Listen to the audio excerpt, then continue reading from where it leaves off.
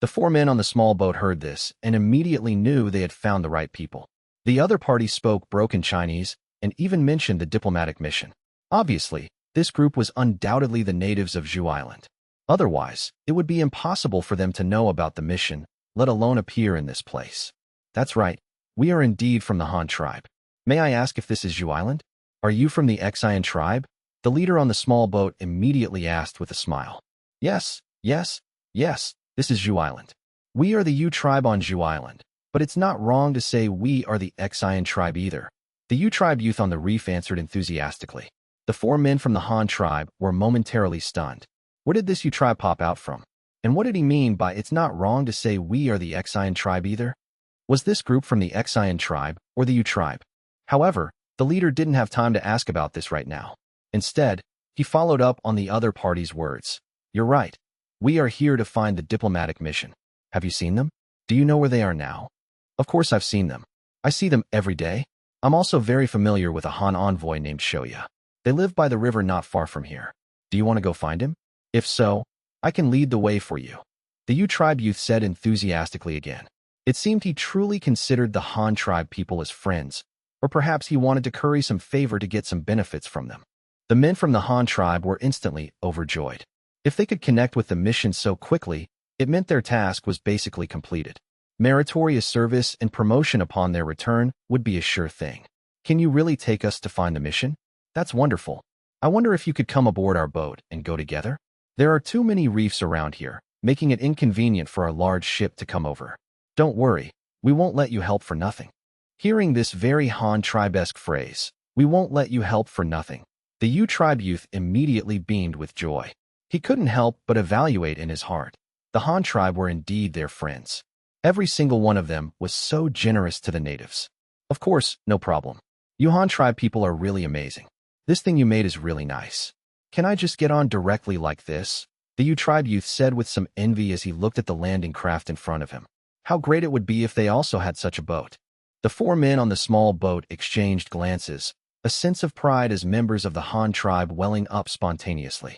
They generously invited the Yu tribe youth aboard, and then rowed the small boat back to the ship.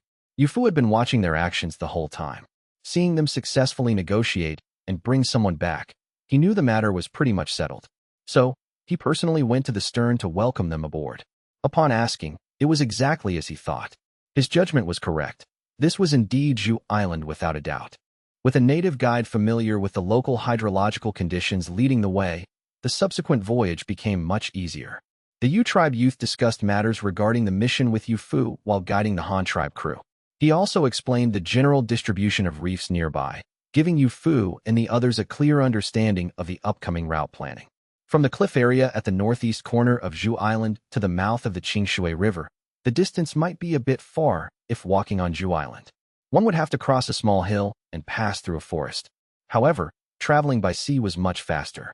With the two-masted sailboat advancing at full sail, it took the group nearly an hour to reach their destination. The time was just around 4 in the afternoon. Since it was late June, the daylight hours were still extending, so there was still a long time before dark. Your Han tribe's mission built a simple port over here. Yeah, that's what the Han envoy named Shou Ya said. At that time, he even asked people from our tribe for help. I remember it was right here. Look, right there, we've arrived. The Yu tribe youth introduced to Yu Fu and the others. Sure enough, following his pointing finger, everyone immediately saw the mouth of the freshwater river located in the small bay. On both sides of the river mouth was a large stretch of sandy beach, visually the size of several football fields. However, the Yu tribe youth said that this beach was usually invisible and would only be exposed during the low tides at the beginning and end of the month. Normally, this area should be underwater. Yu Fu and the others suddenly realized this, and at the same time, they gained a preliminary understanding of the difference between high and low tide levels on Zhu Island. Over there, let's go ashore, the Yu tribe youth immediately suggested. Yu Fu, however, observed the surrounding terrain. This place was exactly the mouth of the freshwater river, surrounded by mountains on 3 sides and facing the sea on 1 side. It wasn't huge, but it wasn't small either. It was definitely sufficient to be used as a small port. Even if the Han tribe's largest 40-meter sailboats came here, it could easily dock over 100 of them. It was just that it looked very rudimentary right now. There was only a bamboo raft pier fixed with ropes floating on the water, barely allowing people to get on and off the ships. As for transporting goods, forget it, let alone running horse-drawn carriages on it. Even carrying things with shoulder poles or pushing small carts would probably flip the pier over. However, this place also had its advantages, which was the river mouth. If there were no problems, they could even sail directly upstream into the interior of Shou Island. More importantly, although this place wasn't very large, it won in being safe, quiet, and sheltered from the wind. It was a good harbor to avoid the hurricane season. Is the mission far from this place? Yufu suddenly asked. Not far. If we walk, we'll be there in a bit. You said the mission's camp is right by the river? Yeah, very close to the river. You can see it directly from the riverbank. Yufu nodded. If they could visually see the camp from the riverbank, it would be a few hundred meters away at most. In that case, why the hell were they stopping here? Just entering the inland river directly would be fine. Thinking of this, Yufu immediately gave the order. Full sail ahead. We're entering the river directly. Sail right to our own doorstep. All right. The crew on the ship were delighted upon hearing this. Their doorstep. They had been out for months and finally arrived at a stronghold belonging to the Han tribe again. For wanderers like them, wasn't that just like their own doorstep? The two sails were hoisted high and instantly billowed with the sea breeze. After the sailors adjusted the angles, the sailboat once again began to forcefully push aside the rushing water currents, sailing upstream against the Qingshui River. This sail took nearly a dozen kilometers, making Yufu secretly complain. Is this what you meant by we'll be there in a bit? If they walked a dozen kilometers, it would take half a day at the fastest. The Yu tribe youth seemed to have noticed Yufu's confusion, so he took the initiative to explain. If we walk, we can take a shortcut directly there. We don't have to walk along the river the whole time. This thing of yours can't leave the water, so we can only take the long way. Oh, so that's how it is.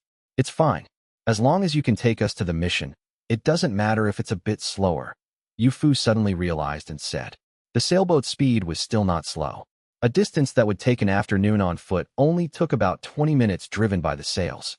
The river section here was about 200 meters wide, with dense vegetation on both banks, including shrubs and forests. But after traveling a dozen kilometers, the view suddenly opened up. On the west side of the riverbank were neat cornfields, while the left side was completely bare. However, a brick kiln not far from the river was very eye-catching because that thing was constantly emitting black smoke. Seeing this structure, the crew on the ship felt a deep sense of familiarity, as if they had returned home. The recognizability of this thing was too high, because no matter which county of the Han tribe it was, a brick kiln was almost one of the essential production buildings. Sure enough, wherever there was the Han tribe, there was a brick kiln. Meanwhile, Shou Ya and other mission members who were organizing local workers for construction on the shore were suddenly stunned when they saw a large sailboat flying the Han tribe flag floating on the river.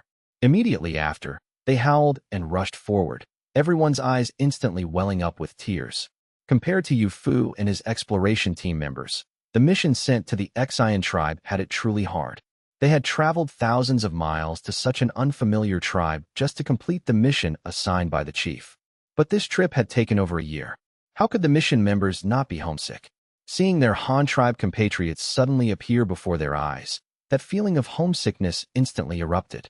Shou Ya secretly cursed his bad luck, thinking to himself, now who knows how many people will clamor to go back. What should I do with my work next? I wonder if the chief has any other arrangements, and when the various supports I requested will arrive. The sailboat stopped in the middle of the Qingshui River. Yufu directly ordered the men to drop the anchor and lower the sails in the center. Then, leaving 2 guards on the ship, the rest of the people went ashore together on the landing craft. The youth from the Yu tribe and Tang from the Tang tribe also followed along. How did you guys get here? Shou Ya walked up to meet them, but the question he asked left everyone speechless. However, seeing the suddenly appearing sailboat, he also felt a bit caught off guard, completely unprepared. The chief ordered us to find a sea route to Shou Island. It took quite a bit of time, but the journey was relatively smooth. We finally didn't let down the chief's trust and managed to find our way here. After stepping onto the land of Shou Island, Yufu immediately cupped his hands in greeting with Shou Ya. Shou Ya returned the greeting and then quickly grabbed Yufu's arm. Such a long journey. You must be exhausted. Come sit inside. I'll have someone prepare food for you. All right. Yufu agreed and walked towards the missions camp with Shou Ya. The other accompanying personnel were also hosted by various people. Seeing the two people following beside Yu-Fu, Shou Ya asked a few questions and learned that both were guides. He didn't know Tang sure, but he recognized the youth from the Yu tribe. So, he had someone bring a few pieces of porcelain as a thank you gift and sent the Yu tribe youth away. We discovered several large tribes at the mouth of the Luyang River. The largest among them is the Tang tribe. They have several cities. This Tang sure is a guide I hired. He is quite familiar with the coastal climate, so I brought him aboard. After the two sat down in the mission's currently only brick house, Yu-Fu began to introduce his situation. So that's how it is. But since you're undertaking such an important mission, the chief wouldn't have only assigned you one ship and this few people, right? Where are the other ships and people? Could it be that they all? Shou Ya didn't finish his sentence, but anyone who wasn't an idiot could understand what he meant. Yu-Fu smiled and said, "It's not what you think. I left them near the Tang tribe. This sea voyage was actually quite risky.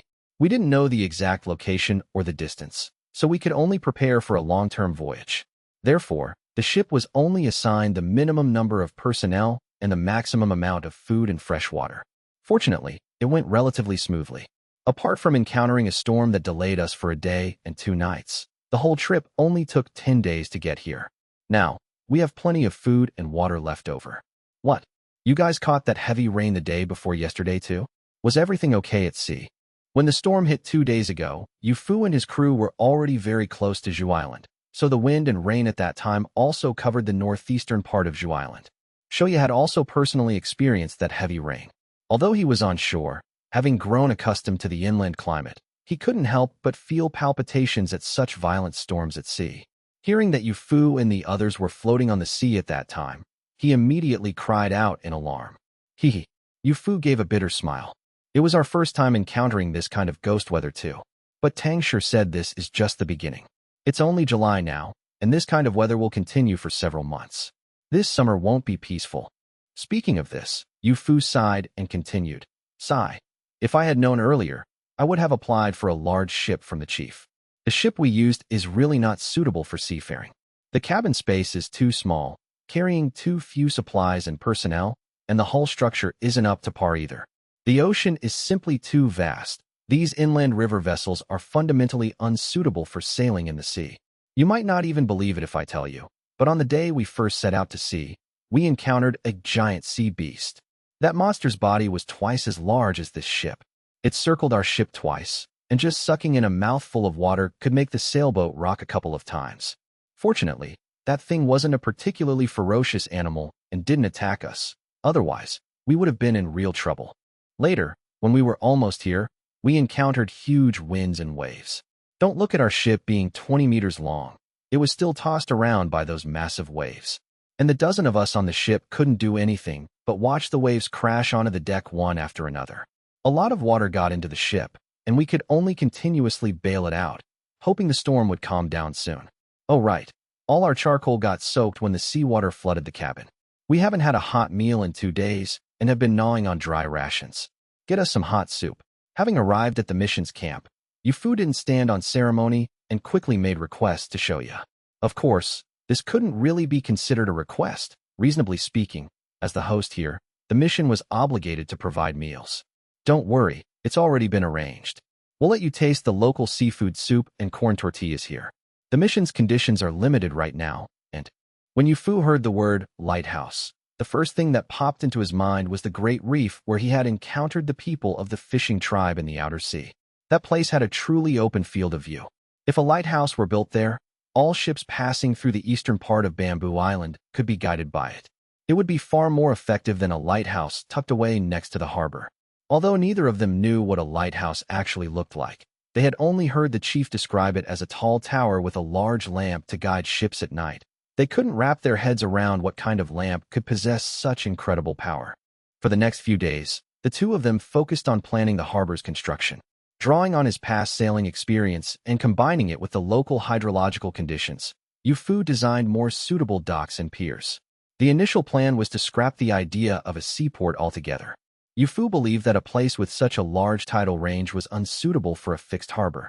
Floating docks and piers, on the other hand, were not durable enough, easily damaged, and had excessively high maintenance costs. Therefore, it was better not to build one at all. His proposed solution was to simply tidy up the area Shou Ya had previously selected for the seaport and use it as a parking lot for temporary ship mooring or as a storm shelter. The docks for loading and unloading cargo would be built directly on the inland river, right by the envoy's residence. The residence itself would serve as both the dock and the cargo station. The main reason he came up with this idea was that he didn't actually know how to build a seaport. Since he didn't know how, he figured he might as well not build one. If he couldn't hang himself from this tree, he'd just find another. There was always a solution. Yufu was most familiar with the Han tribe's own inland river docks, the ones in Weishan Commandery, Luoyang Commandery, and the newly built Dongxing Commandery. All three major docks were capable of berthing the Han tribe's largest ships and were all situated along the banks of the Luoyang River. Thus, Yufu was quite experienced with the construction and use of such inland river docks. The tidal range in Bamboo Island's bay was quite large. If the Han tribe had the ability to generate power from the tides, it would be an excellent natural resource. Unfortunately, they lacked that capability for now, and the tidal issue was precisely what was hindering the harbor's construction. So, Yufu decided to circumvent the problem entirely by building the dock in the inland river where the water level was relatively stable. This way, it would be completely unaffected by the sea's tides, or at least the impact would be minimal. Yufu and his group had already observed the mouth of Bamboo Island's inland river when they sailed in. The entrance was nearly a kilometer wide.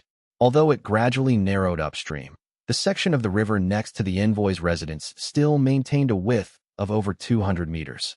The Han tribe's largest ship was currently 40 meters long, so navigating such an inland river posed no problems at all.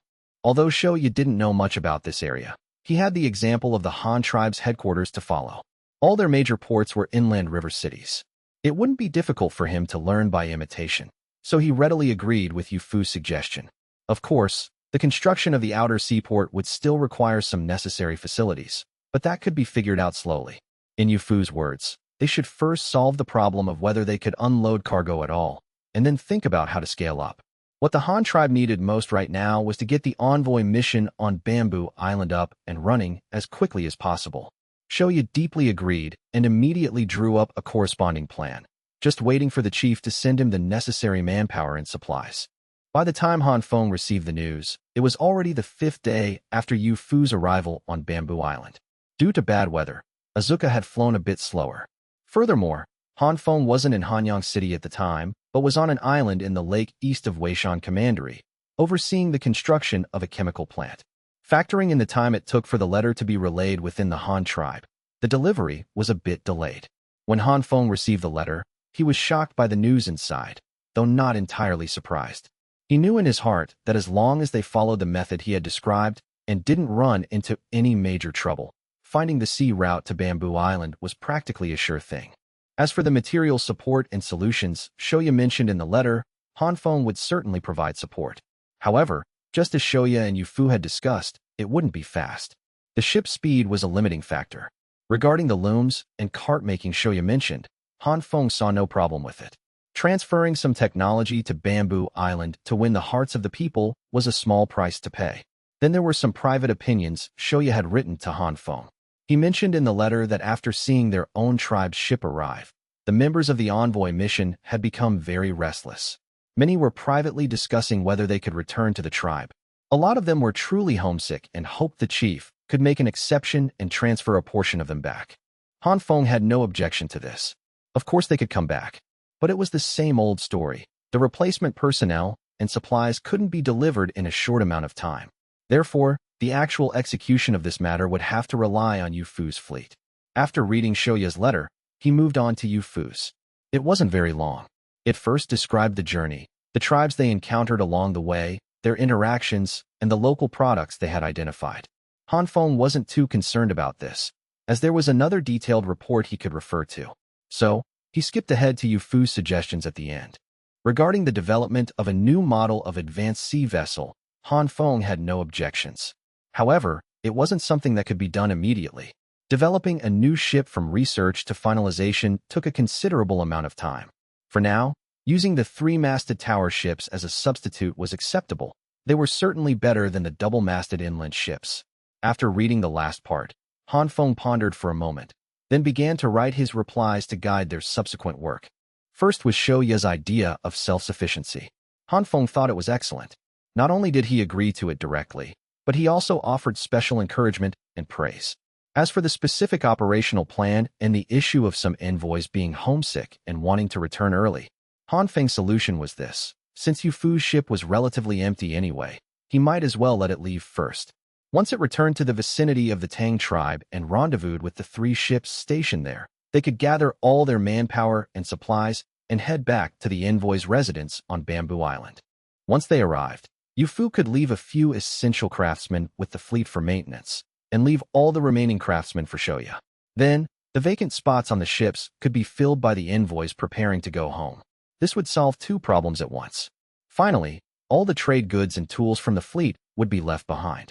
The envoy mission would help Yu Fu replenish his living supplies on Bamboo Island. They could purchase a batch of white salt at a low price on the island to serve as cargo for the return trip. Any shortage of grain on the way back could be traded for with the natives along the route using the white salt. After writing out his arrangements, Han Feng immediately sent the letter via Flying Eagle.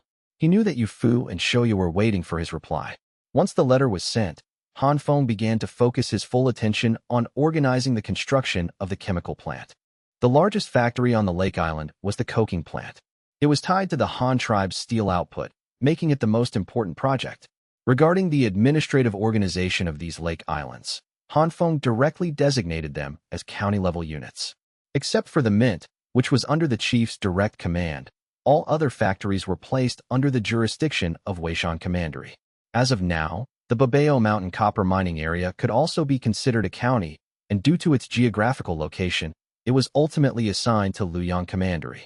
In the coking plant storage yard, coal was already piled up like small mountains. Of course, there was another pile of limestone of roughly the same size. The coal came from Dongxin Commandery. Thanks to Jing Yan's diligent development efforts, Dongxin Commandery was now a county with a population of over 10,000, capable of exporting large quantities of coal daily. On average, they could fill a sunken hold, 3-masted sand carrier every 2 days, with each ship carrying no less than 1,000 tons. The limestone came from the Babao Mountain mining area, also transported here by ship.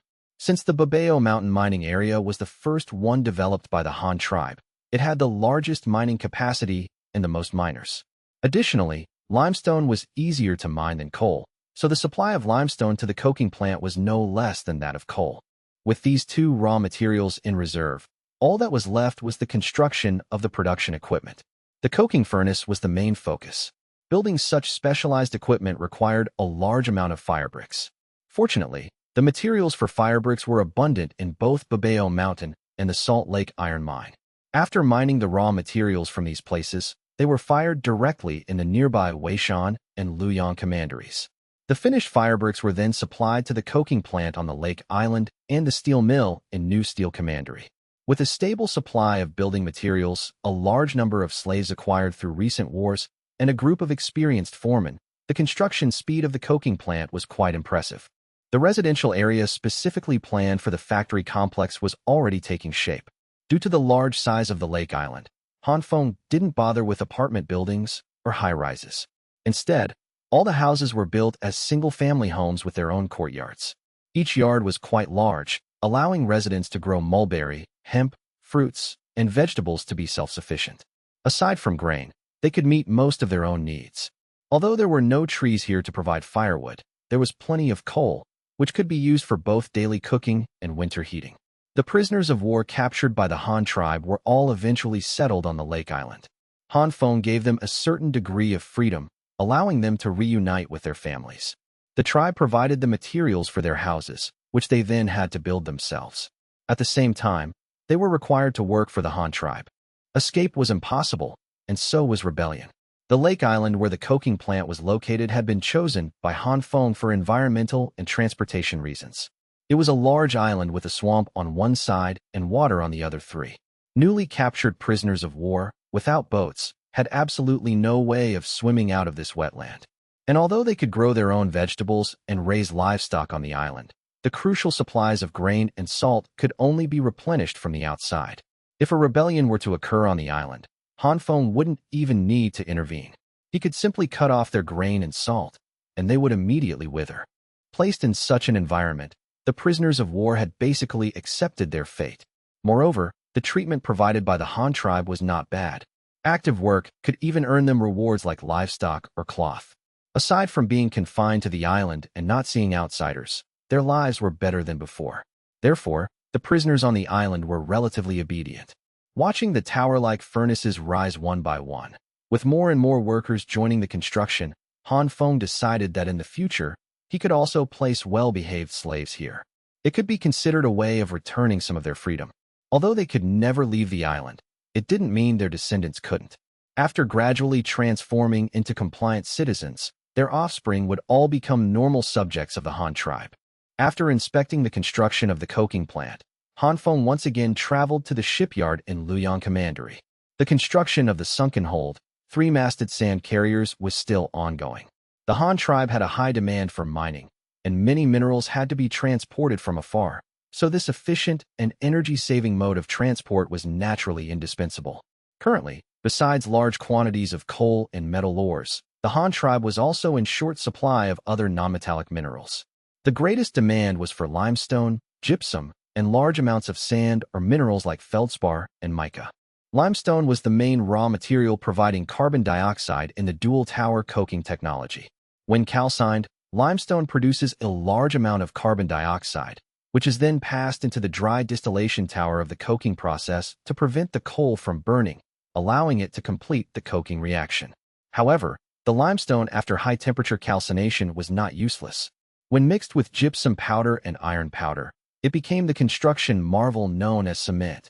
Although it was just a byproduct of coking, its importance could not be overlooked. Sand was another hot commodity. Besides being mixed with cement to make mortar, it was also a good material for making glass.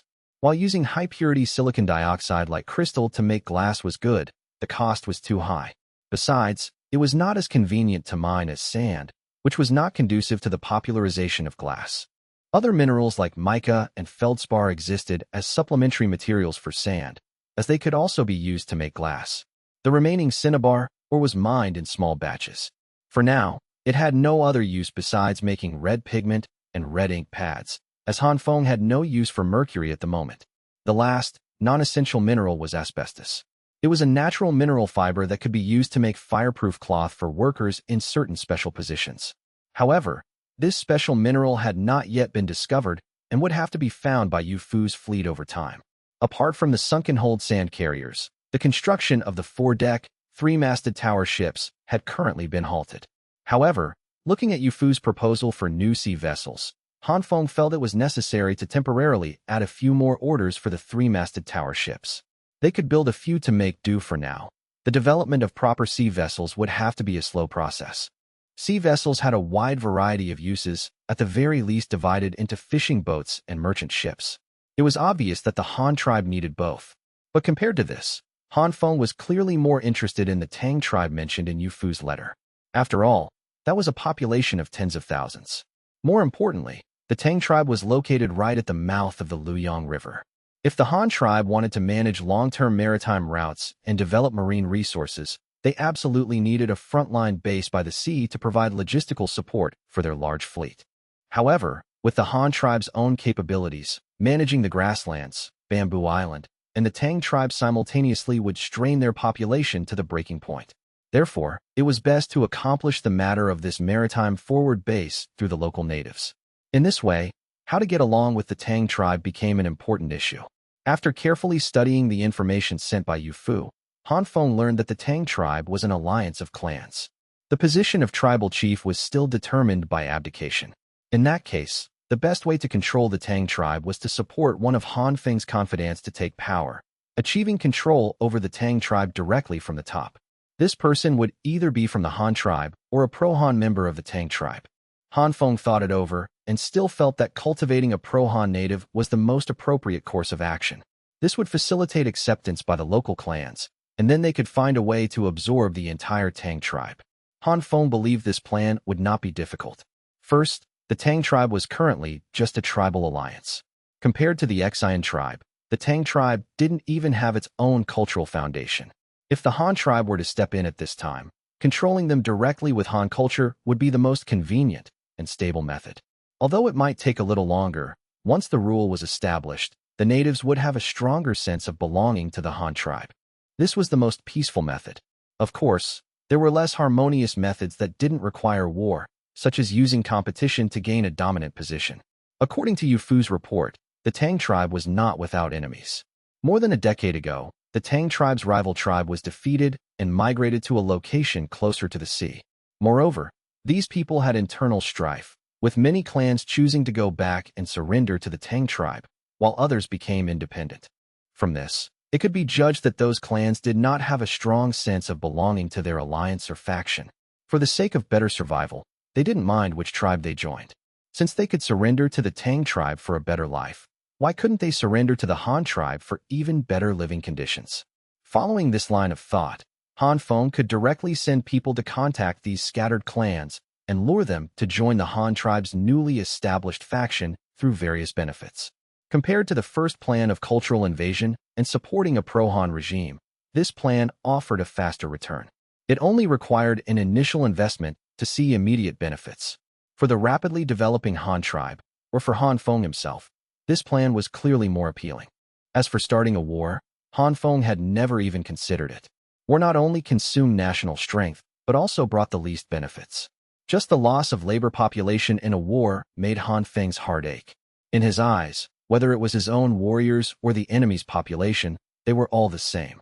Once discovered by the Han tribe, there was no difference from being his own. One must be people-oriented. Han Feng sighed softly and finally made up his mind. He decided to carry out both plans simultaneously. Establishing diplomatic relations with the Tang tribe was a certainty. Han Feng planned to form another envoy specifically for the Tang tribe, sending emissaries to carry out a cultural propaganda offensive. In addition, he would send another group to execute the second plan, to develop the Han tribe's own power on the opposite bank of the river. By carrying out both plans at the same time, not only could they quickly obtain benefits, but once the Han tribe's own power grew strong, looking at the Han tribe's high-yield grains, large numbers of meat livestock, and draft animals like cattle and horses, plus the vast resources the Han tribe obtained from the ocean, he didn't believe the clans under the Tang tribe wouldn't be tempted. As long as the envoy could persuade one of the Tang tribe's clans to join the Han tribe, the subsequent process of annexation would be easy. Although such a method was a bit more aggressive, Han Feng was still confident he could control it without a war breaking out. What the Han tribe wanted was development. Being bellicose would only drag down the pace of the Han tribe's development. As the leader of the Han tribe, Han Feng understood this very well. A few days later, Han Feng's reply finally reached the hands of Yufu and Shou Ya. At this time, the two had already planned the construction of the port and were receiving an important guest at the envoy's residence. My, Han envoy, is this the sailboat made by your Han tribe? The largest transportation vehicle you mentioned, built with the full strength of the entire Han tribe. Yufu and Shou Ya exchanged a smile, both seeing a sense of pride in each other's eyes.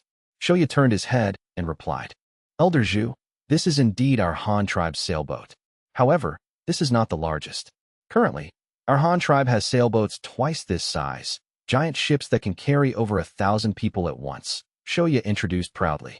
Elder Zhu had been sent by Chieftain Xin to contact Shou Ya. They wanted to ask when the Han tribe's support would arrive and when the project to build a cross-sea bridge on Bamboo Island could begin. But unexpectedly, as soon as he arrived, he saw the large sailboat docked by the river at the residence. This was the first time Elder Zhu had seen such a large man-made object, even bigger than any house he had ever built. Hearing Shou Ya say that the Han tribe had one twice this size, he was even more shocked. The Han tribe's manufacturing technology is truly amazing. May I go up and have a look? Elder Zhu looked at Shou Ya and Yufu with a pleading expression, hoping very much to go on board for a tour. Yufu immediately nodded. Seeing his agreement, Shou Ya also immediately invited him. Of course you can. The Han tribe and the Xian tribe are friends, after all. This is a small matter. Elder Zhu, please follow me. As they spoke, they all came to the landing craft by the river, then rowed the small boat to the sailboat moored in the middle of the river. Elder Zhu, despite his age, instantly turned into a curious child, looking here and there, asking questions from time to time. Lord Yu, did you travel across the sea to get here on this thing? Elder Zhu, following the customs and etiquette of the Han tribe, and to show respect, addressed Yufu as Lord. That's right, it was this very ship. We sailed for several months from the Han tribe to reach Bamboo Island. But rest assured, Elder Zhu, this was just a preliminary reconnaissance of the sea route.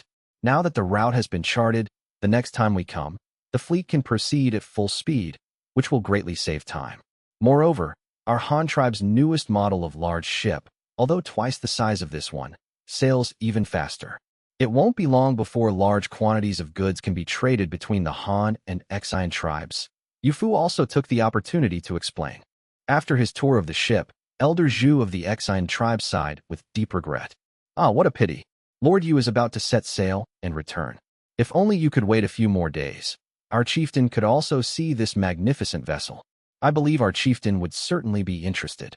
At that moment, Shou Ya, who was standing beside him, suddenly spoke up. That's no problem at all. We welcome Chieftain Xin to come and see it. Elder Zhu's eyes widened in disbelief as he looked at Shou Ya. What? Is the Han envoy telling the truth? Of course, it's true. Although Captain Yu is returning by ship, he will be back in a month at most. And when he does, ships will arrive at once. Elder Zhu, you can take this time to hurry back to Qingchuan Valley and bring Chieftain Xin here. The round trip will take about 20 days. By the time Chieftain Xin arrives, he might just be in time to see the fleet's return. Shou Ya immediately laid out the plan from Han Feng's letter. Since Yu Fu was going to make another trip shortly anyway, it was no big deal to let Chieftain Xin have a look. It was a perfect opportunity to display the Han tribe's strength before him and bolster his confidence in his cross-sea bridge project. So that's how it is. That's wonderful. No, I must go back now. I must persuade the chieftain to come and see this for himself. Elder Zhu seemed very excited. After confirming Shou Ya's plan, he immediately mounted his horse and galloped away. The envoy's residence and Chieftain Xion's Qingchuan Valley were on opposite sides of the island, east and west. A round trip was not easy, so he had to start making good time now. Shou Ya didn't stop him. After seeing the old man off with Yu Fu, the two of them began to discuss their next steps. Now that the sea route is open, communication will only become more frequent, and more supplies will be sent over. But I don't think this is a sustainable solution. Our Han tribe can't keep giving Bamboo Island blood transfusions. The pressure on our tribe is too great. Bamboo Island must be developed, and we must find a way to bring the Xian tribe into the fold. But we can't be the ones paying for it. Not only can we not pay, but we must also find a way to make money from Bamboo Island. Otherwise, our investment in this land will be a huge loss, Shou Ya analyzed with a sigh. Yu Fu listened and pondered for a moment, then nodded. Do you have any ideas? I can relay them to the chief when I go back. Shou Ya smiled, and then said, I think the first thing we need to solve is the problem of production. Right now, all of the envoy's expenses, including grain, white salt, meat, livestock, and the labor and materials for building the base, are purchased locally. We're paying for it all with the few things we brought with us initially. At this rate, who knows how much money and grain it will take to build a city. And our Han tribe is so far away, it's not easy to get resupplied. So, my idea is to first solve a part of the production problem, to enable the envoy mission to become self-sufficient and no longer be a burden on our Han tribe. Yu Fu frowned and asked, puzzled, didn't you mention this last time? Shou Ya waved his hand. Let me finish. What I said last time was just the first phase of the plan, for the envoy mission to become self-sufficient and no longer be a burden on the tribe. The goal of this first step is to feed ourselves. In the second phase, we must not only feed ourselves, but also earn extra money to build the city here. This city must be large, and it cannot cost the tribe a single coin. As for the final phase, my plan is for the envoy mission to not only develop the local area well, but also have enough output to give back to our Han tribe. Yu Fu nodded in strong agreement, then asked again, your idea is excellent, but how will you achieve it? Is it through what you mentioned last time, making your own vehicles and selling looms? Shou Ya immediately waved his hands. No. How much money can those things sell for? What I'm thinking of is selling boats directly here. You have no idea how hard life is for the fishing tribes here, how difficult it is for them to fish every day. The small catch they get is barely enough to feed themselves. Any small surplus has to be traded with the neighboring food tribe for grain and other tools. If we could produce a batch of fishing boats and sell them, they would surely be a bestseller. Upon hearing this, Yu Fu's eyes widened, and he couldn't help but retort to his face. That's just too fanciful. What's wrong? Is my method no good? Shou Ya asked, a little unconvinced. He had only come up with this idea a few days ago after hearing how easily Yu Fu and his men could fish at sea. He hadn't expected Yu Fu to oppose it as soon as he said it. Yu Fu didn't answer directly, but asked Shou Ya a question in return. Let me ask you, how long has our tribe had the technology for making carts and looms? And how long have we had shipbuilding technology? But look around our tribe now. How many families have their own private looms? Who can afford to buy several large carts? Boats are even more out of the question. A small wooden boat like this, 8 meters long, with no roof, just a pair of oars, and a sculling oar, sells for 1,000 yuan in our tribe. And the average monthly salary in our tribe is only 30 yuan. Do you think anyone in our tribe can afford it? Can anyone here in the Xian tribe afford it? What's more, a small boat like this can't be used for sea fishing at all. Even for inshore fishing, you need at least a double-masted sailboat of 10 to 20 meters. And a boat like that, in our tribe, costs 10 to 20,000 yuan just for the materials. Do you think you can sell something like that in the Xian tribe? Besides, even if someone was willing to buy it, could they afford it? After hearing Yu Fu's words, Shou Ya was speechless. He had only been thinking about the demand on Bamboo Island. If there were a large number of fishing boats, there would certainly be people who needed them. But he hadn't considered whether the natives on Bamboo Island had the financial means to pay for them. In this respect, Yu Fu's considerations were clearly more comprehensive. Just then, Yu Fu suddenly put his arm around Shou Ya's shoulder and whispered in his ear, Shou Ya, oh Shou Ya, have you ever thought about what the chief would think of you if he knew about this suggestion you've made? Shou Ya was taken aback and looked at Yu Fu, puzzled. Yu Fu immediately explained, just think about it. Our envoy mission has so few people. Why are the higher-ups of the Xian tribe so respectful to us? What allows you to call the shots here? Shou Ya thought for a moment and asked tentatively, isn't it because we have the Han tribe behind us? The Han tribe is nothing. Yu Fu couldn't help but retort. Seeing Shou Ya's shocked and bewildered expression, he continued, our Han tribe and Bamboo Island are a world apart, two tribes that have nothing to do with each other. Why do we have so much influence on Bamboo Island now? I'll tell you why. It's not because we're called the Han tribe. It's because the Han tribe controls all of Bamboo Island's foreign trade channels. Although we haven't blocked the undersea bridge between Bamboo Island and the mainland, the entire trade on the grasslands is directly monopolized by us. It doesn't matter whether his bridge is blocked or not. But you actually want to sell boats to the local natives now. Tell me, what were you thinking?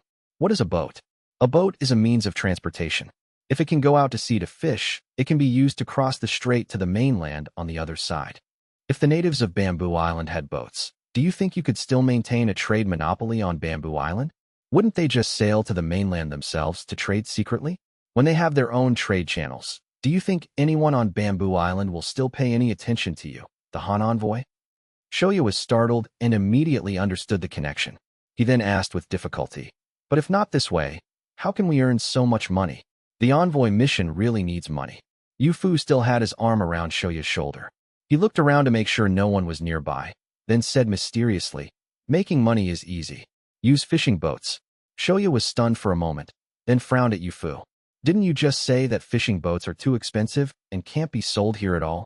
Who said anything about selling fishing boats? We can operate our own fishing boats and sell the fish, Yu Fu said with a wicked smile. Don't you know about the water transport in our Hanyang commandery? The Ruyang River isn't wide, but the shipping is very developed. The boats running on it are all small. Each of these boats costs 1,000 yuan, and almost no one can afford to buy one. But there are still so many boats on the river. Why? Because the chief set up a boat rental service.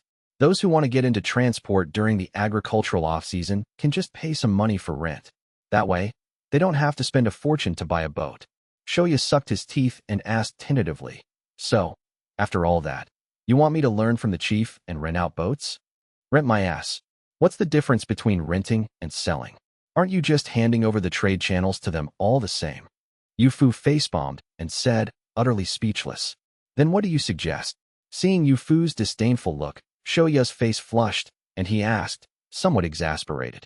My meaning is, it's fine to have some fishing boats, but these boats must be in our hands. We use our own people as captains, as owners. Then we hire the local natives as sailors, as fishermen. When we go out to sea and have a catch, we bring the boat to a designated fishing port market to sell. After selling and getting the money, we pay the native crew their wages.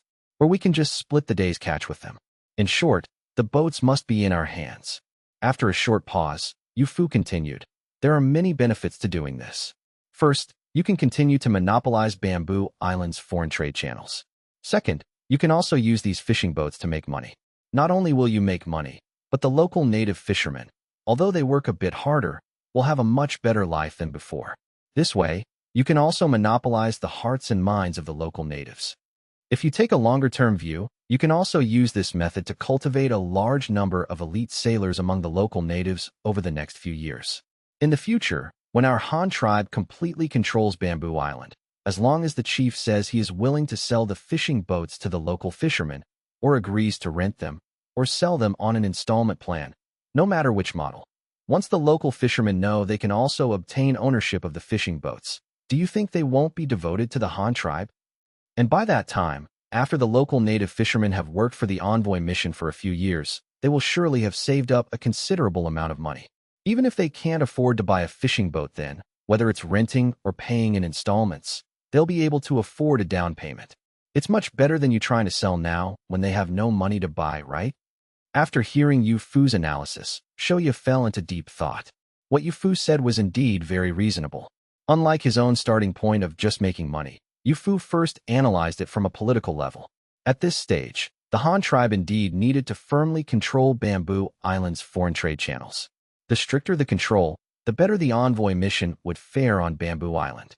Second was the issue of the envoy mission's output. All the resources on Bamboo Island belong to the local natives.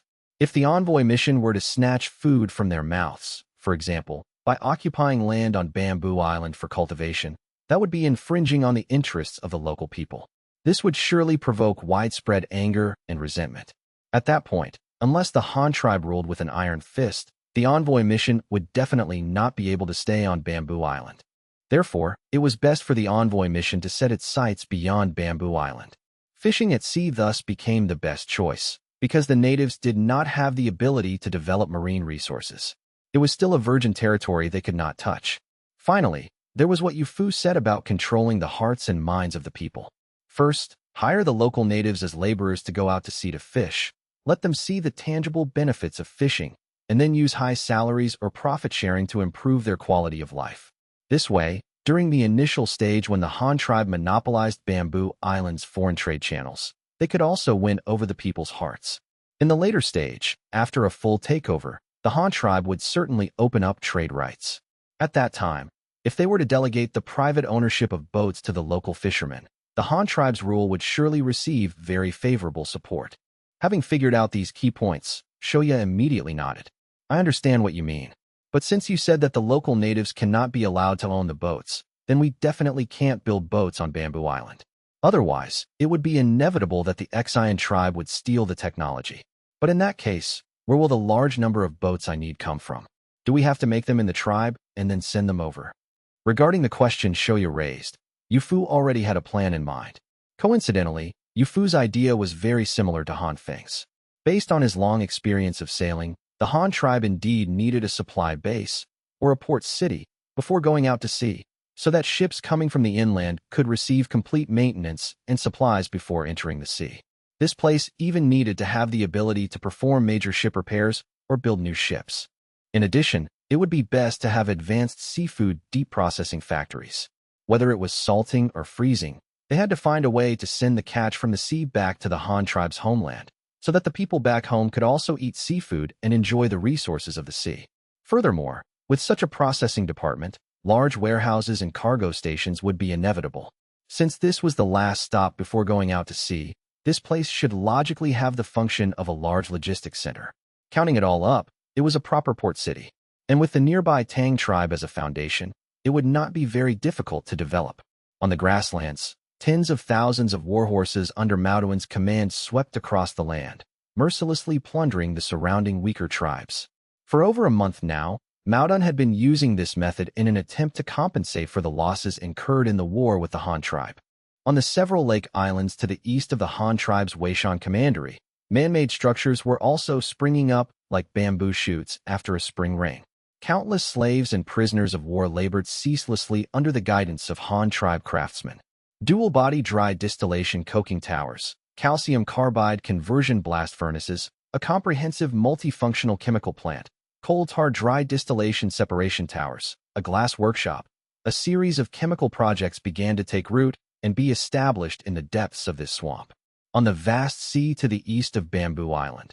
After bidding farewell to the people of the fishing tribe on the coastal reef, Yu Fu and his group once again set sail on their original double-masted sailboat. Their destination was the nearby Tang tribe at the river mouth. There, Yu Fu would rendezvous with the 3 ships left behind, organize and replenish supplies, and then head once more to the Han tribe's envoy residence on Bamboo Island. On the top deck of the sailboat, a large straw mat held a low table. Yu Fu was currently lying comfortably on the mat, his entire body curled up in the massive shadow of the sail, fast asleep. Across the low table from him, Tang Chi was leaning on the railing with both hands, his expression vacant.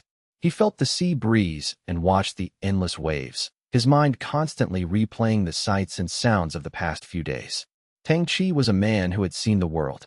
In an era where travel was mostly by foot and communication was mostly by shouting, where many people never left their villages their entire lives, he had been to many places, known many tribes, and met many people. However, the experiences of these past few days were still too shocking for him. He had traveled with these strangers who called themselves the Han tribe on a strange vessel into the salt water. Not only had he witnessed a massive sea monster in the salt water, but he had also discovered a new land. Moreover, when he set foot on this new land, he found that people from the Han tribe had already arrived and had begun their operations on Bamboo Island. This worldview-shattering journey had dealt a great blow to Tang Chi, but by now he had recovered and was slowly beginning to accept this reality. Hey, what are you thinking about? Are you interested in coming back to do business with our Han tribe? Yu Fu seemed to have woken up. He suddenly sat up and asked Tang Chi's back.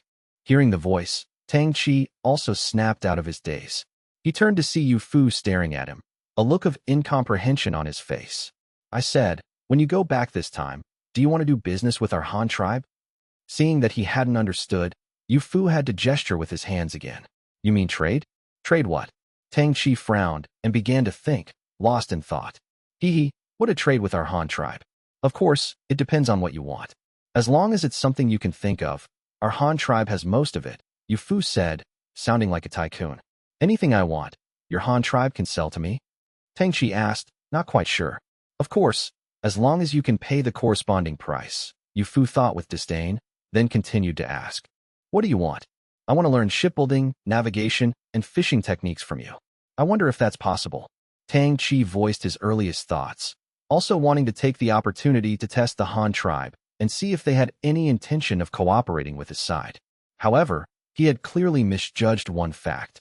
He had overestimated his own value. That's not impossible, but I'm more interested in knowing what you plan to use in exchange. Yu Fu asked back with a smile. Well, I can't give you anything right now, but if you ask about the local situation, I can tell you everything I know. Seeing Yu Fu's playful and clearly unimpressed expression, Tang Chi had to raise the stakes. If I can become the chief of the Tang tribe in the future, I can also give you some fields. I wonder if that's enough. Yu Fu smiled again, trying to get the Han tribe's technology with such an empty promise. He didn't even know how to react. Was this Tang Chi too confident, or did he take the Han tribe for fools to even have such a thought? However, remembering the contents of the letter the chief had written to him alone, he put aside his contempt and tried to guide the conversation. Chi, fields are not really valuable. There's a lot of uncultivated wasteland in this world. If our Han tribe wants land, we can just clear it ourselves. Tang Chi was instantly speechless. He knew Yu Fu was right. Just some fields were indeed not very attractive. At this point, he asked, then what does your Han tribe want? Yu Fu reviewed the chief's letter in his mind, organized his words, and then spoke. It's not impossible to teach you shipbuilding, but I need you to agree to a few conditions. First, you are familiar with the local tribes. I need you to help me find a few small, independent clans, then take my people to meet them and help us win them over.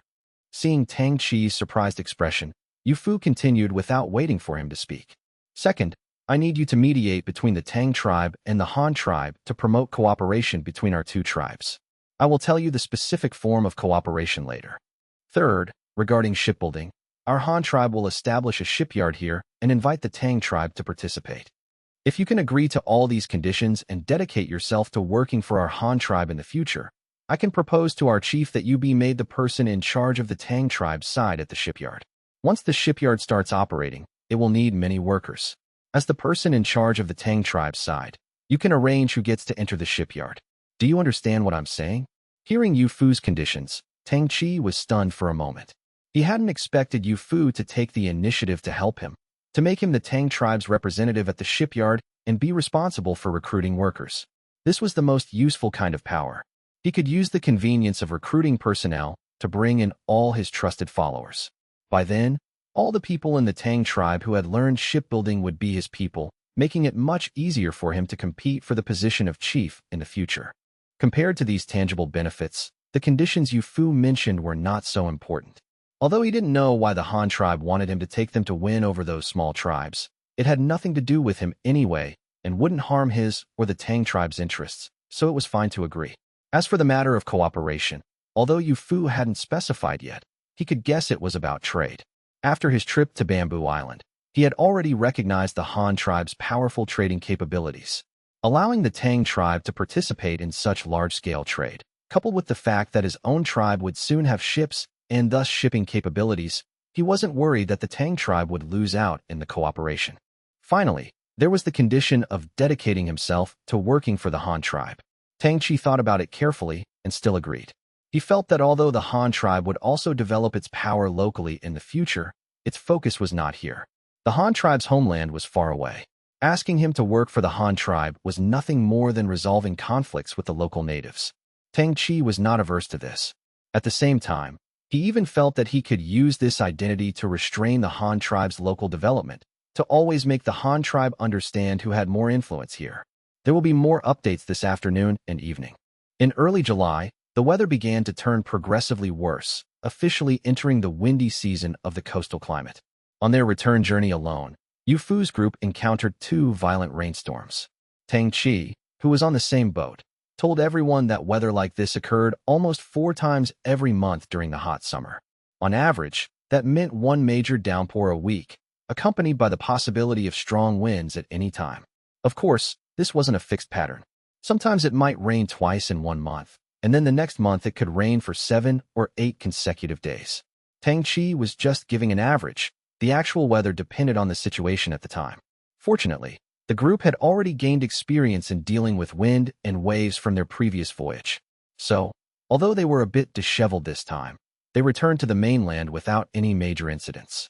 On a morning with a clear, blue sky, the flagship of the pioneering group, which had been at sea for nearly a month, finally sailed into the river mouth. It rendezvoused with the 3 ships that had been left behind near the Tang tribe and began the tense work of preparing supplies.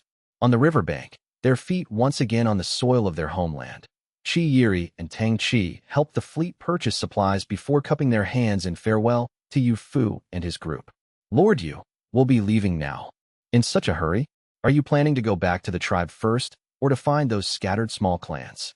Seeing that the 2 were about to leave, Yu Fu quickly reminded Tang Chi of their agreement. I'll go back to the tribe first. I've been away for a month, so I must see the chief first. Please rest assured, Lord Yu, I will not forget our agreement. After I go back and see the chief, I will immediately set off to help you contact those clans. However, I hope you won't delay too long on your trip to Bamboo Island this time, and will return as soon as possible. Tang Chi seemed to have already made his plans, so he answered without hesitation upon hearing Yu Fu's question. Yu Fu nodded, exchanged a brief salute with Tang Chi, and then watched the 2 of them leave. After Tang Chi left, the fleet was forced to stop for another 2 days due to rain. They finally set off at dawn on the 3rd day when the weather cleared. With the sea route now established and knowing the journey would not exceed 10 days, the fleet's food reserves were greatly reduced. The freed-up space was filled with trade goods that the envoy mission urgently needed.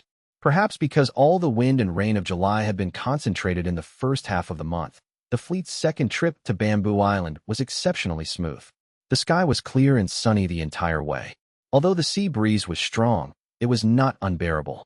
In fact, it increased the speed of the 4 sailboats, allowing them to arrive at Bamboo Island 2 days earlier than expected, in just 7 days. Unlike their sudden arrival last time, the envoy mission was clearly prepared to welcome them this time. Standing on the deck and looking at the crowd on the shore, Yu Fu knew the reason. The middle-aged man at the front of the crowd, dressed in Han tribe brocade and followed by several old men, if he wasn't mistaken, must be the grand chieftain of the Xian tribe and his elders, who had made a special trip to see the sailboats. Since Yufu had suggested moving the dock upstream from the river mouth, Shou Ya had organized the envoy members and local laborers to build 2 temporary bamboo floating piers during the past half-month. Now, they came in handy for Yufu's fleet. They no longer had to use landing craft to go ashore as before. The 4 sailboats paid no mind to the welcoming crowd on the shore.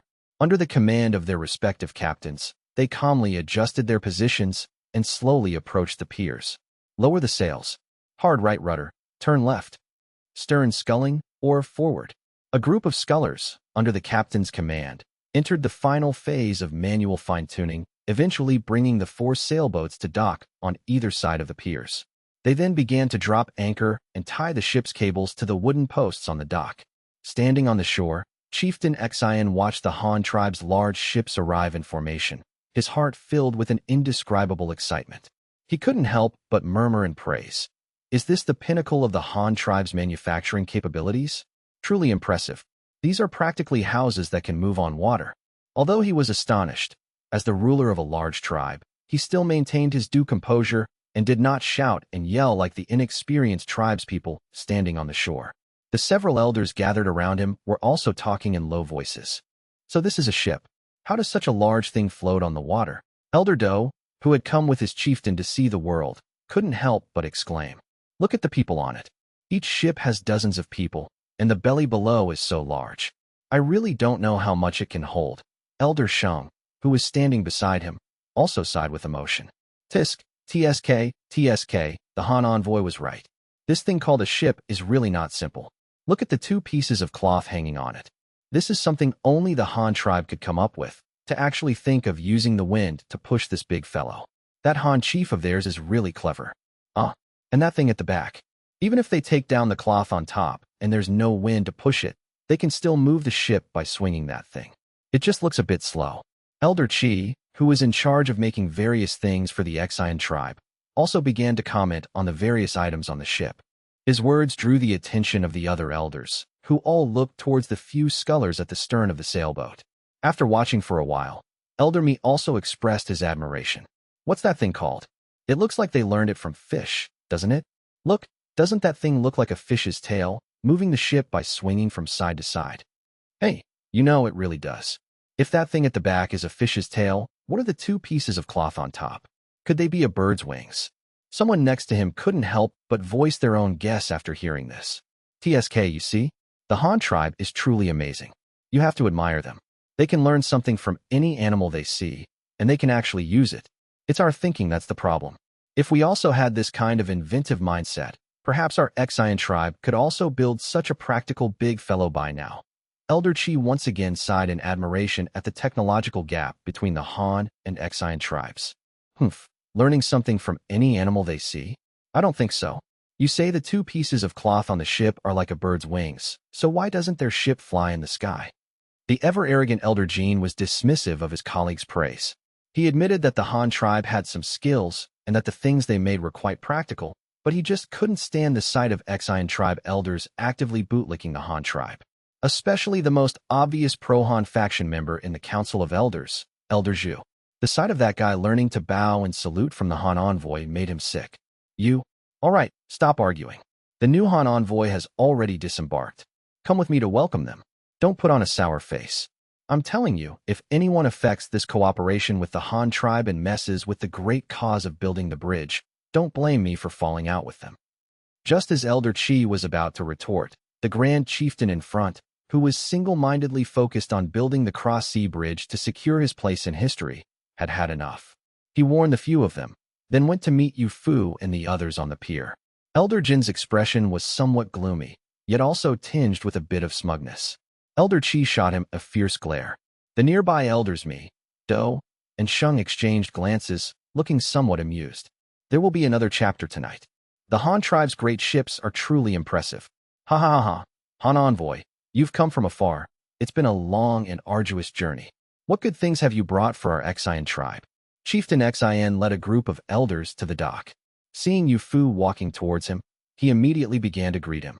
The members of the envoy mission, who had been on Bamboo Island for over a year, quickly acted as interpreters for Yu Fu. Yu Fu also cooperated by humbly replying. Yu Fu pays his respects to the chieftain of the Xian tribe. It is my honor to contribute my meager talents to the friendship between the Han and Xian tribes. I dare not call it arduous. Please rest assured, great chieftain, this time we have brought the very textile technology that the Xian tribe urgently needs. With the cooperation of our envoy mission, it won't be long before the people of the Xian tribe can weave their own linen cloth. By then, the Xian tribe will have the ability to produce its own sacks needed for building the bridge. I hope the great chieftain will be satisfied. Yu Fu came before Chieftain Xian and respectfully bowed, then recited the official lines he had prepared long ago. He then exchanged a smile with Shou Ya, who was standing by Chieftain Xian's side. Both saw a hint of mockery in each other's eyes. This was an uncivilized barbarian, completely ignorant of etiquette and hierarchy. The chieftain of a great tribe would actually come to the dock in person to welcome an envoy from another country, even taking the initiative to greet the envoy before the envoy came to pay respects.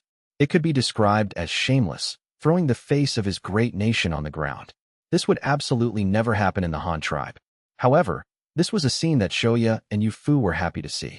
The more submissive and self-deprecating Chieftain Xian was, the more it showed how much he cared about the cross-sea bridge project that Shou Ya had proposed, the one that could make his name live on for 1,000 years.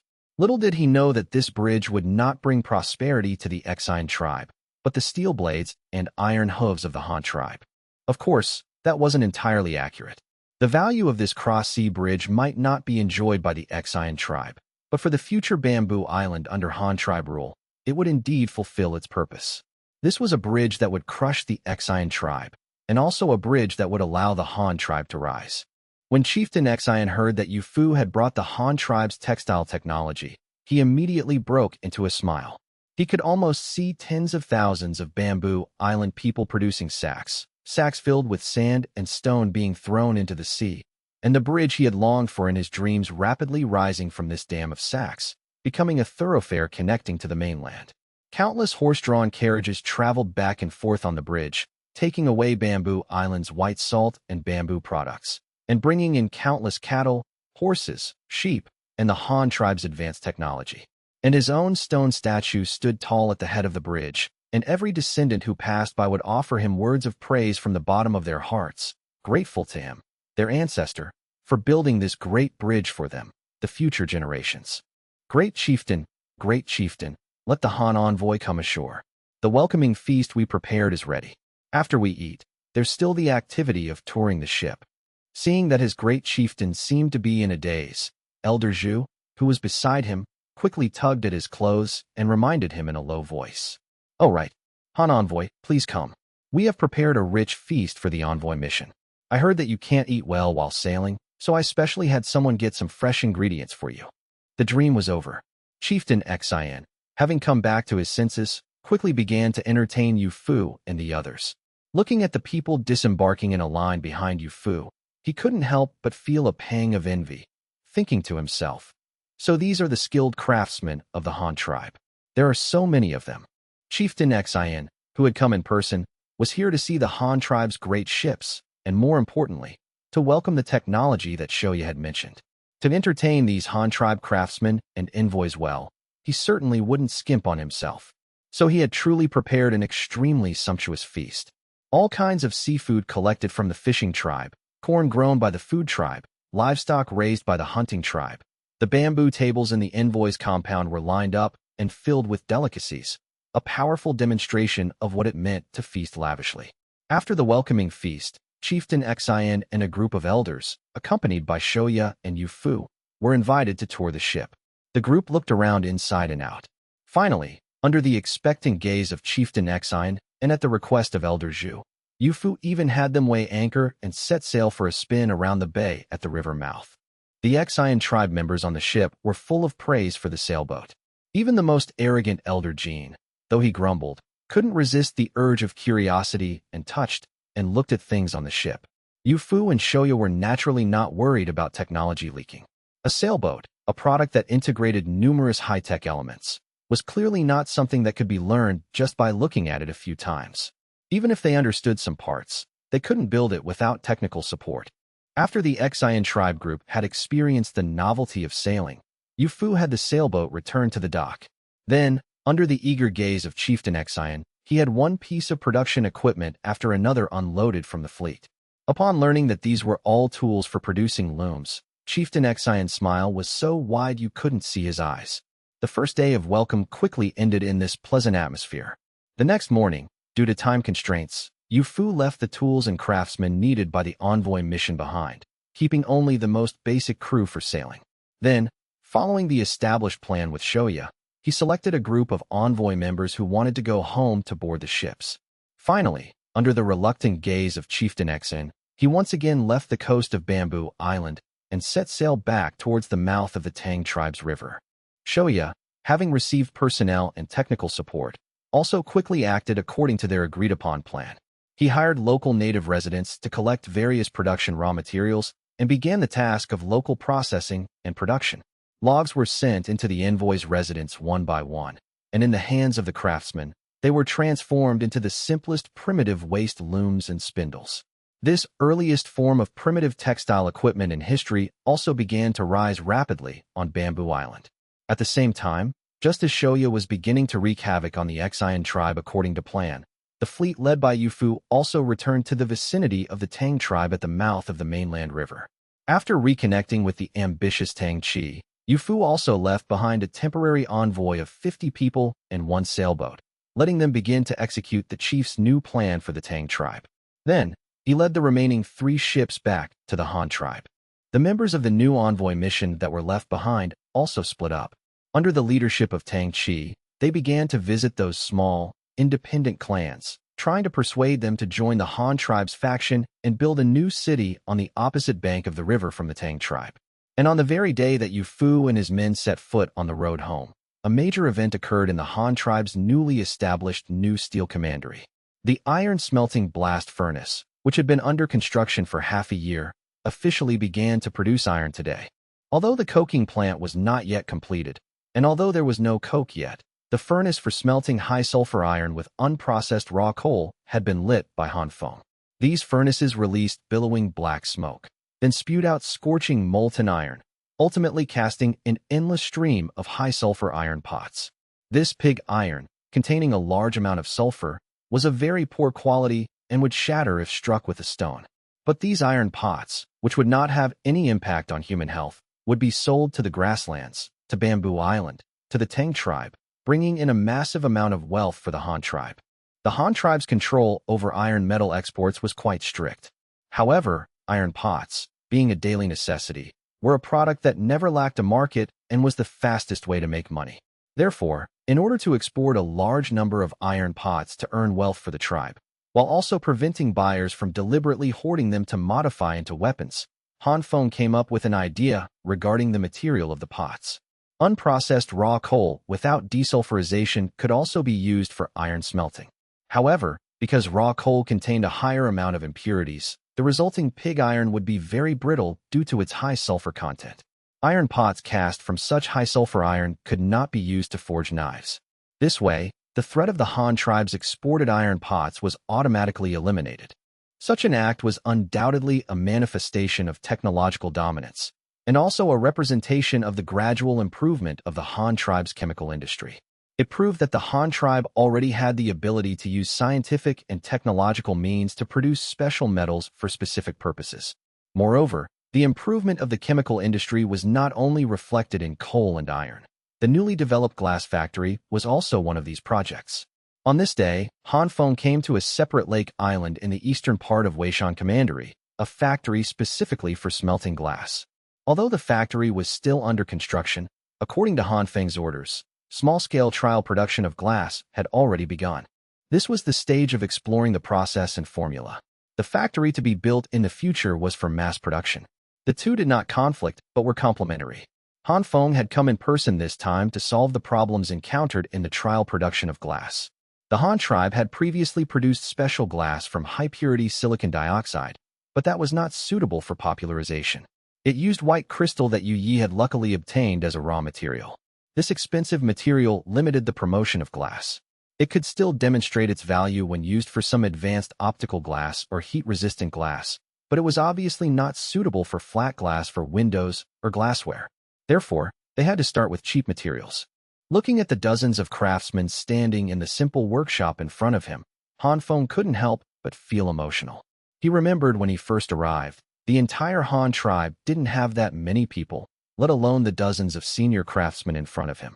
Among these people were craftsmen with extensive experience in metal smelting and processing, mold craftsmen skilled in carving wax models, and ceramic artists who had been throwing pottery for several years. There were even top students selected from the school who were good at mathematical calculations. Each of them was a high-level talent of the Han tribe, a rare treasure, and these people were all cultivated by the Han tribe over several years with countless resources. Han Feng had only given an order, and De Zue, KZ, and other veterans of the Han tribe who were in charge of metallurgy and ceramics had sent their most prized apprentices over to provide strong support for the chief's establishment of a new department. Glass was not a secret in the Han tribe. De Zue had even personally participated in its production before. However, because the materials were different, the production methods were also vastly different. That was why Han Feng had requested a few talents from all the related departments he could think of. Glass was a product made by calcining and melting minerals, very similar to the way metal was smelted. Therefore, the first people Han Feng thought of were from the metallurgy department, for no other reason than that this group of people had experience with furnaces, and their control of the heat was something others could not easily match. Secondly, when glass was in a molten state, it was a viscous liquid. Therefore, the later shaping stage required both molding and drawing techniques. This was why Han Feng had sought out mold making and ceramic craftsmen. Although it was not quite the same as what they usually dealt with, they were definitely the type of people who would be the fastest to master the new process. The math students brought in at the end were purely for recording experiments and improving the formula. Now that the necessary personnel were assembled, and Han Feng had also prepared various related materials and equipment, the trial production of glass was about to officially begin. Making glass was different from smelting iron. The raw materials could not be mixed directly with the fuel and burned, so a crucible made of heat-resistant material was needed. Fortunately, the Han tribe already had a lot of mature experience in this area. The crucibles used for casting iron could be used directly.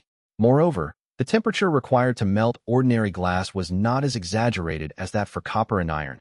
A maximum tolerance of under 1,000 degrees was sufficient.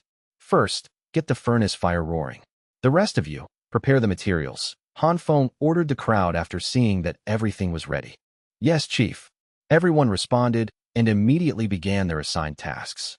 Several craftsmen from the metallurgy workshop skillfully lit the furnace, then worked the bellows and started stoking the fire. The students responsible for recording experimental data also began to prepare the materials according to the formula given by Han Feng. Sintering glass required materials containing silicon oxide. The most common substance containing this was sand. Of course, sand was usually found in deserts or by the sea, and the Han tribe was located in a geographical area that was a combination of plains and mountains, quite far from both. So, Han Feng chose river sand from the Luyang River, as well as mica and feldspar collected from the mountains. Mica was a variant of limestone and often grew together with it, but in deeper strata. The Han tribe's Babao Mountain happened to have this substance. Feldspar, on the other hand, could be seen as a kind of semi-transparent, large-grained sand. It was sometimes found in abundance on rocky mountains, but more often mixed in with the pebbles by the river. These two things were actually very common substances, so obtaining them was not difficult, but they could still only be used as supplementary materials for river sand. In addition to these basic materials, there were also coal powder, sulfate, chalk, limestone crystals, and the most important catalyst, soda ash. Fortunately, Han Feng had already gathered all these things and had even prepared several other chemical reagents for improving the formula. The soda ash was found in the salt mine west of Hanyang City and could be used after direct collection and purification. For the sulfate reagent, Han Feng chose ferrous sulfate, which could be obtained by smoldering pyrite. With previous experience in successfully producing sulfuric acid, getting some ferrous sulfate was not a problem. Since Han Feng didn't know the corresponding proportions of these materials, the formula he gave was just a value he had estimated himself. Whether it would be successful or not would have to be determined through repeated experiments. This was one of the reasons why he had come to preside over this experiment himself. No matter how it was mixed, sand, as the main component, always had the largest proportion, followed by chalk and coal powder, and finally the two catalysts, soda ash and sulfate. Using the wooden lever scale that was already common in the Han tribe, They weighed the various materials, mixed them thoroughly in a hopper, and finally poured them into the prepared crucible. While the materials were being prepared, the temperature in the sintering furnace had already risen. Han Feng immediately had the craftsman put the crucible into the furnace and then began to wait patiently. Taking advantage of this free time, these craftsmen, who didn't often get to see the chief, took the opportunity to chat with Han Feng. "Chief, can this sand really be burned into glass?" a student who had just finished preparing the materials asked.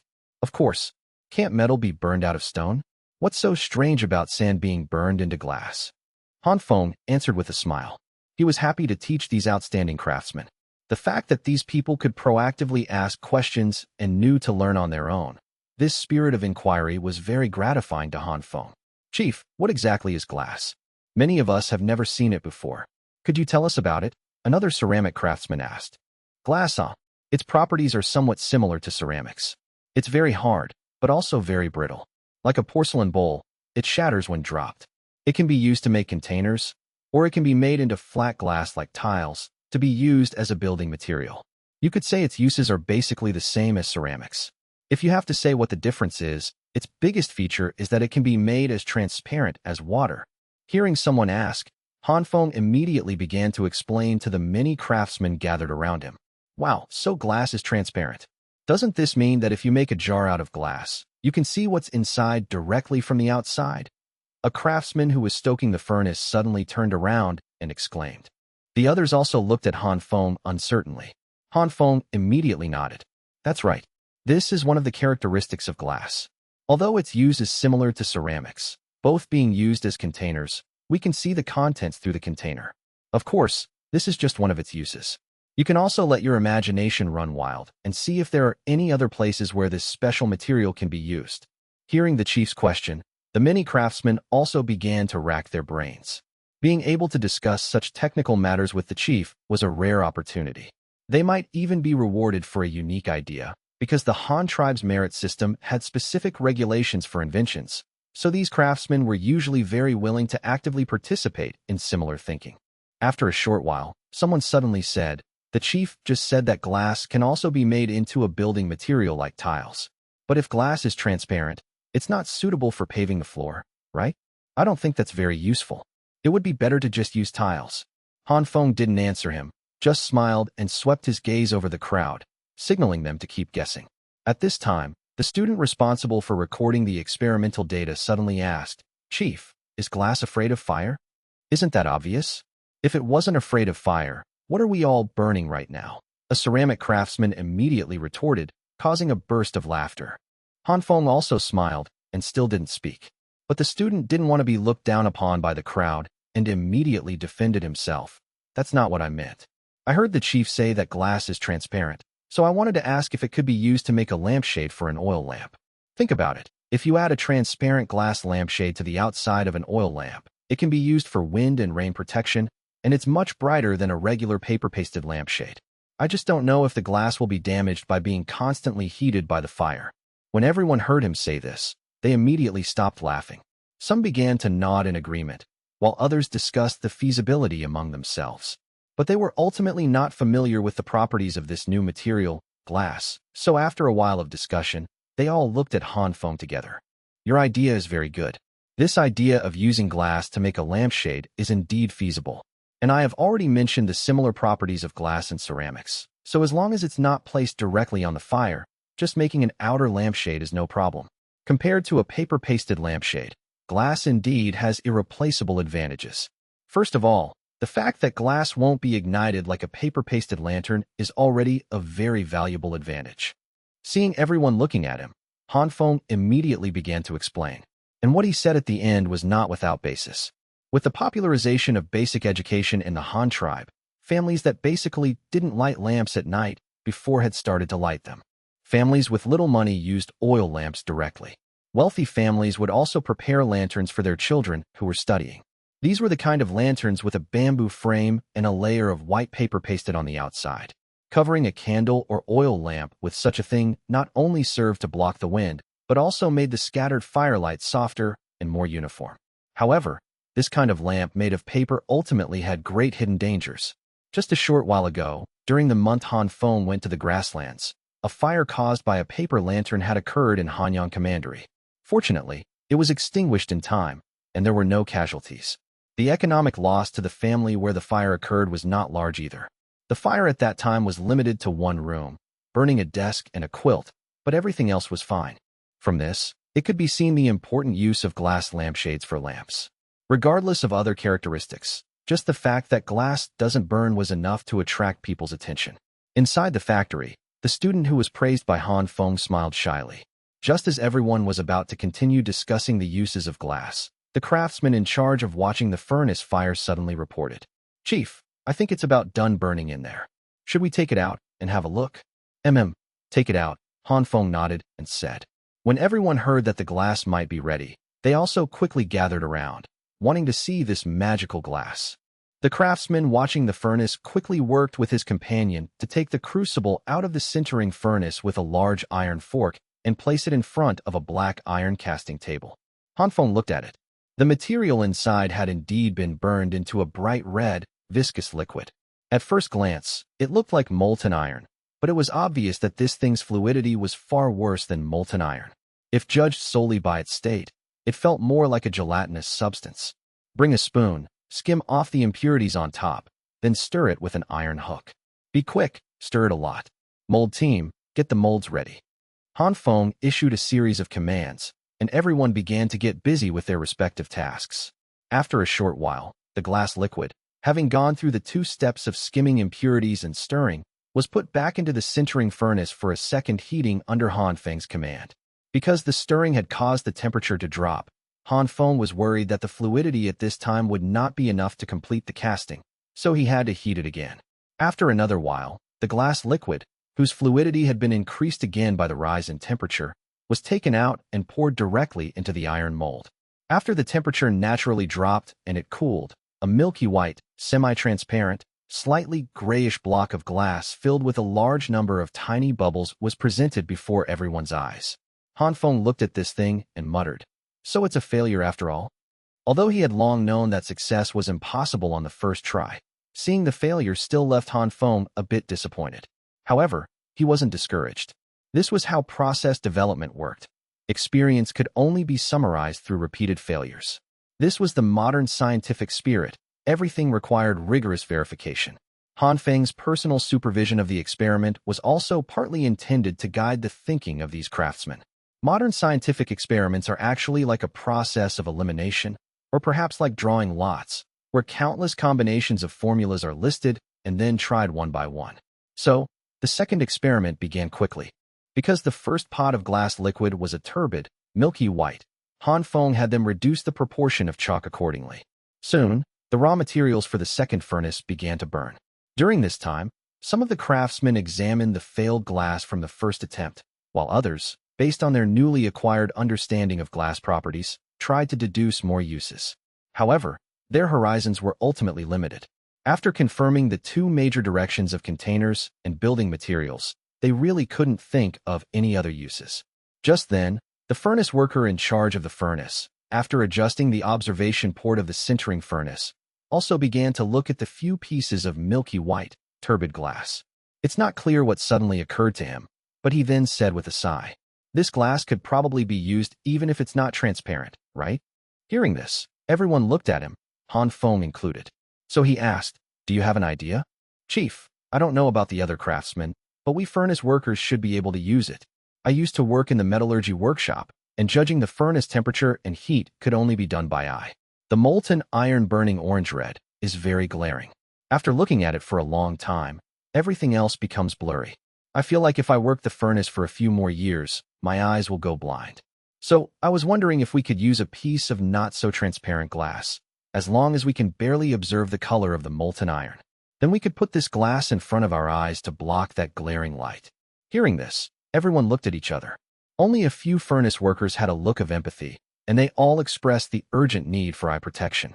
The other craftsmen who hadn't had much contact with furnaces were not so clear, and they also didn't know if glass could meet this special function. So everyone looked at the chief again. Han Feng smiled, thinking to himself, "Indeed, without demand, there is no invention." It seemed that only when humans had an urgent need for something would that thing come into being. After his moment of reflection, Han Feng nodded and said, "Your idea is very good. In fact, glass can not only be made transparent, but it can also be made into a colored transparent body. If we can make a kind of dark-colored transparent glass, then it would be the best material for protecting the eyes. Really, if we can make that kind of glass, that would be great." Hearing Han Feng's affirmative answer, the few furnace workers all became excited. They hadn't expected that the problem that had troubled them for so long finally had a hope of being solved. It seemed that being transferred to the glass factory wasn't such a bad thing after all. Of course, but to make this kind of glass, we still need everyone to work hard together, Han Feng said, nodding affirmatively while encouraging everyone. "Yes, Chief, we will never give up." Hearing the encouragement, everyone shouted in unison, and their enthusiasm for developing glass grew even stronger. The subsequent experiments continued in the hot workshop. On the first day alone, they conducted more than 20 experiments. Time flew by, and the materials were consumed at a visible rate. Although they were constantly failing, it was also obvious that the quality of the defective products was constantly improving, so no one gave up. After a night's rest, Han Feng came to the workshop early the next morning. He personally compared the formula that had been modified more than 20 times, as well as the hundreds of large and small pieces of glass arranged on the table. Among these defective products, from the initial milky white, then to black-brown, and some were filled with fine impurities and bubbles.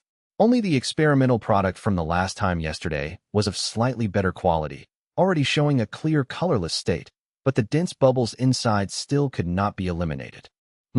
This formula is about right. It's just that there are too many bubbles. We have to find a way, Han Feng muttered to himself, looking at the recorded proportions of various materials. After a short while, the people participating in the experiment came to the workshop. Everyone started work early, wanting to conduct a few more experiments while the morning weather was cool.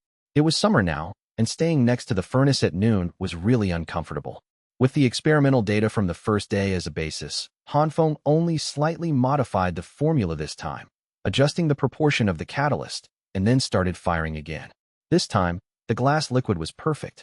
In its red-hot state, the liquid glass showed a kind of transparency. It seemed that because all the various materials had decomposed and neutralized, there were almost no residual impurities from any one material being in excess. This showed that the formula was getting closer and closer to perfection. However, at this time, Han Feng still did not relax. He knew that the process of eliminating bubbles in the glass had just begun. If this problem was not solved, then no matter how transparent the color of the glass produced, it would be unusable if it was full of bubbles. Heat it a little longer, then stir it with an iron hook.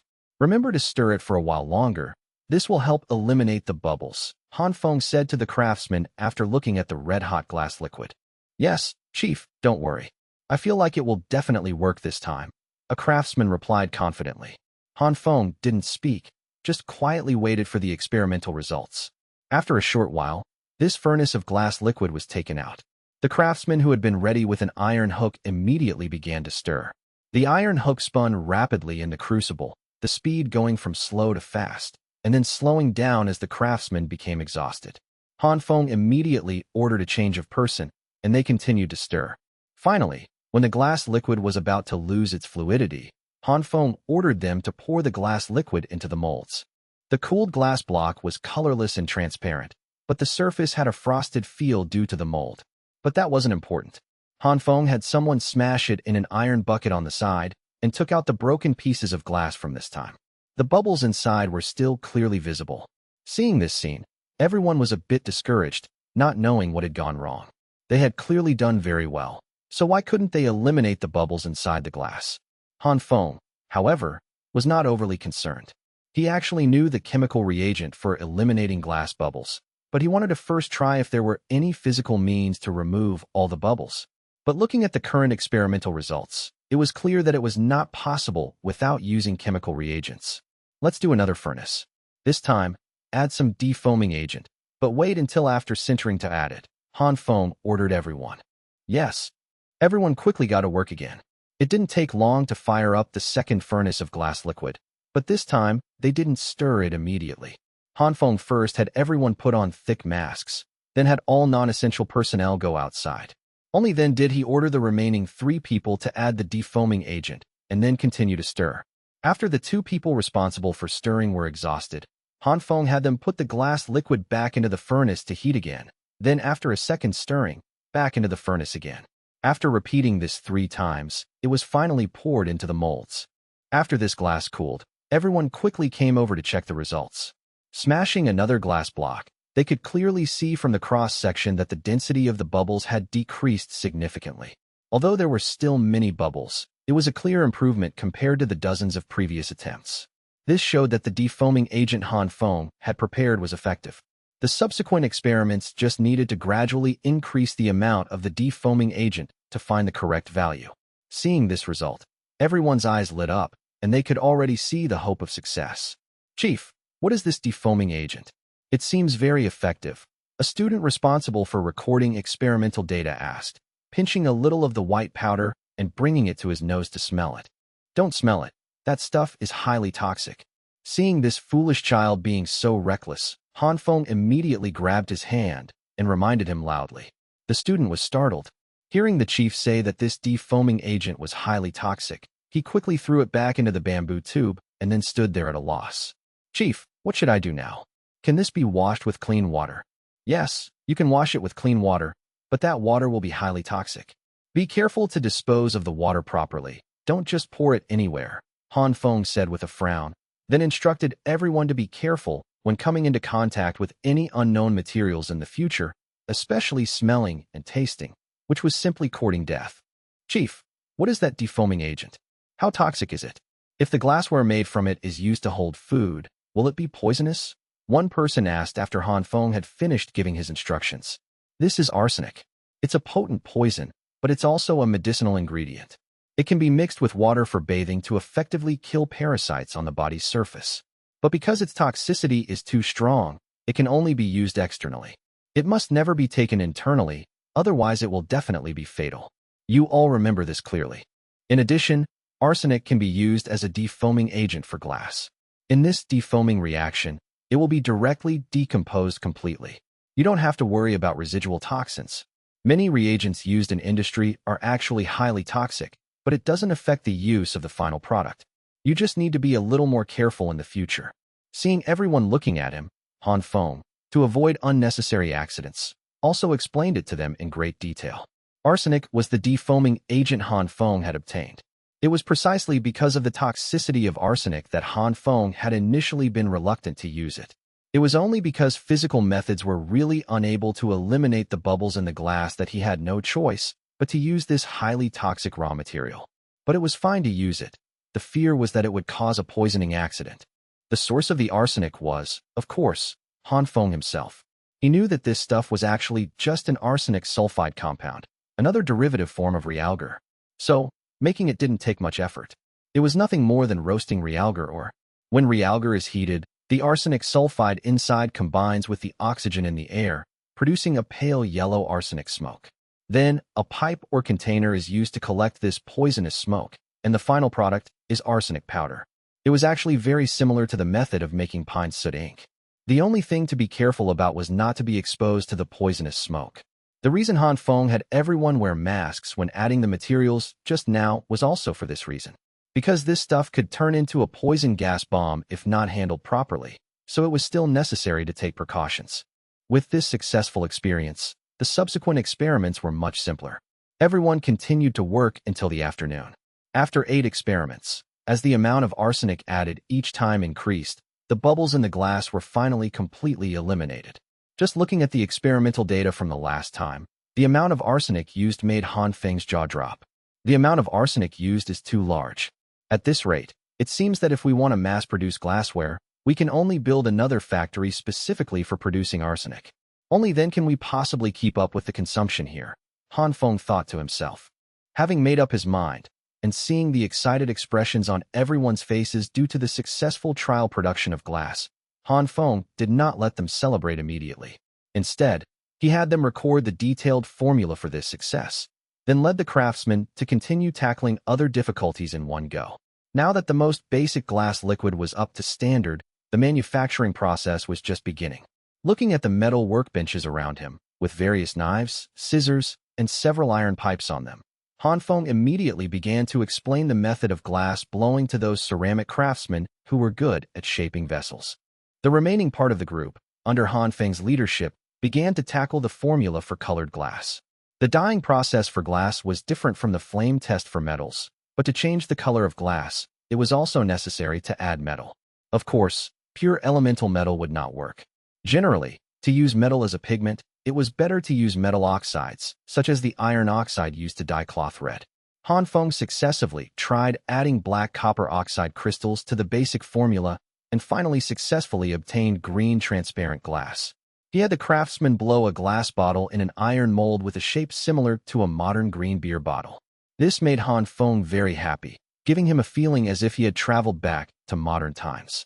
The success of green transparent glass did not satisfy Han Feng. He next tried adding iron oxide crystals to the basic formula and finally, after several experiments, successfully obtained brown transparent glass. This brown glass also had a very wide range of uses. Han Feng remembered seeing many brown beer bottles in his childhood in his previous life, but even more were the large glass bottles for medicine, as well as the various experimental equipment he came into contact with in chemistry class after starting school. So he knew that brown glass containers were the best containers for storing some photosensitive materials. Therefore, the successful manufacture of this thing was also very useful for the Han tribe. After successfully developing formulas for 3 colors of glass, Han Feng began to plan the types of glass products that needed to be made. Strictly speaking, the Han tribe's current demand for glass was not very large. It was in the category of nice to have, but won't hold anything up if we don't. The reason Han Feng was developing it now was, first, for the building materials of his future palace. Even without a palace, he wanted to install glass windows in his own home. It wasn't because paper-pasted windows were bad, but purely because he wanted to improve his quality of life. The second purpose was for better lamps. Ever since Yu Fu discovered the coal mine, Han Feng had been planning to develop gas lamps that used calcium carbide as an energy source. However, ordinary paper-pasted lanterns obviously couldn't be combined with gas lamps, so glass lampshades became a necessary product to create. Third, he considered the needs of navigation. The Han tribe's so-called navigation was currently just coastal sailing along the shoreline. In the future, if they wanted to venture deep into the ocean for long-distance voyages, the development of various optical instruments required for navigation would have to begin now. The most basic was the telescope. That was an absolute must. Next was the quadrant for positioning, which even required an astronomical telescope. Finally, there was the giant convex lens. The 2 seaports near Bamboo Island and the Tang tribe would definitely need lighthouses. These were key structures for guiding ships and could not be delayed. And the most scarce item on a lighthouse was not the lamp, but a giant lens taller than a person, used to refract the lighthouse's light further, or rather, to focus it into a strong beam of light. These were all things the Han tribe urgently needed to master. As for glassware and the like, they were not that important right now. The people of the Han tribe could eat with porcelain just fine. Apart from needing a set of chemical experiment equipment, other glassware was optional. But then again, the ordinary glass they were currently developing couldn't be used for chemical experiment equipment at all. Experimental equipment required special glass with properties like high temperature resistance, pressure resistance, and high light transmittance. With the Han tribe's current technological level, they could only try to make it using pure crystal as a raw material. This was not much different even in modern times. Understanding this, Han Feng immediately made several production plans accordingly. First was the manufacture of large, single-piece, specially shaped glass for the giant lenses. According to Han Feng's idea, this could be done directly by casting in metal molds. The specifics still needed to be calculated by him, and then the craftsman would have to try it. It was foreseeable that a lot of raw materials would be wasted. The second item was flat glass, mainly for construction materials. The technical difficulty was not high. The main issues to control were the process and production volume. The third was the production of containers and lampshades. The reason these two were put together was mainly because their process flows were similar, both required blowing. As for industrial-scale production, don't even think about it. Without solving the problem of an industrial power source, there was no way to try making an air compressor. And without an air compressor, the process of blowing glass could only be done by human mouths. There was no other way. After arranging all these matters, Han Feng left the small island where the glass factory was located. However, he didn't go far. He took a boat directly to a nearby, slightly larger island. Here, there was also a large-scale factory under construction, with a wide variety of equipment. It was clearly not a place for producing a single product, but the comprehensive multifunctional chemical plant that Han Feng had planned. The reason it was called that was because it was a chemical plant that could make a little bit of everything. The Han tribe currently didn't need large quantities of many chemical products, but the variety was very diverse. It was not cost-effective to set up separate workshops, so they were all put together for centralized management. This was also beneficial for pollution control and environmental management. Because it had been determined that a large amount of arsenic was needed to make glass, Han Feng also directly assigned the task of long-term arsenic production and set up a special team for it. In addition, basic chemical products such as sulfates, sulfuric acid, soda ash, caustic soda, and hydrochloric acid were also within the production scope of this factory. Besides these basic chemical products, the most noteworthy thing on the island was the chemical laboratory specially set up by Han Feng. This laboratory was directly under the Han tribe's chief and could also be called Han Feng's private laboratory. It was only responsible to Han Feng. Although it was located within the chemical plant, its level was on par with the chemical plant, or even slightly higher, because the laboratory had the right to requisition all raw materials in the factory. Han Feng had come this time to check on the development progress of the gas lamp he had designed. "How is it? Any progress?" Han Feng asked as soon as he arrived at the laboratory. "Chief." "Greetings, Chief." When the people in the laboratory saw that it was Han Feng, they also immediately cupped their hands in salute. No need for that in the laboratory. The experiment is the most important thing. The work you do is extremely dangerous, so you must be careful at all times. "All right, report the progress," Han Feng said, waving his hand dismissively, then asked the crowd. "Chief, we have mastered the metal welding process you mentioned. That gas welding is really useful. The temperature of the gas torch made with calcium carbide is very high. Even steel melts instantly when blown on. That rosin and borax are also very useful as flux. It's so convenient for cleaning the weld seam. Oh, and that hydrochloric acid. Even if it's covered in rust, a wash with hydrochloric acid can instantly restore it to a shining state." Listening to the lab personnel's report, Han Feng showed no particular reaction. It could be said that all of this was within his expectations. Developing gas welding technology was not difficult with the Han tribe's current technology. Copper and iron, with melting points around 1,600 degrees, were nothing before an acetylene torch with a temperature of over 3,000 degrees. And rosin and borax, these two deoxidizers, were natural materials for treating oxidized metal surfaces. They only needed to be collected. No processing was even required. As for hydrochloric acid, with sulfuric acid as a basis, it was not difficult to produce hydrochloric acid by reacting sulfuric acid with salt. Currently, the Han tribe's production of sulfuric and hydrochloric acid had entered a normalized state. The reason for this was that considering the future increase in steel production, the demand for hydrochloric acid in metal processing would definitely increase, so there was no harm in accumulating some from now on. And the reason Han Feng had people develop the metal gas welding process was actually for making the gas lamps. Unlike the clumsy and crude acetylene gas lamps he had seen in his previous life, Han Feng's design was obviously more refined. In his previous life, after the founding of the People's Republic, kerosene lamps and acetylene lamps were used for a long time, so they were not rare things. Especially acetylene lamps, which utilized the principle of calcium carbide reacting with water to release flammable acetylene gas, which was then ignited for lighting. However, the acetylene lamps Han Feng had come into contact with in his previous life all used a design with water at the bottom and calcium carbide at the top. That is, the calcium carbide was placed in a metal box with gaps, and then the metal box containing the calcium carbide was soaked in the water basin below, allowing the two to come into contact through the gaps in the metal box, producing acetylene gas, which was then let out through a pipe above and ignited. But this design had obvious shortcomings. First, the intensity of the reaction was uncontrollable. Sometimes the gas output was intermittent, or it couldn't be lit at all due to low gas output, or it would explode due to a momentarily too violent reaction. So, acetylene lamp explosions were common in his previous life. Another shortcoming was the inability to stop the gas supply in time. In other words, this thing was easy to turn on but hard to turn off. To put it bluntly, the control was problematic. Effective control had not been achieved. So, to solve this series of problems, Han Feng directly changed the original design to have the calcium carbide at the bottom and the water at the top. The two were connected by a pipe and a valve.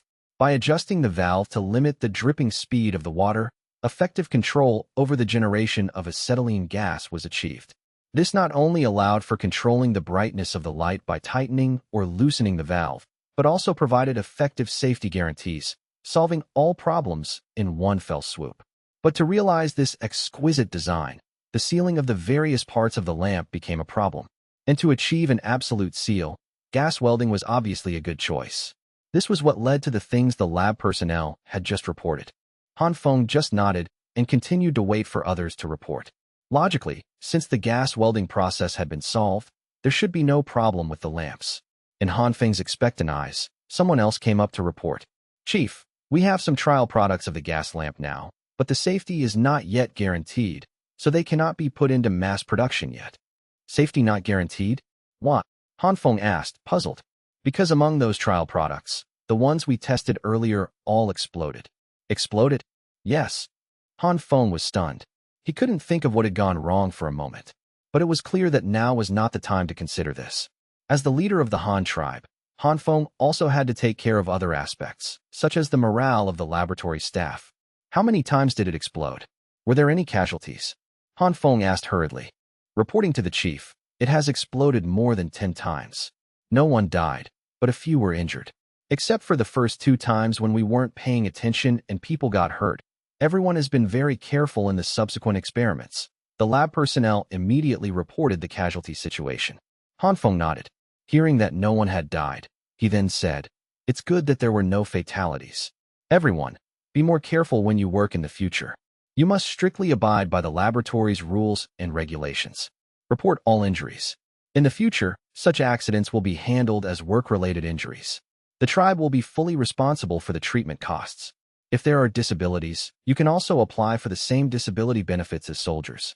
Hearing this, the people in the laboratory immediately began to chatter and discuss.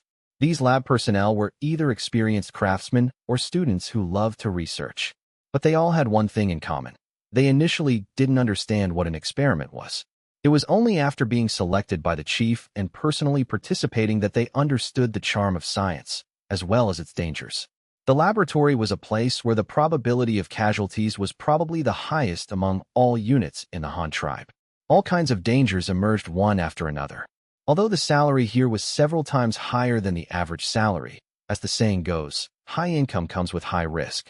Earning the most, one must also be prepared to sacrifice one's life at any time.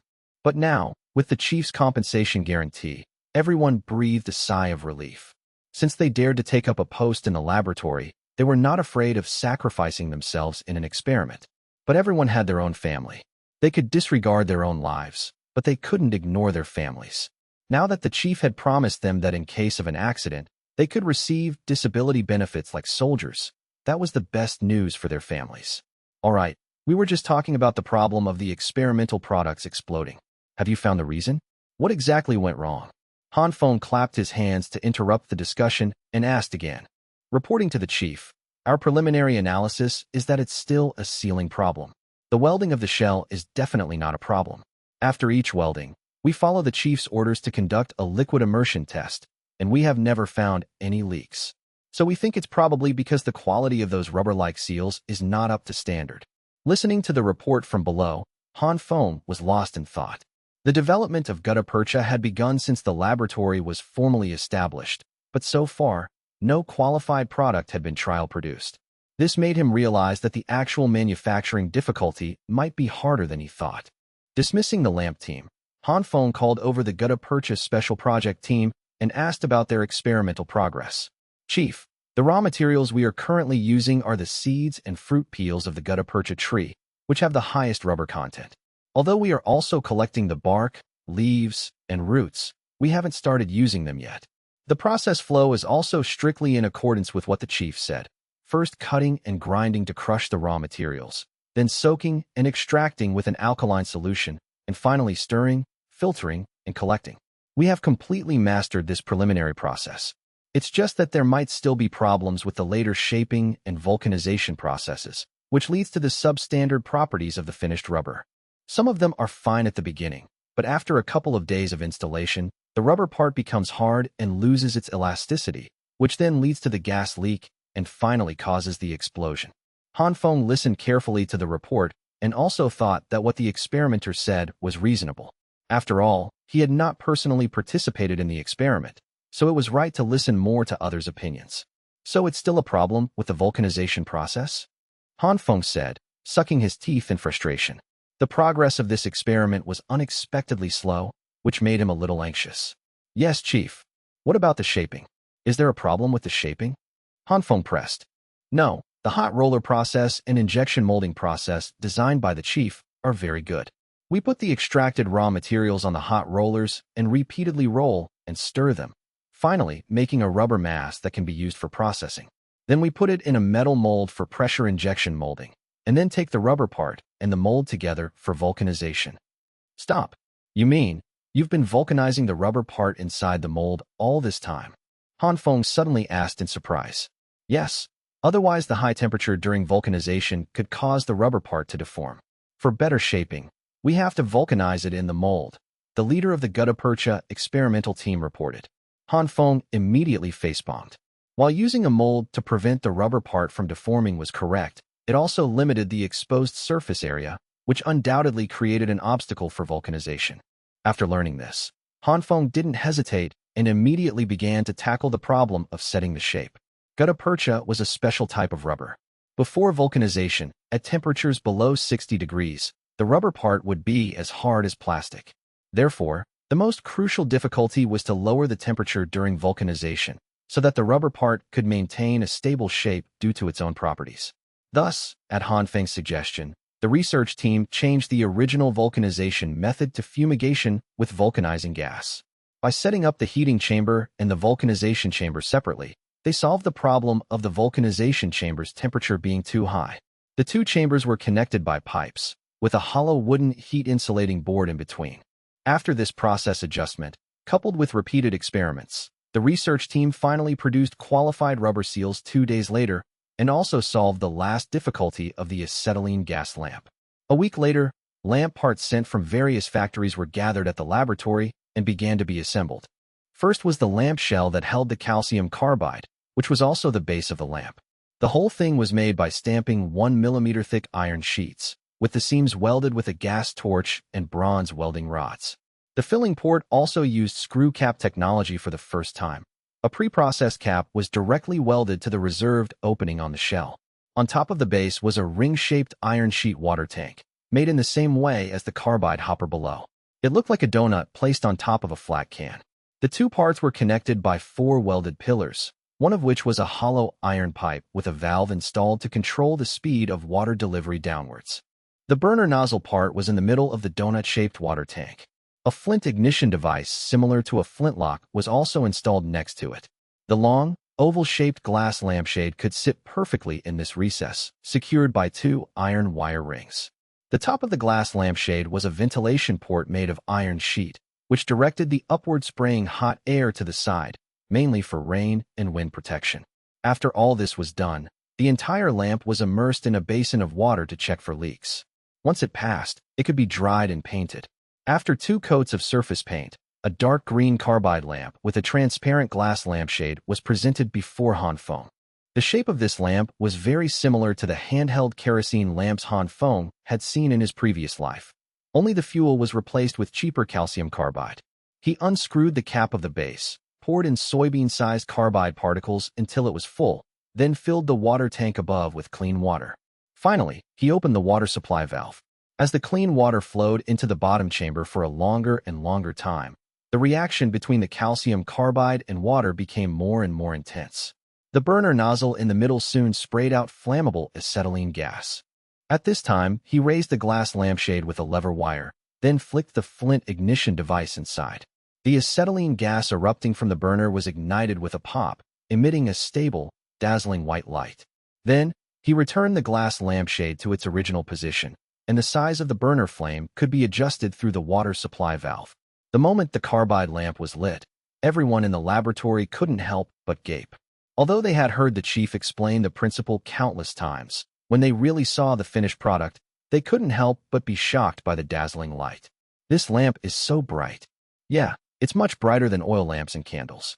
I can't keep staring at it. or my eyes will be blinded. The chief is really amazing to be able to come up with such a lamp. And those who made the glass are also amazing. Sand can actually be made into such a practical and beautiful thing. I just don't know if this carbide is expensive. If we all burn this in the future, I wonder how much it will cost each month. Don't worry, you know how carbide is made even if others don't. It's all made from coal and limestone. At most, it's a little more expensive than coal. Besides, you don't use this stuff for cooking. I've already calculated it. Even if a family has 5 of these lamps, they won't burn 3 caddies of carbide in a month. Don't forget, you only light a lamp for a couple of hours every day. You turn it off when you go to sleep. It's not like you're supposed to burn it all night. If that's the case, it's really a good deal. It's much cheaper than burning oil lamps. The saved oil can be given to the children at home to eat. No, I'm going to buy 2 of these as soon as I get my salary this month. Han Feng listened to everyone's praise, looked at the carbide lamp in front of him, and couldn't help but squint his eyes, then quickly turned the flame down a bit. He knew that the light of acetylene would be much brighter than oil lamps and candles, but he didn't expect it to be dazzling. Especially since the light of burning acetylene was that pure white color, it was really uncomfortable to stare at it for a while. It seemed that this thing was not suitable for ordinary lighting. It would be very suitable as a light source for a lighthouse. However, the civilian version would definitely have to be improved. Since the color of the flame couldn't be changed, then he would just change the color of the glass lampshade.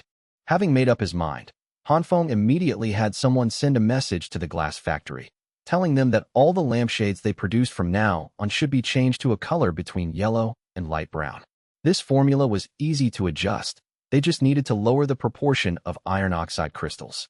After the civilian lighting lamps were developed, Han Feng immediately began to develop large-scale lamps specifically for lighthouses. The sea route had been opened by Yu Fu, and that guy was on his way back to the tribe. But by the time Yu Fu went out to sea again, the construction of the lighthouse would have to be put on the agenda. He was in charge of logistics at home. With people out there conquering the world for him, he absolutely couldn't hold them back. Han Feng had never seen a real lighthouse, but he had seen many videos and photos, and he knew its purpose: to guide ships. Lighting was nonsense. Its function was more like a signal transmitter, just to tell you from afar where I am. That was enough. If he had to say what was functionally similar to a lighthouse, the first thing that came to his mind was a beacon tower, because beacon towers were also used to transmit signals, just warning signals. Simply put, a lighthouse had to meet at least 2 functions. First, to emit light, and second, to emit sound. In good weather, light signals were enough. But in foggy weather, the lighthouse not only had to emit light, but also had to be able to sound its horn continuously to provide sound guidance for ships lost in the fog. With the Han tribe's current technological level, meeting these 2 conditions was not a problem. The difficulty lay in the lack of actual construction experience. So, before the real coastal lighthouse was built, Han Feng planned to build a trial one at the Han tribe's headquarters to practice and gain experience. As for the location of the lighthouse, Han Feng chose Weishan Commandery. Weishan Commandery was a county town planned by Yunji, located by the Great Lake. It was also currently the largest inland port in the Han tribe's headquarters. Although it was a lighthouse for gaining experience, it couldn't be completely useless. Placing it next to the Weishan Commandery port could at least serve some purpose. It couldn't be that so much money was spent for nothing. In addition, since this inland lighthouse was not very practical, giving it some cultural significance was also a good choice. The Han tribe had been developing for several years and had built countless various buildings, but there was not a single one that could be called a wonder. A lighthouse was a rare thing in itself, so building it as a wonder was also a good choice. Having made up his mind, Han Feng immediately began to design it. First was the tower body, which had to be at least 20 meters high, otherwise there was no point in building this lighthouse. And for a real coastal lighthouse, Han Feng was planning for at least 40 meters as a base, and up to 60 meters was not out of the question. You had to know that the tidal range near Bamboo Island was very large. If the lighthouse was only 20 meters high, it would probably be submerged with only the top of the tower left during high tide. Once the height of the tower body was determined, the diameter was easy to determine. At the very least, the base had to be stable, so that such a tall building would not easily collapse. So, Han Feng designed the lighthouse in Weishan Commandery to be a circle with a diameter of 6 meters. The length-to-diameter ratio was only a little over 3, which was very stable. You had to know that many lighthouses look tall and thin. Han Feng's lighthouse, with a diameter of 6 meters and a height of only 20 meters, looked like a short, fat man. There was no difficulty in building a cylindrical tower body. The Han tribe already had many experienced construction workers. As long as Han Feng provided the drawings, he basically didn't need to personally command them. The foreman below could complete the work according to the drawings. The material for the lighthouse was large green bricks. There were plenty of these in stock, all building materials for factories. Taking out a portion to build a lighthouse was no big deal.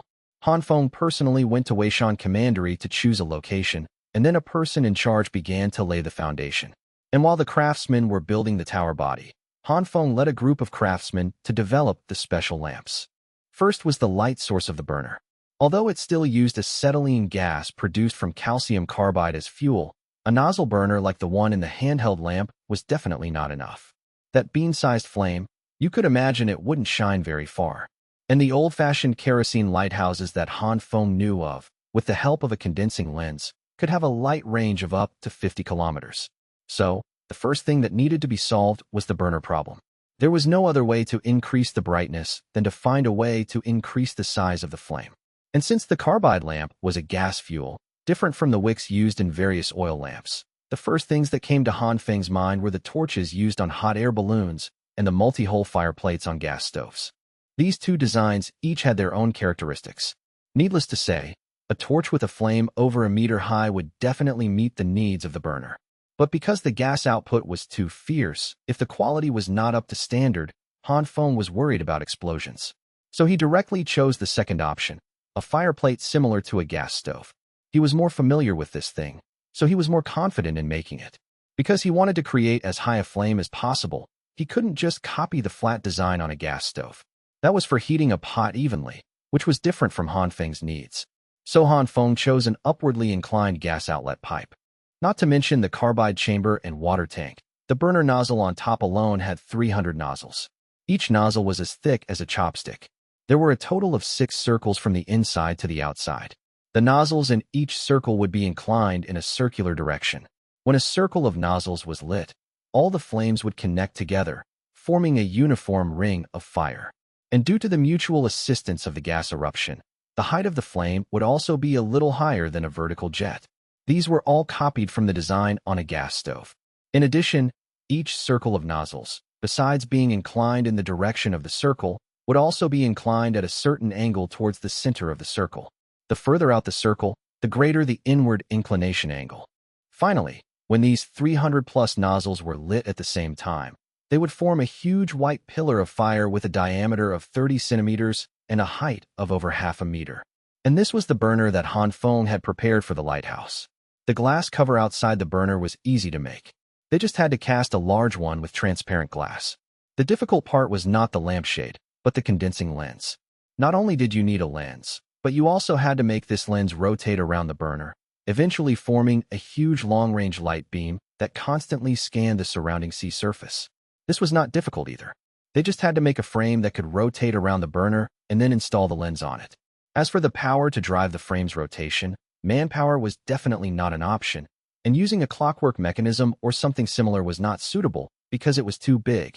Considering that the future lighthouse would eventually be placed on the sea, Han Feng finally decided to use the wind as the power to drive the lens's rotation.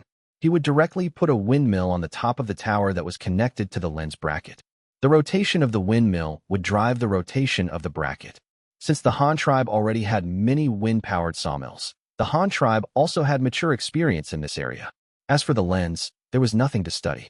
They just had to calculate the angle of light refraction, then preset a metal mold, and then cast it with glass.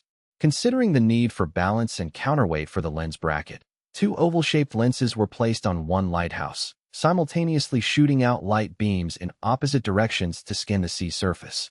With these, there were basically no problems with the lamps. Of course, if the Han tribe could make glass mirrors, then installing 2 concave condensing mirrors on the lens bracket would make the beam's focusing effect even better. It was just a pity that Han Feng really didn't know the process of silvering glass, so it would take a lot of time to explore.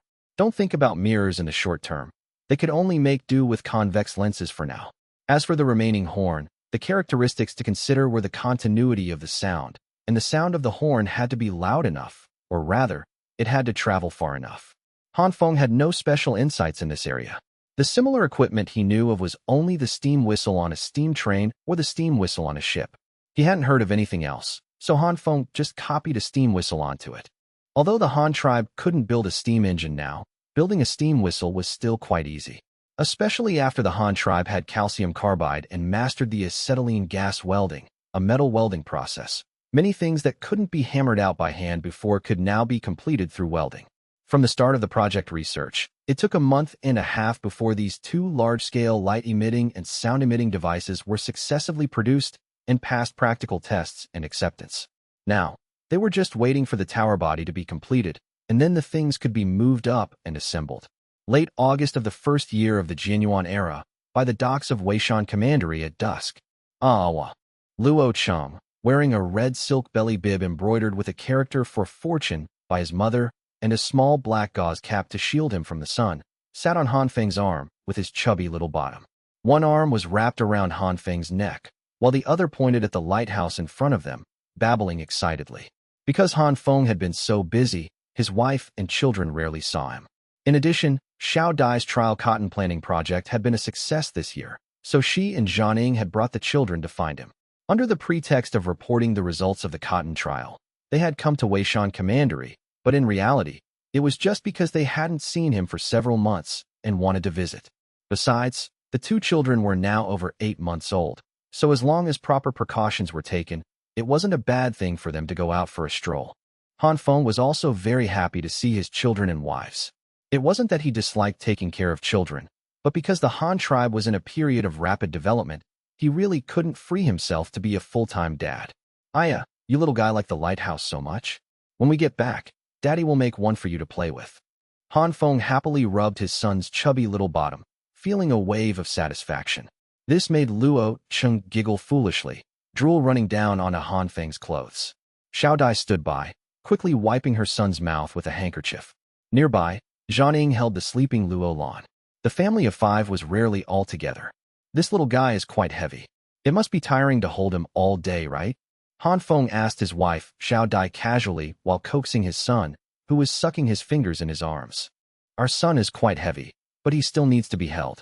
Don't worry, I remember what you said. Don't let the children crawl on the ground. Don't let them touch dirty things. Don't let them go barefoot. Don't let them eat cold things. And don't let them play with livestock and poultry. As soon as Xiao Dai heard Han Feng ask this, she immediately recited his previous instructions fluently. Han Feng nodded, then lifted his chubby, fair-skinned son high in the air for a moment, making Luo Cheng laugh heartily. Although he had been busy running around, ever since his 2 children were born, he had been very concerned about the growth of his own flesh and blood.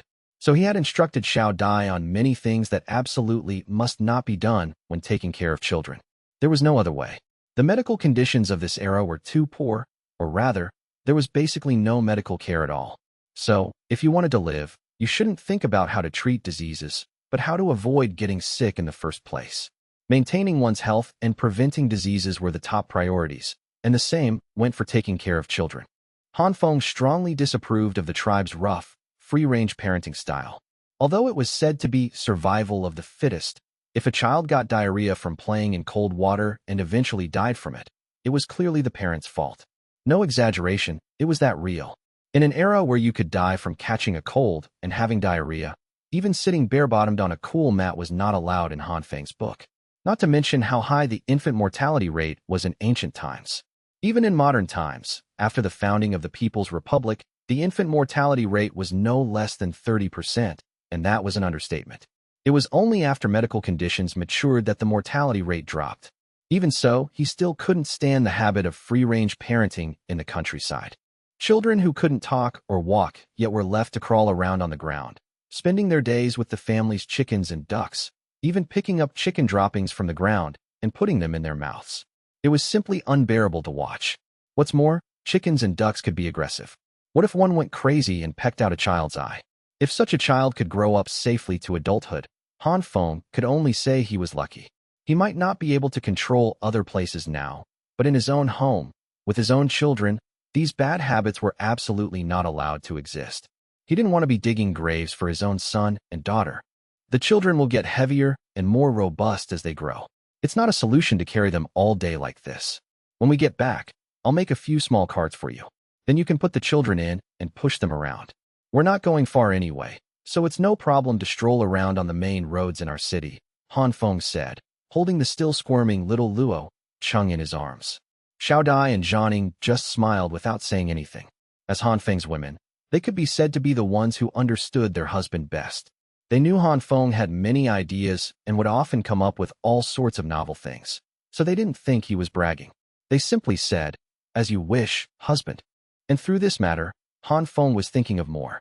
Strollers, walkers, these things didn't just appear in modern times. Before plastic products completely dominated people's lives, there were already various small pushcarts for children made of woven rattan and bamboo. Han Feng himself had sat in such a small bamboo pushcart when he was a child. There was no difficulty in making them. He wasn't too concerned about this right now. Instead, he was thinking about whether to use the existing conditions to create more advanced means of transportation, such as bicycles and tricycles. One could be used for commuting, and he could even use bicycles to build the Han's postal system. The other, the tricycle, was a lightweight loading tool for vendors and farmers. It would be of great use for pulling some goods to sell or for going to the fields to work. After all, although cattle, horses, and donkeys were good, they were not cheap, and the cost of raising a large animal was not low. In terms of overall cost-effectiveness, there was no comparison with a tricycle. Even if a tricycle needed maintenance, it was definitely not as expensive as raising a livestock. From a technical perspective, there didn't seem to be any problems. First, the issue of steel production. As long as the coke plant could officially start production, New Steel Commandery could immediately produce an endless supply of steel. As for an industrialized rolling mill to produce seamless steel pipes, that was still a bit difficult for now, but hand-hammered steel pipes were not out of the question. It was just a matter of labor costs, but correspondingly, it could also create a large number of jobs for the Han tribe, so it was a mix of pros and cons. As for the springs needed to make the vehicles, the Han tribe had already figured them out long ago. The main technology of the flying shuttle loom was actually the spring. Then there was the chain, which was produced using stamping technology. The Han tribe could even stamp coins, so this was not a problem. The most crucial welding technology was also quickly conquered with the advent of calcium carbide and acetylene gas welding. The remaining hollow rubber tires could also be solved with the formal development of gutta percha. With a little more time and resources, Han Feng believed the laboratory could figure out the tires. The last item was the pair of the valve core and the air pump. With rubber seals, this was not a problem either. Han Feng had never made a valve core, but he understood the principle. Even if you haven't eaten pork, you've seen a pig run, right? That thing was actually just a hollow steel needle with a relatively elastic rubber tube sleeved on the outside. It used the elasticity of the rubber of the valve core to achieve one-way ventilation. When pressure was added from the inside, the gas would push open the rubber sleeve. When released, the internal pressure of the tire would seal the rubber, pressing it firmly against the air outlet. An air pump could actually be seen as a vertical, miniature bellows, only it had changed from the bellows two-way air outlet to a one-way air outlet. In principle, its technological level was even lower than a wooden bellows, but the manufacturing process was a bit more difficult. With these problems solved, it would not be difficult for the Han tribe to produce bicycles or even tricycles. With the Han tribe's current technological level, Han Feng was confident that he could produce these two divine artifacts within a year. Or to be a little more exaggerated, a bicycle could be assembled from purely wooden parts. It would be more of a toy, with little practical value. But it was definitely true that a purely wooden bicycle could still be ridden. Because he had seen tech geeks abroad making bicycles out of wood and bamboo on the internet before, even the chains and gears were made of wood. The difficulty was not very great. But this was not urgent for now. It could be done slowly. They should first accumulate a group of mature craftsmen and technology. Han Feng's plan was just for his children to be able to ride small bicycles when they were 3 or 4 years old. Although the original intention of making bicycles might just be to amuse his children, he had no psychological burden at all. So what if he, the father, used the resources of an entire country to make his children happy? Besides, in the process, he could also improve the Han tribe's technological level and develop products that would improve people's livelihood. And the entire Han tribe would be passed down to little Luo Chung in the future. In order to educate his child to revere science, he felt it was necessary to let this child see the world from a young age and enhance his interest in high technology. As the crown prince of the Han, how could he not have a long-term vision? After playing with his wife and children at the dock for a while, and also letting them see the lighthouse he had been tinkering with for the past few months, as well as various glassware and lighting fixtures, Han Feng then led them to dinner. At the same time, he told them about his idea of moving to a new home. The chief's residence in Weishan Commandery. Well, it was actually just a courtyard where Han Feng temporarily stayed. In the bedroom on the east side, a glass-covered carbide lamp hanging on the wall emitted a dazzling yellow light, illuminating the entire bedroom as brightly as a modern electric lamp. Acetylene gas lamps were just that dominant. This lamp is so bright. Jianing couldn't help but sigh. She suddenly felt that perhaps being chosen by the tribe as a holy maiden for a human sacrifice wasn't such a bad thing. Wasn't it by a twist of fate that she had met Han Feng, and now had such a wonderful life? It was much happier than her previous nomadic life in the Nyan tribe. And the Han tribe had so many good things that outsiders could never get. In the room, near the window, was a large Kong that took up one wall. In the middle was a square Kong table. Han Feng sat in the main seat, with Xiao Dai and Zhan Ying on either side. Luo Cheng, that little rascal, was already asleep. But his sister was different from him. Little Luo Cheng played during the day and slept at night. His sister, Luo Lan, was the opposite, sleeping during the day and playing at night. Han Feng himself had been like that as a child. According to his mother, before he was 2, he would sleep during the day and be fussy at night. Actually, he wasn't fussy. As long as someone played with him, he was quite well behaved. But adults were busy all day. Where would they find the time to stay up all night playing with a child? But if they deliberately tried to correct it, Han Feng would get heat and then get all sorts of blisters on his mouth. Even drinking milk would make his mouth hurt so much that he would cry his eyes out. Because of his own personal experience, he didn't let Jianing deliberately correct his daughter's habit. When the child got a little older, she would correct it herself. There was no need to force it on the child now. Besides, Han Feng's family was not short of people now. Not to mention the maids hired at home. Even Xiao Dai and Zhan Ying could take turns resting, so coaxing the child at night was not tiring. At this time, Luo Lan was sitting obediently on Han Feng's lap, eating an egg. An 8-month-old child could eat something other than breast milk, as long as no seasonings were added, especially salt. It was not good to consume salt too early at the age of breastfeeding. However, Han Feng didn't dare to give her too much. It was a plain boiled egg, and he only fed her one yolk. Perhaps because she hadn't seen her own father much, Luo Lan seemed a bit shy. Sitting in Han Feng's arms, she was so well-behaved it was almost unnatural. She didn't cry or make a fuss, not even a single ah-ah, and she wouldn't smile. She had a natural princess aura, proud as could be. Her 2 small, fair hands kept tugging at her red belly bib. She stared at Han Feng with a pair of big, watery eyes, her eyelashes fluttering. As soon as Han Feng looked down at her, she would immediately lower her head to avoid his gaze. Her shy little appearance was extremely cute.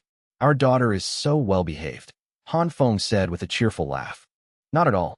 Lan'er is very naughty at home, even more mischievous than her brother. She's just not familiar with you, husband, a little reserved." As her mother, Jianing immediately exposed her daughter's disguise. It's not clear if Luo Lan understood, but she kicked her legs and turned her head away from her mother, burying her head in Han Feng's chest, as if trying to hide. Han Feng smiled, finding being a dad more and more interesting. But thinking of the children, he still spoke to Xiao Dai and Zhan Ying about serious matters. "I have something serious to discuss with you too. The children will be getting bigger in the future. Boys and girls will definitely have to sleep separately. And our house in Hanyang City is really a bit small. Not only does it only have 2 bedrooms, but the yard isn't very big either. It won't be enough for the 2 children to play in the future. So I'm thinking of moving to a bigger house. The location is still in Hanyang City. Now that new steel commandery is on the right track, the metallurgy workshop in Hanyang City is no longer necessary. It's inconvenient for both burning charcoal and transporting ore, and its efficiency is not as good as new steel commandery, which is located next to the mining area. So I'm preparing to demolish the metallurgy workshop in Hanyang City. The cleared land will be used to build a new courtyard for us, with a few more rooms. If you like a small building, that's fine too. What do you think?" "As you wish, husband," Jianing said, her usual response. She was very content now and never competed with Xiao Dai for anything. Won't this be too wasteful? Building a house will require a lot of manpower and resources again. Xiao Dai asked with some concern. "Don't worry, it won't cost much. That workshop was only built a few years ago. The green bricks are sturdy and durable. We can just use the old bricks from the demolition to build the house. We'll even save on firing bricks. The only cost will be labor, and your husband is not short of that kind of money. I'm making a lot of income just from selling lamps now, Han Feng explained to Shou Ya. Oh, if that's the case, then I have no objection. Our current home is indeed too small. If you hadn't brought this up, I was about to suggest we move to Commandery, Shou Ya said, nodding in agreement. After settling the matter of building a new home, the night quickly passed amidst the sound of papa. The next morning, just as Han Feng got up, a maid came to report in a hurry, saying that the governor of Commandery had arrived. Governor Yunji also said that a man named Yu Yi had sent a message and hoped the chief would look at it. The first year of the Jianyuan era of the Han tribe was a special year, not only because of the new era name, but also because it was a year of great geographical discovery for the Han tribe. Perhaps saying great geographical discovery is a bit of an exaggeration, but the Han tribe truly expanded its worldview a great deal this year. First, Yu Fu went south and discovered a waterway to the Great Lake on the grasslands, befriending many tribes along the way and finding a large number of valuable mineral veins for the Han tribe. Then, he continued south to open up sea routes, and the development in the south was also going well. Yu Yi, from the same Yu clan, was not to be outdone. After spending a year exploring the Great Swampy Lake, he unexpectedly discovered a waterway leading north. Without so much as a word, he immediately set off by boat. He was gone for several months, and now there was finally news. It was unknown what he had discovered after being away for so long. After being informed by the maid, Han Feng quickly got dressed and got up. Without even tying his hair, he came out with his long, black hair flowing freely. The morning weather was still cool. Han Feng went directly to a loofah trellis in the courtyard to meet with Yunji. Yunji arrived shortly, but to Han Feng's surprise, Yu Yi was not with him. Instead, he was holding a section of bamboo tube with a mud seal. The moment Han Feng saw it, he knew it was a message sent by Flying Eagle, which meant Yu Yi had not yet returned. Chief, this is a message from Yu Yi. It was received early this morning. I haven't opened it yet. I brought it to you as soon as I got here, Yunji said, respectfully presenting the bamboo tube. Han Feng didn't say anything, just took it and looked at the mud seal. It was stamped with Yu Ye's private seal. After confirming it was intact, he broke the seal, then twisted open the cap and poured out the letter inside. Inside was a stack of letter paper in a snakeskin bag. It felt quite thick, like a notebook, but there was no helping it. The Han tribe used a brush for formal writing, and no matter how small you wrote in small regular script with a brush, there was a limit. So it took up a lot of space, and one piece of paper couldn't hold many characters. It was normal to have a whole stack. He opened it and read the contents, and was immediately energized. Yu Yi wrote in the letter that he had discovered a seasonal waterway in the northeast direction of the Great Lake. Without much thought, he had set off with one boat and only 23 men, without many supplies. However, since he had been responsible for dealing with unfamiliar tribes along the lake before, the tools and weapons on the boat were complete. Relying on these things, they had been fishing and hunting along the way to replenish their supplies, basically funding their own adventure for the Han tribe. Han Feng couldn't help but marvel. The two brothers, Yu Fu and Yu Yi, were madmen. They dared to do anything, but it wasn't without reason that they had come to work for him. Back then, he had been even crazier than the two of them, daring to wander outside all by himself. Thinking back now, it was truly a past he couldn't bear to look back on. After introducing the situation of his departure, the letter went on to describe the subsequent experiences of Yu Yi and his group. They hadn't encountered many tribes along the way. Logically, since Yu Ye's group had been traveling by water, and human tribes would certainly not be far from a water source, they should have encountered many tribes. But the actual situation was not so. Yu Yi wrote in the letter that they had indeed discovered many human settlements along the way, but most of them were abandoned ruins. They also found many human skeletons, with obvious burn marks on them. They even found some simple pottery, which surprisingly also contained human bones. In addition, the ruins of those tribal settlements showed many signs of chaos and destruction, indicating that these tribes must have been attacked, and their people had either fled in a hurry or were directly captured. All these signs added up could only prove one thing. These tribes had all been attacked by cannibals. It's been a long time since there was any news of the cannibals, Han Feng thought to himself. It seemed that after several consecutive defeats at the hands of the Han tribe, the cannibals had still not given up and were still rampaging everywhere. It was just that after successive setbacks at the hands of the Han tribe, they had also come to realize a fact. The Han tribe was not easy to bully and was not something they could provoke at the moment. So they had scaled back their offensive in the direction of the Han tribe, but they had become even more rampant in other places. Actually, they couldn't be blamed. Thinking about it carefully, the reason the cannibals were so crazy now might be the Han tribe's fault. In the several battles with the Han tribe, they had not gained any advantage. Instead, they had been wiped out every time, with losses ranging from dozens or hundreds to 1,000 or 2,000. After several times, the loss of population alone was no less than 5,000. What was the concept of 5,000 able-bodied laborers? This was almost the total number of able-bodied men in a tribe with a population base of 40,000. But from the way the cannibals could continuously cause trouble, this was clearly not all their able-bodied men. This showed how powerful the cannibals' forces were, and how severe the losses the Han tribe had inflicted on them were.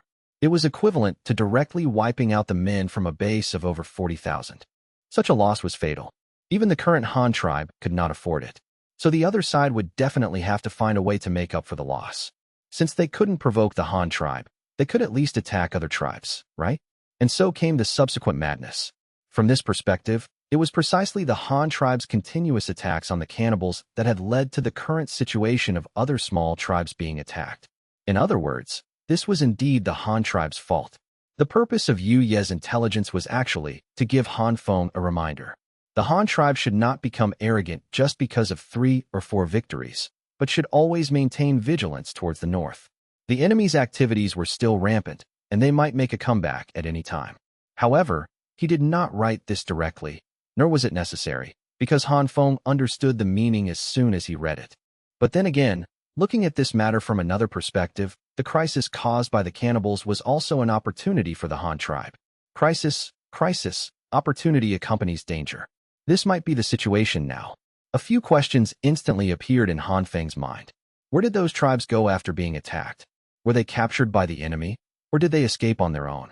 If they escaped, would they form an anti-enemy alliance on their own, huddling together for warmth, like the people the Han tribe had encountered before?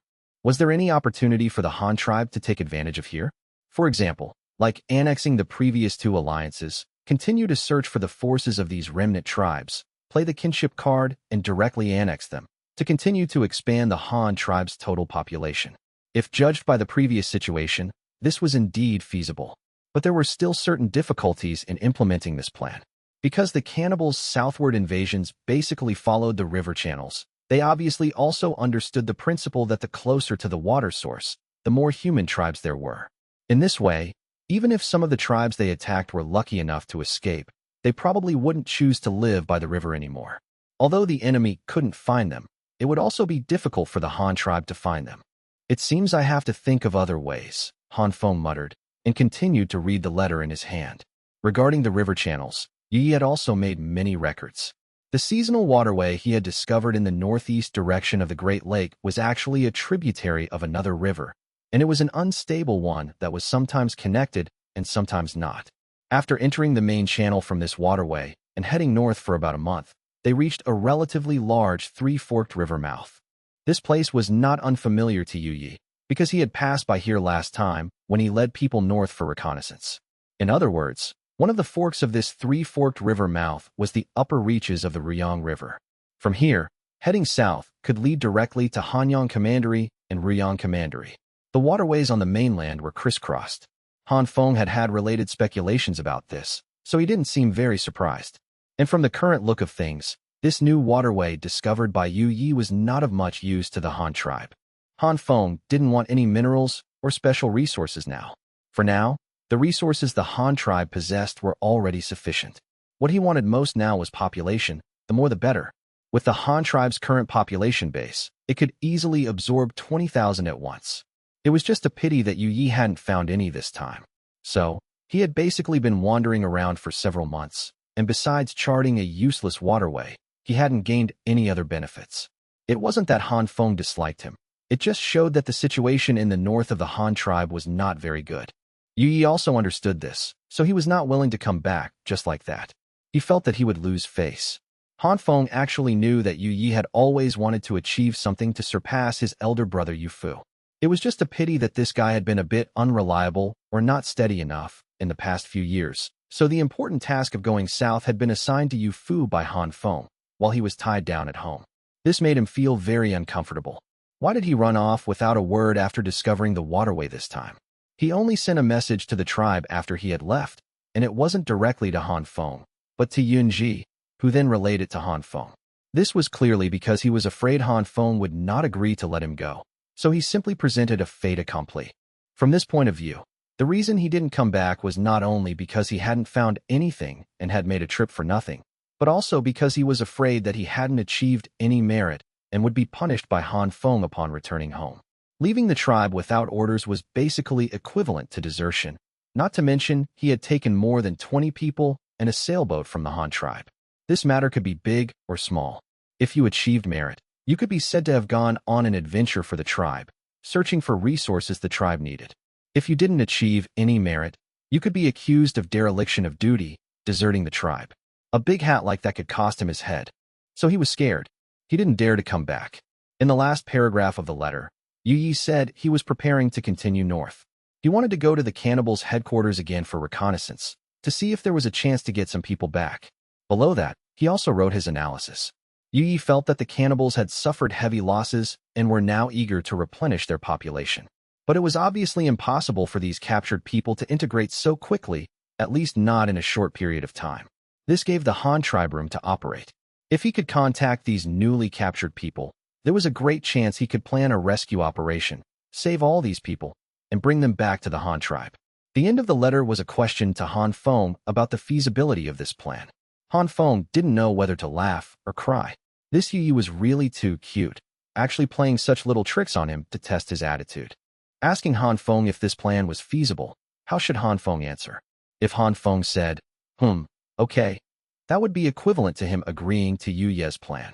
In that case, Yu Yi would be considered to be acting on Han Feng's orders to wander around in the north, and he could escape punishment for this unauthorized departure. If Han Feng said it wasn't feasible, get your ass back here, then this matter would be a big deal. Perhaps with Yu Ye's timid personality, he would be scared into deserting directly. In Chen Sheng's words, now, to rise up is death, to flee is also death. Why not rebel against Qin? Anyway, he would be punished by the chief when he got home, so he might as well run away. Rebelling against the Han was impossible. He didn't have the guts, and he had no grudge against the Han tribe, so he had no motive to deal with Han Feng. If he ran away, it would at most be considered desertion. So what Han Feng needed to do most now was to stabilize him. Actually, it was Yu Ye's own fault for overthinking. This matter was not that big in the first place. Although he didn't tell Han Feng in advance when he went out. If it weren't for Han Feng's tacit approval, Yu Yi would have been caught and brought back long ago. When Yu Yi had just left, Han Feng had had the opportunity to send others to catch him. The reason he didn't do so was because Han Feng was also full of curiosity about the outside world, and it was good to let Yu Yi go out and see for him.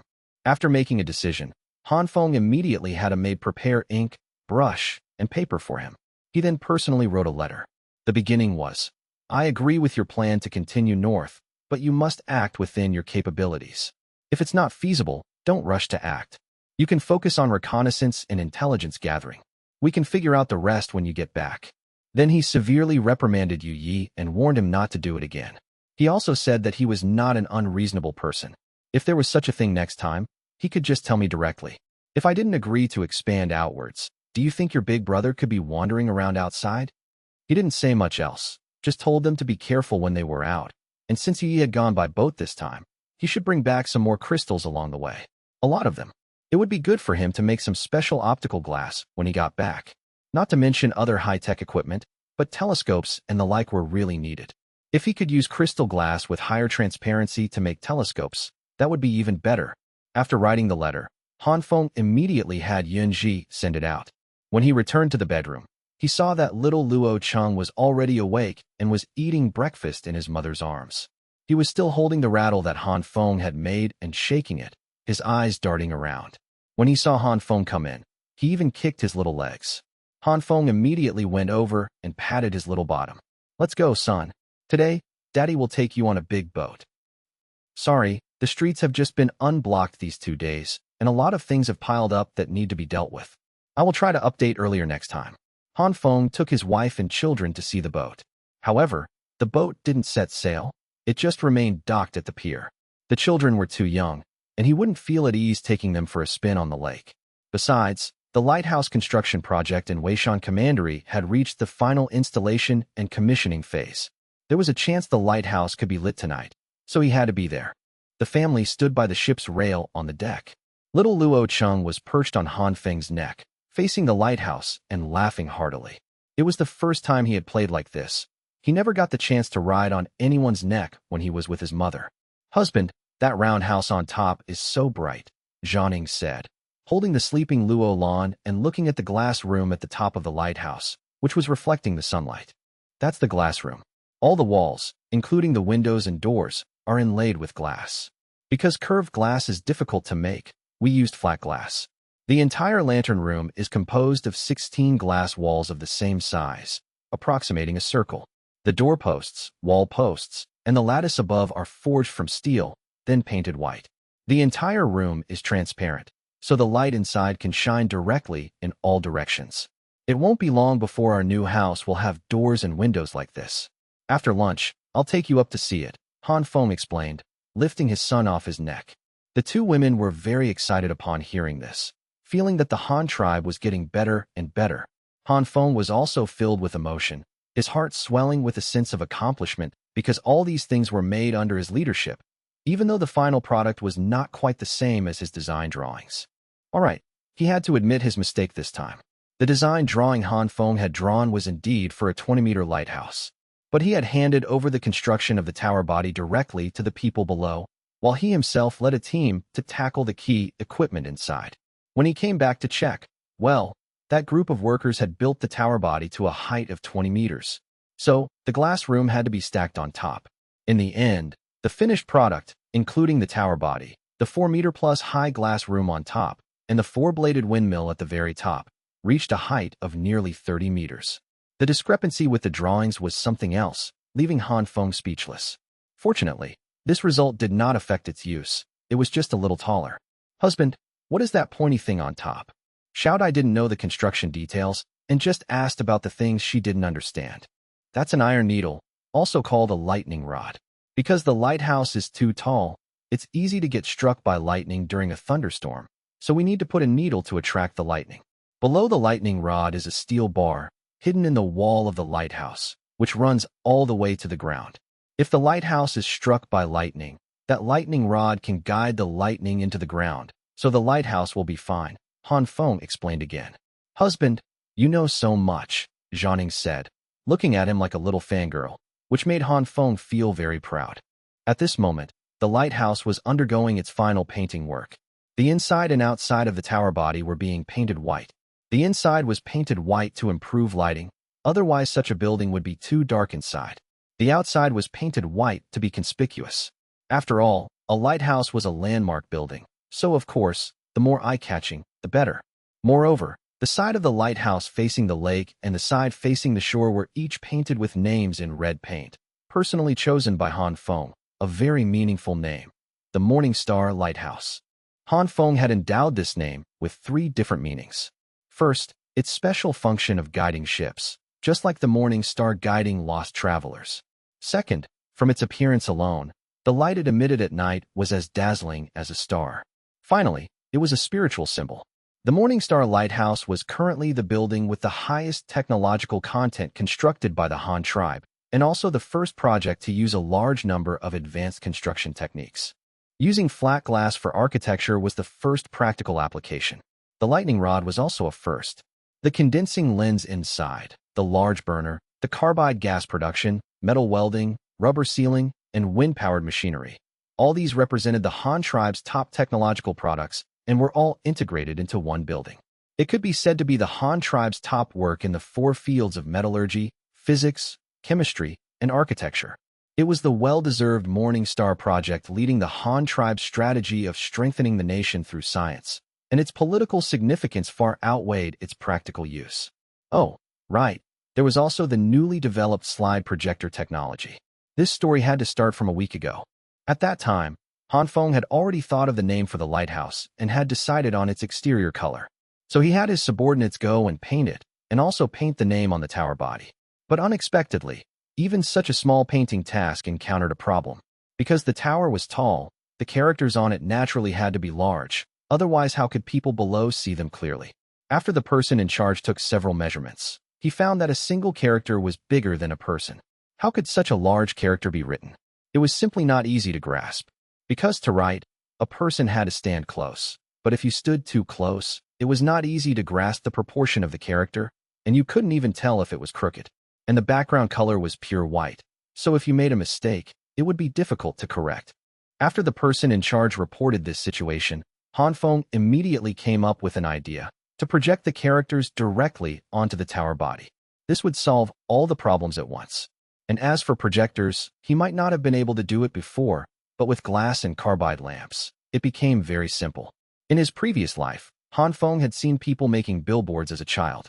At that time, the advertising cloth was not as advanced as it later became, where you could just design the patterns and fonts on a computer and then print them out.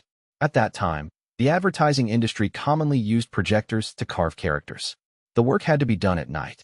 First, the required characters were printed out in the appropriate font on printing paper, then carved out and pasted on a glass plate. At night, a projector was used to project them onto colored adhesive tape. The person carving the characters would first trace the projection, then carve out the characters and paste them on the baseboard. Hanfeng didn't have a projector, but he had a carbide lamp. The brightness of that thing was perfectly fine as a light source for a projector. So he directly found a carpenter to make a box, with a square hole on the side for inserting a glass slide. This ridiculously simple projector was thus made. The base color of the lighthouse was painted. At night, Hanfeng wrote the 3 characters Morning Star on a glass slide in advance, inserted it into the wooden box, and put a lit carbide lamp inside. He placed this contraption next to the lighthouse, and 3 characters taller than a person were instantly projected squarely onto the tower body. All the painters and the common people who had come to watch were instantly shocked. Holy crap, you can play with it like this. The principle of projection is very simple, nothing more than using the relationship between a light source and a shadow. It's just that the thing looks a bit more advanced. In fact, those primitive people were much better at it than Hanfeng. They used the natural projection of sunlight or firelight to doodle and paint on rocks or in caves. This was a trick that humans knew how to play even at the dawn of their existence. Putting aside glass and carbide lamps, there was really nothing special about projection. The tracing work after the projection had long been completed. Now, the painters were hanging from ropes outside, filling in the colors. They would soon be able to finish painting the large characters. And at the main entrance below the lighthouse, people were constantly coming in and out, replenishing the carbide and water inside. The lighthouse was a cylindrical building, with a total of 7 floors, including the glass room at the top. Each floor below was 3.33 meters high. The glass room on top had a pointed roof, so its floor height was slightly higher. The interior of the lighthouse was equipped with a spiral staircase against the wall, but that was for people to go up and down. The real supply channel was actually in the very center of the lighthouse. A 1-meter diameter circular hole was opened in the center of each floor, allowing it to be connected from top to bottom. When supplies were needed or waste needed to be dumped, a pulley and sling device could be used to transport materials up and down with bamboo baskets or buckets. This was much more convenient than carrying them up the spiral staircase. However, this way, at least 2 people had to be stationed in the lighthouse, one at the top and one at the bottom when loading materials. It was no big deal to assign 2 people to a lighthouse. It was better than one person being bored. At worst, they could get a couple. Anyway, the interior space of the lighthouse was not small, with several floors. The first floor of the lighthouse was a tool room. Apart from a small number of tools, there was nothing else. It seemed very empty, obviously to free up space for loading and unloading goods.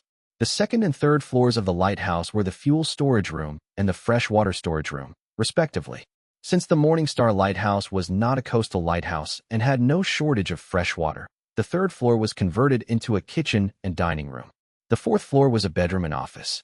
The fifth floor was a multifunctional entertainment room, where one could put some things they liked to play with, otherwise it would be too boring to stay in the lighthouse all day. The sixth floor was the equipment room, where the carbide bin and water tank were located. Only one burner extended through the central circular hole to the glass room on the top floor. Outside the glass room on the top floor, There was also a circular balcony with an iron railing around the edge. The reason for this balcony was actually for later maintenance and upkeep, such as repairing the windmill on top or cleaning the outer walls of the glass room. These tasks required going outside the house. Without this balcony, it would be very inconvenient. At noon, Han Feng's family finished lunch, and he let the two children take a nap. It was not until the afternoon, close to dusk, that all the preparations were finally completed. Even the rooms on each floor had been cleaned. Han Feng immediately took his whole family into the lighthouse. It was dusk, and the two little ones had slept enough. They were held in Han Feng's arms, one on each side, their heads resting on his shoulders, competing with each other by blowing raspberries, spraying saliva all over Han Feng's chest. Wow, this spiral staircase is amazing. I think it looks much better than that straight, bent kind of staircase. Husband, can we install a staircase like this when we build our new home? Shou Ya fell in love with the spiral staircase here as soon as she entered the lighthouse, and excitedly suggested to Han Feng. Of course, no problem. Let's go upstairs first. You carry the lamp in front. Be careful, Han Feng said, nodding, holding the two children who were spraying at each other. Okay. Shou Ya agreed, and immediately went up with the carbide lamp. Han Feng followed closely behind, with Zhanning teasing the two children from behind Han Feng. They visited each floor one by one and soon arrived at the glass room on the top floor. Shou Ya and Zhanning were instantly stunned by the sight before them. They covered their open mouths with one hand, too excited to speak. This was the first time they had been so close to so much glass. The walls, doors, and windows of the entire room were all inlaid with glass. In addition, there was the huge glass lampshade in the middle and the two condensing lenses that were taller than a person. The whole room was crystal clear, making one feel as if they had entered a crystal palace. Seeing such a room full of sparkling things, the two children also stopped playing with their saliva. They stretched out their little hands, wanting to touch this and that. Han Feng carried the two little ones to a lens. The two immediately put their hands on the lens, one slapping it with all his might, the other just smearing it. Fortunately, this magnifying glass was thick enough and very sturdy. The two children didn't have much strength, so he just let them be. Shou Ya and Zhanning, on the other hand, went to the glass curtain wall. It was dusk, and the sky was slowly turning dark. Half was a dark sky, and half was the setting sun. In addition, they were in Weishan Commandery, or rather, on the tallest building in the entire Han tribe. The view they saw was absolutely unique. Looking down from the 7th floor, the cattle and horses on the ground became tiny dots. They had never seen such a scene before. They could even see the entire Weishan Commandery through the glass, taking in the scenery for several kilometers around. What do you think? Beautiful, right? In a little while, our family will also be able to live in a house like this. By then, we'll replace all the windows with glass. If you like, we can also build a glass sunroom on the roof. Then we can also take the children to sunbathe in the winter. Okay, husband, you decide. We don't know how to handle this glass. It's getting dark. Shouldn't we light the lamp? Han Feng looked at the sky in the distance through the glass. There was indeed not much light left. So he nodded. You two take the children to the bedroom on the 4th floor first. I'll light the lamp. Don't come up unless I call you. Why? Shou Ya asked, puzzled. First, because this lamp is very large, and the light it emits will be very dazzling. I'm afraid you won't be used to it. Second, because this is an acetylene lamp, I'm afraid that if it explodes, you will be injured. It's better for me to do this kind of thing, Han Feng explained. Then should we get someone else to do it? We won't watch. Husband, you are the leader of the tribe, you can't have an accident. Zhanning also quickly tried to persuade him. It's fine, you go down first. I designed this lamp. No one is more familiar with it than me. The lamp will be fine. I'm just afraid that too much acetylene will be sprayed out at the beginning. I'm telling you to leave just in case. All right then, husband, you be careful. After the two women went downstairs with the children, Han Feng also began the procedure of starting the lighthouse. Don't be fooled by its simplicity. There was actually a strict procedure to follow, otherwise accidents could easily happen. First, open the ventilation port at the top, then open all the doors and windows of the glass room. This would allow the air to flow quickly. Even if a large amount of acetylene was released during the reaction, the fast-flowing air could prevent the acetylene from accumulating in the room and causing an explosion. This was an important step before ignition. Then, check the 6 manual valves below the burner. Each valve corresponded to a circle of nozzles, so they could be lit one circle at a time, rather than all at once. That would produce too much gas and could easily cause an explosion during the ignition phase. After checking the status of all the valves, he first opened the centermost one of the 6 burner valves. Then, Han Feng went to the equipment room on the 6th floor. Not only were there a water tank and a carbide chamber here, but also an acetylene reactor and a steam whistle, though the whistle was not normally used. Han Feng checked the feeding situation of the reactor. This oval-shaped acetylene generator, when filled once, could burn for a whole night. By the next morning, what was left inside would basically be slaked lime. At that time, this lime could be poured out, and new material could be added during the day. He checked the feeding status, closed all the valves, checked the sealing status, and turned the water supply valve to the first gear. Clean water flowed down the pipe into the reactor and began to react violently with the calcium carbide inside, producing a flammable hydrocarbon gas, acetylene. As more and more acetylene was produced, it rose into the gas filter barrel above the reactor.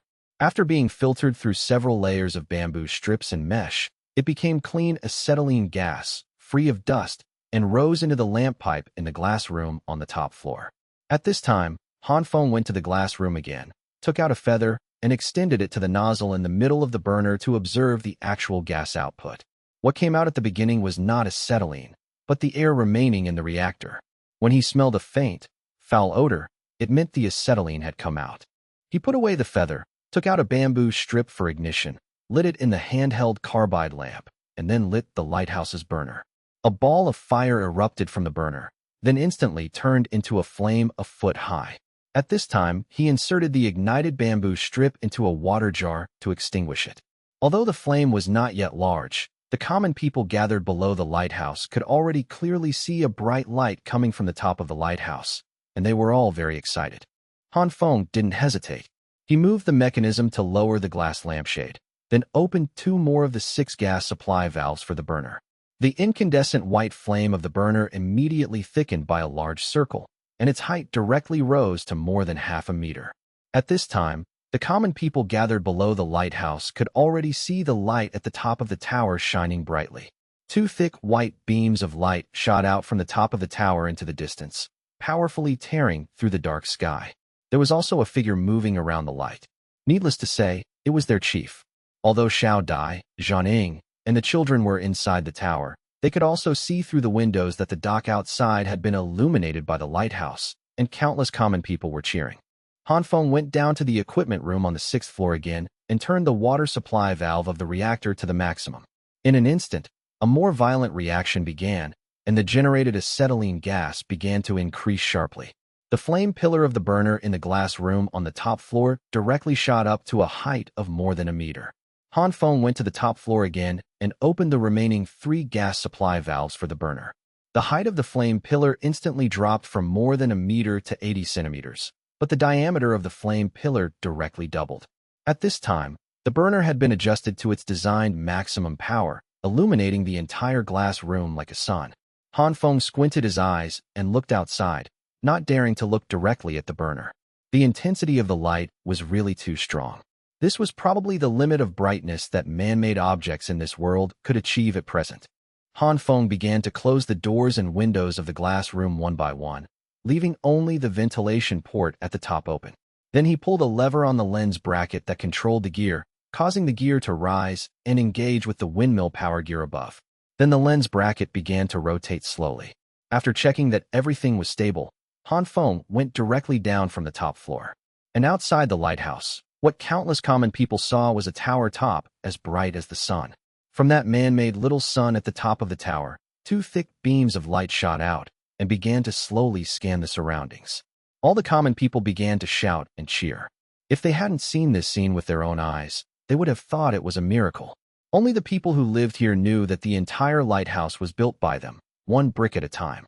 At the same time, on several lake islands, the people from the laboratory had all climbed onto a large coal pile, constantly looking towards Weishan Commandery. Why isn't it lit yet? Could there be a problem with the lamps we made? One person asked anxiously. Don't worry, wait a little longer. It's not completely dark yet. So everyone began to wait again. As the development team of the lamps, upon learning that the lighthouse would be lit tonight, the people from the laboratory were more concerned about this matter than anyone else. It's lit, it's lit. I see it. Look over there, isn't that it? Someone on the large coal pile suddenly shouted excitedly, and everyone else instantly looked over. Sure enough, just as everyone discovered that dim light, the ball of white light suddenly shone brightly, and two beams of light also shot out. After a short while, it began to rotate slowly. The beams of light swept domineeringly over the sky of several lake islands.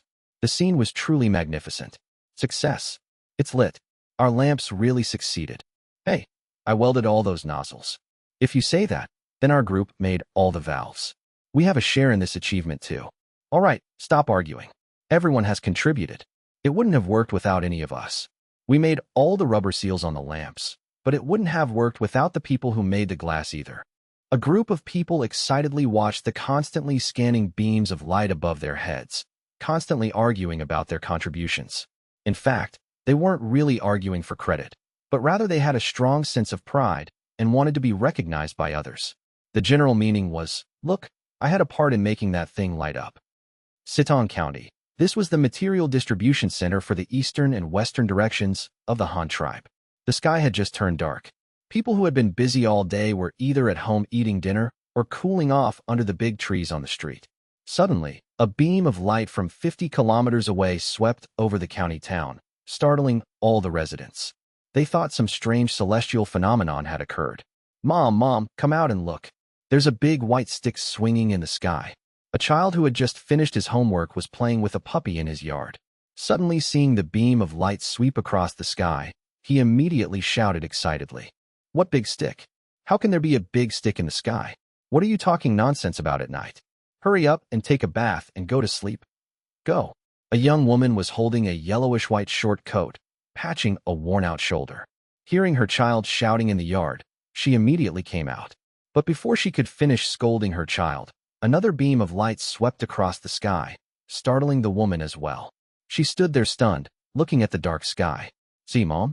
I wasn't lying. Our teacher at school said lying is wrong. The child said, dropping the family dog and defending himself proudly. Just then, another beam of light swept across the county town again, causing some panic in the urban area. Many residents came out of their homes to the alley entrances and streets, gathering together to discuss what that thing was. Husband, come and see what that is in the sky. There's a white pillar swinging in the sky. It looks scary. It's so big and flying so low. I hope it doesn't fall from the sky, the woman said to her husband in a panic. The man was taking a shower with a wooden bucket. Hearing his wife shout, he came over in his straw sandals. Wiping his body, he looked up at the sky. The huge white beam of light swept across the sky at regular intervals of about 10 breaths, which was very eye-catching. The man frowned in thought, suddenly remembered something, and then said to his wife and child, I know. This is from the lighthouse in Weishan Commandery. Lighthouse? What's that? You're saying this big stick is from Weishan Commandery? What's the use of it? The woman asked doubtfully. Dad, what's a lighthouse? The child also asked curiously. What big stick? That's a beam of light from a lamp.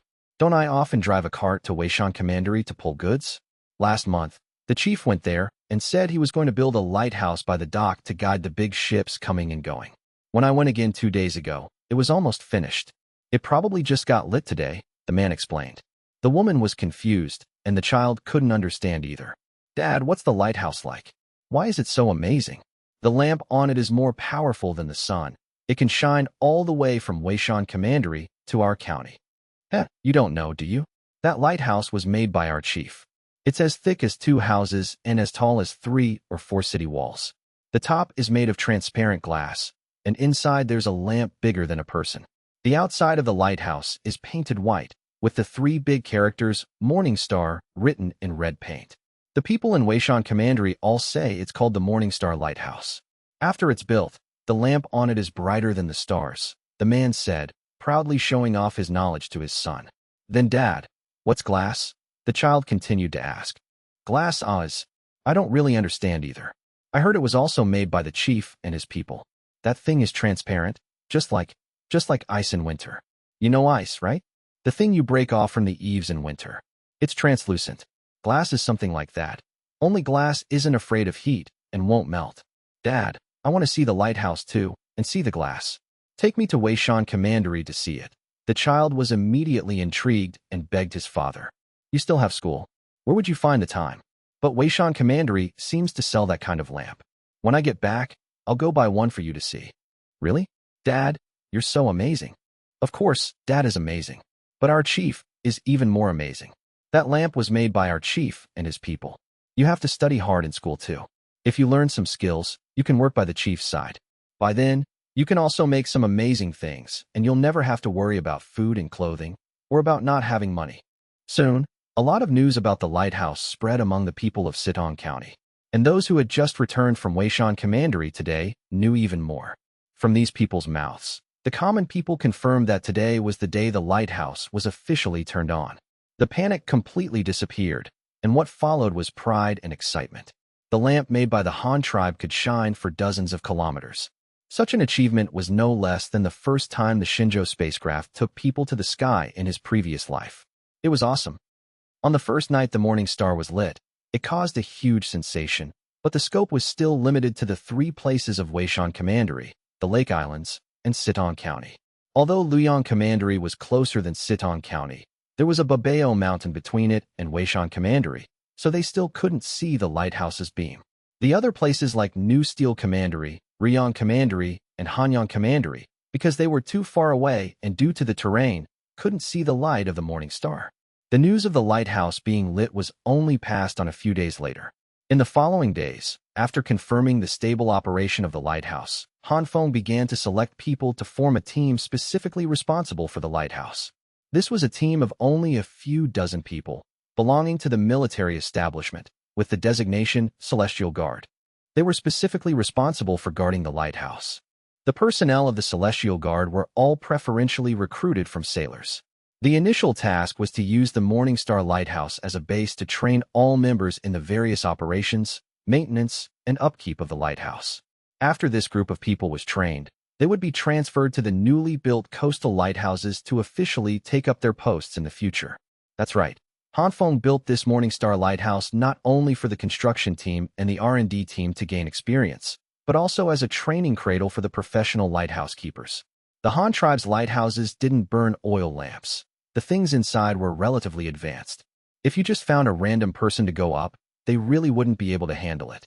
In addition, the reason for recruiting so many people at once was that Han Feng planned to implement a rotational system for lighthouse duty. Keeping a lighthouse was really lonely. This one in Weishan Commandery was of course nothing, but coastal lighthouses were generally built in dangerous sea areas, surrounded either by the vast sea or by uninhabited barren islands. You wouldn't see a person for days. At most you would see a ship passing by in the distance. And with the Han tribe's current situation, there might not even be a ship every day. Under such circumstances, having 1 or 2 people stationed at the lighthouse for a long time would drive them crazy. So Han Feng decided that a small flag would be responsible for one lighthouse. Each small flag had 12 people, divided into groups of 2 to take turns guarding the lighthouse. When there were material supplies or parts repairs, and one group of team members couldn't handle it, they would call the entire small flag to work together. The salary for guarding the lighthouse was definitely high. After all, this job was both dangerous and particularly boring, and required frequent day-night reversals and staying up late. It would be unreasonable if the salary was not high. But Han Feng was also unwilling to spend too much money, so he implemented a system of basic salary plus subsidies. The basic salary was fixed.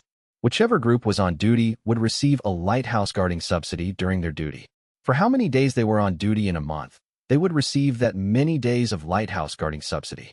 This was equivalent to always spending the money for 2 people to support a lighthouse keeping team. The cost was still very cost-effective. After making the training plan for the Celestial Guard, Han Feng quickly started the design tasks for the Dawn Lighthouse and the Arcade Lighthouse. The Dawn Lighthouse would be deployed on the reef on the east side of Bamboo Island to guide the ships coming and going to the Envoy mission. The Arcade Lighthouse would be deployed at the mouth of the Tang tribe's river to guide the local shipping routes. Morning Star, Dawn, Arcade. All the lighthouses were named after stars. This was also the origin of the designation of the Celestial Guard Lighthouse Keeping Force.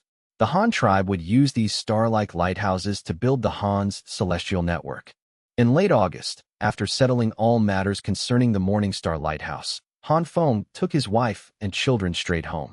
He still had many things to do: design new coastal lighthouses, new seagoing vessels, and specialized fishing boats more suitable for sea fishing. But these were all tasks that involved drawing blueprints, so there was no need to stay in Weishan Commandery. Returning home now was just the right time to plan for the new house. The family traveled by horse-drawn carriage and soon returned to Hanyang Commandery. On the day he arrived home, Han Feng ordered the demolition of the metallurgy workshop in Hanyang City. This plot of land would be the site of their new home. Although it wasn't very large, it was more than enough for a villa with a private courtyard. Well, as the chief of such a large tribe, it wasn't excessive for him to live in a villa. It wasn't like he was building a palace, so it couldn't be considered a waste of labor and resources. Han Feng didn't need to personally oversee the demolition of the metallurgy workshop. He just signed a few orders, distributing the existing iron forging equipment to the 3 counties under Hanyang Commandery, allowing them to set up their own blacksmith shops. As for the mold casting equipment, it was transported to New Steel Commandery to be put to some use there. The bricks and wood from the demolition were repurposed. The old bricks were kept directly for building the new house, saving the need to fire new ones, and the wood was sent to the nearby timber processing plant to be used if possible, even if it meant sawing the roof beams to make a few tables. For the next few days, Han Feng shut himself in at home and began to work on the blueprints. The lighthouse was simple. With the experience from the first one, the subsequent Dawn lighthouse could be modified based on the morning star. Considering the local sea conditions and climate, Han Feng decided to use natural rock as the building material. He remembered from his previous life that several stone-built lighthouses abroad had stood for over 100 years in harsh winds and waves, which proved that stone lighthouses were very durable. Having decided on the material, Han Feng immediately sent a message via Flying Eagle to Shou Ya, who was far away on Bamboo Island, instructing him to use local resources to quarry stone from the cliffs on the eastern part of Bamboo Island and carve the stone into bricks. Regardless of when the lighthouse would be built, they should start preparing now. Otherwise, when the time came, they wouldn't be able to build it without materials. As for the structure and shape of the lighthouse, Han Feng chose a more stable and wave-resistant polyhedral shape, finally settling on a regular octagonal conical tower. Because the tower body would be a full 60 meters high, the base had to be larger to be stable enough. The conical design, wide at the bottom and narrow at the top, would leave more space at the base of the tower, allowing for more supplies to be stored. The reason for choosing an octagonal shape was mainly because Han Feng wanted to paint directional markers directly on the tower body. He would paint the 8 markers for north, south, east, west, and the 4 intermediate directions on the outer walls. A regular octagon was perfect for this. By then, even if a ship at sea lost its way, as long as it saw the characters on the lighthouse, it would know which way it was going. A lighthouse was a landmark, so of course, the simpler and more eye-catching, the better. After finishing the lighthouse, next came the sea vessels and fishing boats. For sea vessels, even without new ships, they could make do with the existing sailboats for now. But fishing boats were a different matter. None of the Han tribe's existing ship models were suitable for sea fishing. This had to be redesigned. To design a new ship, one first needed someone to propose various specifications, but the Han tribe had no one. In this regard, only Han Feng himself knew a little. First, determine the user group. Of course, it would be the native fishermen. And these people had no money, so whether it was renting or selling, it would be difficult. Therefore, the first requirement was that it couldn't be too expensive, which meant costs had to be compressed. There was no other way to compress costs. Even if you used inferior materials, it was still a ship. So, he directly limited the ship type to be smaller, restricting its size. At the same time, to meet the conditions for sea fishing, it couldn't be too small, or it wouldn't withstand the wind and waves. After weighing the pros and cons, Han Feng chose to use the existing double-masted sailboat as a blueprint and modify the new ship type based on it. The reason for choosing this model was that its size was very suitable. 10 or 8 meters was about the size of the Han tribe sampans, which could only be rowed a little. Anything under 20 meters wasn't considered large, but anything over 20 meters was too big. Therefore, a ship length of around 20 meters was most appropriate. Then, considering the ship's speed, stability, and cargo capacity, Han Feng set the length-to-width ratio at 3:1. The final data was thus decided: 18 meters long, 6 meters wide. Because it was a sea vessel, and it needed a large cargo hold for the fish catch, and it had to be resistant to wind and waves to enhance its seaworthiness, Han Feng ended up with a design that was round at both the bow and stern, with a longitudinal cross-section in the shape of an inverted omega. It had a large belly and a small opening, a deep draft, high stability, large cabin space, excellent wave-piercing performance when empty, and a stable hull when fully loaded. In fact, achieving this was very easy. You just had to set up a square cargo hold inside a round hull. Then, 4 hollow compartments would be created around the cargo hold.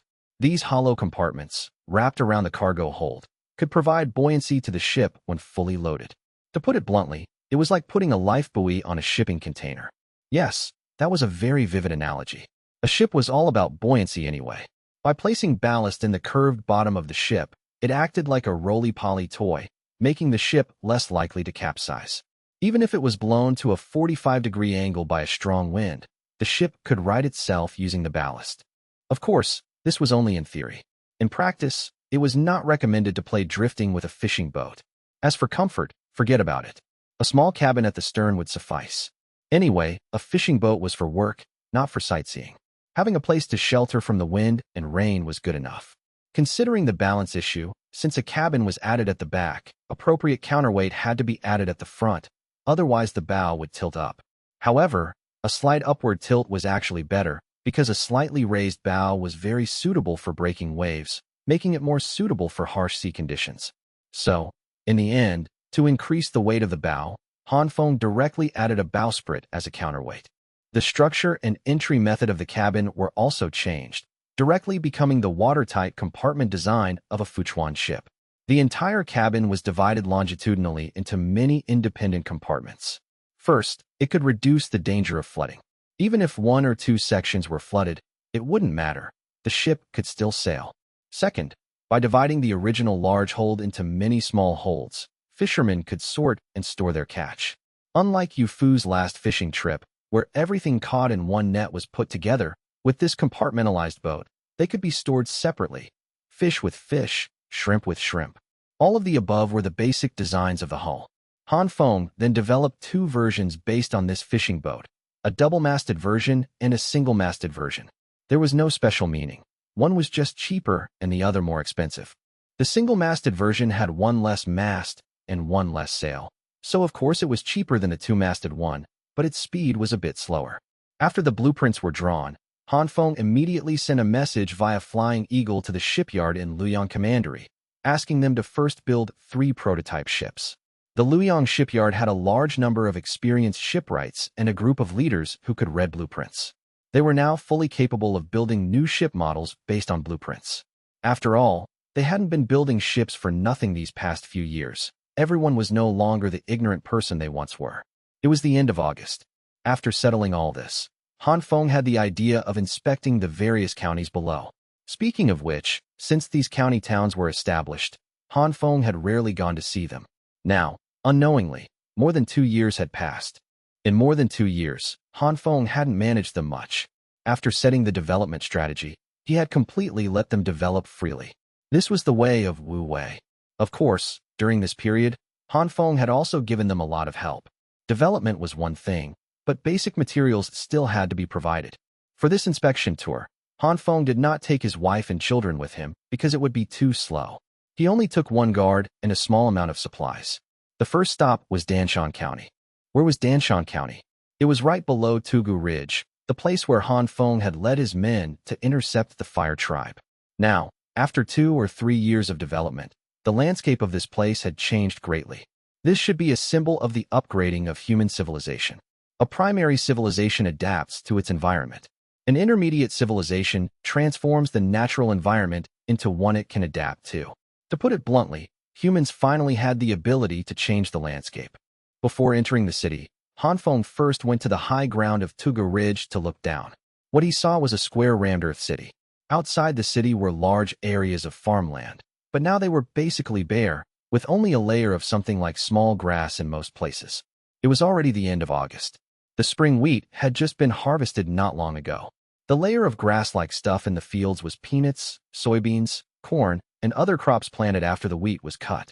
They were now half a foot high.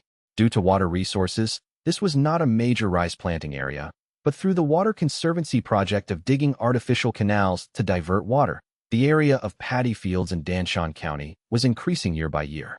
And in the auxiliary fields on the other side of the city, the women also planted a lot of cash crops. There were their own vegetable gardens, and some people planted mulberry and hemp. Lacquer grass was everywhere, and even cumin, a spice crop, was not uncommon. Except for the vegetable gardens, the other things were not of much use to themselves, but they could be sold for money, which was also a considerable income for the farming households. After first inspecting the local agricultural planting situation outside the city, Han Feng then came into the city. As soon as he entered the city, he was greeted by a busy scene.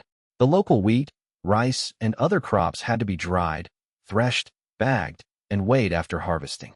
After paying the agricultural tax, they would leave enough grain for their own consumption in their small warehouses, and the rest could be sold to the official granary. This was their income for the year. Of course, the income was not limited to this. Other things had to be added.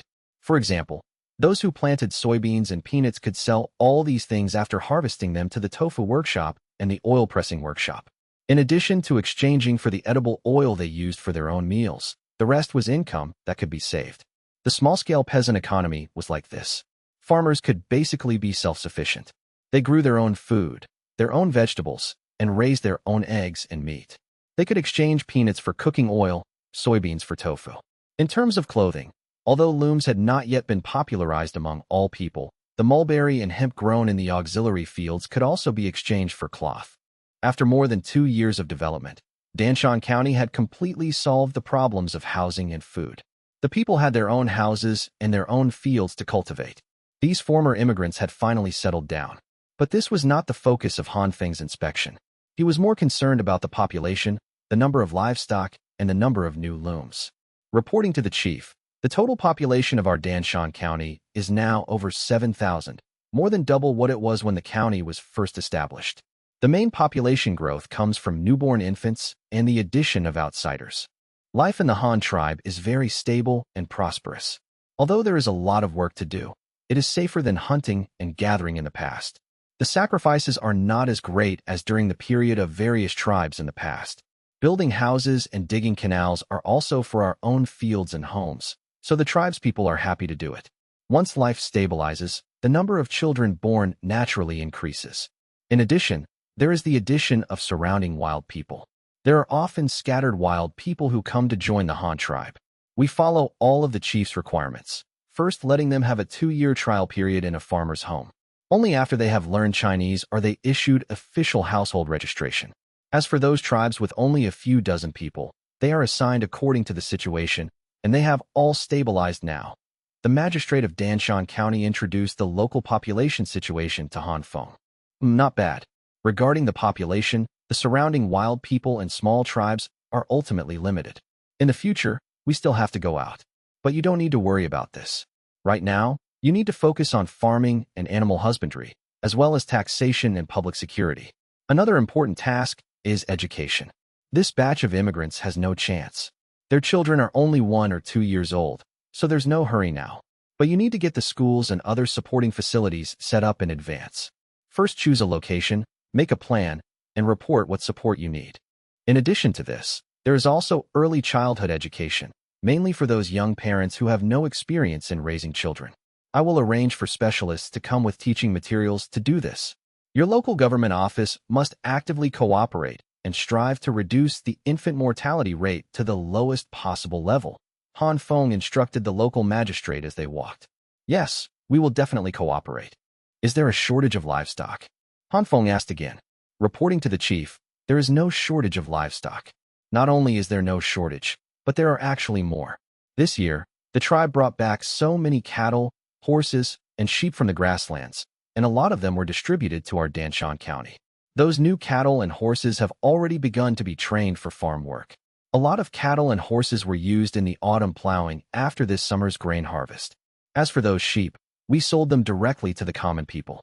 It's not very useful for the animal husbandry department to raise them centrally. It's better to sell them to the common people. Now, in Danshan County, even those who didn't have pigs at home before are raising mountain goats. The magistrate introduced again. Let the animal husbandry department keep a close eye on this aspect as well. They must do a good job of epidemic prevention and also help the common people solve difficulties. They should often organize people to teach the common people breeding experience. They can divide it by district, with one person responsible for a certain number of households. Choose a time when everyone is free. Gather the people together to give lectures. Also, before winter, they must assist the common people in preparing winter fodder. Han Feng once again put forward his suggestions on animal husbandry. Yes, please rest assured, Chief. By the way, I mentioned last time that all localities should set up their own textile factories. How is that going now? After finding that he had checked almost everything he needed to know, Han Feng once again asked about the textile business he was concerned about. When the magistrate of Danshan County heard the chief ask about textiles, he immediately led Han Feng to inspect the factory. Last year, as the Han tribe's territory and population grew, the single textile factory in Hanyang City could no longer meet the tribe's demand for cloth. The textile factory in Rian Commandery, however, primarily produced high-end silk, which ordinary people couldn't afford. In response to this situation, Han Feng quickly issued an order for the textile handicraft industry to be decentralized. First, the 3 counties under Hanyang Commandery, with the support of technical teams sent by Han Feng, began to produce their own weaving looms and other textile equipment. They then encouraged the local cultivation of specialty fiber crops, recruited idle female workers for skill training, and ultimately succeeded in establishing county-level textile factories. Take Danshan County, for example. Its population was actually larger than that of Hanyang City in the beginning, and even now, they were comparable. Therefore, the output of fiber crops produced locally was no less than that of Hanyang City. The weaving looms and other equipment were all produced by local carpenters under the guidance of master craftsmen sent from the commandery, so in terms of production equipment, they were also on par with Hanyang City. If there was one thing that was most distinctive, it would definitely be the different raw materials. That's right, the raw materials were different.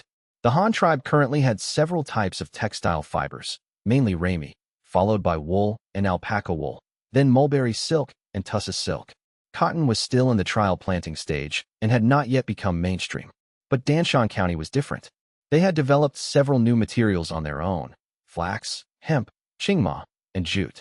The reason for this phenomenon was, of course, the meritocracy system introduced by Han Feng, who told Han Feng to say that as long as one came up with a practical invention or discovered a new material for the tribe, they could be promoted in rank based on it. Wasn't this just forcing those who wanted titles to actively search for them? So, there was a reason why the Han tribe could develop so quickly. This was an advantage brought by the system. Plants like flax and ramie were actually very common. In the mountains, they were like weeds, growing all over the place. It was just a matter of whether you recognized them or not. It was impossible for Han Feng to recognize all of them, and it was also impossible for the common people to recognize all of them. But this did not prevent those who wanted titles from collecting them all and taking them home to experiment with one by one. They could always find a few that could be used. The 4 new types of hemp in Danshan County came about in this way.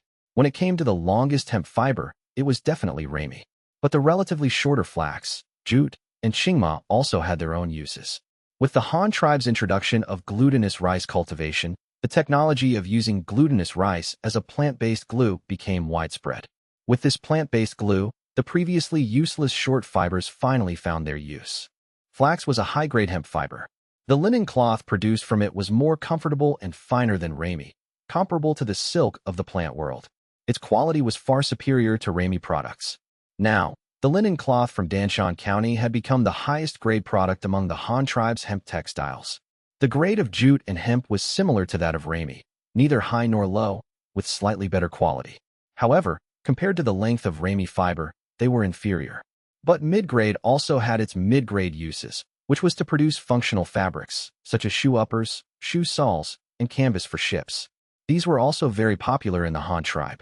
Finally, the remaining qingma with shorter fibers was all used to produce hemp rope and sacks, which also sold very well. Han Feng walked into the textile factory in Danshan County and was greeted by a busy scene. The entire factory workshop was filled with the clattering sound of looms, a symphony of treadles and flying shuttles. He silently counted. There were 120 flying shuttle looms in the workshop alone, and each one was being operated continuously. In modern terms, that was full power operation. As for the combing machines and spinning machines, they were in another workshop. What kind of cloth is produced here? Give me an introduction, Han Feng asked the magistrate beside him. Reporting to the chief, there are a total of 120 flying shuttle looms here. 50 of them are for producing linen cloth. Because linen cloth is comfortable to wear, it sells very well in the summer. It also sells very well in the autumn and winter seasons. At that time, it is mainly used to make underwear, with a rougher ramie cloth used for outerwear. so our linen cloth has always been very popular. The remaining 70 looms are all producing canvas at full capacity. As for things like sacks and ropes, we mainly send the raw materials directly to Fuma Pass and have them produce them, because the scale of sisal cultivation at Fuma Pass is the largest in the Han tribe. The magistrate quickly introduced to Han Feng. Han Feng nodded. He also gleaned a lot of information from his words. The current layout of the Han tribe's textile industry was very distinctive, with each place having its own specialty. For example, Danshan County focused on producing underwear fabric and canvas. Matian County was built on the foundation of Shou Ya's hometown, the Bian tribe. The large fields of Rami there were already established, and their main products were outerwear fabric and bedding. Fuma Pass, on the other hand, basically did not produce cloth. Instead, it was deliberately turned into the Han tribe's manufacturing center for sacks and ropes, who told them that both sides of the pass were mountainous. It was most suitable for planting sisal. And the characteristics of sisal, strong tensile strength and resistance to acid and alkali, made it the best raw material for making ship ropes. In the future, Han Feng also planned to promote sisal to Bamboo Island and the Tang tribe, to squeeze their agricultural land area, and also to produce ship ropes and canvas locally. And in Hanyang City, the capital of these 3 counties, when it came to textiles, there was no specialty. Because Hanyang City did a bit of everything, was very proficient in everything, but the scale of any one type could not compare to other places. Why? Because Han Feng was here. The biggest feature of Hanyang City's textile industry was not that any one type had formed a scale, but its status as the leader of the entire tribe's textile technology. Whether it was spinning, weaving, or dyeing, Hanyang City was number 1 in terms of technology. The textile workshop here was like a research and development center. All new materials had to be tried here first. After the process was figured out, it would be passed down and promoted. The flax weaving in Danshan County, the technology of using glutinous rice paste as a plant-based glue, was developed in Hanyang City and then fed back. As for Rion Commandery, it was also very distinctive. It was now the Han tribe's largest silk textile base, with a wide variety of silk products. This year, at Han Feng's suggestion and under Shou Dai's leadership, Rion Commandery successfully launched a silk-hemp blended fabric. It was made by blending tussa silk and flax. The finished product was a linen cloth that reflected light. Its comfort was better than flax, and its colors were also very vibrant. Coupled with the unique reflective effect of brocade, it immediately became a mid to high-end bestseller. Those who couldn't afford pure silk could also consume this silk-hemp cloth. New Steel Commandery and Weishan Commandery need not be mentioned. These 2 commanderies were not involved in textiles at all. One was an emerging steel giant with important strategic significance in the Han tribe. The business of Weishan Commandery, apart from agriculture, was now mainly developing local specialty economies such as sugar making, wine brewing, and high technology. After all, those few lake islands in the Great Lake were close to them. Luoyang Commandery also had its own set of skills in the textile industry. It was the Han tribe's largest wool textile base and also the largest leather goods base. Because after absorbing the Jinjiao tribe, almost all the Saiga antelopes were brought here. Later, after managing the grasslands, because this was an open plain area and was also next to a large river, most of the mountain goats and sheep brought back from the grasslands were also sent here, making it the commandery with the largest scale of sheep farming in the Han tribe. Therefore, it had the most wool and sheepskin. Of course, the local people of Luoyang Commandery also planted some flax and rami. In addition to paying taxes, they also actively developed a wool-hemp blended fabric in response to the chief's call for blending. It was very thick and very soft, with the main components being wool and flax. It was a very good winter coat fabric. As for Dongxing Commandery, it's not worth mentioning. After all, it was a new commandery. Just digging coal was enough to keep them busy. Don't even think about weaving. It would be a success if they could get the grain and coal mining in order. After visiting all these commanderies and counties one by one, the autumn corn planted in the fields was already waist-high. By mid-September, Han Feng once again came to Luoyang Commandery. It had been 2 months since the carbide lamp came out, and it was now beginning to appear in various places. However, limited by production, it had not yet been popularized. Only Luoyang Commandery and Weishan Commandery had received more goods due to their geographical advantage of being close. The carbide lamp began to change the lifestyle of the Han tribe. This cheap and super bright lighting equipment, with the commissioning of the lighthouse, quickly spread among the common people. Every household dreamed of owning a carbide lamp. Even the young people getting married in the Han tribe now regarded the carbide lamp as a must-have for marriage, comparable to buying a car and a house in Han Feng's previous life. With sufficient light for illumination, the nightlife became even richer. In the past, going to bed early was a necessity. Now it was different. As long as you were willing to spend money, no one would care if you kept the lights on at home for most of the night. The most obvious change was that carbide lamps began to be popularized in public institutions. First were the schools. 5 or 6 carbide pendant lamps could illuminate the entire classroom as brightly as day. The era of not being able to have classes on cloudy days was finally over. Now, schools even had early morning self-study sessions. And in the shops on the street, this was mainly in the 3 commanderies of Ruyang, Luoyang, and Weishan. They had the most street-side shops. Now, the business hours of these shops were extended, staying open at night until the curfew, around 10 o'clock. This way, those who had been busy all day could come out to shop at night. It even gave rise to night markets, which was unimaginable in the Han tribe of the past, which was deserted as soon as it got dark. The most surprised by this was not others, but Niu Wei, who was in the Han tribe, also known as the Shang elder of the Ecchi tribe. This guy had been studying in Hanyang City for over a year. He could basically read and write common characters, and he no longer needed a translator to communicate with others. This time, hearing the news that Yu Fu had returned from Bamboo Island, he took the initiative to ask to follow Han Feng to Luoyang Commandery to have a look, mainly to welcome Yu Fu's return and to ask about the situation back home, as well as the cooperation between the Han tribe and the Ecchi tribe. There were some things that the tribe didn't know, but Niu Wei, who was in the Han tribe, was very clear. He was afraid that his tribe would suffer losses in the cooperation with the Han tribe, so he made a special trip to see. Han Feng came to Luoyang Commandery also to wait for Yu Fu's return, but he wouldn't just wait foolishly here. Using limited time to do more things was Han Feng's principle. This time, besides waiting for Yu Fu's return, he also had to inspect the trial production of the new ships and the packaging and sales of liquor. Han Feng was very confident about the shipbuilding. He just wanted to take a look. This kind of small boat was not difficult for the Luoyang Commandery shipyard. Besides explaining the design of the watertight compartments to everyone, there was basically nothing he needed to guide himself. What interested Han Feng the most was actually the white liquor in glass bottles. This was definitely something new. Regarding how to use glass bottles to hold white liquor, several plans were derived. Of course, they were mainly based on 2 schemes, glass bottles with corks and glass bottles with screw caps. But these 2 also had their own characteristics, and it was not a matter of which was better or worse. Han Feng was really a bit undecided for a while. Using jars as containers for wine was inconvenient for transportation and handling, and it was easy to spill when pouring, causing great waste. You had to know that this was all brewed from grain. How could Han Feng bear to waste it? So, taking advantage of the momentum of the successful development of glass, he launched the experimental project of bottling white liquor in glass bottles. Glass bottles were easy to make, just blow them in a mold. But how to seal them for wine was a problem. Corks were similar to the packaging of red wine.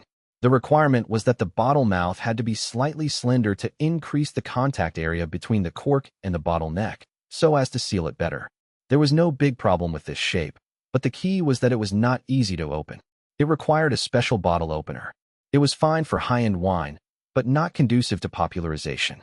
So, after thinking about it, screw caps were the most cost-effective. But this was more difficult technically. First was the thread on the bottle mouth, which was not easy to handle. Han Feng's suggestion was to first blow a bottle, and after the whole bottle was done, then process the bottle mouth. After all, the multiple processing of glass was actually very common. Finally, specifically for this process, Han Feng also created a special machine. The process flow was to first blow a glass bottle in a whole bottle mold, then remove the metal blowpipe, clamp the bottle body with a holder, and heat the bottle mouth and a second time. After the bottle mouth was red hot and soft, the bottle mouth was put on a round metal mold rod. A lever was used to operate 2 halves of a metal mold with internal threads to clamp the bottle mouth and apply pressure to shape the bottle mouth threads. Then, the excess red-hot glass was cut off with a knife, and finally, the bottle mouth was rounded. For the bottle caps, Han Feng chose 2 types, thin iron sheet and thick iron sheet. First, a hydraulic press was used to stamp out the prototype of the bottle cap, and then a hand-cranked lathe was used to extrude the threads on the bottle cap. This was obviously much more difficult to process than the cork-style sealing method, but it had more development potential, so Han Feng didn't mind spending a little more effort. Corks could only be used on narrow-necked bottles, but screw caps were different.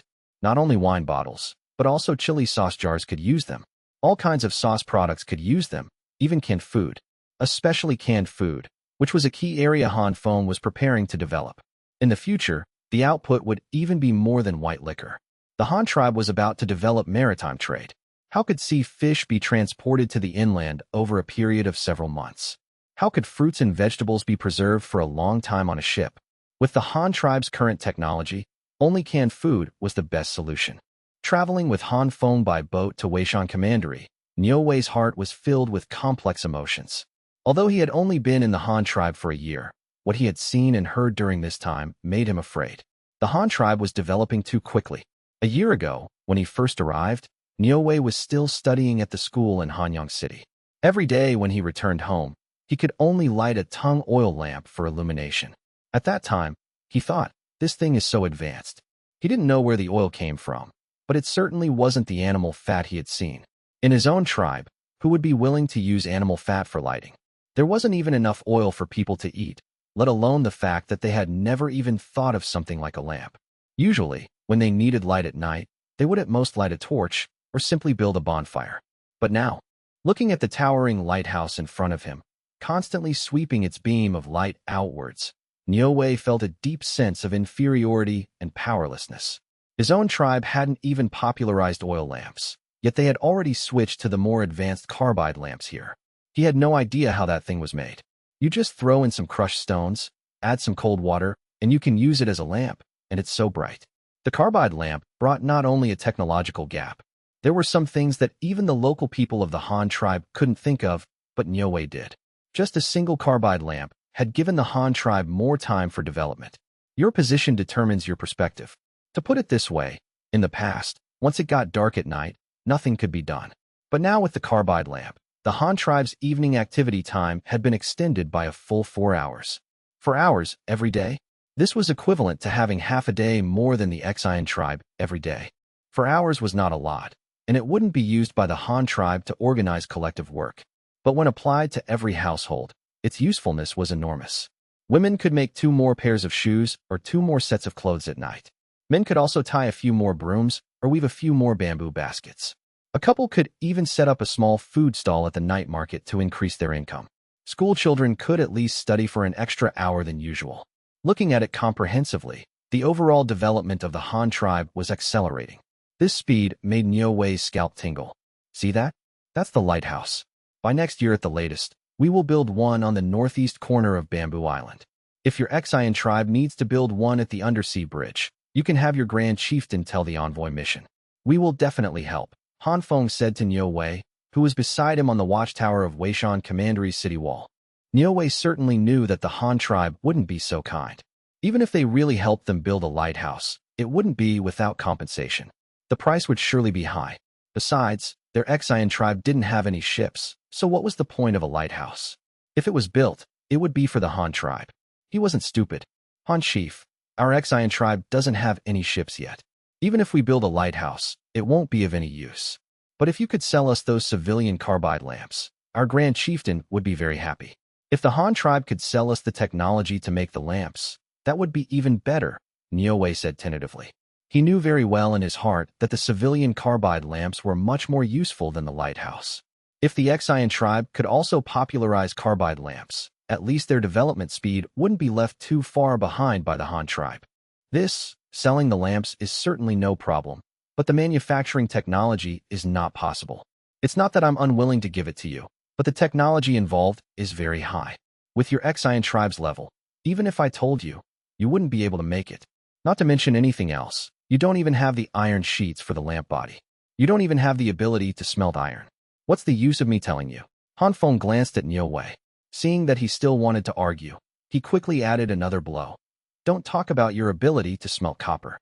Copper can't be used to make carbide lamps at all. We've already tried. It's precisely because copper sheets don't work that we use iron.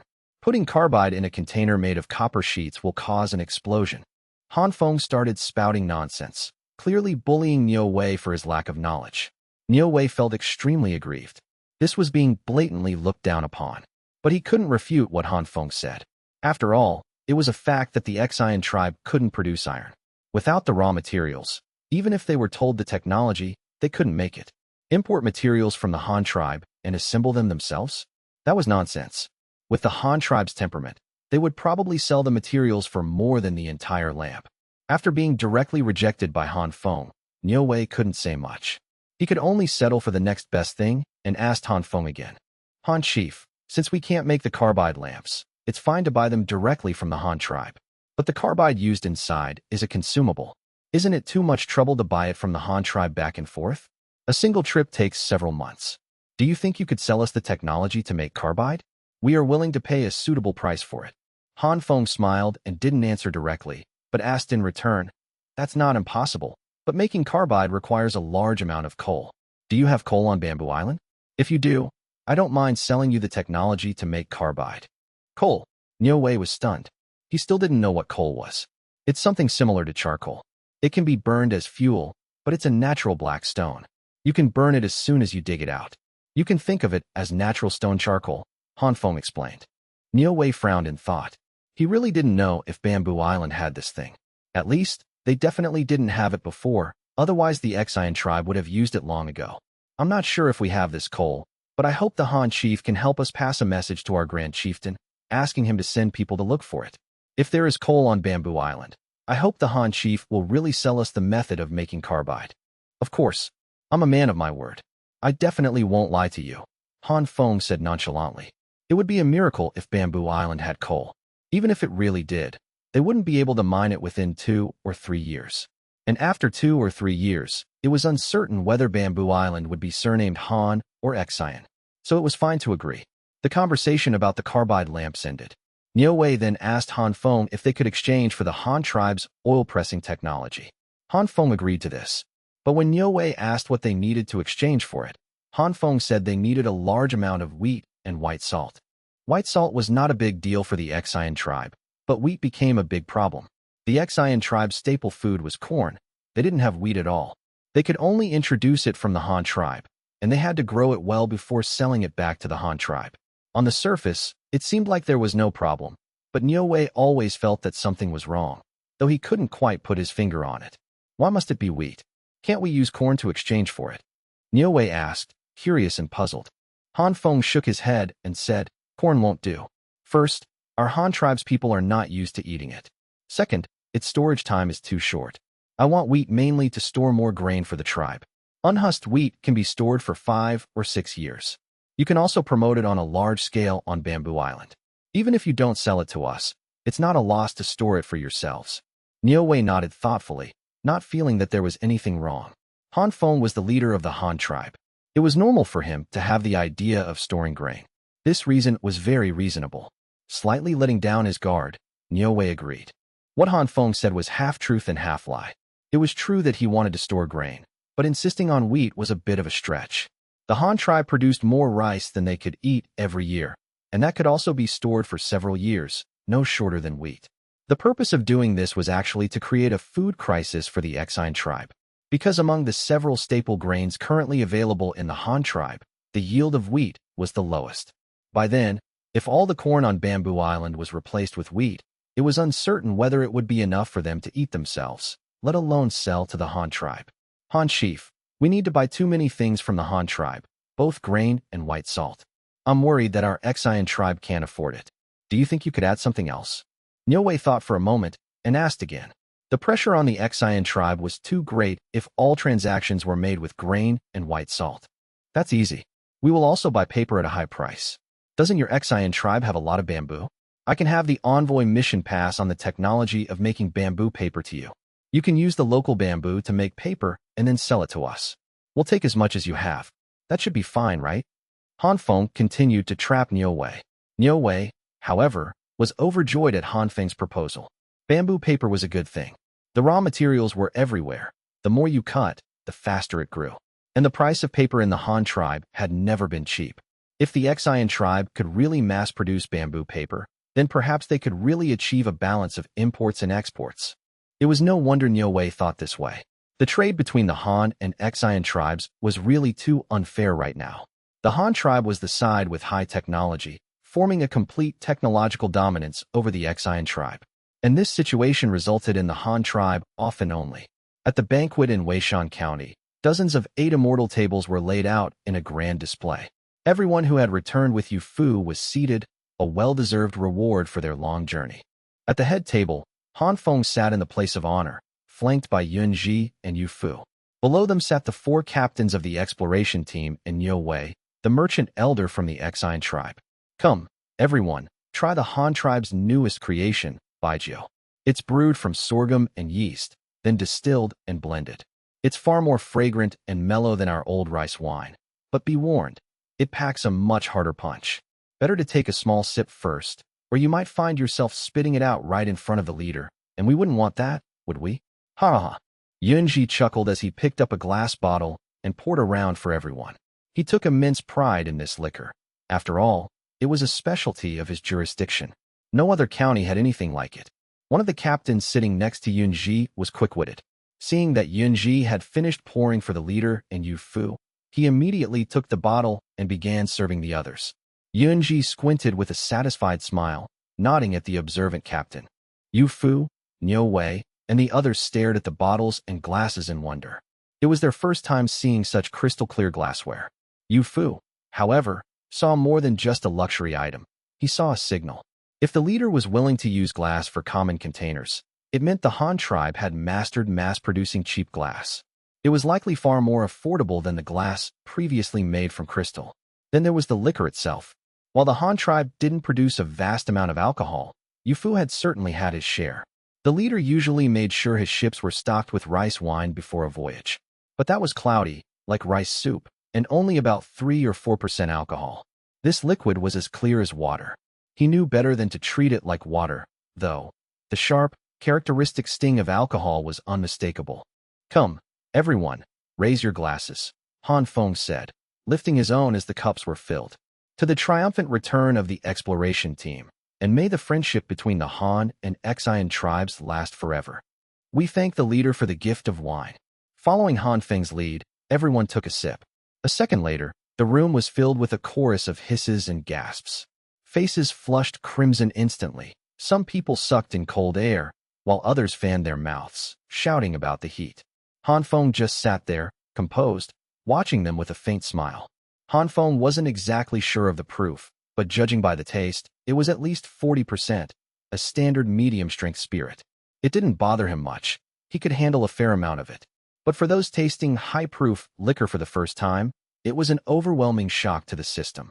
Almost everyone at the table shared the same expression, holding their breath as if fire were about to erupt from their nostrils. The mellow liquid slid down their throats and into their stomachs, leaving a trail of burning heat in its wake.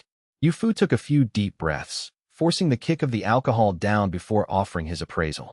Leader, this wine is incredibly fragrant and clear as water, but the strength is fierce. It feels like fire in the belly. It would be excellent for warming the body in the winter. Indeed, Han Feng nodded. It's best for warming up in the cold. On regular days, it's better to drink sparingly. It's easy to get drunk, and that interferes with business. He gave them a firm look of caution. Alcohol could increase blood circulation, which scientifically helped with warmth, but alcoholism was a different story. It damaged the liver and ruined productivity. He had to set expectations early. After a few more bites of food and sips of wine, Yu Fu brought up his suggestions regarding maritime travel. Leader, if we want to develop sea trade, we must research new ships. The vessels our exploration team used this time aren't suitable. Sailing through storms was far too dangerous. On our first trip out, we hit a gale. Because the bulwarks were too low, the waves just kept crashing onto the deck. It nearly capsized us. He paused, the memory clearly vivid. Our ships also have a shallow draft, so they toss and turn violently in the waves. The cabin design isn't wave-proof either. One big wave flooded our quarters and soaked all our charcoal. For the next few days, until we reached Bamboo Island, we didn't have a single hot meal. We survived on dry rations and cold water. Looking back, it was a miracle we made it. Yu Fu spoke from experience, providing Han Feng with a clear direction for improvements. He was telling him exactly why their current river-going ships failed at sea. Han Feng had already considered these issues. Improving the design was easy, but he lacked the time. For now, the trade volume with the Xian tribe was small, and the larger existing ships could fill the gap. Dedicated seafaring vessels could wait a year or two. I don't have the time to overhaul sea ships just yet, Han Feng replied. For the next trip, use the three-masted ships instead. We only need a few.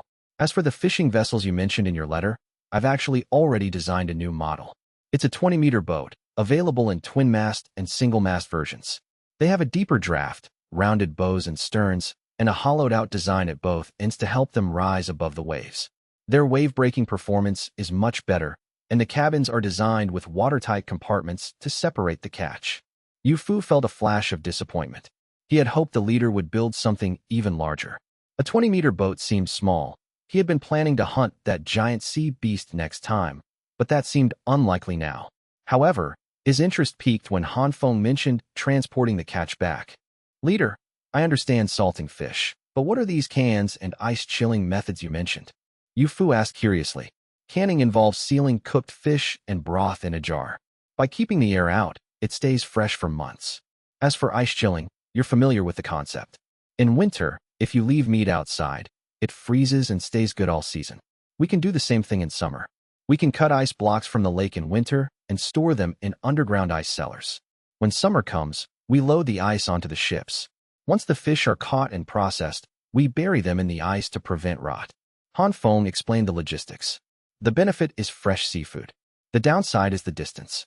The ice will melt over a 2 or 3 month journey. To make it work, we'd need to set up ice cellars along the route so ships can resupply. The group nodded, recognizing the logic. Chilled seafood was the best option, but also the most expensive and difficult to execute. Yu Fu, having had his fill of seafood at the coast, wasn't particularly interested in the logistics of shipping common fish back. Leader, I don't think canning or chilling sea fish is worth the cost. The journey is too long, and the price would be too high. Our people can just catch freshwater fish from the lakes and rivers here. It's much cheaper. If they really want a taste of the sea, dried fish is enough. We should focus our sea fishing on the coastal populations first. Or we could target specialty catches, rare fish, or valuable sea beasts. Yu Fu leaned in, his eyes bright. On our first voyage, we saw a massive sea beast. It was twice as long as our twin-masted ship. Its mouth was as wide as the ship itself. It swallowed schools of fish by the thousands in one gulp. If we could catch something like that, it might have incredible uses. But our ships are too small. Even our biggest ships are barely the size of that beast. Trying to capture it with what we have, it would be difficult. Han Feng laughed, surprised. You actually want to pick a fight with a beast that size? Aren't you afraid of capsizing and ending up in its belly? Afraid? Of course I was. Yu Fu admitted, the alcohol making him more candid. Leader, you haven't seen how terrifying that thing is. The first time we saw it, everyone was trembling, clutching the railings. We didn't dare make a sound, terrified it would flip us over for a snack. The table erupted in laughter at his honesty. Yu Fu didn't mind. He took another sip of baijiu and continued. There's no shame in being afraid of that. None of you have seen it. If you did, you'd be more scared than me. But I'm only afraid because our ships are small. If I had a massive ship that couldn't be flipped, I'd take men out there and give that monster a piece of my mind. We might actually bring it back. Yeah, if we had a ship that big, we'd try it. The other captains chimed in, emboldened by their leader's talk of the hunt. Even if we couldn't catch it, we'd carve a few 100 pounds of meat off it. Beside them, Niu Wei sat in a daze. It was his first time drinking, and his tolerance was non-existent. He was currently leaning on the table, nodding off, likely seconds away from a deep sleep. Yunji whispered with Yu Fu, asking for more details about the sea beast. He was fascinated. He had never even heard of such a creature. If the leader hadn't seemed to believe it, he would have assumed Yu Fu was just telling tall tales. Han Feng remained silent, his mind racing through the potential uses of a whale. If the profit was high enough, he wouldn't mind building a whaler. Whale meat wasn't the draw. There were plenty of other fish for that. But what else? Baleen could be used for corset stays or skirt hoops, but Han clothing didn't require such things. It could make combs, but they already had wood and horn. It could make umbrella ribs, but bamboo was cheaper. Whale oil was useful for lamps and candles, burning much brighter than vegetable oil. It was the standard for lighthouses and even ancient tomb lamps. But for the Han tribe, it was redundant. They already had carbide lamps. It could be used for soap, but was it worth the effort of a hunt? Han Feng realized he couldn't find a single compelling reason to hunt whales. If they weren't useful, why kill them? He shook his head at Yu Fu. If you really want to catch that sea monster, I'll give you 4 three-masted ships next time to try a hunt. But I doubt it's worth the trouble. Such a massive creature won't be easy to kill. You'd be better off catching more fish. Don't worry, leader. Next time, I'll do my best to bring one back. Yu Fu shouted, his face flushed with excitement. Han Feng hadn't promised a bigger ship, but 4 40-meter vessels were enough to give him confidence. Han Feng put the matter out of his mind. There were so many other species to focus on. Why obsess over whales when there were tuna, hundreds of pounds each, heavier than a pig? Or the moonlight hairtail and the rockstar yellow croaker. Those were easy to catch in bulk. He'd rather spend time researching clapper-luring rhythms or fish-attracting lights to draw schools into nets at night. That would be a far more practical harvest than chasing a whale. The great ship, of course, still needed to be built, but there was no rush. The Han tribe could take its time. Now that Yu Fu had opened the sea route to Bamboo Island, the Han tribe needed to construct a large number of smaller vessels, primarily 2-masted schooners, for everything from building a new harbor base to leasing fishing boats to the Action tribe. However, these ships couldn't all be produced by the shipyard in Luoyang County. That would severely slow down the progress on the larger vessel. So, Han Feng's plan was to gradually outsource the production of smaller boats. First, they would establish a shipyard at a coastal base and transfer some workers there. The shipyard in Luoyang County would then focus exclusively on building large ships and developing new designs. The new ship designs would naturally be centered around fishing vessels, and they had to be large enough to guarantee a substantial catch on each voyage. To maximize carrying capacity, Han Feng set an initial target for a behemoth 80 meters long and 16 meters wide, equipped with at least 6 masts, a molded depth of over 4 meters, and a full load displacement exceeding 2,000 tons. A ship like that would be twice the size of the Han tribe's current largest vessel, yet it would still be a little brother compared to modern ocean-going fishing trawlers. But Han Feng wasn't in a hurry. You had to eat a meal one bite at a time. Setting the bar too high from the start would only expose a host of problems. Failing to build it would be one thing. Building it only for it to meet with disaster would be a tragedy. A great ship like this would carry a crew of several hundred. An accident would be equivalent to the Han tribe losing an entire county seat, a loss they truly could not afford. Moreover, transitioning from small to large ships required changes in many construction techniques, especially at the joints. At the very least, a significant number of steel components would be needed to ensure the hull's integrity.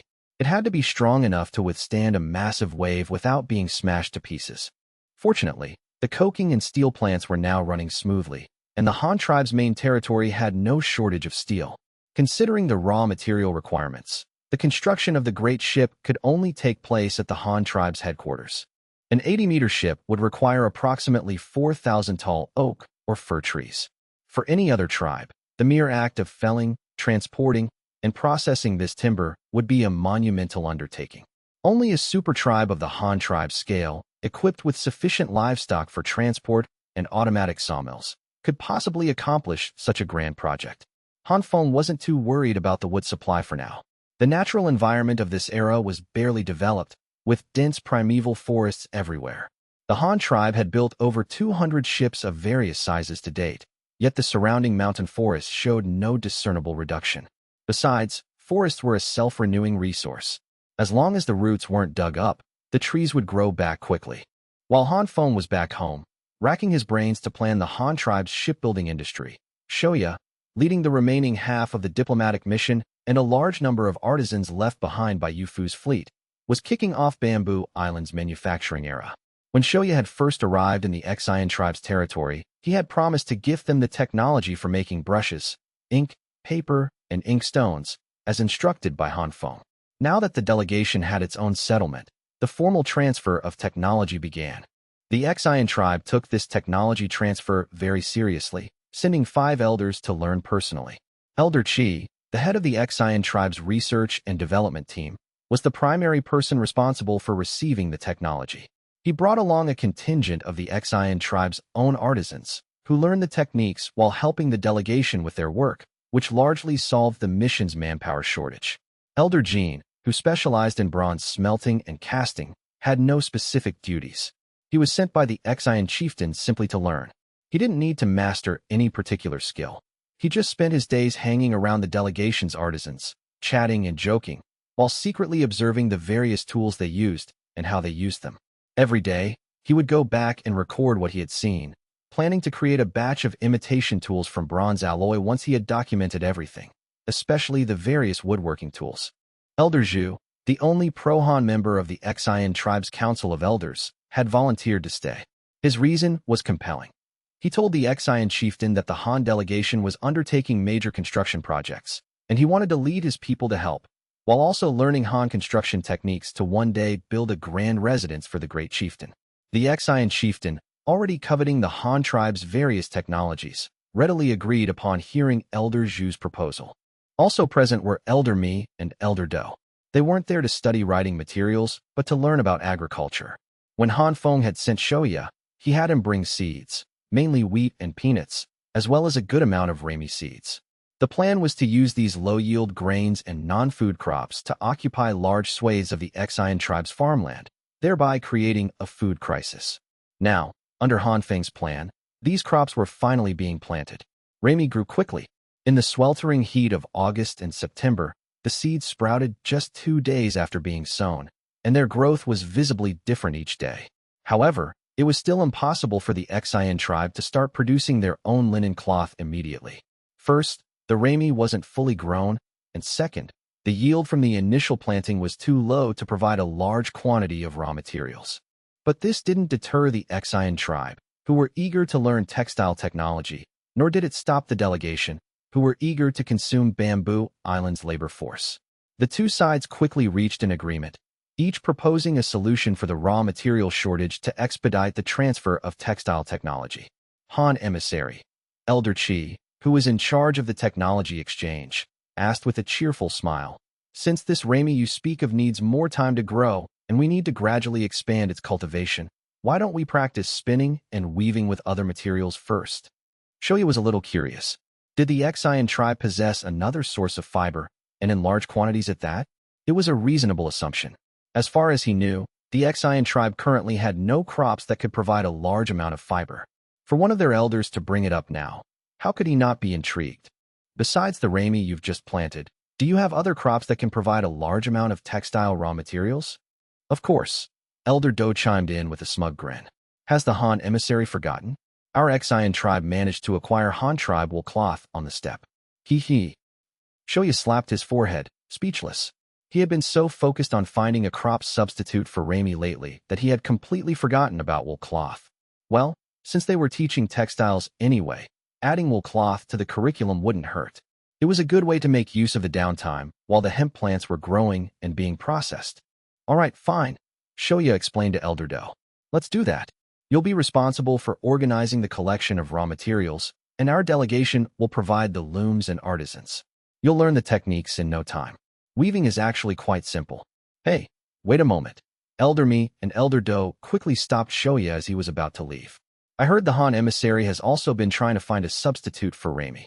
I wonder if you found one. If you have, please don't keep it to yourself. Shou Ya didn't hide anything from them. He calmly told the two. My solution is to find other types of hemp. Rami is just one of many. Hemp plants are quite common. Even if there's no wild rami on Bamboo Island, there must be 1 or 2 other varieties. What? You're saying our Xian tribe has its own hemp plants? What kind of hemp? Has the Han emissary found it? Where are these plants? Hearing Shou Ya's reply, both Elder Mi and Elder Do cried out in astonishment. They were utterly shocked. So, there wasn't just one type of hemp plant that could be used to weave cloth for clothes, and this stuff was growing right under their noses. This was truly like sitting on a mountain of treasure without knowing it. After their initial amazement, their selfish nature instantly surfaced. They hurriedly asked about the location of the hemp, hoping to bring these valuable resources under their own sphere of influence. Wouldn't that be like stumbling upon an inexhaustible treasure trove? Shou Ya didn't share their complex thoughts. He said casually, "They're right around here. Flax and hemp. I've seen them often, but I didn't know they were also types of hemp until our chieftain sent over information on several other varieties a few days ago. That's when I realized what they were." You're saying the hemp is right here in the vicinity? Elder Mi asked, his expression a bit strange. This wasn't quite what he had imagined. That's right, but hemp isn't exactly a rare plant. I imagine it can be found all over Bamboo Island. The delegation isn't familiar with the island's geography, and we don't have enough people, so I'll have to trouble you two elders with the task of collecting wool and hemp. Shou Ya instructed them again. Elder Me suddenly looked as if he had swallowed a bug. Shou Ya's words were like a critical hit, striking him right where it hurt. If hemp was everywhere, how could they monopolize it? How could they make a profit? But next to him, Elder Do's eyes suddenly lit up. He quickly agreed to Shou Ya's arrangement and pulled Elder Me away. Old Do, what are you pulling me for? Hey, didn't you hear what that guy said? He wants the two of us to go all over Bamboo Island collecting wool and hemp. Get it? Oh, let's go together, let's go together. The two walked off, muttering to each other. Shou Ya quickly assigned tasks to the various groups of artisans. The paper-making master took a group of apprentices assigned by the Ecchi tribe to find materials. To turn bamboo into paper, they first had to find suitable bamboo, mature, but not too old. Tender bamboo, around 2 years old, was ideal. After felling the bamboo, they trimmed the branches, split it into strips, bundled them together, weighed them down with stones, and submerged them in a small river to soak. This process would take about 3 to 4 months, until the tough bamboo turned pale and its fibers completely broke down, becoming as soft as noodles. Only then could it be taken out for the next steps, such as pounding and processing. The papermaking master assigned this task to the apprentices and then left it for the time being. He then led another group to find suitable bamboo to teach them how to steam the strips. They then used the processed bamboo strips to weave fine, dense mats, the special tools used in the paper lifting step. Next came the foot-powered trip hammers for pulping, the pulp vats for lifting paper, and the heated walls for drying paper. Although the raw materials weren't ready, the preparatory work was proceeding in an orderly fashion. Another group followed a local guide to search for limestone. Limestone was a common material, and Bamboo Island had it. It might not have been useful to them before, but now it was indispensable. For example, the best degreasing agent for washing wool was soap, but the Ecchi tribe didn't have any, so they had to use limestone instead. As an alkaline substance, it was perfectly fine for removing grease. Not only that, but limestone was also used in the pulping stage of papermaking. First, it acted as a catalyst to accelerate the decomposition of the materials, and second, it served as a bleaching agent, making the finished paper smoother. The ink-making master also took his local apprentices to dig a pine soot kiln. Another group went to find pine trees, felling some resinous branches to use as raw material. The collected pine resin would be used as a binder for kneading the ink. Making brushes was relatively simple. One master from the Han tribe and a few apprentices, no more than 10 people in total, were assigned to this task. It was a simple handicraft that didn't require any large machinery, so the Ecchi tribe assigned very few people to it. Inkstones, on the other hand, had little technological content. After a brief explanation to the local Ecchi tribe potters, they were left to figure it out on their own. At the delegation settlement where Shou Ya was, the focus was on teaching textile technology. The tabletop manual shuttle looms were still under construction, but simple backstrap looms had already been made. For spinning machines, the Han tribe provided the technology for a single wheel, single spindle, foot-powered spinning wheel. It was treadle-driven and could only spin one thread at a time, but it was still relatively advanced for its time. The moment the degreased wool, hand-combed into slivers on a nail board, was fed into the spinning machine and twisted into yarn, the crowd of Ecchi tribe onlookers was stunned. The elders, in particular, clicked their tongues in amazement, exclaiming at the brilliance of the Han tribe's technology. A few days later, having accumulated enough yarn, the textile group officially began their attempt at weaving cloth. This time, even more people came to watch, drawn by the news. After all, if this was successful, they might witness the birth of the Ecchi tribe's very first piece of cloth. Naturally, everyone was buzzing with excitement. A traditional backstrap loom required the weaver to sit flat on the ground, stretching their legs forward to press against the warp beam with their feet. But the one the delegation made was slightly different. They had fixed the traditional loom to a long bench. One end of the bench served as the warp beam, eliminating the need to use one's feet. The weavers simply sat at the other end of the bench, tied the cloth beam to their waist, and could begin weaving. This was the most primitive type of loom. Due to its structure, it could only produce narrow fabric, half a meter wide at most, suitable for making sacks at best. Making clothes or quilts would require a lot of piecing together. Furthermore, it had no treadle-powered heddle lifter, Separating the warp threads still required manually flipping a wooden board. But even with such backward technology, watching the cloth grow longer and longer in the hands of the Han master craftsmen still seemed incredibly advanced to the people of the Exine tribe. The technology transfer on Bamboo Island was proceeding in an orderly fashion. Reports of various successes constantly reached the Exine chieftain's ears, putting him in a rather cheerful mood. Regardless of whether the cross-sea bridge was ever built, his title as an enlightened ruler of his generation was secure. If nothing else, the Exine tribe had achieved a leap forward in development under his leadership. For instance, he was already using brushes, ink sticks, and inkstones produced by his own tribe. Although paper had yet to be made, he could now write on bamboo slips with a brush, which was far more convenient than the previous method of carving characters. With these self-produced writing tools, one of the Exine chieftain's daily tasks was to copy the Han rites and Han law gifted by the delegation. The Exine chieftain had no ideological reservations about learning the Han tribe's script. In this era, concepts like nation-states didn't exist. Everyone was the same kind of person, living in similar tribes. You learned from whoever had more advanced things. There was no awareness of cultural preservation yet. Although the Exine tribe had its own oracle bone script, the number of characters was very small. Some could only be defined as symbols. Calling them a writing system was a bit of self-deception, as it was completely unsystematic. It neither allowed for repeated combinations like an alphabet, nor possessed the precise structure of Chinese characters with their top, bottom, left, and right radicals.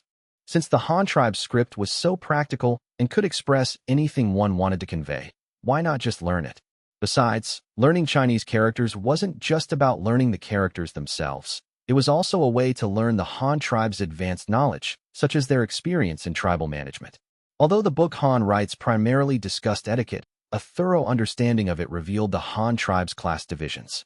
They deliberately used a system of titles and nobility to control their people, regulating their behavior through a complete set of rules for advancement. Take one example. Why was the Han tribe so technologically advanced? The Exine chieftain hadn't understood it before. But when he read in the Han Rites that anyone with a practical invention could be rewarded with a noble title in the Han tribe, gaining a higher social status than others, along with land grants directly linked to wealth, with such a great temptation laid before them, and a legitimate channel for advancement, who wouldn't try their best to invent things for the tribe? It would be against all reason if the Han tribe's technology developed slowly. Of course, the Exine chieftain was truly mistaken. The Han tribe's current fruitful achievements were entirely driven by Han Feng alone. However, his understanding wasn't entirely wrong either. This was precisely the effect Han Feng wanted. It would be a good thing if all the people could clearly recognize this. So, you can use rules to promote the speed and direction of a tribe's development. I've learned something new. No wonder our Exine tribe is so lifeless, with no vitality to speak of. Is it because our people have no way to move up? No matter how hard they work, they can only be the same as everyone else, so they've lost their ambition? While learning Chinese characters, the Exine chieftain absorbed the knowledge he needed from the Han rites, repeatedly pondering methods of tribal management. As the saying goes, a different profession means a different perspective on things, leading to different conclusions. The Exine chieftain was indeed a talented man. As the leader of a large tribe, the first thing he saw in the Han rites was a way to manage his tribe. Most students in the Han tribe couldn't do this. This was a change brought about by his position. For example, if you asked a small merchant from the Han tribe to read the Han rites, the first thing he would surely see would be business opportunities. When is the next festival? What needs to be prepared for it? Looks like I need to stock up in advance. And those young men about to graduate would only focus on the various wedding ceremonies in the Han rites, fantasizing about many inappropriate scenes. This is the change in perspective brought by one's status. Everyone's focus on the same thing is different. The Exine chieftain, having found a treasure, was very happy recently. When he was happy, he ate more, and in just a few weeks, he had put on a noticeable amount of weight. He became more and more open to the Han delegation's activities on Bamboo Island, granting them many permissions that he had previously withheld. At least, that's how it was for now. Because so far, the Exine chieftain hadn't discovered any ill intentions from the Han tribe towards them. He believed the Han tribe had already laid its purpose bare. Why was the Han tribe so actively helping his tribe? It was simply to monopolize the salt export trade from Bamboo Island. Among the many trades between the Han and Xian tribes, the only valuable hard currency the Xian tribe had was white salt. To obtain these advanced technologies and materials, the Xian tribe could only offer all the white salt they produced each year for trade. This would cut off the Xian tribe's dealings with the steppe. Whether this was the truth or not, the Xian chieftain felt he had seen through the Han tribe's strategy. Cutting off Bamboo Island's connection with the steppe, combined with the intelligence that the Han tribe was building a city and stationing troops on the steppe this year. Putting it all together, it wasn't hard to guess that the Han tribe was about to make a move on the steppe. But whatever the Han tribe was up to had nothing to do with his Xian tribe. Even if it did, the Xian chieftain didn't want to get involved. He felt that the Han chieftain had already given him enough of a hint. The Han tribe was willing to trade technology for the Xian tribe's non-interference. As long as he didn't meddle in steppe affairs, he would get the opportunity to develop rapidly. The Xian chieftain was, of course, happy to be a spectator. Only a fool wouldn't seize such a good opportunity. He believed this was an open plot laid out by Han Feng. However, this was all his own speculation. Han Feng, for his part, would admit to nothing. He just needed to follow his established plan. On the other side, Mao Dun, having lost the Xian tribe as a partner, was also having a very hard time. Without the Xian tribe, they lost a large amount of white salt and their channel for obtaining metal weapons. Since the Xian tribe's caravans disappeared from the steppe, even bamboo arrow shafts had become a rarity across the entire grassland. The herdsmen were reluctant to shoot their arrows casually. Selling arrow shafts was the exclusive business of the Xian tribe's caravans. The Han tribe didn't sell them at all. Now, if the nomadic tribes on the steppe wanted to make new arrows, they had to find the materials themselves. This caused them great trouble, to the point that the price of arrow-making materials on the steppe had skyrocketed, and they were still unavailable. Han Feng, of course, didn't care about any of this.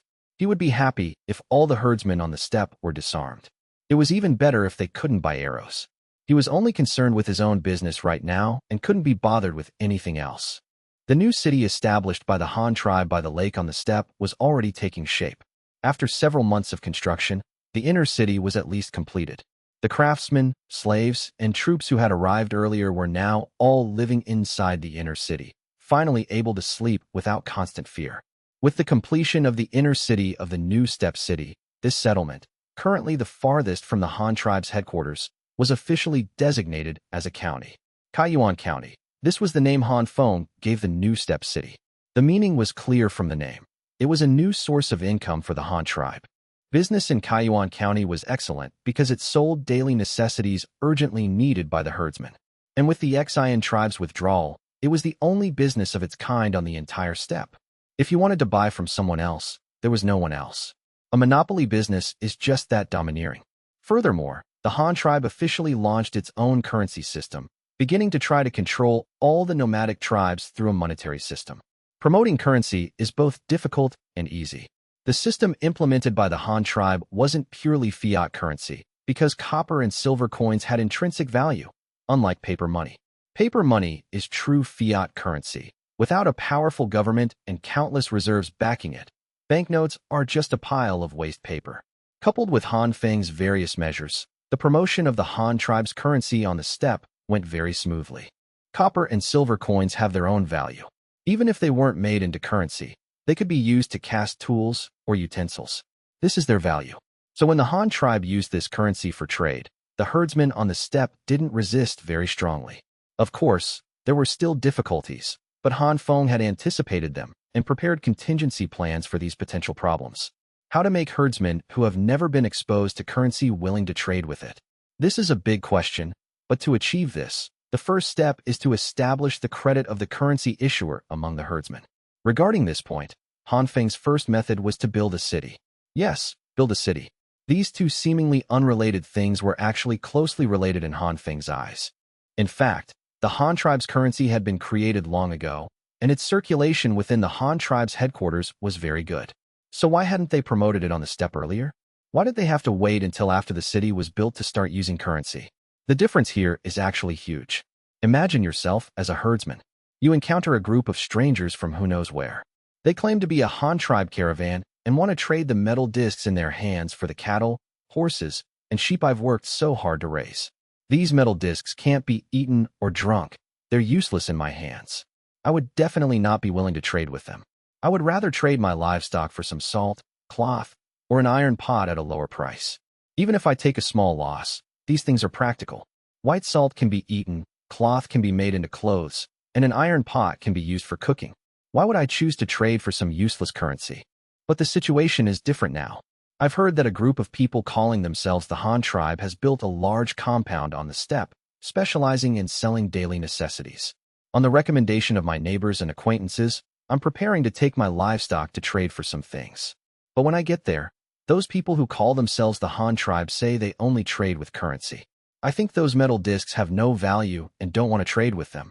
I only want to barter. But those people insist that transactions must be made with currency, and they guarantee that I can exchange currency for all kinds of goods from them. If not, I'm welcome to come find them. Under their insistence, I decide to try exchanging for a little currency first. To my surprise, it's really useful. Plus, with their guarantee, I decide to hold some currency. Anyway, their home is right here. I reckon they can't run away. If something goes wrong, I'll just come and make trouble for them. Han Feng's goal was to create this kind of mentality in the herdsman. Asterisk, my home is right here. I say that currency is valid, so it's definitely valid. If there's a problem, you can come to my house and find me. Asterisk. Asterisk what? You're worried I'll run off with the money? Asterisk. Asterisk bullshit. I spent so much manpower, resources, and money to build this compound here. Do you think I'd run away because of your paltry sum? Now take your money and get lost. Don't hold me up. Asterisk. This was the role the new city played in establishing the credit of the Han tribe's currency. What was the new city? It was essentially the Han tribe's fixed asset on the steppe. Han Feng was actually mortgaging this fixed asset right under the herdsmen's noses in exchange for their trust in the Han tribe's currency. This was just the first step. Even so, most herdsmen still preferred to barter. It was direct, convenient, and they didn't have to worry about being cheated. There were fewer hassles. So how could they be made to willingly choose to trade with currency? To address this problem, Han Feng's solution was to set up two markets. One was a livestock market, specifically for issuing currency by purchasing livestock from the herdsmen. The other was a department store with all sorts of goods, mainly daily necessities. To buy things here, you had to pay with coins. One in, one out. This formed the circulation of currency and goods, stabilizing the entire market environment. First, consider the trouble a herdsman might encounter when buying things.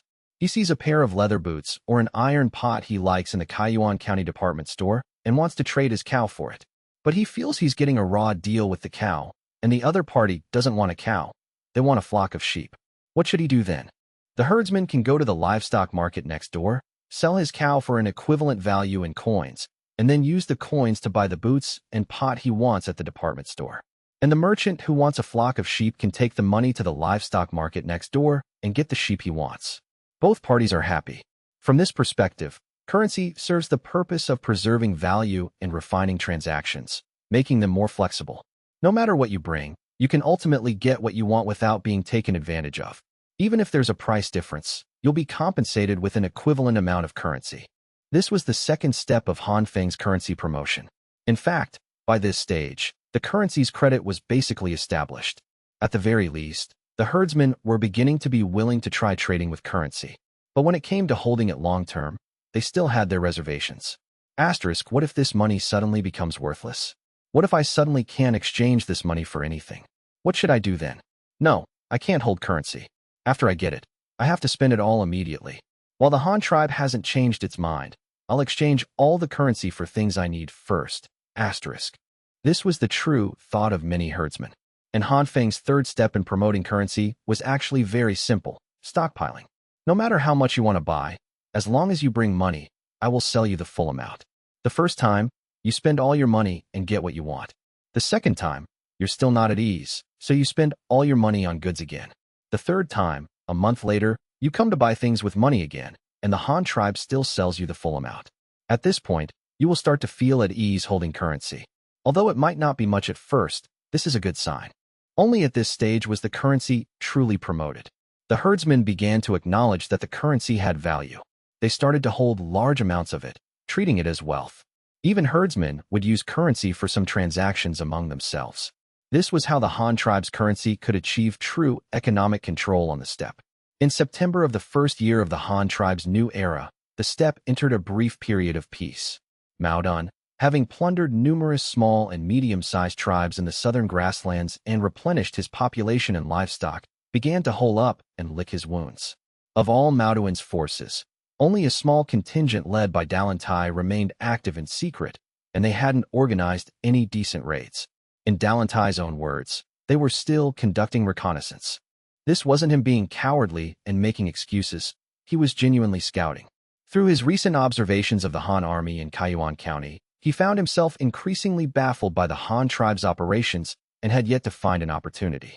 The ironclad Han soldiers remained holed up, their daily activities confined to the area around the city. It seemed they were training. That's right, the warriors of the Qianyo and Huban guards were indeed training, including the cavalry composed of steppe herdsmen who had allied with the Han tribe. Han Feng was well aware that the Han tribe's strategy for dealing with enemies on the steppe needed to change. The current Qianyo and Huban guards were like the Song dynasty facing the Jin and Liao empires.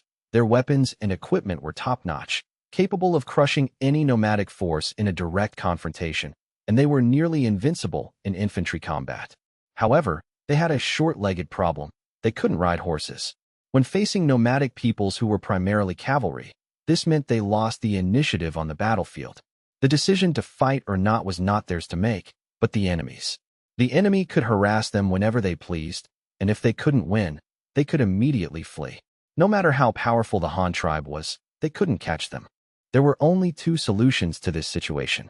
One was to be like the Song dynasty, build cities and forts, constructing blockhouses and stationing troops and civilians along the way, building all the way to the enemy's doorstep and forcing them into siege warfare, which was the Song's advantage. But this strategy was too time-consuming and costly. The current Han tribe couldn't afford it. The other solution was to fight cavalry with cavalry, to train a cavalry force even more nomadic than the nomads themselves, and to seek a decisive battle with the enemy's main force in the manner of the steppe people, like Hui Xiubing fighting the Xiongnu. Comparing the two options, Han Feng naturally preferred the cavalry route. It was faster and less costly, and the current Han tribe was capable of it. So, the recent order he gave to the Qianyo and Huban guards was a complete restructuring into a cavalry force. Unlike the past when war horses were scarce, with Kaiyuan County as a new source of wealth, the Han tribe could continuously acquire livestock and horses from the steppe. Assembling enough horses for 2 guards was achievable. 4,000 cavalrymen would require about 12,000 horses. This was something Han Feng wouldn't have dared to imagine before, but now it was no longer a problem for the Han tribe. Furthermore, after absorbing nomadic tribes who had surrendered, the Han tribe's horse breeding and training techniques had developed by leaps and bounds. They also learned new tactics from the herdsmen. Thus, the Han tribe had been constantly drilling new strategies, all stemming from a small tribe that had voluntarily surrendered a while ago. It was a nomadic tribe that had surrendered on its own initiative, with a population of only a few hundred and a few thousand livestock, considered a small tribe on the steppe. But its leader was a capable man named Baoyin. The name didn't sound very imposing, and in fact, it wasn't. Baoyin translated to something like good fortune in the Han language, having nothing to do with words like mighty, powerful, or skilled fighter. But it was this man who, after carefully studying the equipment and combat methods of the Han cavalry, offered a very useful suggestion. He confidently claimed that with his method, the speed of the Han heavy cavalry could be doubled in a short time. When this news reached Han Feng's ears, he was very interested. In this world, Han Feng dared to claim he was #1 in technology, but when it came to horse breeding and cavalry combat, he wouldn't dare to boast. He had never raised horses and didn't understand real cavalry fighting methods. In this respect, he was no better than those ancient warfare military enthusiasts. So, with a humble and inquisitive attitude, he summoned this man named Baoyin. Of course, Han Feng didn't go to see him personally. Instead, he had Baoyin travel by Han cargo ship to Weishan County, where Han Feng would wait for him. The first reason was to learn. The second was to let this fellow see the world and temper his arrogance, so he wouldn't think he was all that just because he had a good idea. Baoyin, riding a large ship for the first time, certainly had his eyes opened. It was the first time in his life he had left the familiar grasslands, carried to a strange land by a vehicle that floated on water. Along the way, he saw more ships. Without exception, all these floating behemoths belonged to the Han tribe. These sailing ships were either carrying many people or were laden with all sorts of cargo. Even sand and black stones were transported by specialized ships. There were also ships like the one he was on, specifically for transporting livestock. Yes, Baoyin was riding a horse transport ship. When the ship passed through Luoyang County, he saw a city several times larger than Kaiyuan City. According to the crew, that was also one of the Han tribe settlements, and they had many more like it. Finally, upon reaching his destination, Weishan County, he witnessed a scene that shocked him to his core. It was the Weishan County dock, a port with many heavy-duty berths and piers, capable of docking multiple heavy cargo ships simultaneously. Above the dock, a black road stretched into the distance, a road covered in coal slag, with countless horse-drawn carts coming and going. It was a true display of bustling traffic, because there were simply too many carts. And the style of these carts was something he had never seen before. They seemed to be specially made for carrying goods, holding much more than the flatbed carts the Han tribe sold on the steppe. It was then he realized that the Han tribe never sold their truly good stuff to outsiders. The lighthouse next to the dock was even more astonishing. It was probably the tallest man-made structure he had ever seen. The Han people seemed to be very skilled at building. Although he didn't yet understand the tower's actual purpose, its unique shape alone was enough to inspire awe. With all that he had seen and heard along the way, Baoyin's imposing air had already diminished by half before he even met the legendary Han chieftain. The little confidence he had was mostly gone. The power of the Han tribe was beyond his, imagination. Yes, that's right, imagination. He suddenly felt that his previous perception of the Han tribe was greatly different from reality. The inner city of Kaiyuan County did not represent the entire Han tribe. The Han tribe had many things he couldn't even begin to imagine. Finally, in the government office of Weishan County, Baoyin met the man rumored to be the chieftain of the Han tribe. He was very young, looking to be only 16 or 17, not even as old as his own younger brother. Baoyin couldn't imagine how such a seemingly ordinary young man could be leading such a massive Han tribe and developing it so rapidly. I hear you have a way to increase the speed of cavalry in a short amount of time. Han Feng put down his brush and asked Baoyin directly. Yes, I can, Baoyin replied, seemingly caught off guard by Han Feng's directness. This was different from the meeting he had envisioned on his way here. What is the method? Han Feng pressed again. I want to join the Han tribe and become an officer like Ili, Baoyin said, not answering Han Feng's question but taking the opportunity to state his own conditions. Han Feng's face was expressionless, his thoughts unreadable. He simply said in a calm tone, I was told by my subordinates that you have already joined the Han tribe, so that cannot be your bargaining chip. As for whether you can become an officer, that depends on your ability. I will not let an incompetent person lead my soldiers to their deaths. So, if you want to be an officer, fine, but you must first prove your value and ability. Han Feng's response once again took Baoyin by surprise. It made him feel awkward, or rather, unaccustomed. The bargaining chips he had prepared seemed to have lost all their value with Han Feng. Shouldn't the chieftain first agree to his conditions, and then he would present his brilliant plan? What had gone wrong? Why had he suddenly become so passive? He couldn't figure it out, but under Han Feng's gaze, the disparity in their statuses created a great sense of pressure. The young man sitting high above seemed to have a magical power that made people automatically comply, forcing him to react according to the other's demands. I saw that the Han tribe's cavalry all wear very thick iron armor. Their defense is very high, and almost no nomadic tribe is their match in a frontal confrontation. But because the Han cavalry wears such heavy armor, they are not flexible enough on horseback, and the horses struggle to run with such a heavy load. For herdsmen who are naturally skilled at running and mounted archery, this is a major weakness. I know a simple method that can give the Han cavalry the fastest possible horse speed in a short time, which is very suitable for charging, because I've seen that the ironclad cavalry's attack method is basically just charging. As Baoyin spoke, he stole a glance at Han Feng, but Han Feng remained expressionless. He didn't dare to use this as a bargaining chip to make conditions anymore, so he had to throw out his chip, silently praying that this young Han chieftain would be generous. If he didn't get any position at all, he would definitely take his people and leave when he got back. There was no future following a stingy leader. Yes, that's it. Taking a deep breath, Baoyin continued. Horses are very timid animals. They are easily frightened, and sometimes they lose control when scared, leading to bad outcomes. But we can also use this to our advantage. During a battle, When the two opposing sides charge at each other, the horses will be frightened. At the very least, they will automatically slow down. In severe cases, they will flee out of fear, and it will be difficult for the rider to control them. So my method is to blindfold the horses before the battle.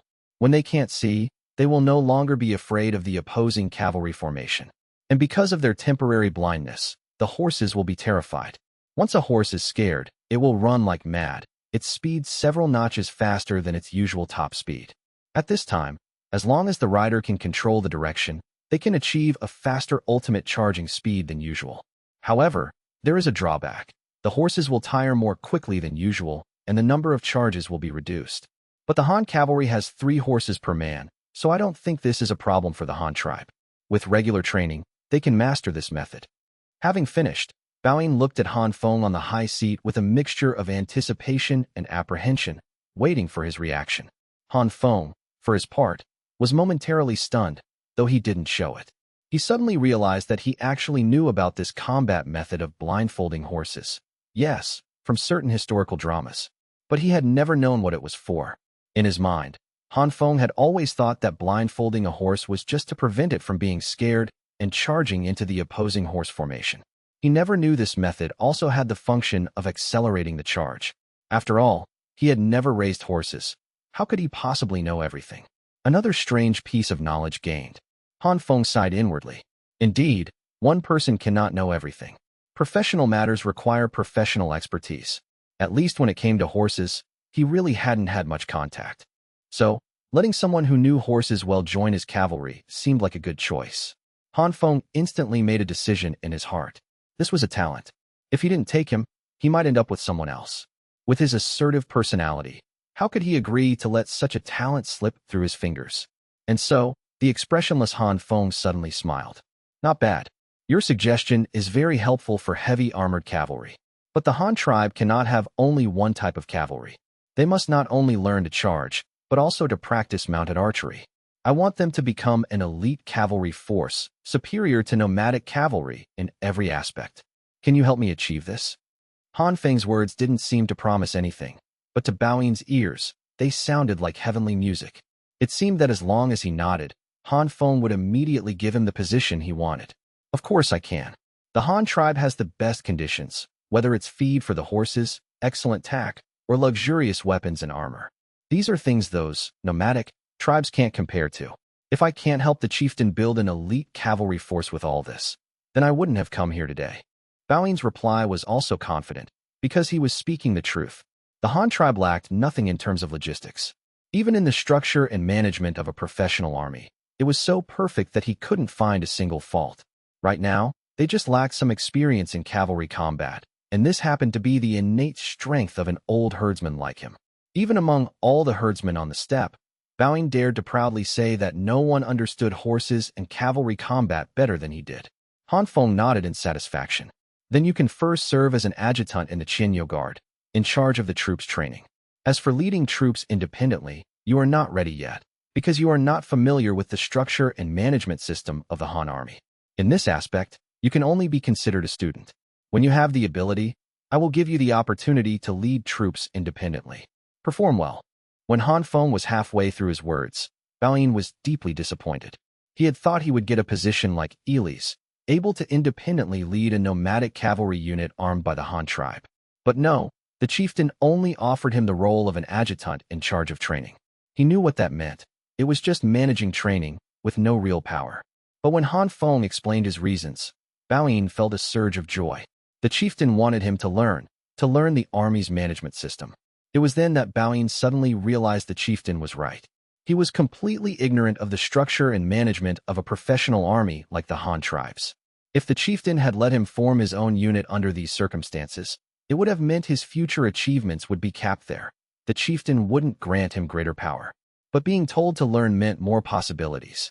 Although his status and power wouldn't be high for the time being, this arrangement gave him more to look forward to. So, Baoyin agreed without hesitation. Afterward, Baoyin was not immediately sent back to the steppe. Instead, under Han Feng's arrangement, he was taken on a tour of various parts of the Han tribe's territory. Secret locations were off limits, of course.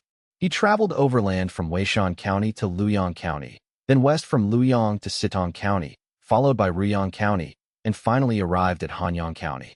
He didn't get a chance to visit the counties under Hanyang's jurisdiction because he found that the chieftain was already waiting for him there. Hanyang County was the first city established by the Han tribe. It wasn't very large, but it was the chieftain's residence and had the most complete facilities. A construction site in the city was said to be the chieftain's new home. Baoyin saw the house under construction from the street. It was tall, about 3 stories, and the amount of wood used, apart from a few bricks and stones, made his heart ache. The Han tribe always likes to make grand gestures with their houses. If we herdsmen had that much good wood, we would never waste it on building a house. We'd make more carts, more bows and arrows. That would be much better than using it on a house. But this is precisely the charming characteristic of the Han tribe. The houses they build don't move, but they are exquisite and make them feel comfortable, because that is the place they call home. Herdsmen have no home. They wander their whole lives. But am I still a herdsman? Maybe it won't be long before I have a home like that too. Those Han people always say that a home should be a place of comfort, a little nest to return to and relax in after a busy day. That's why they are always willing to spend a lot of money to constantly improve their homes. Digging a well today, building a grape trellis tomorrow, constantly buying things to fill the house, never tiring of it. Thinking this, Baoyin suddenly felt a twinge of envy. The nomadic life on the steppe was hard. They had no fixed abode, never knowing when they would be forced to move because the grass and water were depleted or flee from an attack by another tribe. But the Han people didn't have to. They had homes, they had land, they had a stable source of food. Even if they were attacked by enemies, they could rely on their tall city walls to keep the enemy out. No, perhaps no one even dared to have designs on the Han tribe, because they were simply too powerful. From the layout of the Han tribe's numerous cities he had seen along the way, Baoyin deduced that no enemy could defeat them. Just besieging or attacking a single city was already a difficult task. It would probably require at least 10,000 warriors to surround one city. And the Han tribe only needed to close its gates and hold out for a few days, and reinforcements from other cities would arrive from all directions. So no one could defeat the Han tribe, at least not yet. There was no tribe that powerful. Baoyin, the army is undergoing a full conversion to cavalry, which requires a large batch of weapons and supplies. You are to return to Kaiyuan City with this shipment. A Xian tribe elder will be traveling with you. I need you to ensure the safety of these supplies and deliver them smoothly into the hands of the army. Can you do it? On the 5th floor of the Hanyang County government building, Han Feng asked Baoyin this question. Yes, I will definitely deliver the goods to Kaiyuan County. Please rest assured, chieftain. Baoyin was now full of fighting spirit, because his heart held a vision for the future. It was hope, given to him by the chieftain. Good. Take these things, Han Feng said, sitting behind his desk and pointing to a collection of items on a tea table by the window. This is your waist tablet, official seal, uniform, and armor, all rushed for you these past few days. Also, your letter of appointment and a weapon of your own. I heard you like the Han tribe sabers, so I had one made for you. Baoyin was instantly thrilled, not because of the cumbersome official uniform and seal, but because of the armor and long saber laid out there. These were things he had dreamed of. The reason he was willing to come and pledge allegiance to the Han tribe was, firstly, because the steppe had been too chaotic recently, especially near Maoduin's sphere of influence. Many small tribes had been forcibly annexed or plundered. Baoyin joined the Han tribe for self-preservation and to seek their protection. Another reason he hadn't chosen to ally with other large nomadic tribes was because the Han tribe's supplies were stable. Following the Han tribe, he wouldn't have to worry about shortages due to war, because the Han tribe produced those things themselves.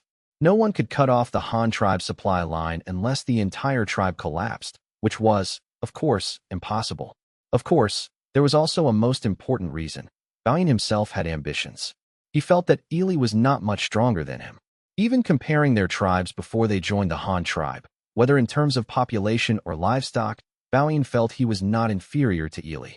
So, if Ili could be given an important position in the Han tribe, with the power to command a troop of ironclad cavalry, why couldn't he? So he wanted to try, and so he came.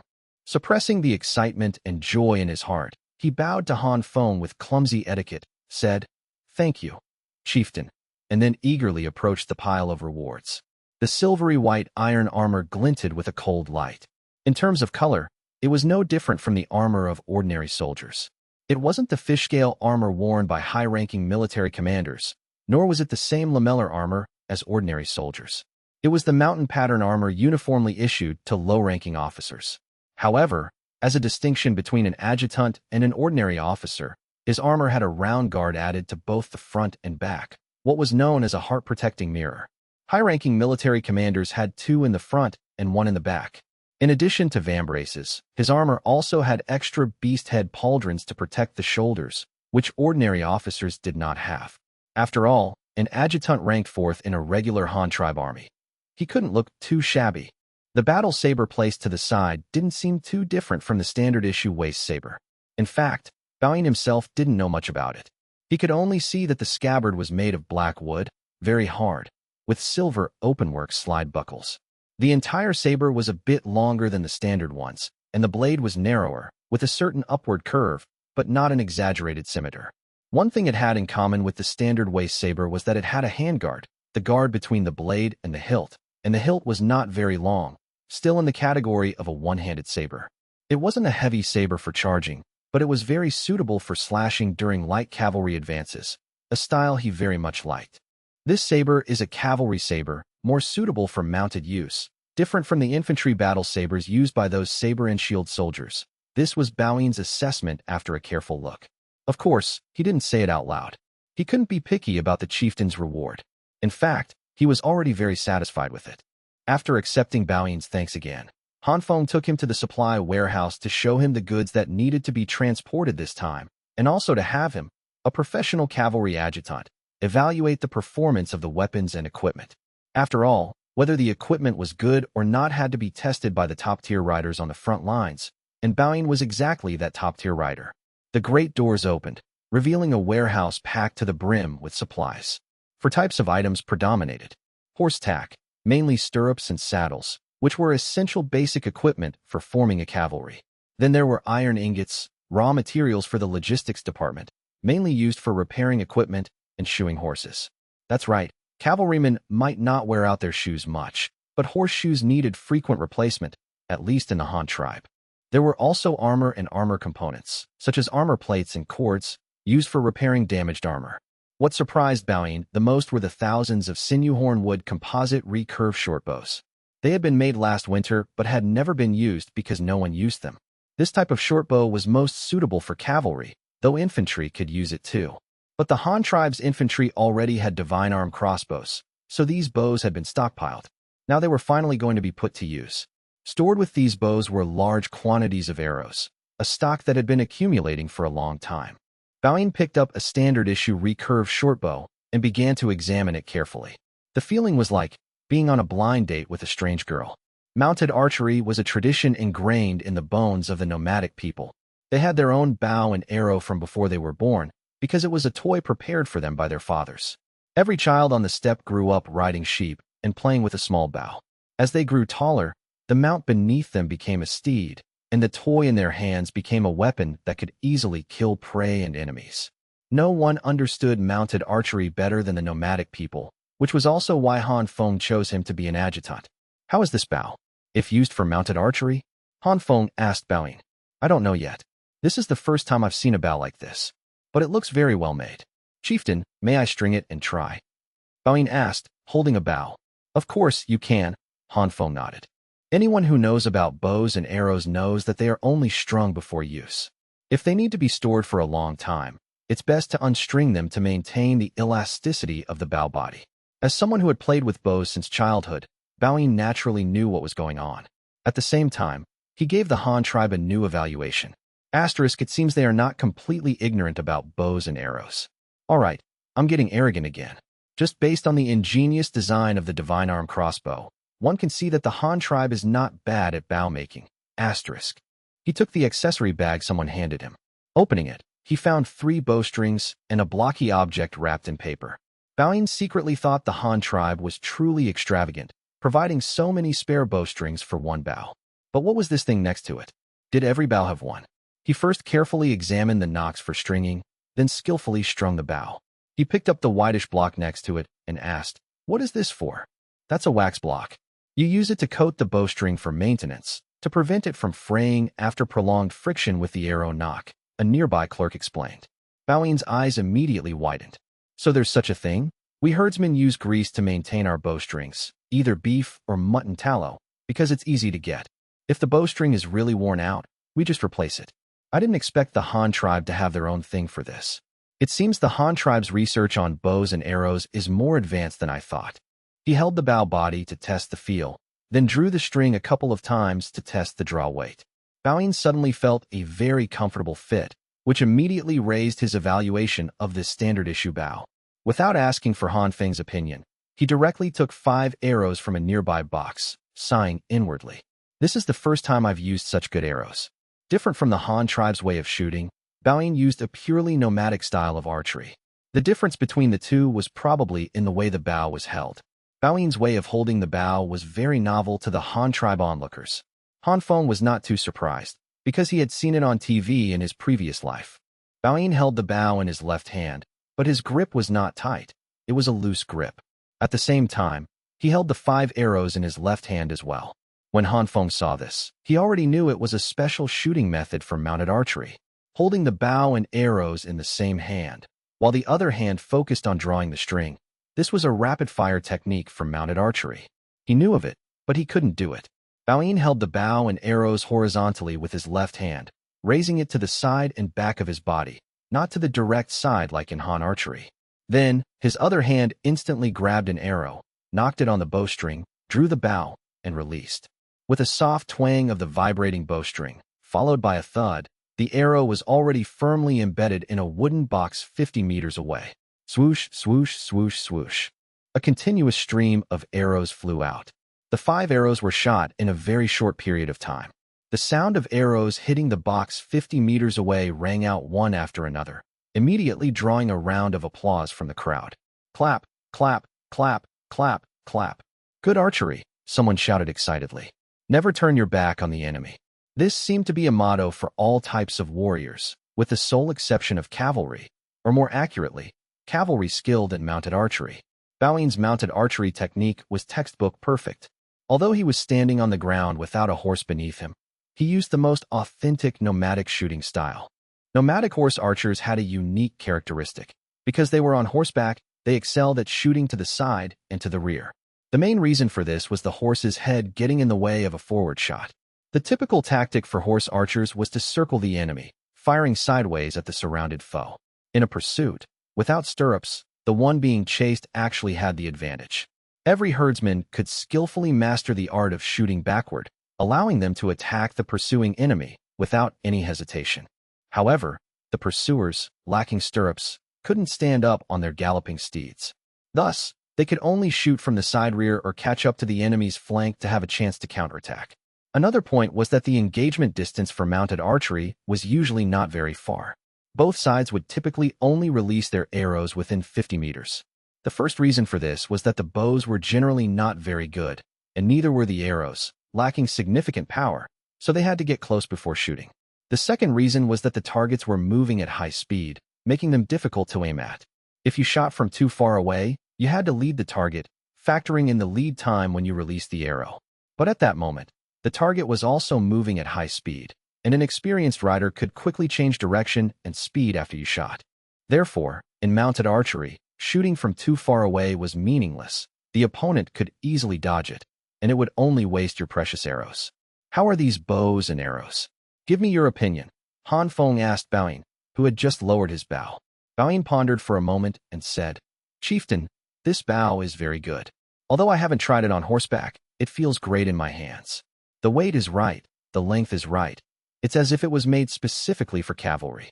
The elasticity of the bow body is also very powerful. I think it can shoot farther than a herdsman's bow, but I still have some suggestions. These arrows are too heavy.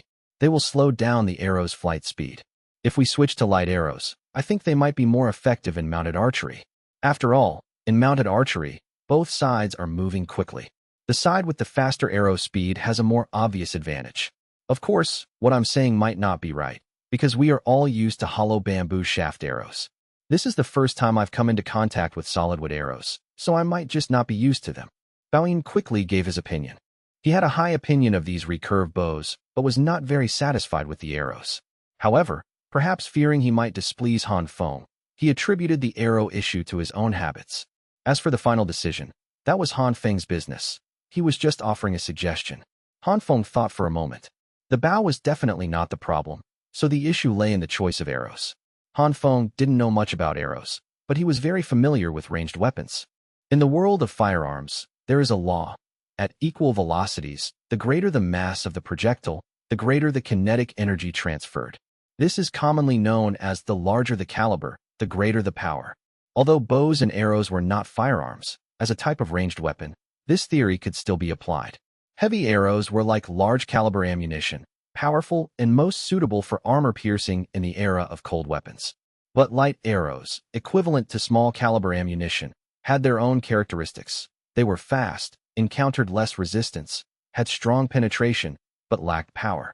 Following Han Feng's theory, weapons of equal quality have no good or bad, only suitable or unsuitable. Therefore, choosing the right weapon for your target is the wisest choice. The Han tribe's hypothetical enemies were mainly the native people of the steppe. Even enemies from other tribes were primarily unarmored targets. At most, the enemy would be equipped with a low-grade version of leather armor. Therefore, the Han tribe's need for armor penetration was not high. As long as the arrows were fitted with metal arrowheads, piercing leather armor was a piece of cake. Analyzing it this way, there was indeed no use for the Han tribe to be equipped with heavy arrows. Then let's focus on light arrows, Han Feng thought. All right, I understand what you're saying. I'll have someone prepare light arrows. Take this batch of arrows with you as well. Consider them part of the city's defense reserves. Han Feng nodded in agreement, which made Baoyin very happy. It showed that the chieftain valued his opinion. After testing the bows and arrows, the two began to inspect the other supplies and equipment, a small number of horse lances, a large number of new-style cavalry sabers, and charging sabers specifically for heavy cavalry. The luxury of the Han tribe's equipment once again refreshed Baoyin's understanding. But the thought that he was about to join such an army and become one of its high-ranking officers made him very excited. The supplies were quickly inventoried and then began to be loaded onto carts. Because there was so much, it would take a full day. Baoyin would set off the next day, accompanied by the envoy sent by the Xian tribe, Niu. Although they were traveling together, their itineraries were slightly different. The supplies would be transported by a convoy of carts to Luoyang County, where they would be loaded onto ships.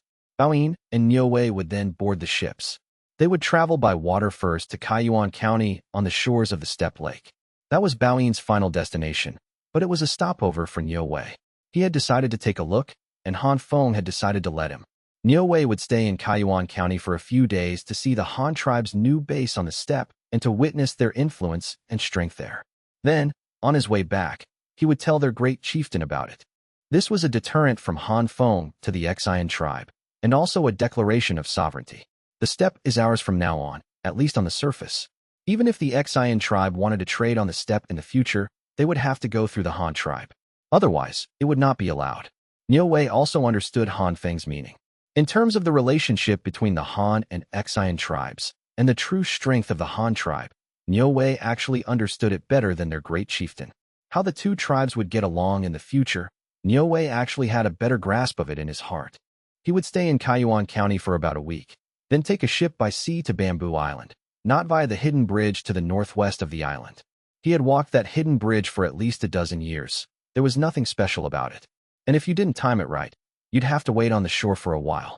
With that time, he might as well take a sea route for once and see how the Han tribe actually got to Bamboo Island from the sea. Han Feng agreed. This was also a way of showing the Han tribe's strength to the Xian tribe, clearly telling them that there was a waterway to Bamboo Island. And as the actual developer and controller of this waterway, how many ships the Han tribe had, and what their one-time transport capacity was. Of course, whether they would be transporting troops or technology and supplies would depend on the future relationship between the Han and Xian tribes. Displaying strength, flexing muscles. Many high-level officials saw the purpose of this action, but they weren't quite sure who it was being shown to. Most people thought the target was the Xian tribe, but in Han Feng's eyes, it might just be one person, Niu. Although Han Feng hadn't had much contact with Niu, through the Jinwu guard spies placed around him, Han Feng was well aware of Niu's every move. Niu was a smart man, a man of ability and courage. From his series of arrangements on the steppe back then, to his daring to lead a mission to the Han tribe from 1,000 miles away without their permission or notification, and his series of performances after arriving at the Han tribe, Niu Wei was no simple man. In Han Feng's assessment, Niu Wei was more than capable of being a county governor. He was even more suitable to lead the Xian tribe than the Xian chieftain. If he were the Xian chieftain, the Xian tribe would not be in its current state. It would definitely be stronger now, and might even have caused a lot of trouble for the Han tribe. Unfortunately, he wasn't, and the Xian chieftain wouldn't give up his position to him. So, under these circumstances, what would Niu Wei choose, knowing the Han tribe's strength? When he gained a deep understanding of the Han tribe, and then returned to the familiar Xian tribe, what choice would he make after comparing the two? Would he secretly pledge allegiance to the Han tribe and accelerate the demise of the Xian tribe? Or would he stand firm on the side of the Xian tribe, loyal to their great chieftain, seeking opportunities for rapid development during the period of cooperation between the two tribes, and then turn against the Han tribe? To be honest, Han Feng didn't know the answer either, but he dared to do it. He dared to let Niu Wei, who had lived in the Han tribe for over a year, go back. He dared to let Niu Wei, who had grasped the actual situation of the Han tribe, go back. This was Han Feng's attitude towards Niu Wei. Han Feng was gambling on Niu Wei's ambition. If Niu Wei had no ambition, then he would follow the general trend and do nothing, letting things develop according to Han Feng's calculations. But Niu Wei was not that kind of person. Han Feng trusted his own judgment. If Niu Wei had some ambition, then he would pledge allegiance to the Han tribe, become an undercover agent planted in the Xian tribe, and a driving force to help Han Feng implement his plan. There was no doubt about this, because Han Feng knew very well that for Niu Wei, so-called loyalty to the Xian tribe was a joke. He had two choices before him. First, to continue being an elder of the Xian tribe. Second, to pledge allegiance to the Han tribe and become a high-ranking official. Both involved working under someone else. Anyone with a bit of a brain and a bit of ambition knew which choice had a better future. Coincidentally, Niu Wei was a man with both a brain and ambition. And Han Feng had strong confidence, because he held a powerful Han tribe with an even brighter future in his hands. So he let Niu Wei choose with confidence. The last situation, when Niu Wei had a brain, ambition, and was particularly bold, then he would use pledging allegiance to the Han tribe as a condition to ask Han Feng for more benefits. If his ambition was not limited to being a high-ranking official of the Han tribe, then he might very well be looking forward to being the Xian tribe's chieftain under Han Feng. This might sound a bit convoluted, but it was the truth. To become the actual controller of Bamboo Island under the jurisdiction of the Han tribe, with independent power. This was probably Niu Wei's greatest ambition. However, if Niu Wei made such a request, Han Feng would absolutely not agree to it. Of course, according to Han Feng's personality, he would definitely pretend to agree to Niu Wei first to gain his support, and then, after Bamboo Island was completely pacified, he would move to eliminate him. Han Feng had always been a person who would do whatever it took to achieve his goals. He wouldn't mind doing so at all. In fact, Han Feng's judgment was very accurate. Niu Wei was indeed a person with a brain, courage, and ambition. But Niu Wei, as the person involved, knew better than Han Feng that he had no choice at all. He could only pledge allegiance to the Han tribe. There was no other possibility. The only thing he could choose was whether his reward after the fact would be a high official position or something else.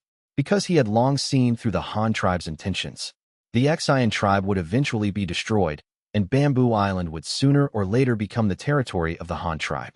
Continuing to be loyal to the Xian chieftain was a dead end. He was absolutely, positively, and certainly sure of his judgment. The reason was also very simple. It was easy to understand by putting himself in their shoes. If he were the chieftain of the Han tribe, possessing such great strength, and discovered a Xian tribe of comparable size, but very backward, then he would definitely have designs on the Xian tribe and try to conquer it by various means. That's right, Niu Wei's ambition and courage were that great. He actually dared to imagine himself as the chieftain of the Han tribe. Even if it was just an ethereal dream, others wouldn't have the courage to do it, but he dared, and he did. Niu Wei's thinking was simple.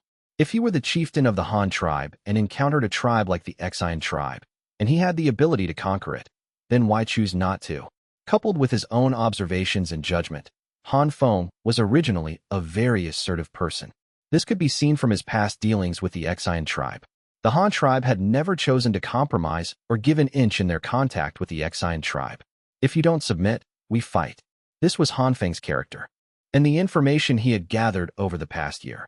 From the Han tribe sending a delegation to Bamboo Island and using diplomatic means to make the delegation a permanent fixture, he knew that Han Feng had designs on the Ecchi tribe.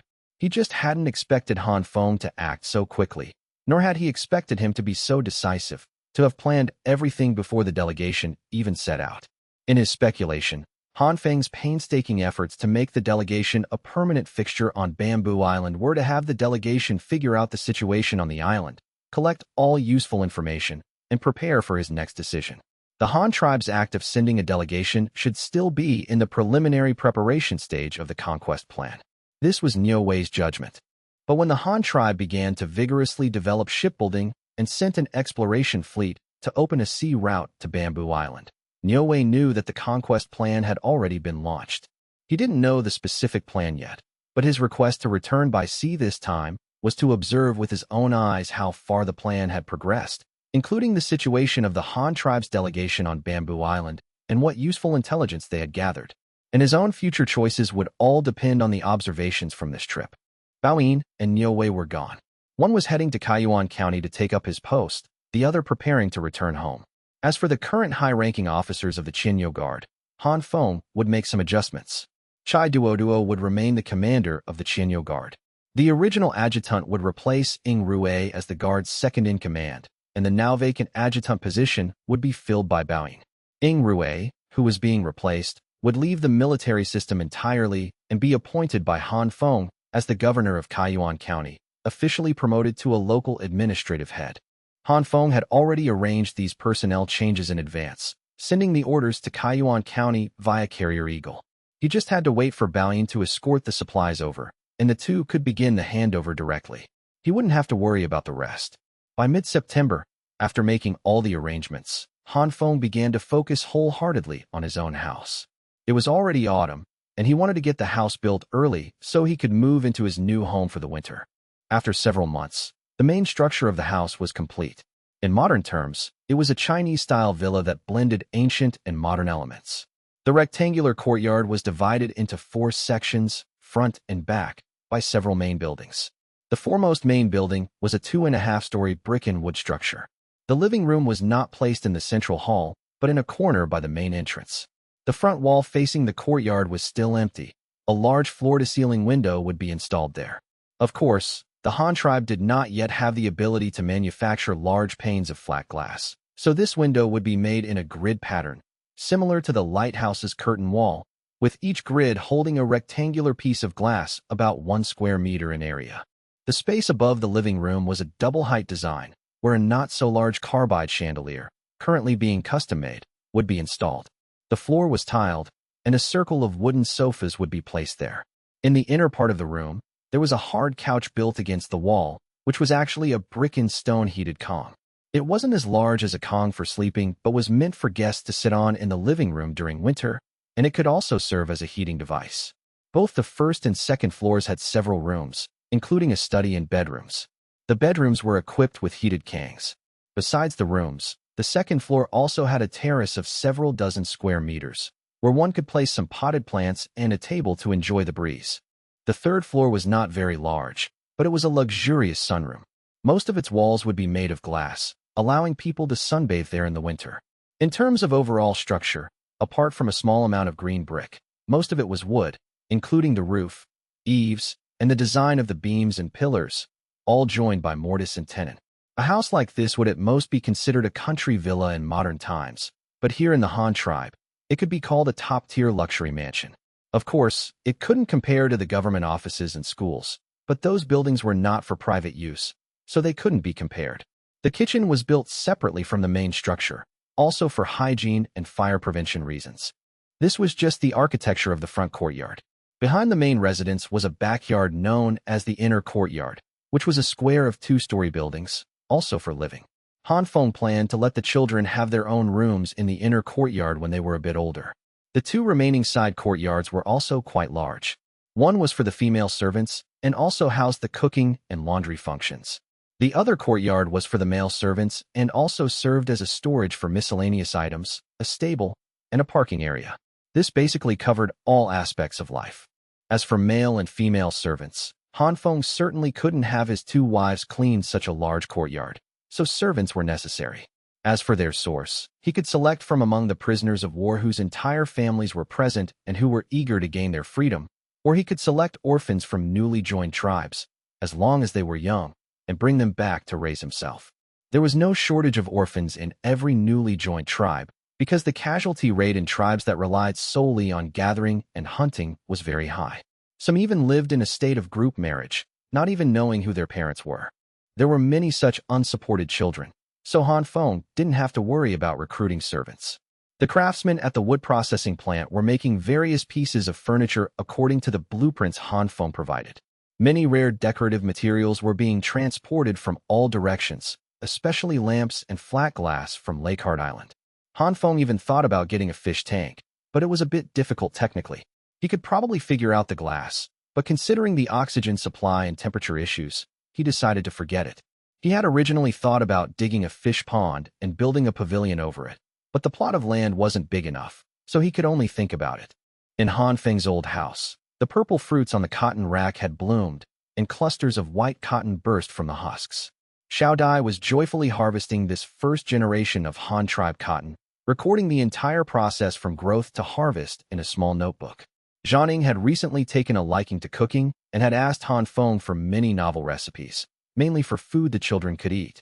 As the two children grew, they could now slowly eat other foods as nutritional supplements in addition to milk, and then find an opportunity to wean them. This required a gradual transition. At this moment, little Luo Cheng and little Luo Lan were sitting face to face in a small wooden cart. The weather was getting cooler, and both children were already wearing thick autumn clothes, with open crotches, of course. In the cart, between the two children, was a removable activity table. On it was a bowl of soft and tender steamed egg custard. The two children were brandishing their wooden spoons, fighting to get the food into their mouths. Long bibs were tied around their necks, covering their little legs, but they still managed to get food all over themselves. Jianing watched with a smile, holding a handkerchief and wiping one child's face, then the others. Luo Lan had been more mischievous lately. Halfway through eating, she threw her spoon away, then lifted her foot, took off the tiger head shoe, and while her brother was still eating the egg custard, she started waving her shoe and slamming it on the small table. The slapping sound made the wooden bowl on the table jump, and the egg custard splattered all over Luo Cheng's face. She was still laughing so hard she was shaking. Luo Cheng got angry, hugged the nearly empty wooden bowl to his chest, threw away his spoon, and stuck his whole head into the bowl to lick the remaining egg custard. Seeing this, Luo Lan started fighting with him for the bowl again. The two children were still in the babbling stage, but they could already walk shakily while holding an adult's hand. Luo Cheng had even prepared a baby walker for them. He wondered when these two little rascals would learn to walk. Probably after this winter, Luo Cheng thought. Dad, pee-pee. Perhaps because he had eaten too much egg custard, Luo Cheng suddenly started slapping the small table in front of him and shouting. Luo Cheng, who was drawing blueprints at a nearby table, heard him and quickly picked the little guy up and took him under the cotton rack, holding his two little legs to help him pee. Dad, I have to pee too. Before he was even done, Luo Lan next to him started calling out too. It was hard to tell if she really had to go or was just playing around.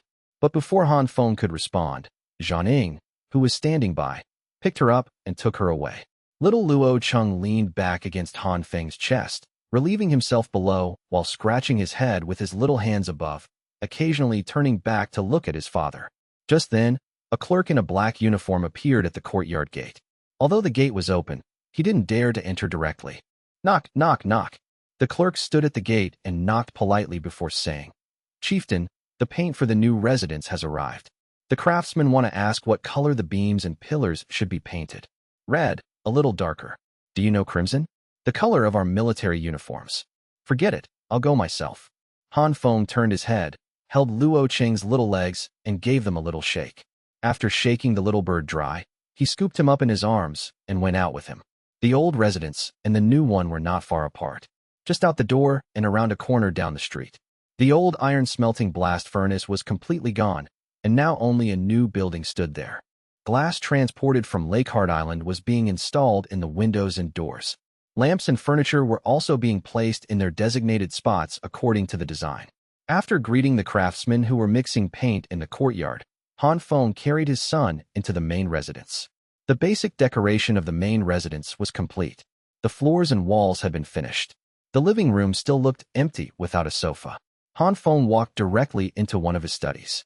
The tall bookshelves against the wall had been installed, and a small ladder with wheels stood quietly there.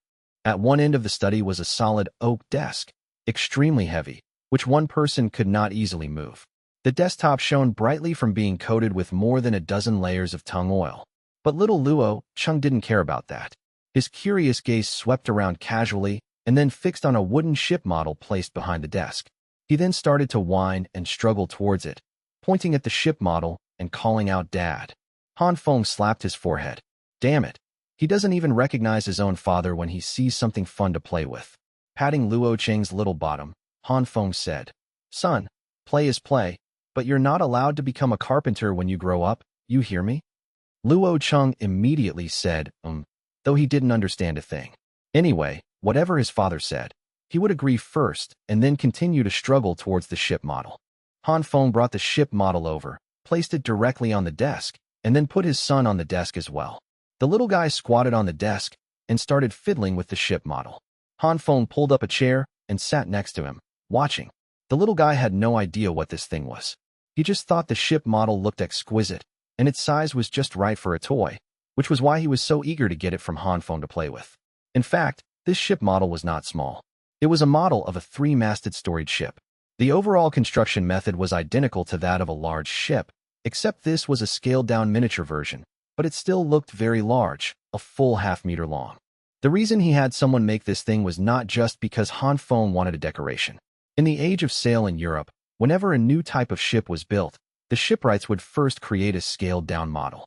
While making the model, they could discover and solve problems, and at the same time, they could perfect the design plan. They could also deduce the materials, number of craftsmen, man-hours, and sequence of procedures required for the actual shipbuilding process from making the model. This would make the actual shipbuilding very convenient, with almost no trouble. Han Feng had the same plan. He hadn't bothered with models when building small boats before, but now that he was going to build an 80-meter-long great ship, the materials, craftsmen, and man-hours required were enormous. He didn't want any problems to arise halfway through, leading to a waste of money and resources. After all, every day the hull spent in the shipyard cost money. "Dad," little Luo Chung called out again. He was holding a window he had broken off, and he couldn't put it back on himself, so he had to come to his father for help. Han Feng sighed, pushed the window back in, and then carried his son out. Little Luo Chung was still struggling in his arms, pointing at the ship model behind them and whining. Han Feng slapped his bottom. "That thing has sharp points all over it. It's not for you to play with right now. Come on, Dad will take you to get some toys."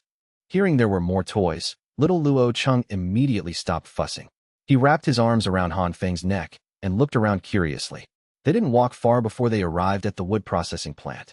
The gears of the windmill drove the saw blades, making a screeching noise. Sawdust flew everywhere, and there were cut pieces of wood all around. Han Feng didn't stay long.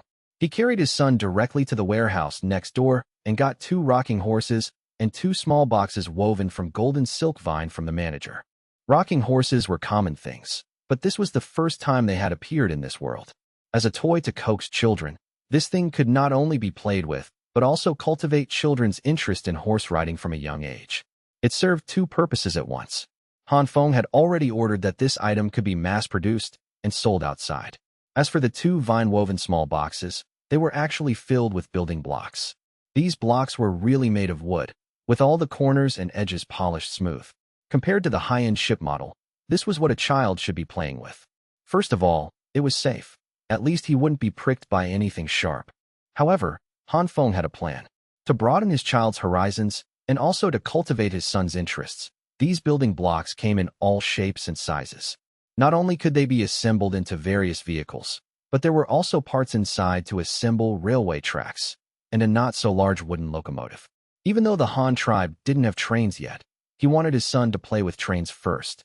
Maybe by the time this child succeeded him as emperor, the great Han would have trains. Mid-September, mid-autumn, in the first year of the Han tribe's new era, Han Feng's home was still under renovation, and the entire Han tribe was about to welcome another round of bountiful harvest. On the vast grasslands to the south of the Han tribe, the herdsmen had also begun their preparations. They were rushing to Kaiyuan County to sell their surplus livestock to reduce losses during the winter and then use the money from the sale to purchase necessary living supplies, with salt being the most important. Mao Dun, who had just fought a battle with the Han tribe this year and suffered heavy losses, was in an even more miserable state as he slowly licked his wounds. They had suffered a major defeat this year, with heavy losses of supplies. Coupled with the loss of the Xian tribe as an ally, their days were even more bitter. Mao Dun wanted his newly adopted son, Dalin Tai, to raid the Han tribe, but the Han tribe had been busy building houses and cities for the past few months. Their two fully armored regular armies were also undergoing military reforms, training around Kaiyuan City every day, with no intention of leaving their nest. The trade between the Han tribe and the Xian tribe had shifted to the sea route, so they didn't even have the opportunity to rob caravans. As winter approached day by day and their white salt reserves dwindled, Mao Dun was burning with anxiety. They had to get enough supplies before winter arrived, otherwise, the very survival of his tribe would be in question. Of course, bowing to the Han tribe was out of the question. They couldn't win a fight, but they desperately needed supplies. With no other options, Dalin Tai came up with an idea for his foster father. Foster father, why don't we pretend to be a small tribe and go trade with the Han tribe? Their Kaiyuan city sells everything. As long as herdsmen go there to buy things, they agree to everything. Besides, they can't possibly know every tribe on the entire steppe. We can definitely trade with them by hiding our identity, Dalin Tai suggested. Mao Dun's eyes immediately lit up. He thought this idea had potential, but then he seemed to remember something and became hesitant again. I heard that Kaiyuan City of the Han tribe now only trades with some kind of currency. If we exchange for a large amount of currency and the Han tribe finds out when we return, what if they refuse to sell us things? Also, our tribe needs so many supplies. The transaction volume will be so large, they will definitely find out, right? Since Dalin Tai had proposed this plan, he had naturally thought about these things. So he said with confidence, "Foster father, don't worry about the currency. We can just spend it all in Kaiyuan City after we get it. That way, we don't have to worry about them finding out and refusing to trade with us. As for the large transaction volume, we can disguise ourselves as many small tribes and go to Kaiyuan City to purchase in batches. Although it's a bit more troublesome, it's very safe." Mao Dun immediately nodded. "You have a point. My son Dalin Tai is indeed clever. Let's do as you say. As for the livestock for trade, I will have all the tents in the tribe contribute. When we distribute the supplies, it will be based on each tent's contribution. As for the people who will go to trade, you will arrange them all. This is a good opportunity.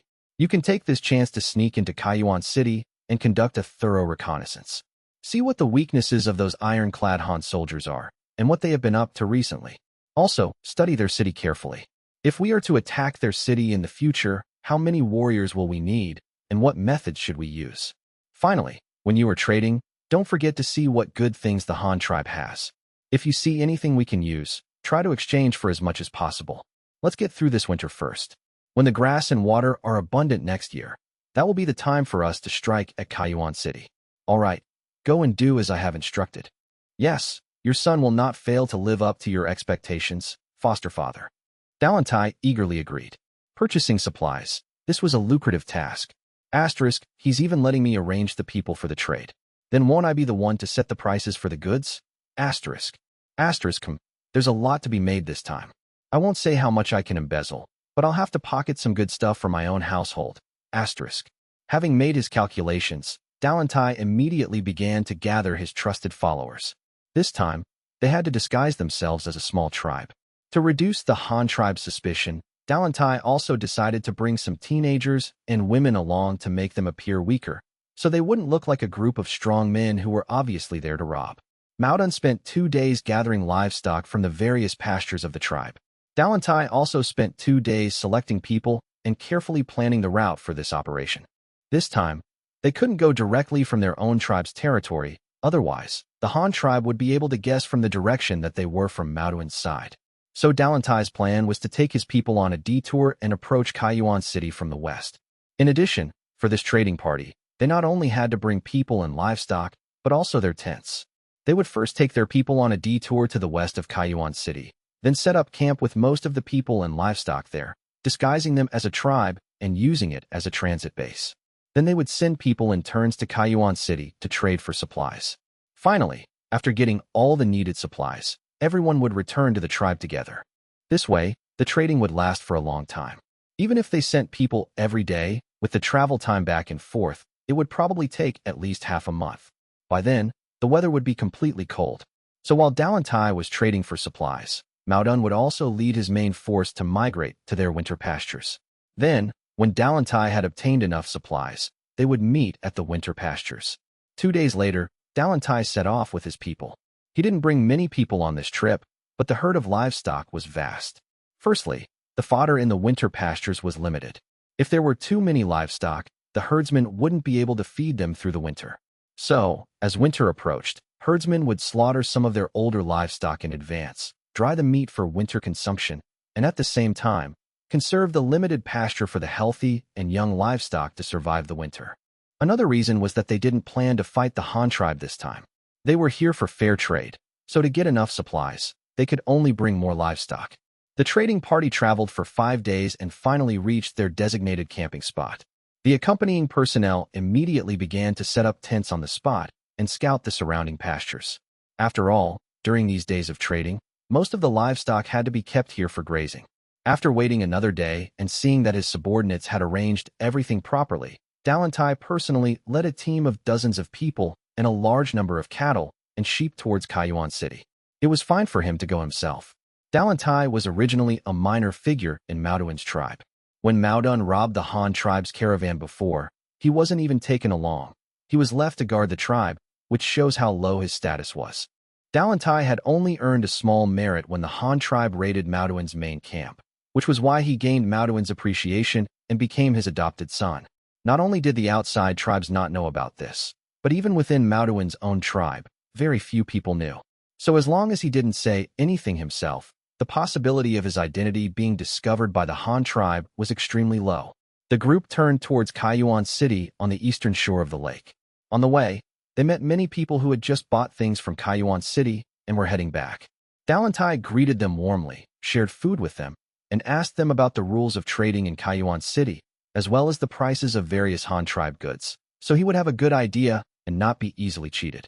Dalantai and his men traveled for another 4 days and finally saw the city standing by the lake in the distance. However, it was already close to dusk, and Kaiyuan City had long since packed up and closed its gates. Even if they went now, they wouldn't make it. Kaiyuan City would not let people from strange tribes stay overnight. So they had to set up a camp not far from the city and wait for one night in the open, then go to trade early the next morning. At this time, Kaiyuan City only had an inner city, where all the Han tribe's own people lived, as well as important facilities such as banks, warehouses, and residential areas. Even the herdsmen from the small tribes that had allied with the Han tribe could only set up tents outside the city for the time being. Besides, it was impossible to build a huge livestock enclosure for them inside the inner city. They couldn't possibly drive their livestock into the city every day after grazing. As for the livestock obtained through trade, they would generally be temporarily handed over to the herdsmen who had allied with the Han tribe for grazing. Then, after screening, some would be sent to the Han tribe by ship, while others would be left with the herdsmen for fostering. However, this was all temporary. The herdsmen who had allied with the Han tribe were changing their lifestyle from nomadic to fixed-point grazing. They had completely settled down. Next year, Han Feng would order the construction of an outer city around the existing Kaiyuan City. By then, these herdsmen could be firmly fixed here, completely transforming them into Han people. Han people could also settle down and herd sheep, couldn't they? It was no different. The next morning, as a red sun slowly rose from behind the city walls of Kaiyuan, Dalantai and his team arrived outside the city.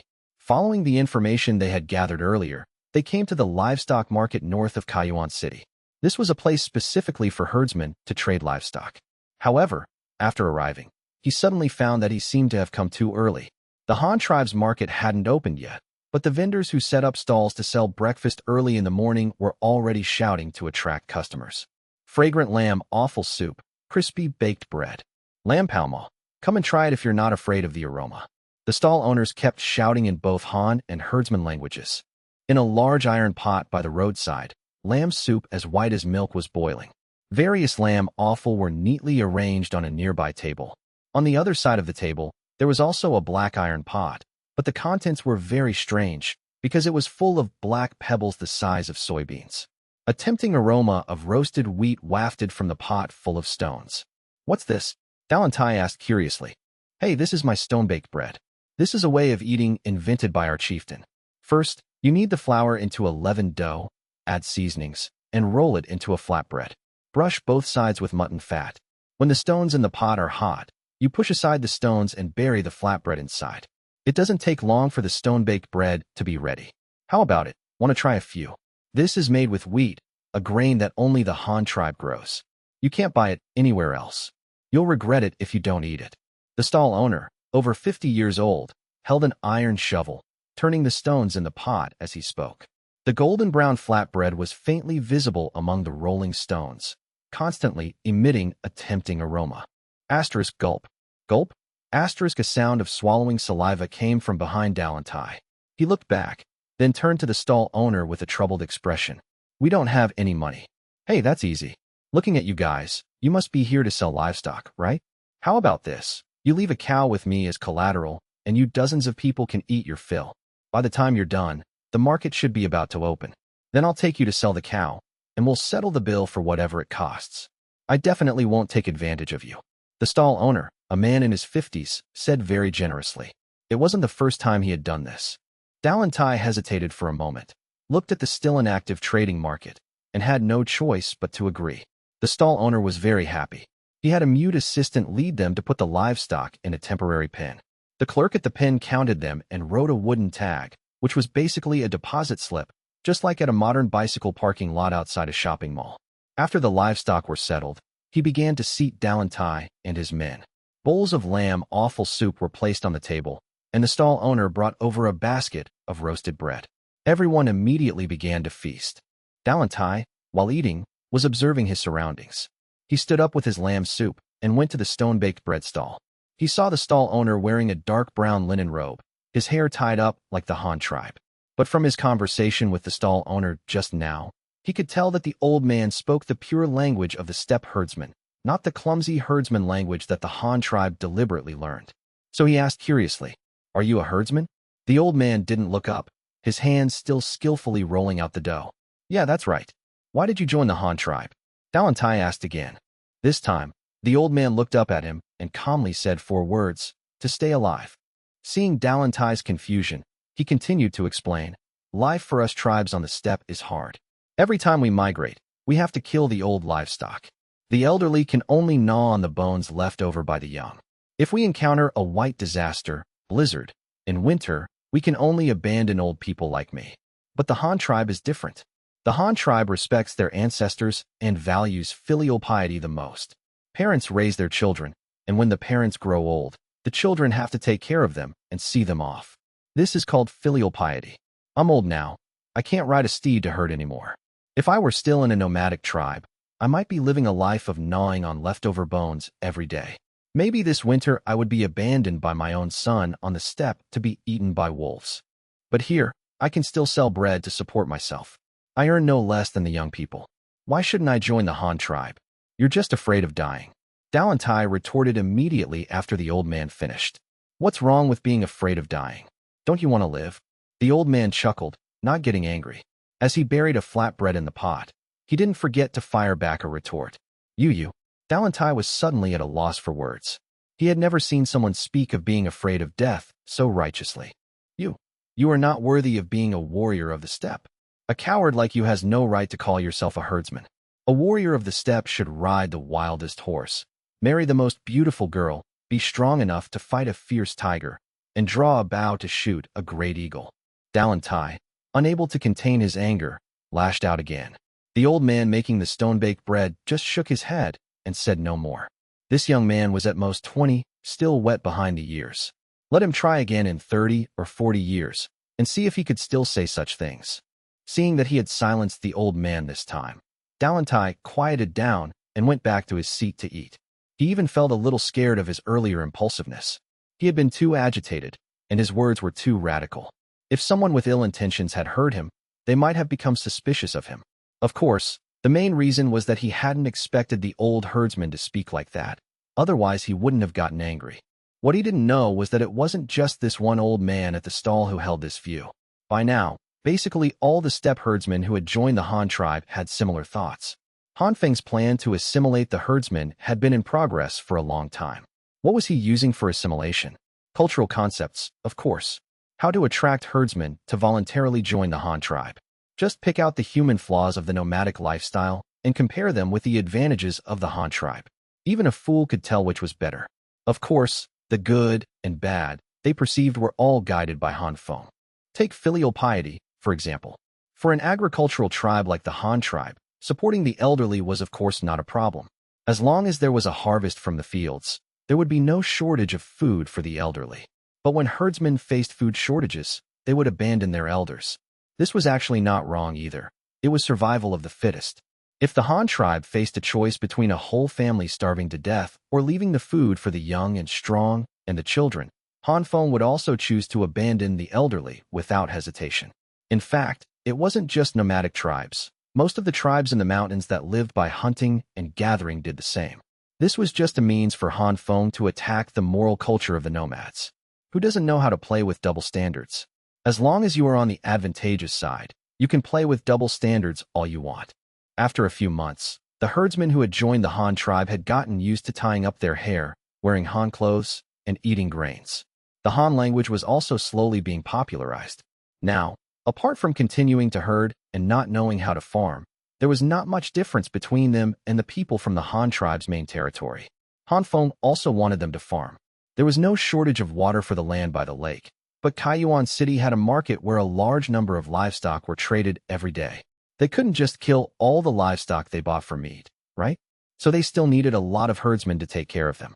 Farming could come later, but herding couldn't be abandoned.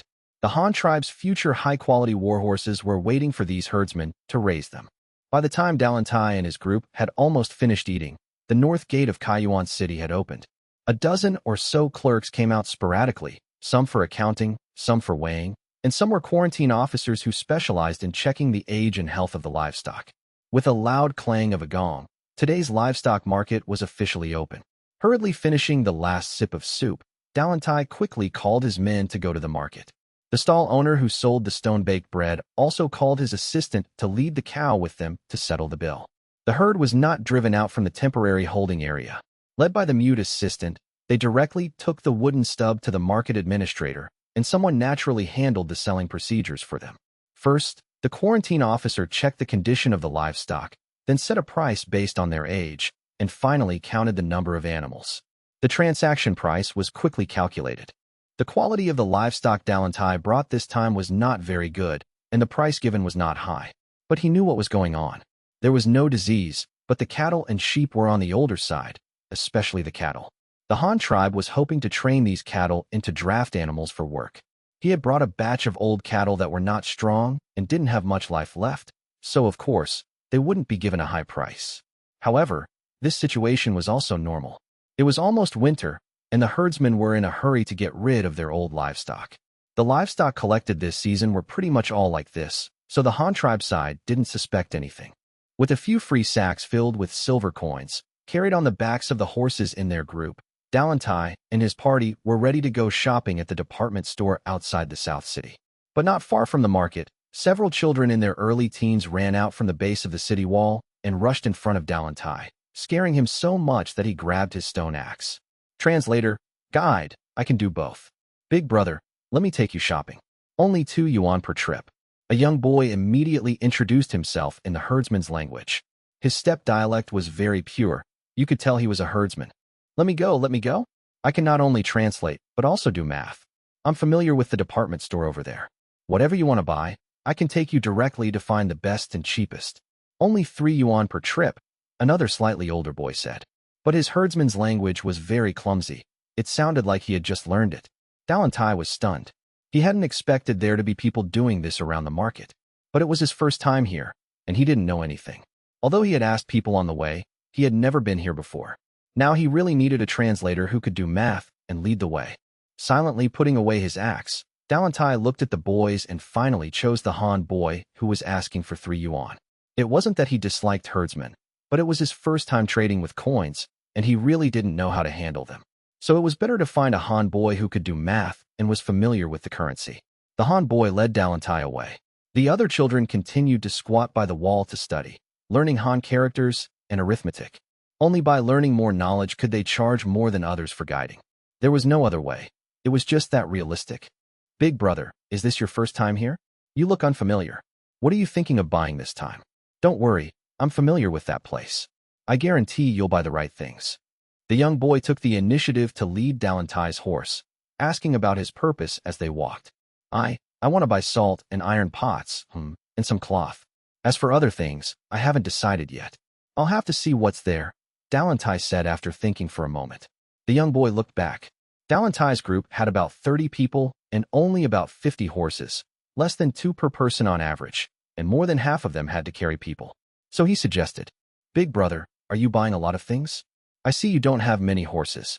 If you buy a lot, you probably won't be able to carry it all back. Why don't you buy a couple of carts first? Dalantai was stunned when he heard this. He's right. He had come this time to purchase a large amount of supplies. If he relied only on horses, he definitely wouldn't be able to carry it all back. It was a good thing this Han boy reminded him. This 3 yuan was well spent. Do they sell carts here? Do I have to buy horses to buy a cart? Are the carts expensive? Not expensive, don't you worry. And you don't need to buy horses just to buy a cart. You have your own horses. The cart dealership's assistants will help you harness them. Then you can pick a couple of smart guys from your group to learn for a while. They'll get the hang of it quickly. It won't delay you from buying other things, the young boy immediately explained. Oh, that's good. Then take us to see the carts first. Dalantai nodded after hearing this and immediately called a few of his men, preparing to have them learn to drive the carts later. The group arrived at the cart dealership outside the South City. They only sold 2 types of carts here, both 2-shaft flatbed carts, in large and small sizes. The small one was narrower and only required 1 horse to pull.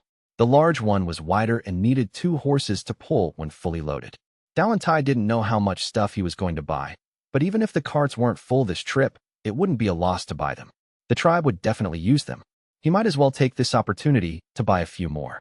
But after calculating the number of horses he had brought, Dalantai ended up buying only 3 2-horse flatbed carts. The young guide acted as a translator throughout the process and helped Dalantai count the money when paying. A large flatbed cart cost 800 yuan, almost the price of 2 old cows, which made Dalantai's heart ache. But in the end, he gritted his teeth and bought them. The cart dealership's assistants quickly brought out the parts and began to assemble the vehicles on the spot. Yes, on-the-spot assembly. The cart bed, beams, axle, wheels, and harness. All these things were shipped disassembled on boats. Otherwise, if they transported whole carts, one boat wouldn't be able to carry many. And Kaiyuan City was located on the vast grasslands, where wood was scarce, so it was impossible to build carts directly in Kaiyuan City. They could only be shipped from the rear. The assistants assembled the carts, helped Dalantai choose a few obedient horses to harness to them, gave them bamboo whips for driving as a gift, and then began to train the drivers Dalantai had chosen. Dalantai, of course, didn't have time to wait for them to learn to drive, so he had the translator take him to buy other things first. Salt and iron pots were essential, as were spoons. There were also knives for cutting meat, skinning, and deboning. All sharp knives made of wrought iron, not very long, looking much like ordinary butcher knives. These were all within the range of goods the Han tribe was willing to sell. Of course, the knives were not cheap. After buying all these things and collecting a pile of small wooden stubs for receipts and invoices, they could call the carts over to load everything at once when they were ready to leave. There was still some money left on the horses' backs. Dalantai had the translator take him to buy some linen and wool cloth. These were for the big shots in the tribe. The ordinary tribesmen could continue to wear sheepskin. Anyway, winter was coming soon, and sheepskin was warmer. He had bought everything he needed, and there was still a small half-bag of money left. Dalantai looked at the miscellaneous goods in the market and suddenly didn't know what to buy. Anyway, all this money had to be spent at once. They had no intention of taking the coins back. Seeing this, the young guide quickly started recommending again. Big brother, you'll be migrating to your winter pastures soon after you go back, right? How about buying some alfalfa seeds? You can sprinkle some in your current pasture, and then sprinkle some more when you get to the winter pasture. I guarantee that next year your pastures will be full of the best grass. What's alfalfa? Dalantai asked. Look, That's alfalfa over there. That grass that's about thigh-high, with each leaf divided into 4 lobes. That's called alfalfa. It's the grass that livestock love to eat the most. After eating it, their milk production can even increase. The seeds I'm talking about are alfalfa seeds. As long as you buy them and sprinkle them in your pasture, they'll grow on their own next year. Is that alfalfa expensive? Do many people here buy it? Dalantai continued to ask. Not expensive, not expensive. A sack only costs 1 yuan. A lot of people buy it. As long as a tribe has a fixed pasture, they basically take some with them. You should buy some too, right? The young boy continued to coax Dalantai to spend money on grass seeds. Dalantai thought for a while and actually agreed directly. Anyway, there was still a lot of money in the bag. It wouldn't hurt to buy a dozen or so bags to take back and study. He could just consider it reconnaissance. Big brother, do you want a lamp? Our Han tribe has newly made a kind of gas lamp. It doesn't burn wood or oil. You just pour in some stones and soak them in water to light it. That lamp is very bright, and it's windproof and rainproof. In winter, even if there's a strong wind and heavy snow outside, you can take this lamp to check on your livestock at night without any problem. And that thing can light itself. It's very convenient to use. If the fire in your tribe goes out one day, as long as you can find clean water, you can use that gas lamp to start a fire. It has a built-in flint igniter. If you want one, I'll take you to see it now. There aren't many of those lamps yet. If you go late, they might be gone. The young boy saw that Dalantai was planning to spend all his money and quickly began to coax him to buy other things. Carbide lamps were not difficult to make and had long since spread to Kaiyuan City. However, because of the long distance, the selling price was a bit higher than in the Han tribe's main territory. After all, it was a long trip, so shipping costs had to be added.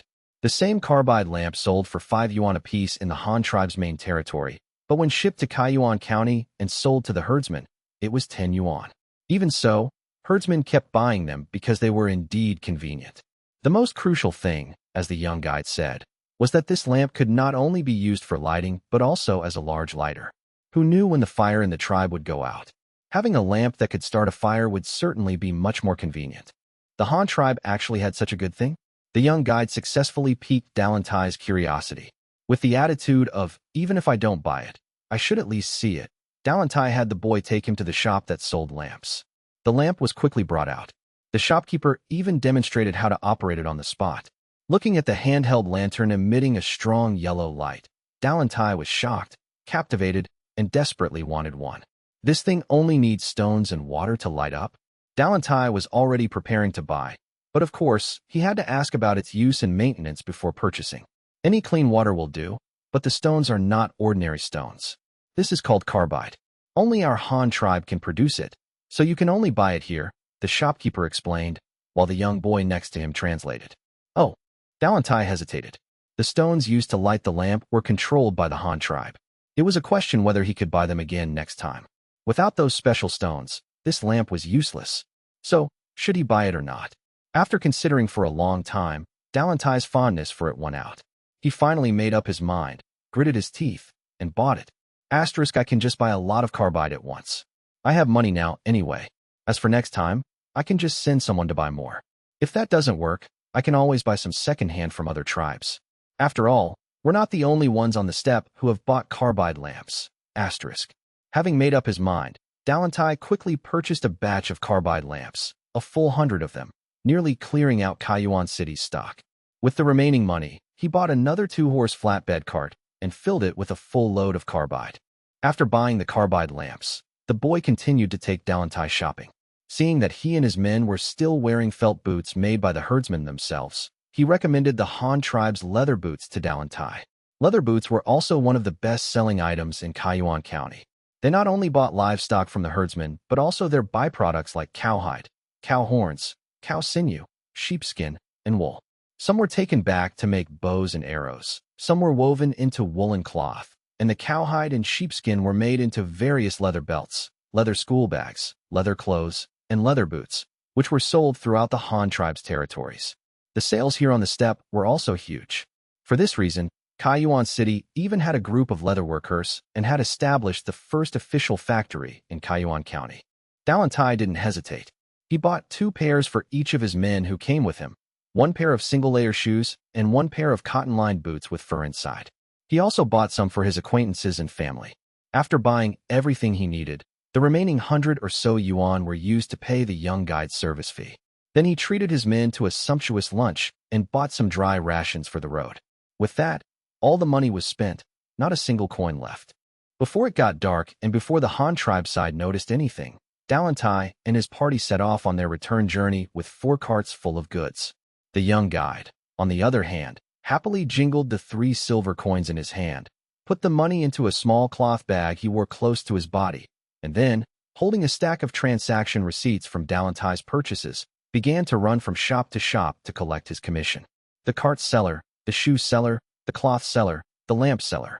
Wherever he had taken the man, each shopkeeper would give him some spare change. It wasn't much, just 1 or 2 jiao. Some only gave a few won, as a thank you for bringing them a customer. A few won was enough for a full meal. After making his rounds, he collected another yuan or so. Adding the 3 yuan from Dalantai, he had more than 4 yuan, equivalent to a regular craftsman's wages for 4 days. For a boy in his early teens, this was definitely a huge sum of money. Taking from the buyer and then taking from the seller. One might say it was quite ruthless, but no one thought so. He earned the money with his own ability, without stealing or robbing. Why should anyone look down on him? Of course, some people were envious of such easy money, but this line of work was not for everyone. Although the government didn't regulate it, the personal requirements were high.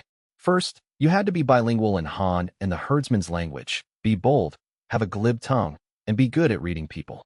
Even so, you couldn't earn everyone's money. They could only find customers who were new to Kaiyuan City and unfamiliar with everything. After a few visits, once they were familiar with the trading process, no fool would be willing to spend that extra money. After all, 2 or 3 yuan was not a small amount for a herdsman. They could buy a lot of things here with it. The reason the government didn't interfere was that the Han tribe was currently short of bilingual translators. If they couldn't even communicate, how could they do business? So, having these people actually promoted commerce in Kaiyuan County. Besides, with the way things were going, these people wouldn't last long. Once the herdsmen became familiar with Kaiyuan City, there would naturally be no room for them to survive. On the afternoon of Dalantai's return journey, a brief farewell was taking place at the dock near the lake in Kaiyuan City. Rui, as the representative of the Han tribe, was seeing off the Xian tribe's commerce elder, Niue. Niue had been here for 3 days. He had toured the city, visited the market outside, and heard Rui talk about the Han tribe's idea of building an outer city around the existing Kaiyuan City, which would eventually encompass the markets on both sides. The Han tribe was powerful and getting more powerful. Their influence on the steppe was deepening day by day.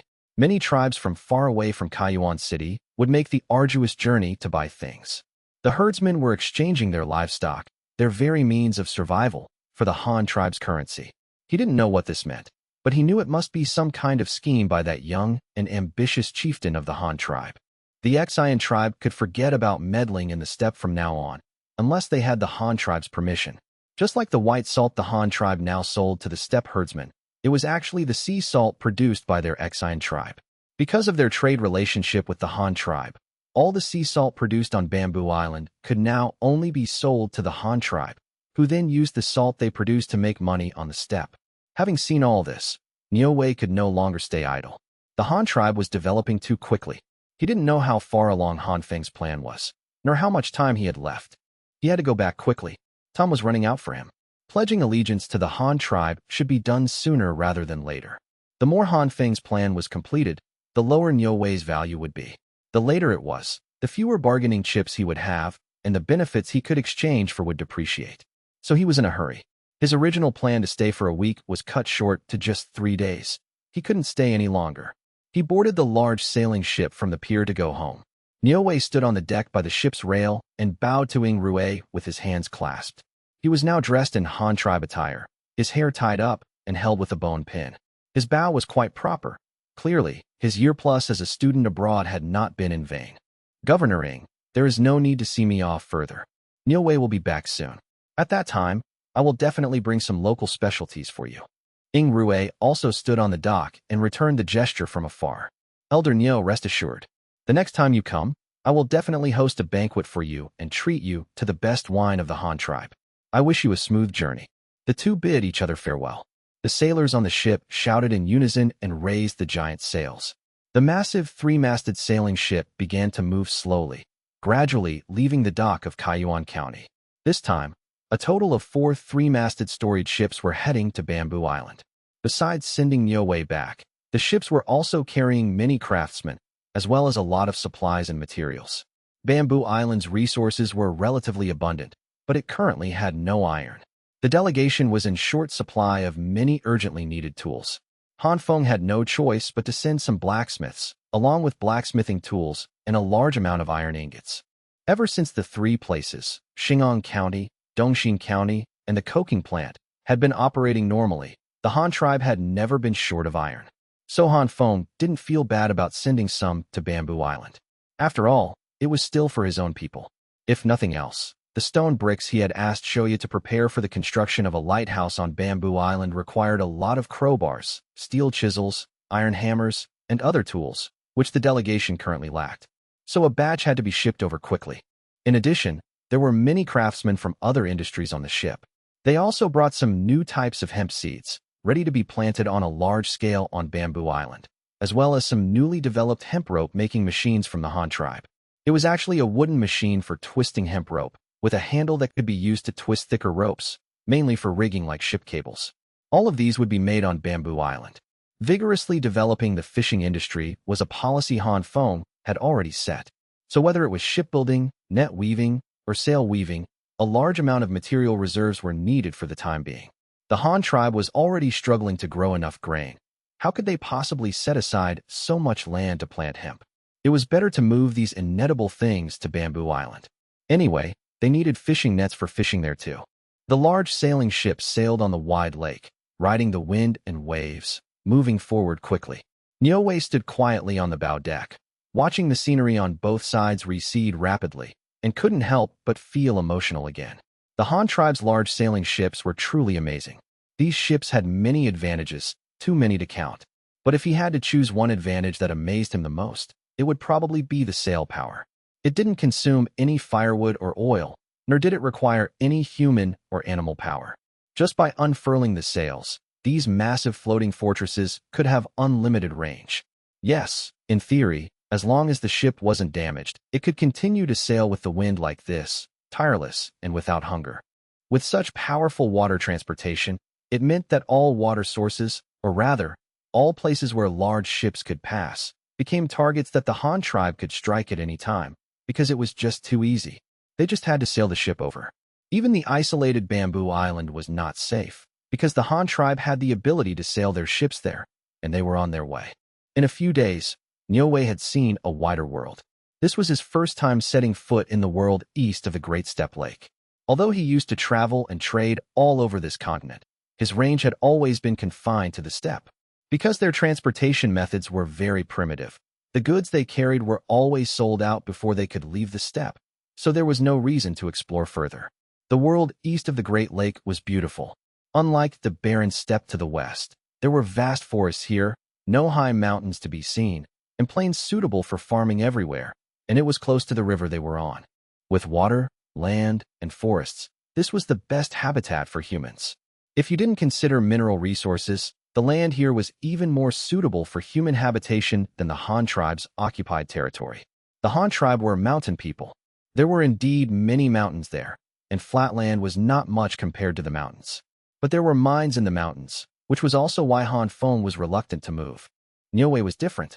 Looking at so much undeveloped land on both banks, his heart was so sour that tears were about to fall. The Ecchi tribe was also very powerful. A few years ago, its population was 80 or 90,000, and now it was well over 100,000. But because they were limited by the size of Bamboo Island and its resources, the Ecchi tribe had been developing very slowly. Of course, this was also due to their backward technology, but Niue didn't think it was the Ecchi tribe's own fault. It was because they had no one to learn from and exchange with. Take the steppe, for example. The Ecchi tribe was initially just a tribe that knew how to farm, hunt, and make salt. But they were limited by the poor resources of Bamboo Island, and there were only so many people on it. They had no opportunity to exchange life experiences with others, let alone a place to learn. But when they arrived on the steppe, everything changed. The cultures and lifestyles of both sides began to merge and exchange. The nomadic tribes of the steppe ate seafood-flavored white salt and used lighter and stronger bamboo arrows.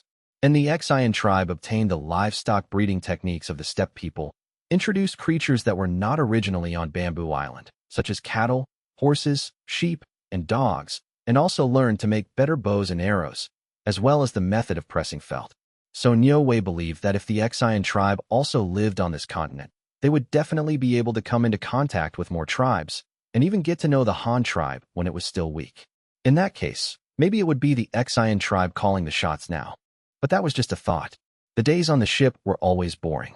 The space inside and outside the cabin was only so big. It was fun and new for a day or two, but after a long time, it got old. But according to the crew, it was better now. At least there was different scenery on both banks to look at. If they were at sea, it would be the same damn thing in all directions. You couldn't even tell north from south.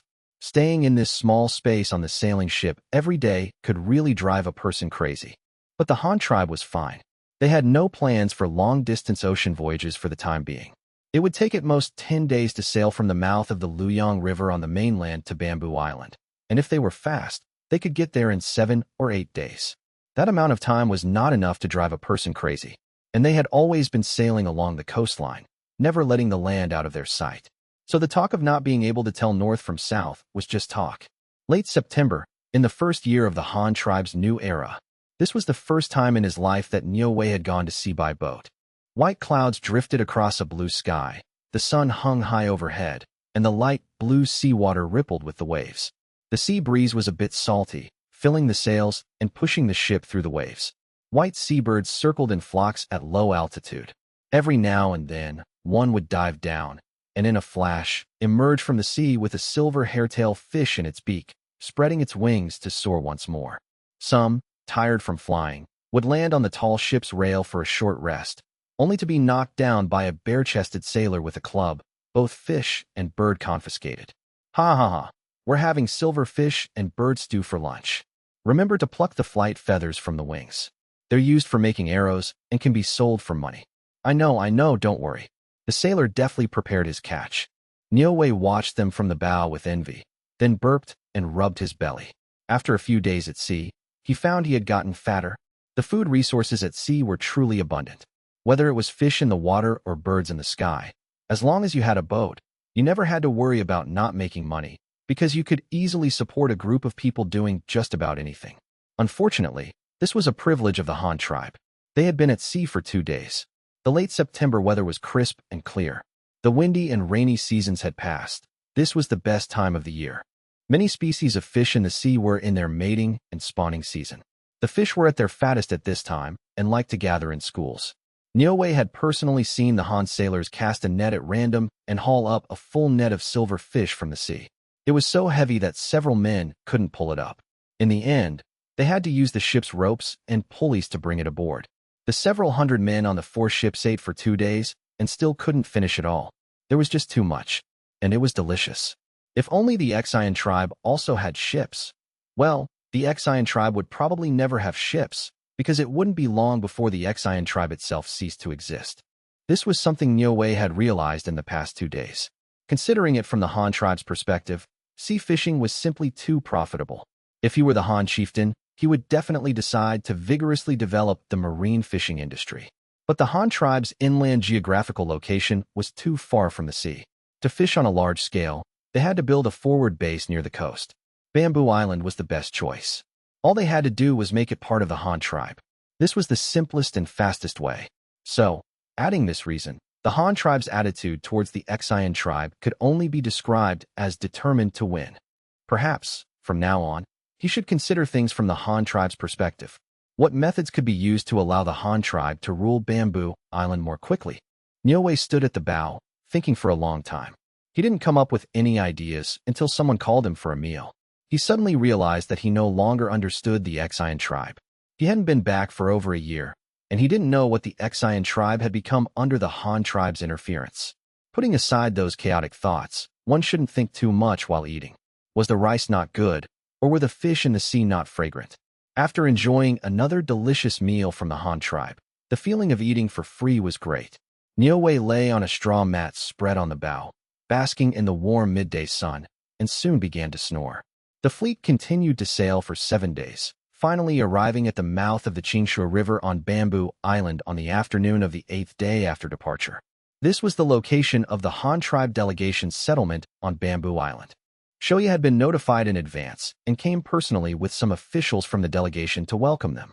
Of course, it wasn't to welcome Niu Wei, but to welcome the craftsmen and supplies that had traveled thousands of miles to assist him in his work. The delegation had a lot of work to do and was in desperate need of tools. As for Niu Wei, welcoming him was just an incidental task. After disembarking, Niu Wei did not go home directly. He planned to stay at the Han delegation settlement for a few days to observe first. Watching Shou Ya direct the crowd to unload supplies from the ship, although it was tiring, everyone was beaming with joy. They had been waiting for this day for a long time. Iron ingots were lifted down in baskets, followed by various tools, and a large amount of currency packed in sacks. The delegation was to establish a bank on Bamboo Island and issue the Han tribe's currency. This had been decided long ago, and now it was finally beginning. Who knows, maybe they would even set up a mint on Bamboo Island in the future. And so, Niu Wei's thoughts began to wander. If the Han tribe was to promote currency on Bamboo Island, it was unrealistic to rely on shipping it from the rear all the time. The population of Bamboo Island was not much smaller than that of the Han tribe, and the amount of currency needed was huge. So, building a mint on Bamboo Island in the future was almost a certainty. But once the Han tribe promoted currency on Bamboo Island, what would the Xian tribe's reaction be? Would they resist, or would they issue their own currency as well? After all, the Xian tribe also had copper, and in considerable quantities. Their bronze casting technology was not bad either. Although they couldn't produce the exquisite stamped and embossed coins of the Han tribe, casting a few coins with characters on them was not a problem. So, the possibility of the Xian tribe minting their own coins could not be ruled out. But if that happened, would the Xian tribe prohibit the circulation of Han currency on Bamboo Island? Would the Han tribe's bank recognize the value of Xian currency? What would be the reactions of both sides? What could he do in the middle of this, and what benefits could he gain? Niu Wei, who had been in contact with currency in the Han tribe for over a year, had a certain understanding of its use and circulation process. If the Han tribe promoted brass currency on Bamboo Island, they would have to recognize the value of the Xian tribe's bronze wares, because they were essentially the same material. Asterisk, your copper is money. Why isn't my copper worth money? If you don't recognize the value of my bronze wares, you are telling others that your own copper coins are worthless. Asterisk. This was unavoidable. So what would the Han tribe do to solve this problem? If this problem was not solved, the Han tribe's currency would definitely not be promoted. But if they recognized the value of the Xian tribe's bronze wares, and they came to the Han delegation with their own bronze hose to exchange for goods and currency, would the Han tribe exchange them or not? If they didn't, they couldn't promote it. If they did, the Han tribe would surely suffer a huge loss. What should be done? Maybe he should go talk to the great chieftain and persuade him not to cause trouble for the Han tribe. The two tribes were currently in a honeymoon period of cooperation, and it was better not to ruin the relationship over this matter. Now was the time to seize the opportunity to develop themselves. He didn't know if the great chieftain would believe him or agree. This matter couldn't be rushed. No, he had to go talk to Shou Ya and ask him about the Han tribe's plans and whether they needed his cooperation. It seems it's time to make his position clear. Time waits for no man. Seeing that unloading the supplies would still take some time, Niu Wei had no mind to wait there. So he found someone to lead him around and take a look at the delegation's settlement. After more than half a year, the settlement had already become a small town. Although no city walls had been built, the other houses, residences, shops, markets, warehouses, docks, factories, government offices, and even a bank built of stone bricks were all there in a proper manner. All that was missing now was a school, and with a surrounding wall, it would be no different from the cities in the Han tribe's main territory. As for why no school had been built, considering that the Han tribe's own paper was not enough, and the paper made on Bamboo Island was still in the material preparation stage, even if a school was built, how could they teach others to study? But why hadn't the delegation built a city wall? Perhaps they still want to continue expanding the scale of this settlement, Niu Wei thought. The market created by the delegation was very crowded, with groups of local natives coming to trade. They brought their own chickens and eggs, or carried grain on shoulder poles to sell. There were also those who came to sell livestock, mainly sheep and pigs, which were the most common domestic animals and poultry in the people's homes. Many things could be exchanged here. Although they were all small tools, like needles and thread, because the Xian tribe didn't have them, they could only come here to buy them. Some came to buy needles and brought a whole pig to exchange. The delegation side said they had no change and couldn't break it, so they couldn't sell. The native selling the pig then requested to exchange the whole pig for needles and thread, which he would then carry back home to divide and exchange with his fellow villagers. If someone wanted to get goods from him, they could only exchange them with other things. The needles and thread in the hands of the delegation had clearly become something like currency, and were even being exchanged and circulated as a store of value. From this, it could be seen that Bamboo Island did have a demand for currency. Watching the Xian tribe's people continuously bring their own things to trade, Niue felt it was very novel, because the Xian tribe was not like this before. At that time, the people on Bamboo Island had almost no expenses. Apart from exchanging things for a little salt, they were basically self-sufficient in everything else. It was a true small-scale peasant economy. But the Han tribe seemed to have a magical power.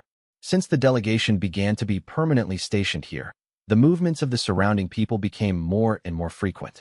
They not only came to the market here to buy things from the Han tribe, but in fact, many of their transactions were completed between the natives themselves. The delegation was buying chickens, eggs, pigs, and sheep for food, but the delegation members were limited, and it was impossible to keep buying these foods indefinitely because they couldn't eat them all. But the people who had come from afar and had gone to the trouble of bringing their pigs and sheep couldn't just return empty-handed. So most of the time, they would choose to sell them themselves in the market. The sales were also good. Because the market at the delegation settlement was very famous, many people came. Even if they didn't sell to the delegation, the local natives who came to the market had strong purchasing power, so there was no worry about not being able to sell their goods. Over time, more and more people were willing to come. Of course, there was another situation, which was selling hemp skins. Because the delegation had built a hemp fiber textile factory here, but the current output of artificially planted hemp on Bamboo Island was still very limited. So to maintain the operation of the textile factory, the delegation could only buy wild hemp fibers from the locals. Now, without currency, they used cloth for exchange. Of course, if the people didn't want cloth, they could also get a wooden token for counting at the delegation. When they had accumulated a certain amount, for example, after delivering a total of several hundred gene of hemp skins, they could use the tokens to exchange for a spinning machine here, from the simplest to the foot-powered ones. All were available for exchange. If they delivered enough hemp skins, they could even exchange for a backstrap loom, the kind of simple loom that could weave cloth up to half a meter wide. However, there were also frame looms for sale here, but they didn't have a flying shuttle. They could only be used with a hand-thrown shuttle, and the width was at most 1 meter. But even this kind of thing that had been eliminated by the Han tribe was still very popular on Bamboo Island. Even the Xian chieftain was no exception. It was said that that guy had someone buy one, saying he was going to give it to his wife. Of course, it was also possible that he was taking it back to copy. But since the Han tribe agreed to sell it, they naturally weren't worried about this. Asterisk if they want to copy it, let them. Piracy is more conducive to dissemination and promotion. Asterisk. But this kind of large loom was obviously not something an ordinary family could afford. And there were no special families on Bamboo Island, because everyone was equally poor, except for those few elders. But to say they couldn't afford it was not right either, because they all bought them through crowdfunding. Usually, the natives would act as a village unit. The whole village would go to the wild to collect various hemp plants. After retting the hemp fibers and sorting them, all the men in the village would come to the delegation under the leadership of the village chief to exchange for a loom. Generally, a village would exchange for 1 or 2 frame looms, and the remaining families would all purchase spinning machines.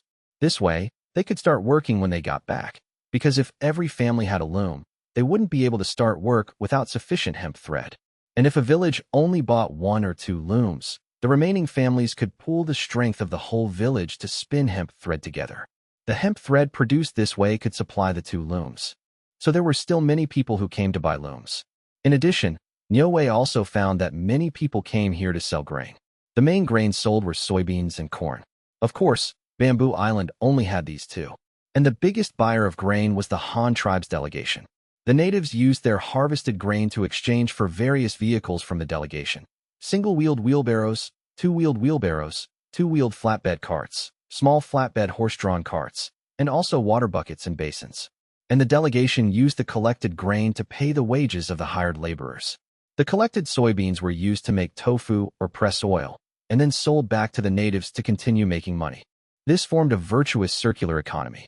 The grain came from the hands of the people got what they wanted, the delegation got the grain, the delegation then recruited laborers to work, the delegation got the labor force, and the laborers got the grain.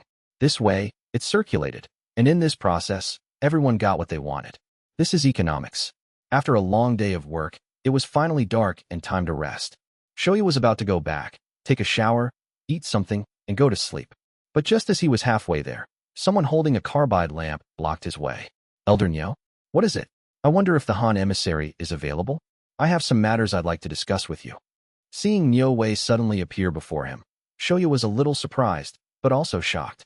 A few days ago, before Nyo Wei had even returned, the chieftain had sent him a letter saying that Nyo Wei might come looking for him, and even mentioned what it might be about. At first, he didn't believe it. He never expected Nyo Wei to actually show up at his door now. How could he not be shocked? The chieftain is becoming more and more godlike, Shou Ya marveled inwardly. I have time. I just finished giving out today's instructions. I haven't had dinner yet. Why don't you join me, Elder Nyo? A few cases of white liquor were just unloaded from the ship. I haven't tried it yet. Let's taste it together. Shou Ya invited with a cheerful smile. Old fox, Nyo Wei cursed inwardly. From Shou Ya's demeanor, it was obvious he had known all along that he would come looking for him. Asterisk sigh. It must have been that Han chieftain who told him. The Han chieftain is too formidable. He's had me figured out from the start. It seems it's too late to turn back now. Asterisk.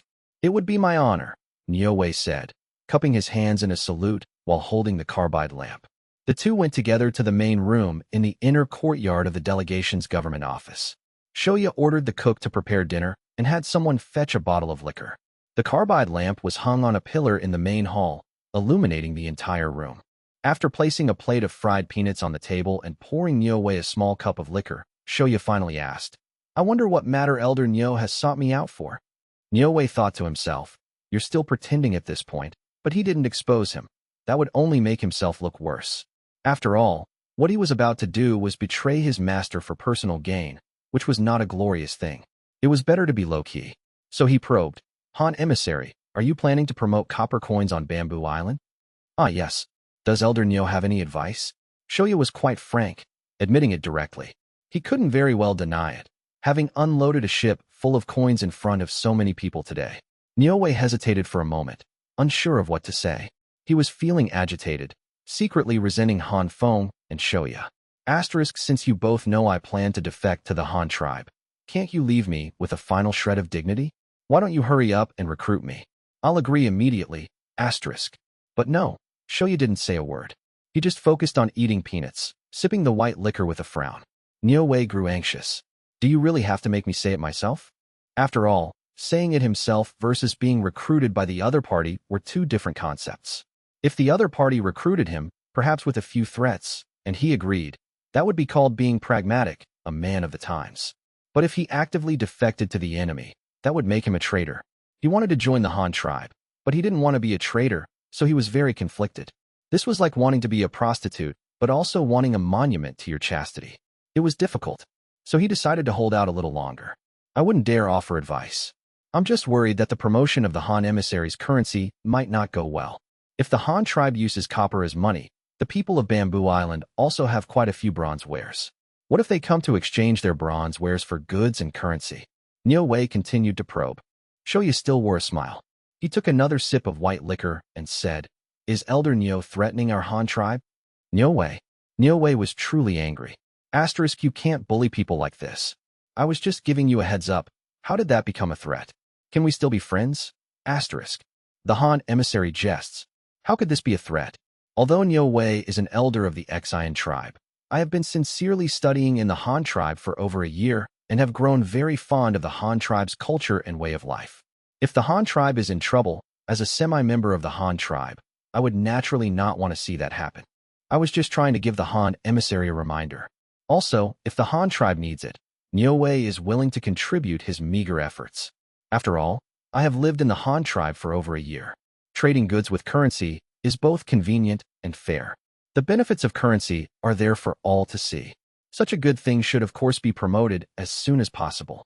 As the commerce elder of the Ecchi tribe, seeing my people's transactions being so inconvenient, I feel their pain and am worried sick. Naturally, I hope the Han tribe's currency can be promoted on Bamboo Island as soon as possible. For both public and private reasons, I cannot stand idly by. Han emissary, don't you agree? He had thrown caution to the wind. Apart from not explicitly saying he wanted to defect to the Han tribe, he had said everything he could and couldn't say. The hint was so obvious. No, it was practically an explicit statement. If the other party still didn't agree, it would be truly outrageous. Oh, in that case, I must have misunderstood Elder Nyo just now. You see, I've only had 2 sips of this liquor, and my head is already getting muddled, Shou Ya said, laughing it off. A misunderstanding, the Han emissary must have misunderstood me. Nyo Wei also went along with it, his eyes full of expectation for Shou Ya's reply. I can feel Elder Nyo's passion for the Han tribe, and I can understand your hope that your own tribesmen can live more conveniently. However, regarding the matter of promoting currency on Bamboo Island, the chieftain has already made thorough arrangements. There is no need to trouble Elder Nyo, Shou Ya said seriously. Smack. Nyo Wei slammed his palm on the table. You people, are simply going too far. I've already humbled myself to this extent. I'm just short of calling the Han tribe daddy. What more do you want? Do you have to force me to say that sentence? Shou Ya, his face flushed from the liquor, was startled by Nyo Wei's sudden reaction.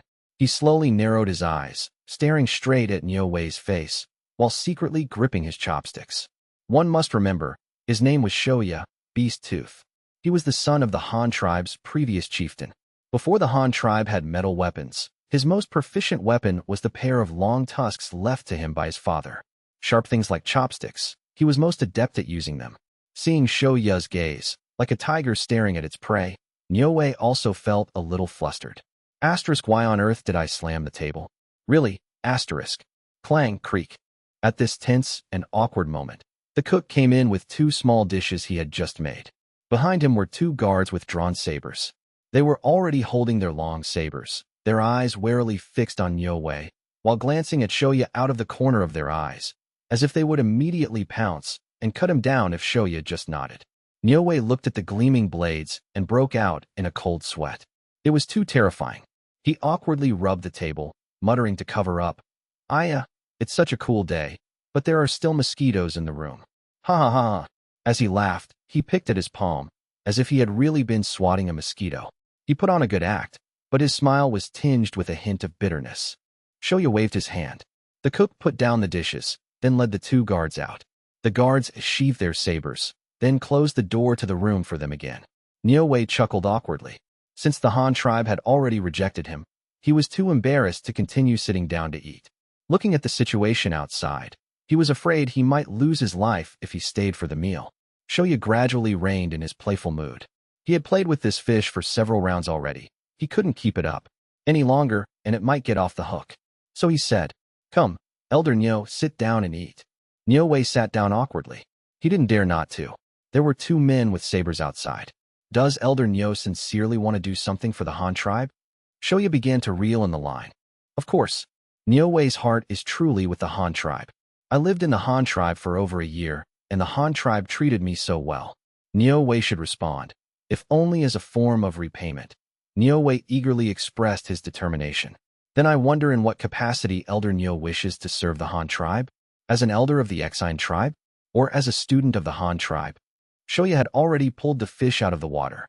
That will depend on the thoughts of the Han emissary and our Han chieftain. Whatever status the chieftain says Nyo Wei has, that is what Nyo Wei will be. Nyo Wei's reply was also very tactful. With the conversation having reached this point, whether he said that one sentence or not made no difference. This was equivalent to Nyo Wei having already indicated his willingness to work for the Han tribe, and as an undercover agent at that. After all, whatever needs to be done, I will listen to the Han chieftain. Wasn't that up to Han Feng's arrangement? The fish was finally caught. With things out in the open, communication became easier. Nyo Wei finally put his worries aside and took his first sip of liquor of the day.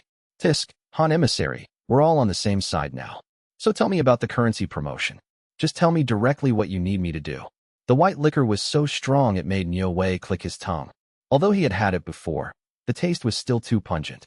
There's nothing to say about this matter. The chieftain has already arranged everything. You don't need to worry about it.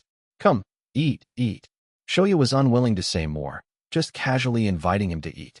Today's matter had gone very smoothly, much as the chieftain had instructed. It seemed he could send a reply to the chieftain now. Are you sure there's no problem? I'm still a little worried. If our copper coins are promoted, the people of Bamboo Island will definitely come to exchange their bronze wares. Even if they don't, the other elders will definitely make them come.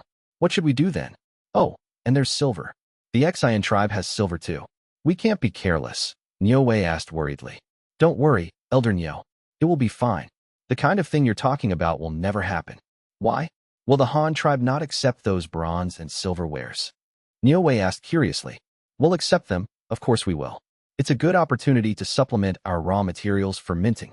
If we build a mint here in the future, we won't have to transport raw materials from home, Shou Ya explained. Then if you accept them, why won't there be a problem? Niue suddenly couldn't understand. Shou Ya put down his chopsticks, smiled at him, and said, Elder Nyo, how long have you lived in the Han tribe? Do you know how the Han tribe promoted currency in the beginning? At that time, the Han tribe also had a large amount of bronze wares, but to successfully promote the currency, didn't they also collect all those bronze wares? Niue was not familiar with this history, so he asked curiously, then how did the Han tribe collect the bronze wares from the people back then? Shou Ya smacked his lips and suddenly asked in return, Elder Nyo, you have also experienced the life of the common people. Let me ask you, in an ordinary person's home, how many bronze wares can there be? Niue thought for a moment and said, 2 or 3, I suppose. But that's not a small amount. Then what do you think they use these bronze wares for? Bronze wares are so precious, they certainly can't be used as decorations. People who can afford bronze wares mostly use them to cast tools or farm implements. Oh, I see. So that's how it is. Niue had a sudden realization. So that was the Han tribe's plan. The common people were dirt poor. How many bronze wares could they have? Even if they did, they were essential tools for production and life. If you asked them to exchange them for other things, what would they use to eat? They could lose their lives, but they couldn't lose their farming tools. Those were needed to feed a family. For him to take his own bronze hoe and run here to exchange it, only someone whose head had been squeezed in a door would do that. But some people will still come to exchange, right? Whether for goods or currency, will we exchange them or not? Niue asked curiously. We'll exchange them. Even if they don't, we will force them to. Just like in the Han tribe back then, common people were not allowed to hold large quantities of bronze wares, Shou Ya replied. Won't we lose out by doing that? Niue was still a little worried. How could we lose out? Think about it. For example, a common person has a bronze hoe and wants to exchange it for copper coins here. I will definitely exchange it for him. But the bronze wares I collect are useless to me. They will eventually be melted down and recast into coins, right?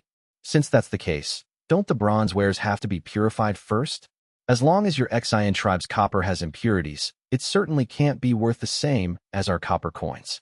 The loss from purification must be compensated. After purification, doesn't it have to be smelted? The loss from the fire is also required, right? After smelting, it's made into coins, and there will be losses in that process too. You see, after going through all this, with so many losses added, how could a bronze ware be worth the same as a copper coin? It will definitely be greatly discounted. If they can get 6 liang of copper coins for 1 gene of bronze ware, they should be content. Niue was stunned. Asterisk shameless, shameless. The Han tribe is too ruthless. Asterisk although there would definitely be losses in remelting and casting, it wouldn't be from 10 to 6. A 40% deduction was just too damn ruthless. But what if the Xian tribe's copper is very pure? I know the Xian tribe's copper refining technology is quite good. Niue continued to ask. Tisk, Elder Nyo, you still don't get it. Tell me, between the Han tribe and the Xian tribe, which tribe's metal smelting and manufacturing technology is more advanced? Shou Ya prompted. The Han tribe. There you have it. The Han tribe is more powerful, so we have the final say. If we say your copper has impurities, it has impurities. If you're not convinced, then go ahead and make your own coins. Damn, that's just being a rogue. But the Han tribe indeed had the right to be a rogue, and the Xian tribe could do nothing about it. But even so, the money we brought this time won't be enough, right? A ship full of coins will be quickly exchanged by the people. Don't worry, it won't. Only a fool would use copper coins to exchange for their bronze farm tools. If they exchange their farm tools, don't they need to farm and eat? At that time, we will use our iron wares to exchange for their bronze wares. Anyway, they will need them. 1 bronze hoe for 1 iron hoe, and we'll give them a 1 yuan difference. How much money could that possibly cost? As for the price of iron, that's a specialty of the Han tribe. The price of iron per gene is whatever we say it is. Anyway, they will have to use metal farm tools, and iron is stronger, more durable, and sharper than bronze. I don't believe they won't exchange. So if we want to collect all the copper on Bamboo Island, an equivalent amount of iron will be enough. And what the Han tribe doesn't lack is iron. Niue was completely convinced. With this combination of moves, it would be against all reason if the Han tribe's currency still couldn't be promoted on Bamboo Island. After Niue declared his allegiance, he didn't immediately go to see the Exian chieftain.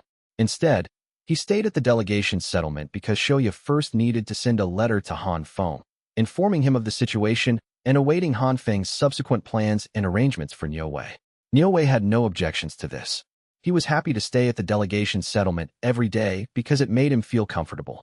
Everything was convenient, much like when he was living in the Han tribe's territory. If you asked him to go back and live in a bamboo house now, he probably wouldn't be used to it. The letter was quickly sent back. At this time, Han Feng had already moved into the study of his new home to work. The house here was tall and grand, with glass windows that let in ample sunlight and powerful carbide lamps for lighting at night. It gave him a slight feeling of returning to modern times, which was very familiar and gratifying. These were all achievements made through his own efforts. Xiao Dai and Zhanning were playing with the two children in the living room. The two little rascals were standing in a vine-woven baby walker, energetically shuffling their little legs, running around mischievously. Han Feng was dealing with matters related to the autumn harvest, winter storage, and grain distribution for various counties. Now that the Han tribe's territory had expanded, not every place produced grain. For example, Xing'an County, Dongxin County, and Lake Hard Island. One was an iron mine for steelmaking, one was a coal mine, and the last was a chemical plant in a swamp. None of these three places were suitable for growing grain, but they were very crucial and had large populations. Therefore, the grain needed in these places could only be transferred from other areas. The autumn grain in each county had to be harvested and dried as soon as possible, and the tax grain had to be handed over to the granaries in a timely manner. The grain depots in various places also had to be prepared to purchase surplus grain from the people. Because the Han tribe planted high-yield crops like rice and corn, the output was not small. A family with 20 to 30 mu of land produced far more grain than they could eat themselves. After paying a portion of the grain tax and setting aside their own rations, the rest could be sold directly. This was the main annual income for an ordinary farmer's household. After the grain was collected through taxes and purchases, the tax grain would be sealed and stored, and could not be used without special circumstances. The rest of the grain purchased through the grain depots would be distributed to the three main regions, Xing'an County, Dongxin County, and Lake Hard Island. However, this grain was not distributed unconditionally, but was sold at a fair price there. These three places, one for coal mining, one for steelmaking, and one for chemical production, did not produce grain, but had a large number of workers. They usually worked for the tribe, and the tribe also paid them wages. This money was enough for them to support their families, so the grain was not given for free, but had to be bought with their own money, because the tribe had already given them money. This matter involved the distribution of supplies and grain throughout all the territories belonging to the Han tribe. The authority was very high, and many departments were involved. It was a very important operation that had to be personally commanded and coordinated by Han Feng. At times like this, Han Feng would sigh. The administrative system was still not perfect. If this continued, he would be exhausted. The Han tribe had Han Feng as the central authority, with counties established below.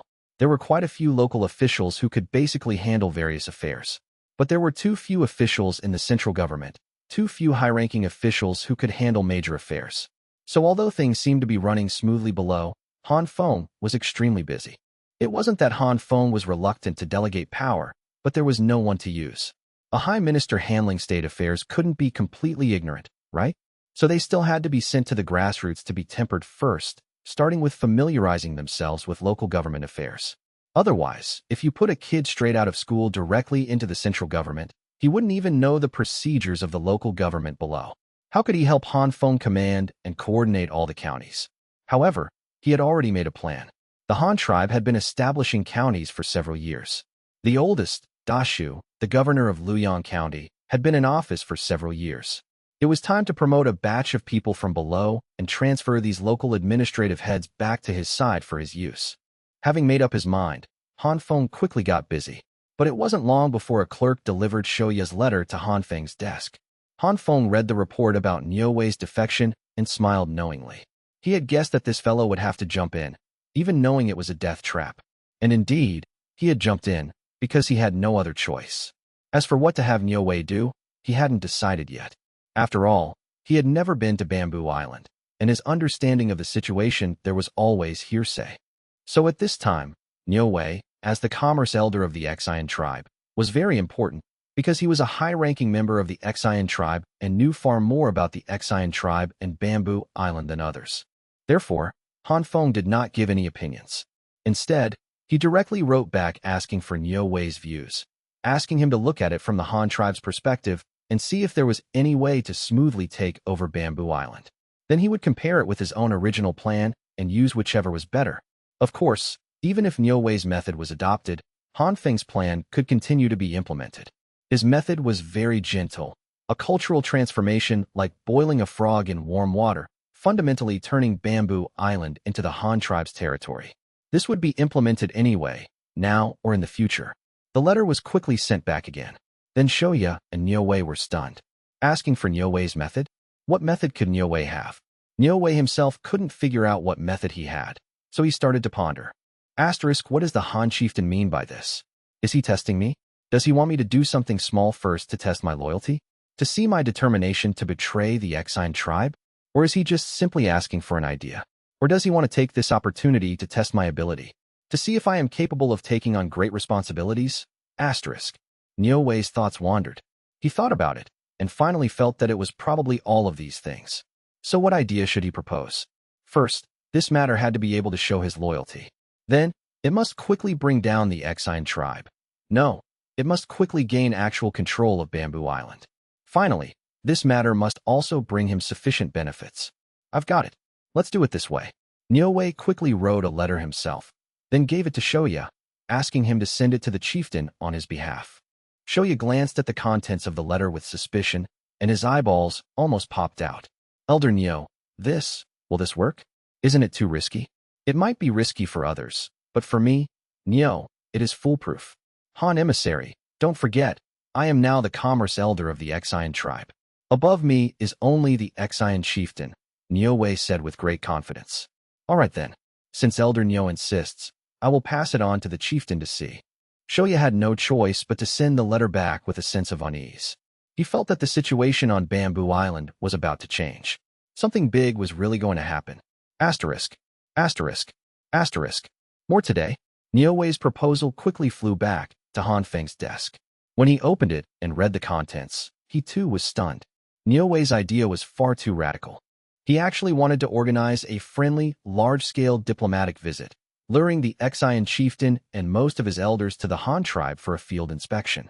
Then, the Han tribe would make a move and place them all under house arrest.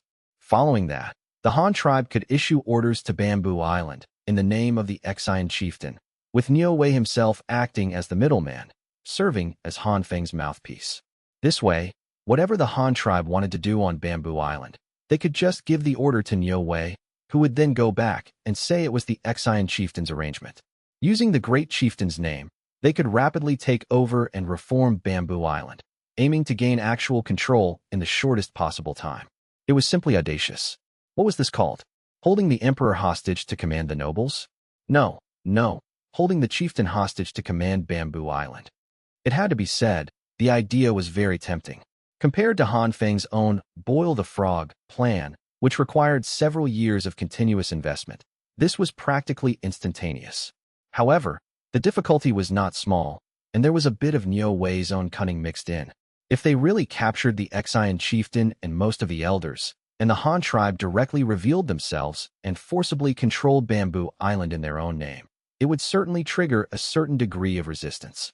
This would be detrimental to the Han tribe's later rule over Bamboo Island.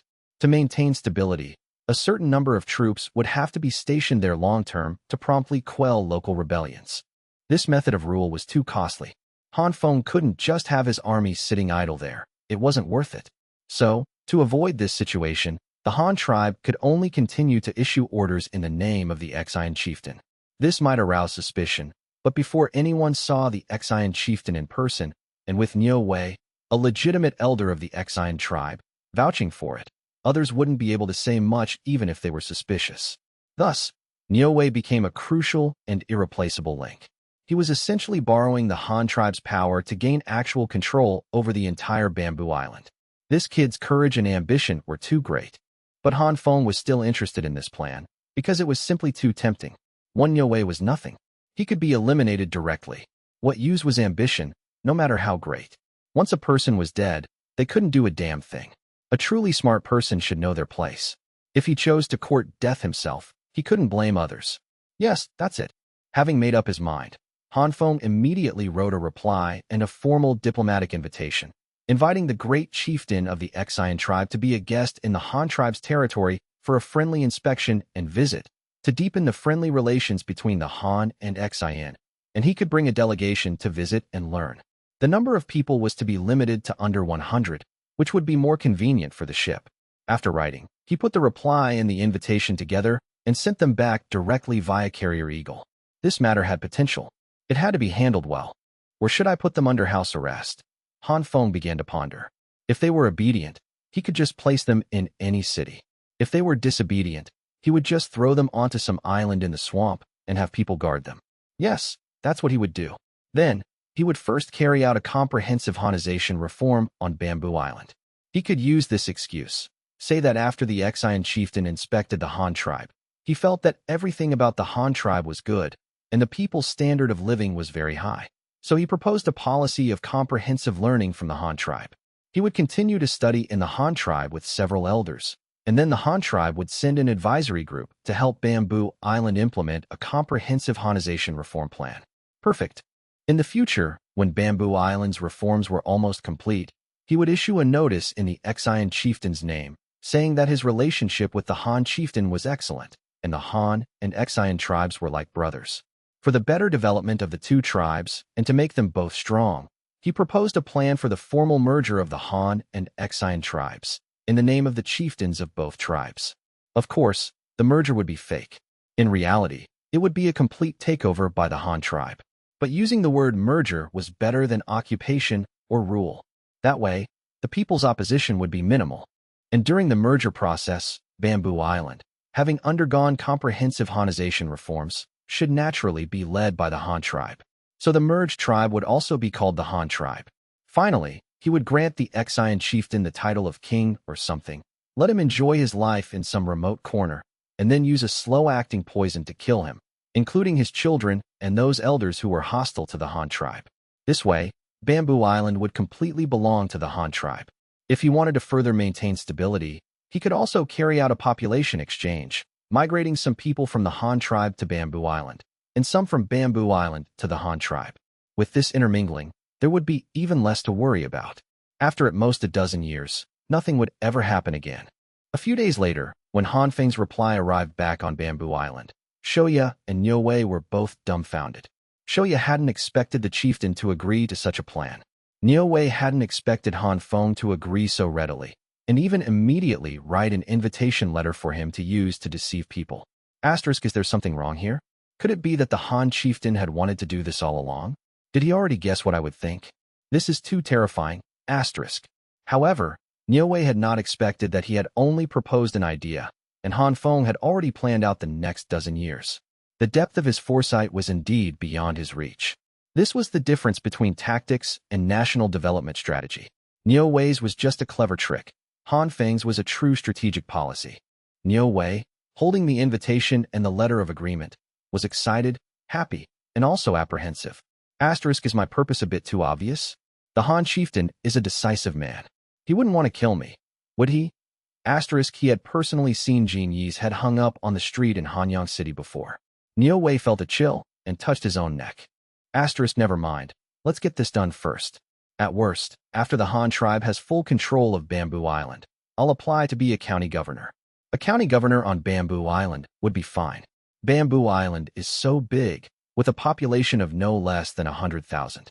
According to the Han tribe's current division method, it would have to be divided into 4 or 5 counties. It shouldn't be too much to ask for a governorship then. If the Han chieftain is so stingy that he won't even agree to this, then what's the point of working for him? I'll just rebel, asterisk. After explaining things to Shou Ya and bidding a temporary farewell, Niuwei took the invitation letter from Han Feng and set off for Qingchuan Valley at the northwestern end of Bamboo Island. He was going to trick the great chieftain into going to the Han tribe. The great chieftain was so interested in the Han tribe, he should agree, right? Niuwei set off for Qingchuan Valley in the northwest of Bamboo Island, letter in hand. Riding his horse through countless villages, he could see the influence of the Han tribe everywhere. The most common sight was the increased number of wheelbarrows in the villages, mostly single-wheeled ones. Two-wheeled wheelbarrows were also present, but only in larger villages where the roads were better. Another change was the textile handicraft industry that the delegation had promoted on Bamboo Island. Many villages had already acquired spinning wheels or looms. In front of the bamboo houses throughout the island, it was common to see people working in the open spaces in front of their homes, weaving their own cloth. Even in the small mountain villages that couldn't afford spinning wheels and looms, people would go everywhere in search of wild hemp, harvest it, and soak it in redding ponds, preparing to gather enough hemp fiber to exchange for a spinning wheel from the Han tribe. This was just the change at the grassroots level. On the official side of Bamboo Island, the most obvious change was the increase in horse-drawn carts on the roads. These carts were mostly loaded with recently harvested grain. Unlike the previous method of carrying grain in bamboo baskets, the grain was now all packed in sacks that came from the hands of the tens of thousands of people on Bamboo Island. This one inconspicuous change had brought a leap forward in Bamboo Island's transportation capacity. If the Han tribe were to fully intervene on Bamboo Island, what kind of massive changes could it bring? And the Han tribe was about to promote metal currency here. The promotion of metal currency would be a complete optimization of the people's inherent trading methods. Coupled with the future popularization of transportation, the commercial vitality of Bamboo Island would surely be stimulated. After all, the current population of Bamboo Island was not much smaller than that of the Han tribe, and population drives demand. Then there were the comprehensive land and tax reforms, which were powerful tools for accumulating wealth. Only when the rulers had sufficient financial resources could they carry out more infrastructure construction. Water conservancy, transportation, military. All these projects could be vigorously developed. I hope that foolish great chieftain will agree to this visit. Niuwei's mind was filled with these thoughts as he galloped towards Qingchuan Valley. In a natural cave in Qingchuan Valley, this was Elder Chi's Technology Research and Development Center. The Ecchi chieftain and a group of elders were here to inspect and test the first batch of tools they had forged themselves. There were all kinds of tools, shovels for digging, pickaxes, and mattocks, and various specialized woodworking tools like axes, frame saws, handsaws, ink-line boxes, chisels, hammers, nails, and planes of different sizes. Without exception, all of these items were made of a pale gold metal. To be precise, it should be a bronze alloy. Watching Elder Chi's men personally use these tools to saw a log into a plank, and then use a plane to smooth it, the Ecchi chieftain and the other elders couldn't help but click their tongues in amazement. Were all these tools invented by that Han chieftain himself? The Ecchi chieftain asked, somewhat surprised. According to the craftsmen working at the delegation's settlement, that is indeed the case. Their Han chieftain is very young and very smart. He has invented many things that are particularly useful and effective. And these are just tools. According to what we've learned from the craftsmen, their Han chieftain also designed something called a windmill. By installing various tools at the bottom, it can work on its own without human power, as long as there is wind. It's very magical. However, not many of the delegation's craftsmen know how to make a windmill. I heard that thing is very large, bigger than a bamboo house. The principle it uses is probably the same as the sailing ship we rode on that day. Doesn't that kind of wooden boat also move on the water as long as there is wind? Elder Chi explained. Is there any way for us to copy it? The wind here isn't light either. There are strong winds every summer and winter, and it's windy all year round near the coast. If we had this good thing, wouldn't we have a lot of laborers who don't need to eat or drink, don't get tired, and work nonstop? No wonder their Han tribe develops so fast. Elder Jean also asked with emotion. That would be difficult, mainly because we've never seen it. And the delegation's craftsmen also said that large tools like this can't be made by just one or two craftsmen. It requires a large group of the best craftsmen working together. I heard from the delegation's craftsmen that for their large sailing ships, nearly 1,000 craftsmen have to work together to build one. The number of people preparing the materials is countless. Oh, and the planks they use for shipbuilding are also sawn by windmills, because that thing doesn't need to rest. Otherwise, even the Han tribe couldn't produce so many planks in a short time. Elder Chi continued to explain, sharing the intelligence he had recently gathered from the apprentice craftsman. The Exian chieftain nodded in agreement. He had just witnessed the speed of sawing wood by hand. It was very slow, but it had to be said that this magical tool was the best way to process wood. Before, it wasn't even a question of speed. They couldn't even make such flat planks. It was clear that the saw was very practical.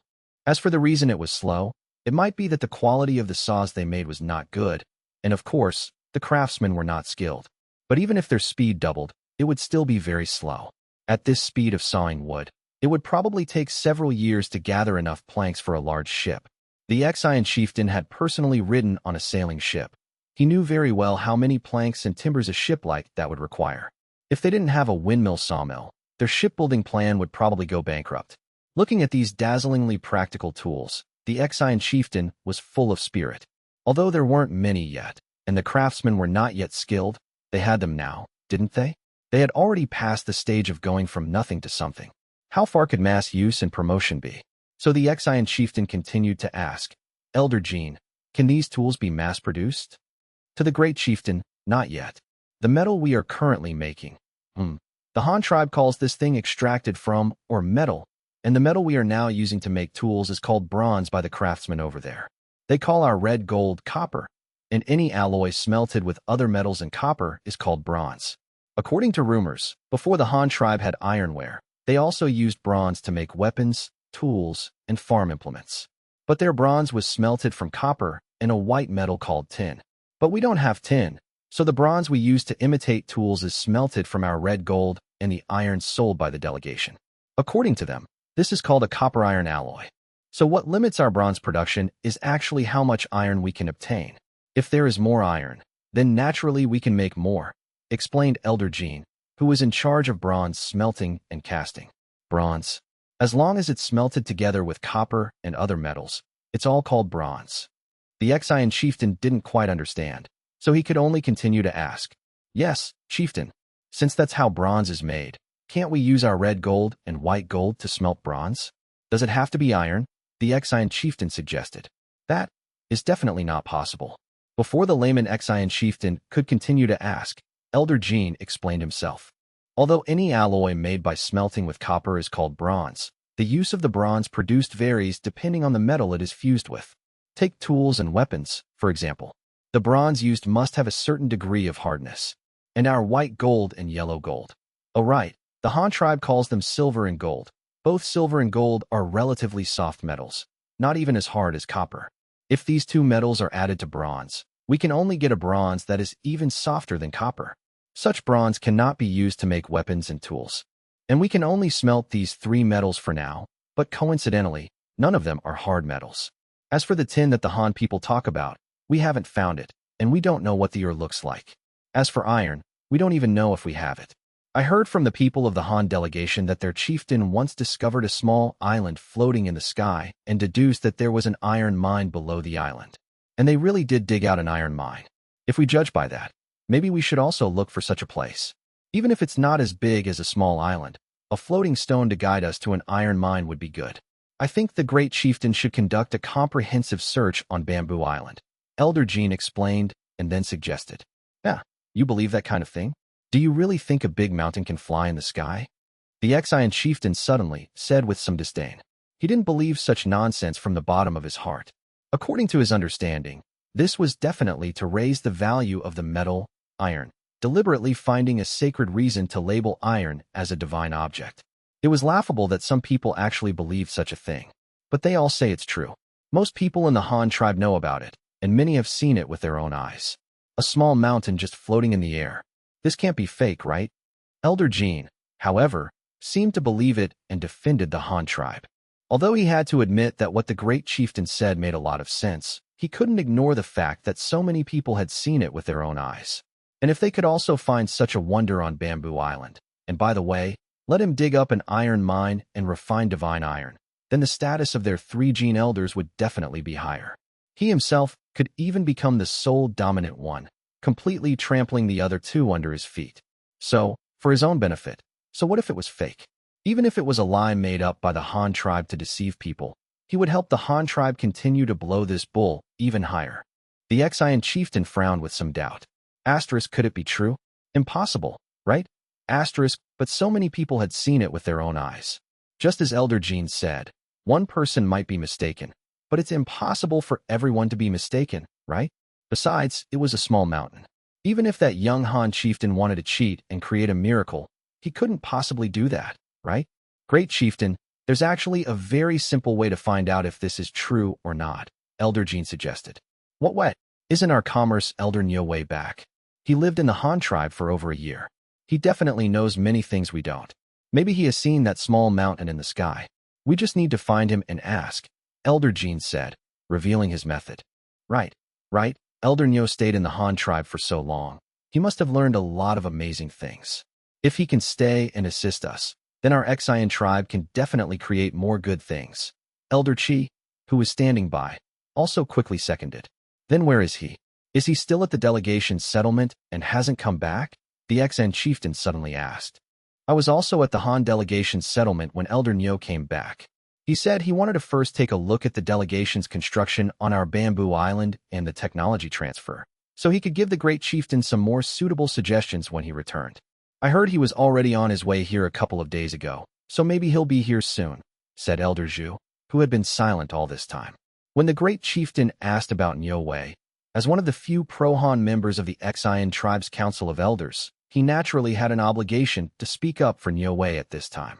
To be honest, Elder Zhu was even a little envious of Niuwei.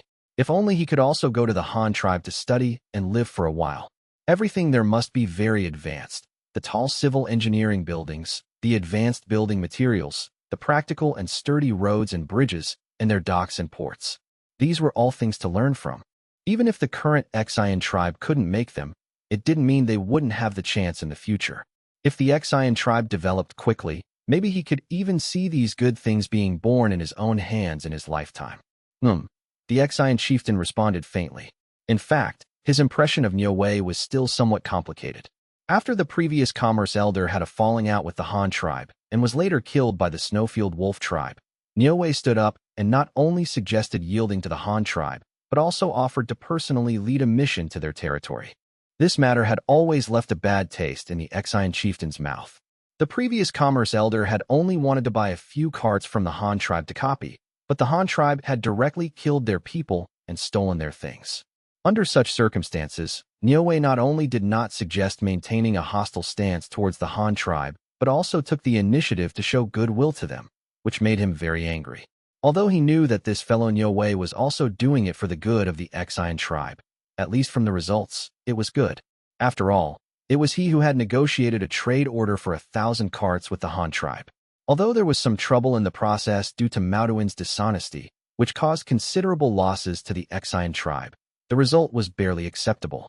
Another thing was his diplomatic mission, which provided an opportunity for normal communication between the Han and Xian tribes. Otherwise, there would have been no Han delegation. What the delegation was doing on Bamboo Island now, although it also served the Han tribe's own interests, from the current overall environment, the Xian tribe's technological level was indeed improving significantly. The pile of tools in front of him was proof. He didn't particularly like Niuwei as a person, but Niuwei was good at getting things done. If they were to send another delegation to the Han tribe next time, should he still let Niuwei lead the team, or should he find someone else? For a moment, the Xian chieftain's heart was filled with hesitation. May the deceased rest in peace. May the living be strong. And may we always remember the selfless dedication of the white-robed angels on the front lines of the epidemic. Our motherland will get better and better. Go China. Go world.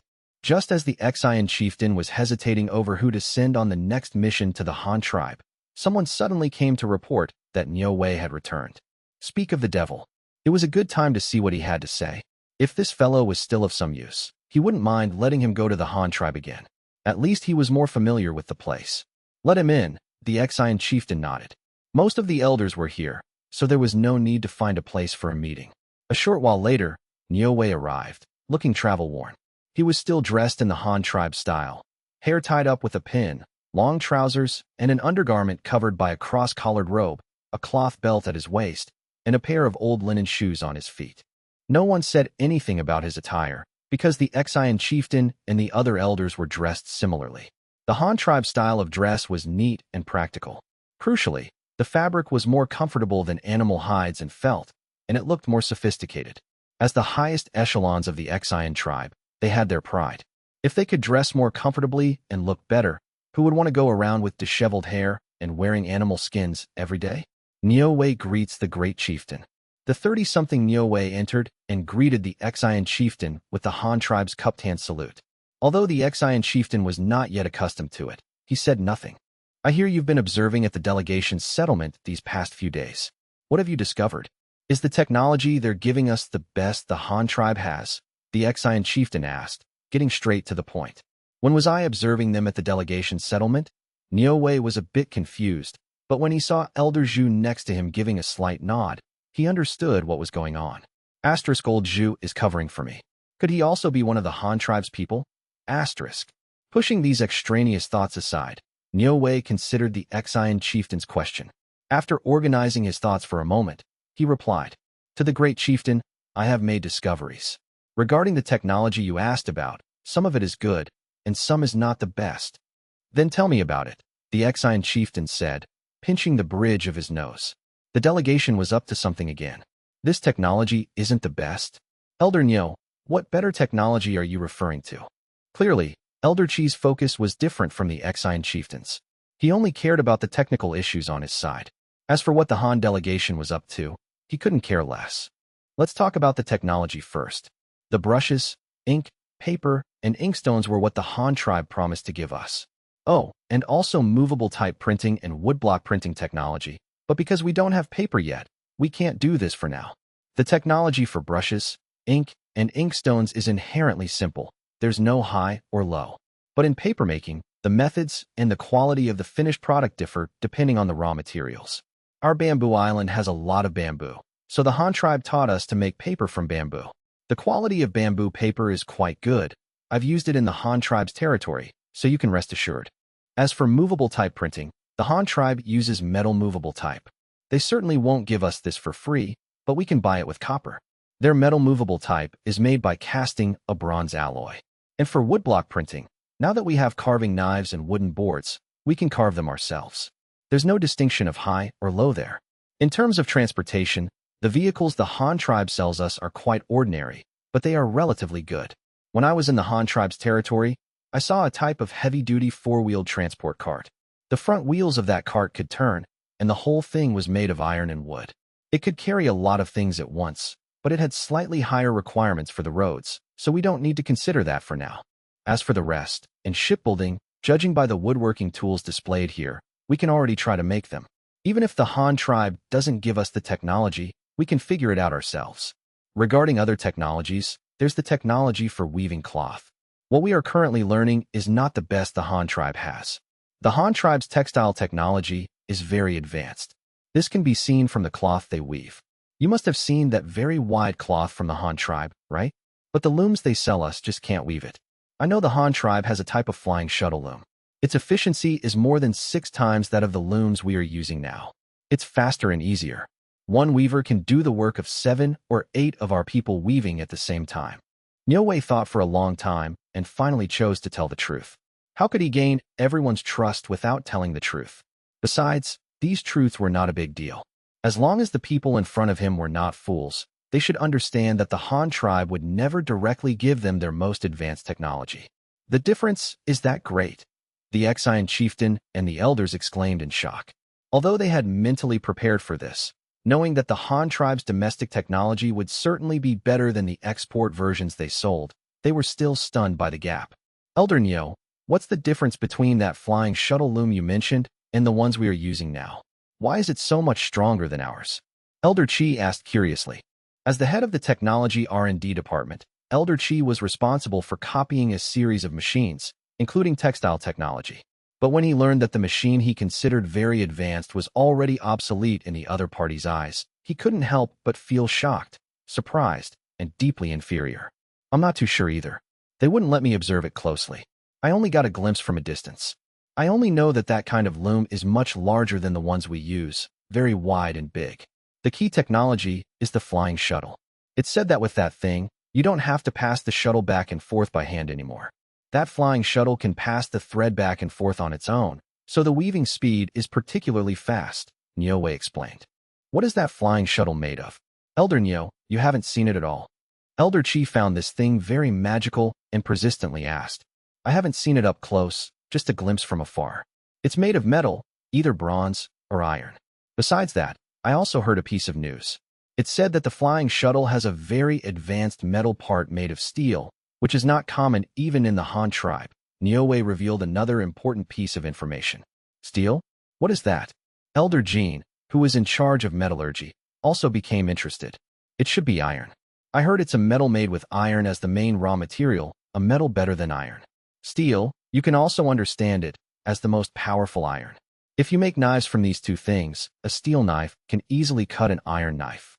Of course, cutting our bronze weapons is even easier because bronze is not as hard as iron to begin with. Oh, and this year, the Han tribe established a new county called Xing'an County. I heard it's a county dedicated to making iron and steel, Niue replied again.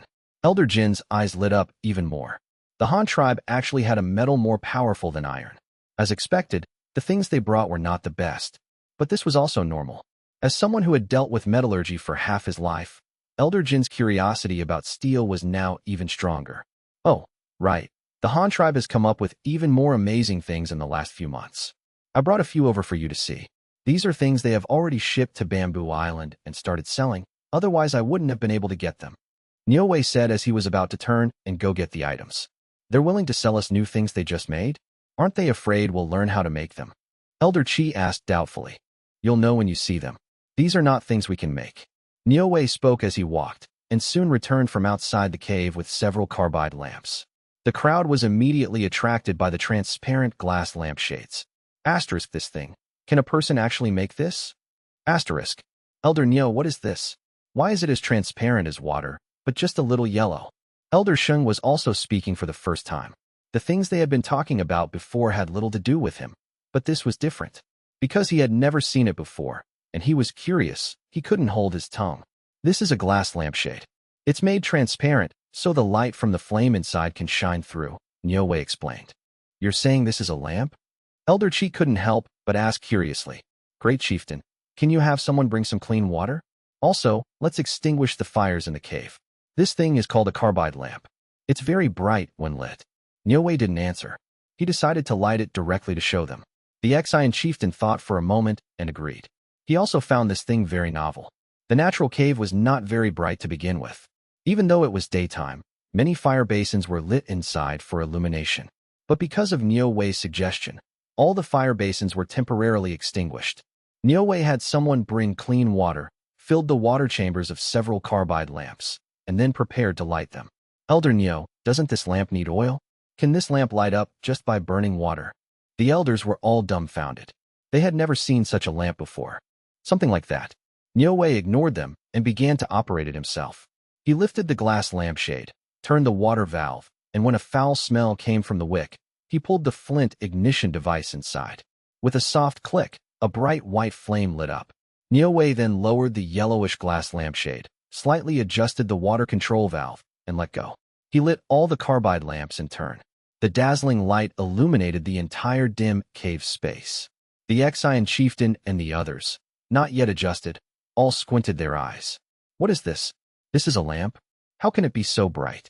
The people who had just been mentally scorning the Han tribe's lamp as impractical were now all dumbfounded. They had never seen or even heard of a man-made light source that could reach this brightness in their entire lives. A lamp this bright, does it really just burn water? The Exian chieftain finally spoke, because he really couldn't believe it was true. Not exactly. This is called a carbide lamp. The transparent glass lampshade on the outside is actually not that special. It's just a kind of ceramic-like thing fired by the Han tribe. There's no essential difference from ceramic. The only difference is that it can transmit light, so it's used to make lampshades. The most crucial part of this carbide lamp is actually its fuel.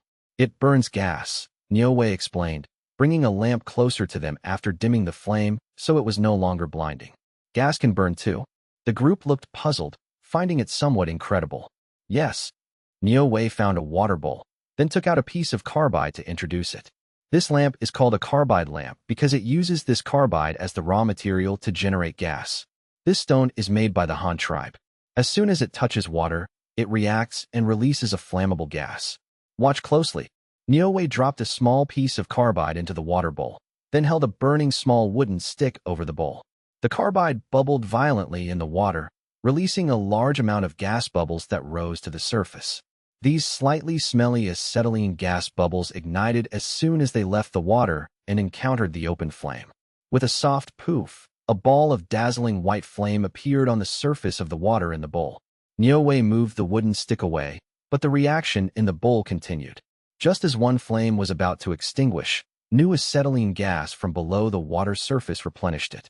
And so, a flickering white flame strangely rose from the surface of the water in the bowl.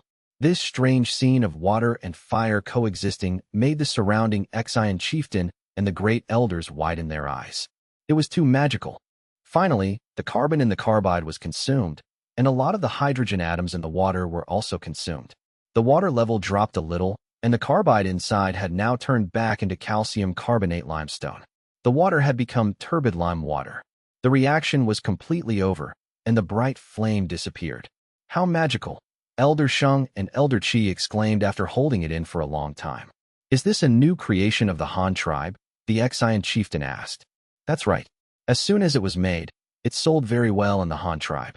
Although it's a bit expensive, costing a worker several days' wages to buy one, it's practical. In the long run, it's actually more cost-effective than burning oil lamps, because carbide is relatively cheap. Later, it was sold by the Han tribe to the steppe, and now carbide lamps are selling very well on the steppe. The ones I brought were sent over on the same ship as me when I came back a few days ago. Besides these, the Han tribe recently built a lighthouse to guide ships at night. It's also made with this kind of carbide lamp, but it's bigger. That lamp is as big as a house.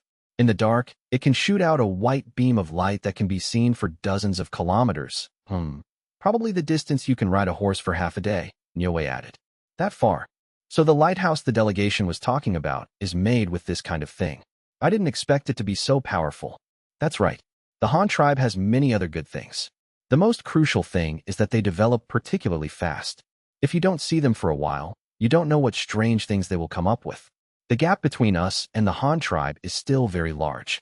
So, in order to catch up with the Han tribe as soon as possible, I proposed to the Han chieftain to give us another opportunity to send a mission.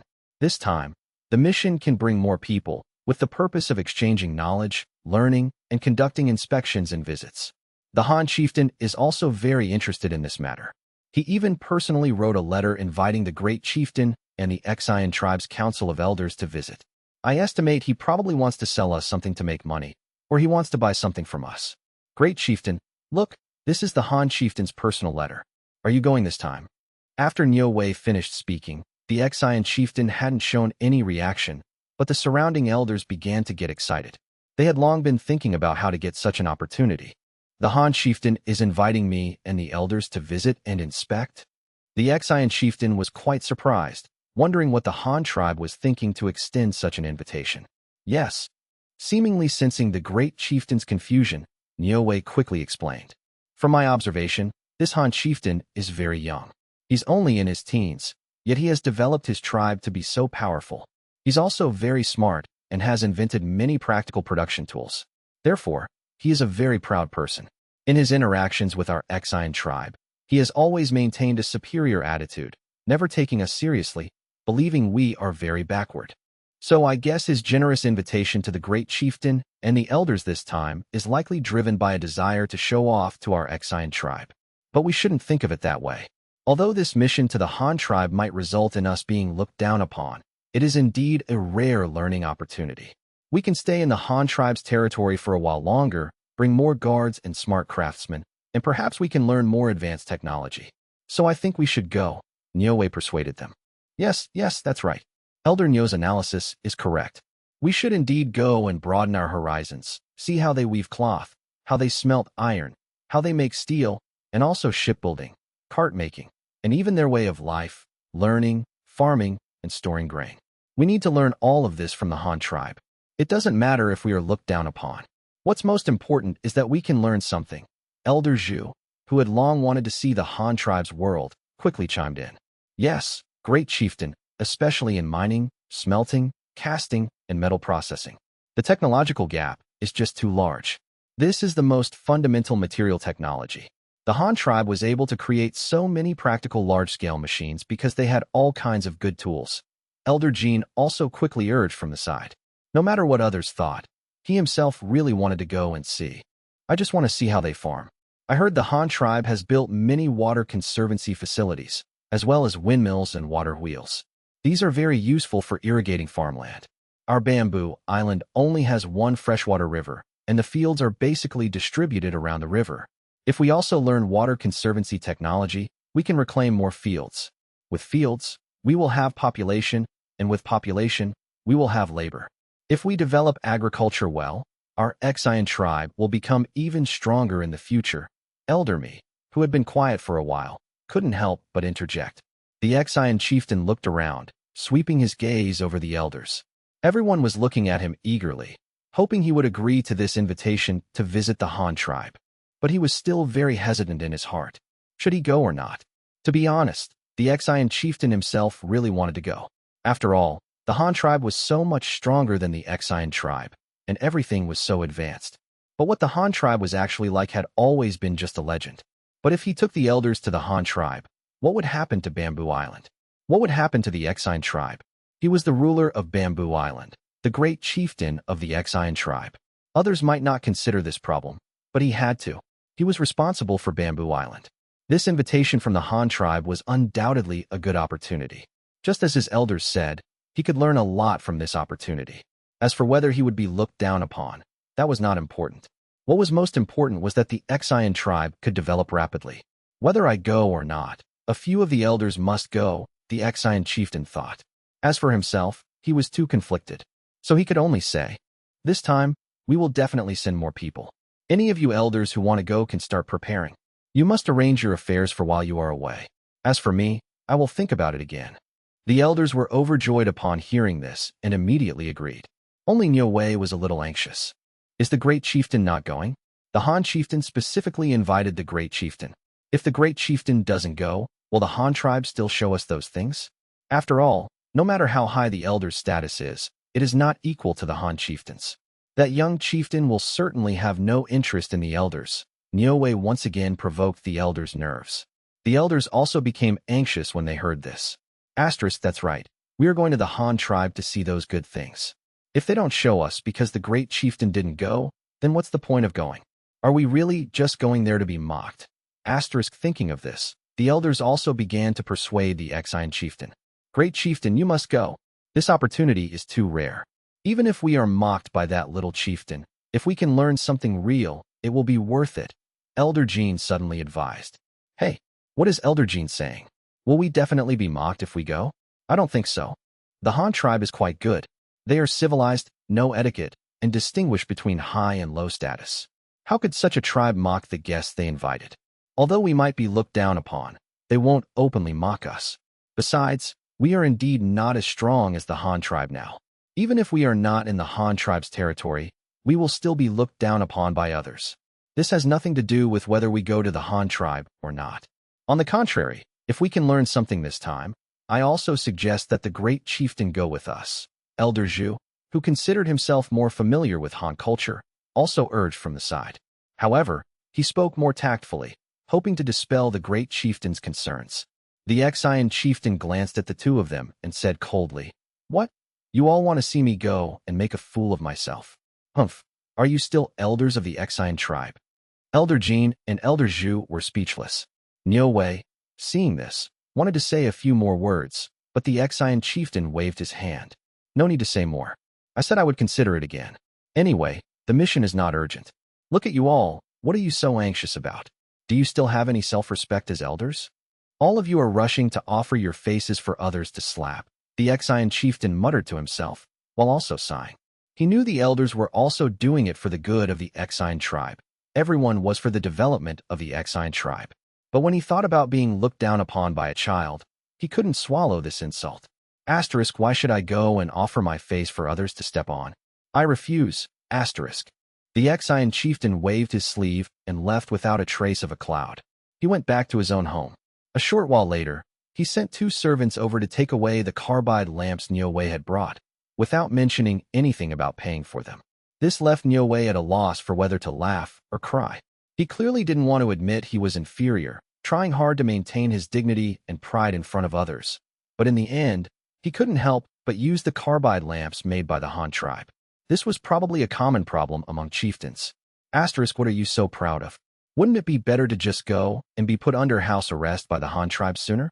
Then I could also seek a broader future for myself. Asterisk. Niue also temporarily returned to his own home. This matter had not yet been resolved, so he couldn't leave here for the time being. Otherwise, all his previous efforts would be in vain. He went home to see his family and brought them some gifts from the Han tribe, which were actually just some small tools and cloth. It wasn't convenient to bring other things. Why was cloth always one of the most traded commodities in the world in ancient times? It was because transportation was inconvenient and slow. Ordinary fresh products couldn't be preserved for long, but cloth was different. Its shelf life was super long, and it was a daily necessity for everyone. So even between the Han and Exian tribes, cloth was still a hot commodity. However, what Niue specially brought back from the Han tribe was certainly not the ordinary goods on the market. He brought a silk linen blend for summer clothing and a wool linen blend for winter. These blended fabrics were not yet available on Bamboo Island. They were high-end goods.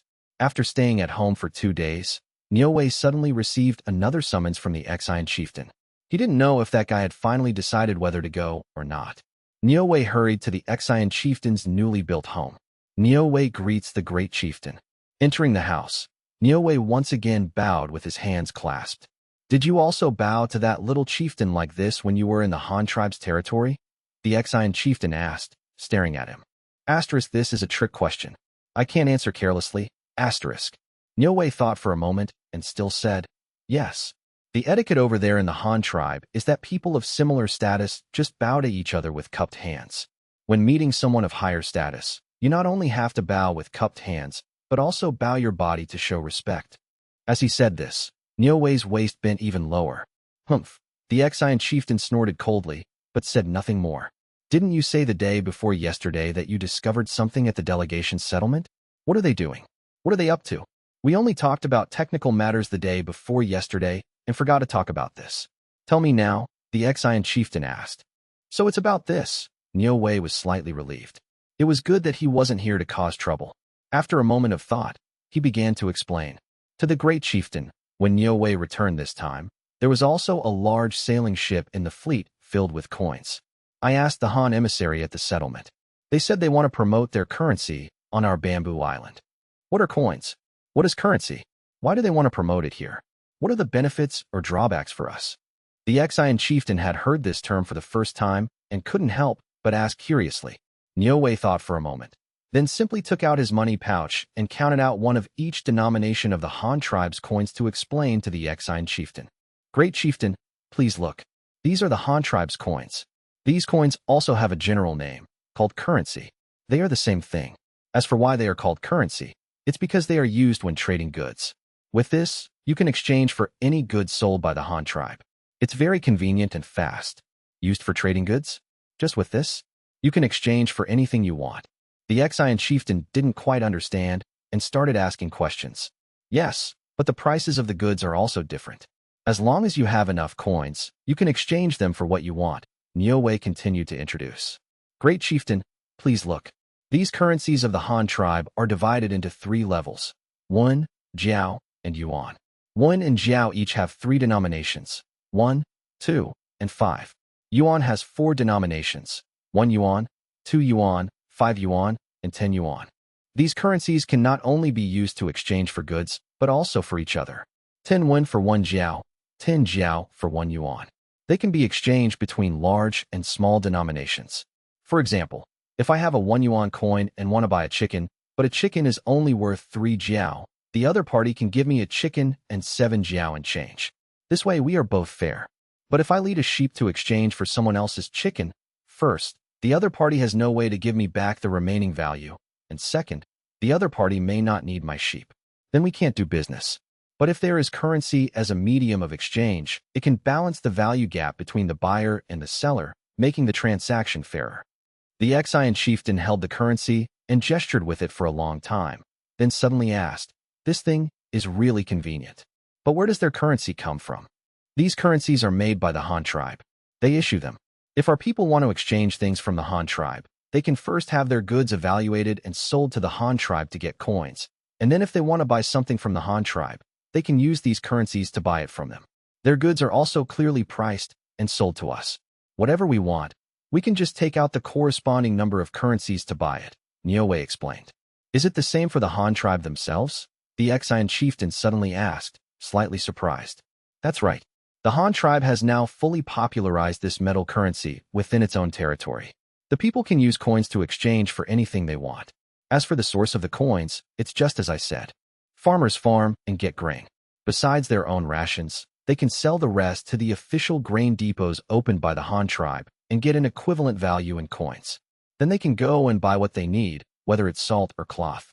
If they want a cart or a ship, they can also save up enough coins to exchange for it. And for those craftsmen who don't farm and work in the tribe's workshops, the Han tribe will also pay them corresponding wages based on the number of days they work, which is enough money for them to live on.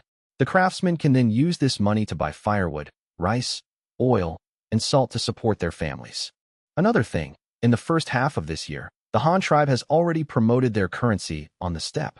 Now all the nomadic tribes on the entire steppe are using currency to trade with the Han tribe. The herdsmen will first exchange their livestock for money in the Han tribe's Kaiyuan city on the steppe, and then use the money to exchange for the supplies they want at the department store next door. Amazing. In that case, isn't this currency too convenient? It can be used to exchange for everything. Any commodity, as long as it is priced, can be exchanged for a corresponding number of coins. Was this also thought up by that little chieftain of the Han tribe? The Exian chieftain asked, surprised and delighted. Yes, great chieftain, please look at the back of these currencies. The portrait stamped on these coins is the little chieftain of the Han tribe himself. He carved his own face on the coins so that no matter how many people the Han tribe will have in the future, how many new tribes join, everyone will know that he is the chieftain of the Han tribe, Niue said, pointing to the Luo big head on the silver yuan. When the Exian chieftain heard this, a sharp glint suddenly appeared in his eyes. He also wanted his people to know him. This was a good way to increase his prestige. Niue looked at the gleam in the Exian chieftain's eyes and felt a sense of helplessness and disdain. He knew the Exian chieftain would definitely have the idea of minting his own coins. However, even if he really did it, he would probably only lose money. Did he think making money was that easy? Great chieftain, this money is not easy to make. It's even harder to issue your own currency. Niue couldn't help but pour cold water on his enthusiasm. Why? Isn't it just a small round piece made of red gold? The Exian chieftain was still fantasizing, and being hit with this by Niue, he was instantly displeased. Ahem, great chieftain, this coin is indeed not easy to make. Because it's not just an object, it also carries the credibility of a tribe. So this money must not only be of high purity, but it also cannot be issued indiscriminately. Otherwise, you would be destroying your own tribe's economy. Furthermore, although this small round piece doesn't look big, the process is very complicated, so the cost is also a big problem. If we spend 1 jiao's worth of labor to make a 1 coin, wouldn't that be a dead loss? And if we only issue large denomination currency because of the high cost, then what's the use of the currency? Because the common people's transactions mostly use those small denominations. So how to mass-produce money at a low cost is the most crucial issue. It's not that simple. With our current technology, I think it wouldn't be difficult to imitate a similar coin, but the difficulty lies in how to mass-produce it on a large scale. The Exian chieftain roughly understood and also frowned. The cost was indeed a problem. After all, it was something to be widely popularized. If the quantity was not enough, it would lose its purpose. And what Niue said did indeed exist in history. For example, the paper money issued by the Ming dynasty, the Great Ming Treasure Note. In its later stages, the cost of printing the money was actually higher than the face value of the paper money, so they stopped printing it. This was paper money. The cost of metal coins compared to paper money was even higher. After all, metal itself has a certain intrinsic value, and there is also the heat loss during heat treatment. These are all costs. We still have to try. What if we can also mass produce it ourselves? The Exian chieftain struggled unwillingly. Great chieftain, if you want to issue currency, of course, you can try. But I have already gathered some information from the Han emissary. If we don't issue our own currency, the benefits will be even greater.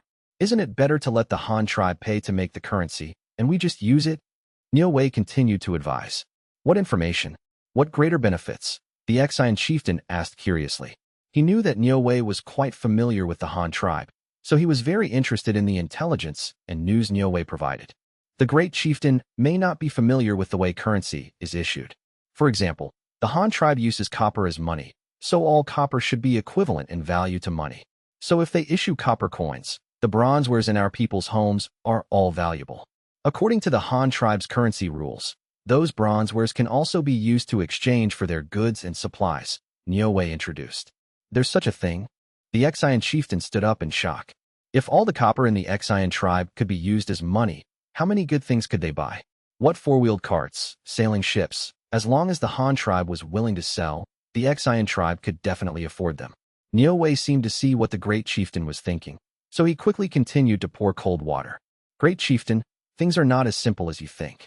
The Han tribe, as a tribe that has successfully promoted its own currency on the steppe, how could they not have thought of this? They have long thought of countermeasures and will definitely not let us take advantage of them for free. What do you mean? The Exian chieftain asked with a frown. Nothing much. It's just what I said earlier. If the Han tribe wants to promote copper coins in a copper-producing tribe like ours, they must be prepared to have their goods run on. If they don't exchange goods for us, or raise the prices of their goods, it means they are devaluing their own copper coins. They will definitely not do that. They have thought of this long ago. So the Han tribe has decided to use their ironware to exchange for our bronze wares. If someone really takes their own bronze farm tools and tools to the Han tribe to exchange for supplies, in the end, they will only be able to exchange for some ironware. They won't be able to exchange for other supplies, and they won't go to exchange for other supplies either, because our people still need metal farm tools to farm. Without farm tools, what will they eat? You mean to say, the Han tribe will use iron to exchange for all our copper? The Exian chieftain asked, somewhat surprised. That's about it. If someone brings copper to exchange, they will definitely do that. If no one comes to exchange, that's another story, but I estimate it's unlikely. Because everyone now knows that ironware is better than bronzeware. Anyone who doesn't exchange would be a fool, right? Niu Wei explained and analyzed again. In that case, won't all our Exian tribe's red gold be exchanged by them? Then what you said just now, that we will have huge benefits. What are these benefits? The Exian chieftain asked again, puzzled. Of course it's iron. According to the Han tribe's pricing, their copper is more expensive than iron. This way, we can use a small amount of copper to exchange for more iron. Bronzeware is far less useful than ironware.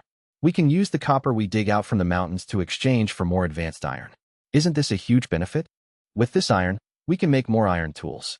With good tools, why worry about not being able to make good things?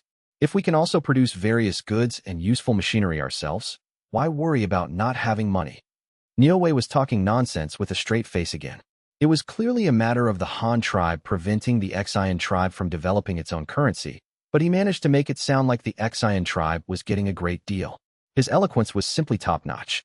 Of course, this was also because he had learned about the Han delegation's currency promotion plan in advance and was particularly familiar with the Exian chieftain's character and thoughts, so he could specifically fool him. Anyone else might not be able to explain these things clearly, like the other elders of the Exian tribe, who didn't even know how money worked. But Niu Wei was different. He had been in the Han tribe for over a year. He had even watched the Han tribe begin to issue metal currency internally, so he had a better understanding of how currency was issued. Otherwise, he wouldn't have been able to see things so clearly. That's not right, the Exian chieftain suddenly said. He felt that something was not right, but he couldn't figure out what it was for a moment. After pacing around the room a couple of times, the Exian chieftain finally found the problem. What you said is not right. If we let the Han tribe really issue their copper coins here, we can use red gold to exchange for a lot of their iron. But weren't we just talking about issuing our own currency? If they take all the copper, what will we use to make our own coins? The iron we exchange for? If we use iron to make that what you call it currency, and we can't produce iron ourselves, then if the Han tribe brings a whole bunch of iron over, according to the rules you mentioned, won't they be able to use iron to exchange for anything of ours? Also, if we let the Han tribe really promote their currency on our bamboo island, Then the people on Bamboo Island will be using coins with the Han chieftain's portrait on them every day. Then who will be the real chieftain of Bamboo Island? Although the Xian chieftain still hadn't grasped the key to the problem, because of the Luo big head, he was still very much against promoting the Han tribe's currency in his own tribe, making another tribe's chieftain's portrait known to everyone. How could this be? Equals equals equals equals equals equals equals equals equals. That's all for today. The rest will be made up tomorrow morning. 2 updates tomorrow. Also, I'm planning a new book. Hope everyone will support it then. This book will continue to be written, the plot holes will be filled, and it won't have a bad ending. I've already written over 1.9 million words. I don't mind writing the remaining million or so. In an instant, the Xian chieftain understood many things. Currency was indeed a good thing. Its promotion of commerce, the convenience it brought to transactions, all of this was undeniable. But the Han tribe actually wanted to use this thing to promote their chieftain in the Xian tribe's territory. What were they trying to do? And at this juncture, just as they were about to promote their currency, the Han tribe invited him and his elders to visit. What were they trying to do? Did they want to capture the entire high command of the Xian tribe in one fell swoop, and then smoothly use currency to control Bamboo Island? Even if they didn't forcibly detain them, as long as they found some excuse to delay them for a while, for example, inviting him to visit various parts of the Han tribe's territory. The Han tribe had so many counties, distributed in different regions.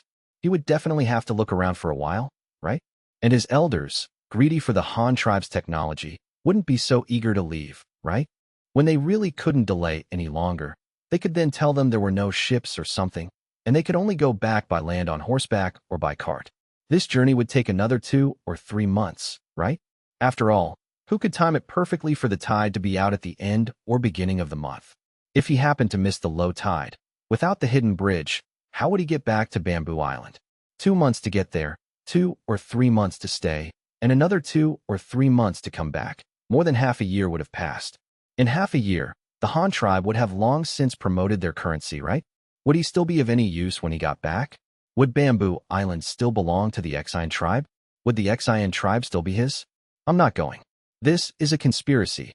The Xian chieftain figured out many things at once. Although the Xian chieftain had gotten many things wrong, he had stumbled upon the correct conclusion. He had never thought that the Han tribe would actually have designs on imprisoning him, because he had always felt that a tribe as powerful and advanced as the Han tribe, with its own cultural and etiquette traditions, should have some sense of shame. To use such low-down tactics against him? He didn't quite believe it. But even if the Han tribe didn't imprison him, just by delaying, they could hold him up for more than half a year. This was a result he could not afford. This was definitely a conspiracy by the Han tribe. So, the Han tribe was not helping Bamboo Island at all. They wanted to seize it. Then, was this elder Nyo before him an enemy or one of his own? Had he been turned by the Han tribe, or had he just been deceived by them? Both were possible. After all, this guy had stayed in the Han tribe for so long. More than a year, enough time to change a person. People change. Thinking of this, the Xian chieftain did not show any tension or displeasure. He was afraid of being detected by Nyo Wei. If this guy had really defected to the Han tribe, he couldn't alert him. He had to find a way to deal with it. The current Xian tribe was no match for the Han tribe. So what should be done? He couldn't confront the Han tribe openly. This matter could only be handled in secret. After thinking for a long time, the Xian chieftain finally spoke. Elder Nyo, you may go back for now. Continue to pay attention to the movements of the Han delegation.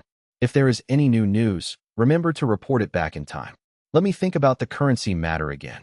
Nyo Wei was a little unsure of the Xian chieftain's attitude, so he probed. Then what is the great chieftain's meaning? If the Han tribe starts promoting their currency immediately, what should we do? They have brought cash with them. Even if we want to mint our own currency, it will definitely take some time to trial produce it and then mass produce it, right? The Xian chieftain waved his hand with some annoyance. He said impatiently, I will consider this matter. You may leave now. Remember to call Elder Chi and Elder Jean for me later. And leave this set of currency with me. Yes, then Nyo Wei will take his leave. Nyo Wei couldn't figure out this guy's thoughts for the time being. The other party was already shooing him away, and he knew he couldn't rush things, so he had to bow and take his leave. The Xian chieftain slumped into his bamboo chair. He was suddenly a little scared.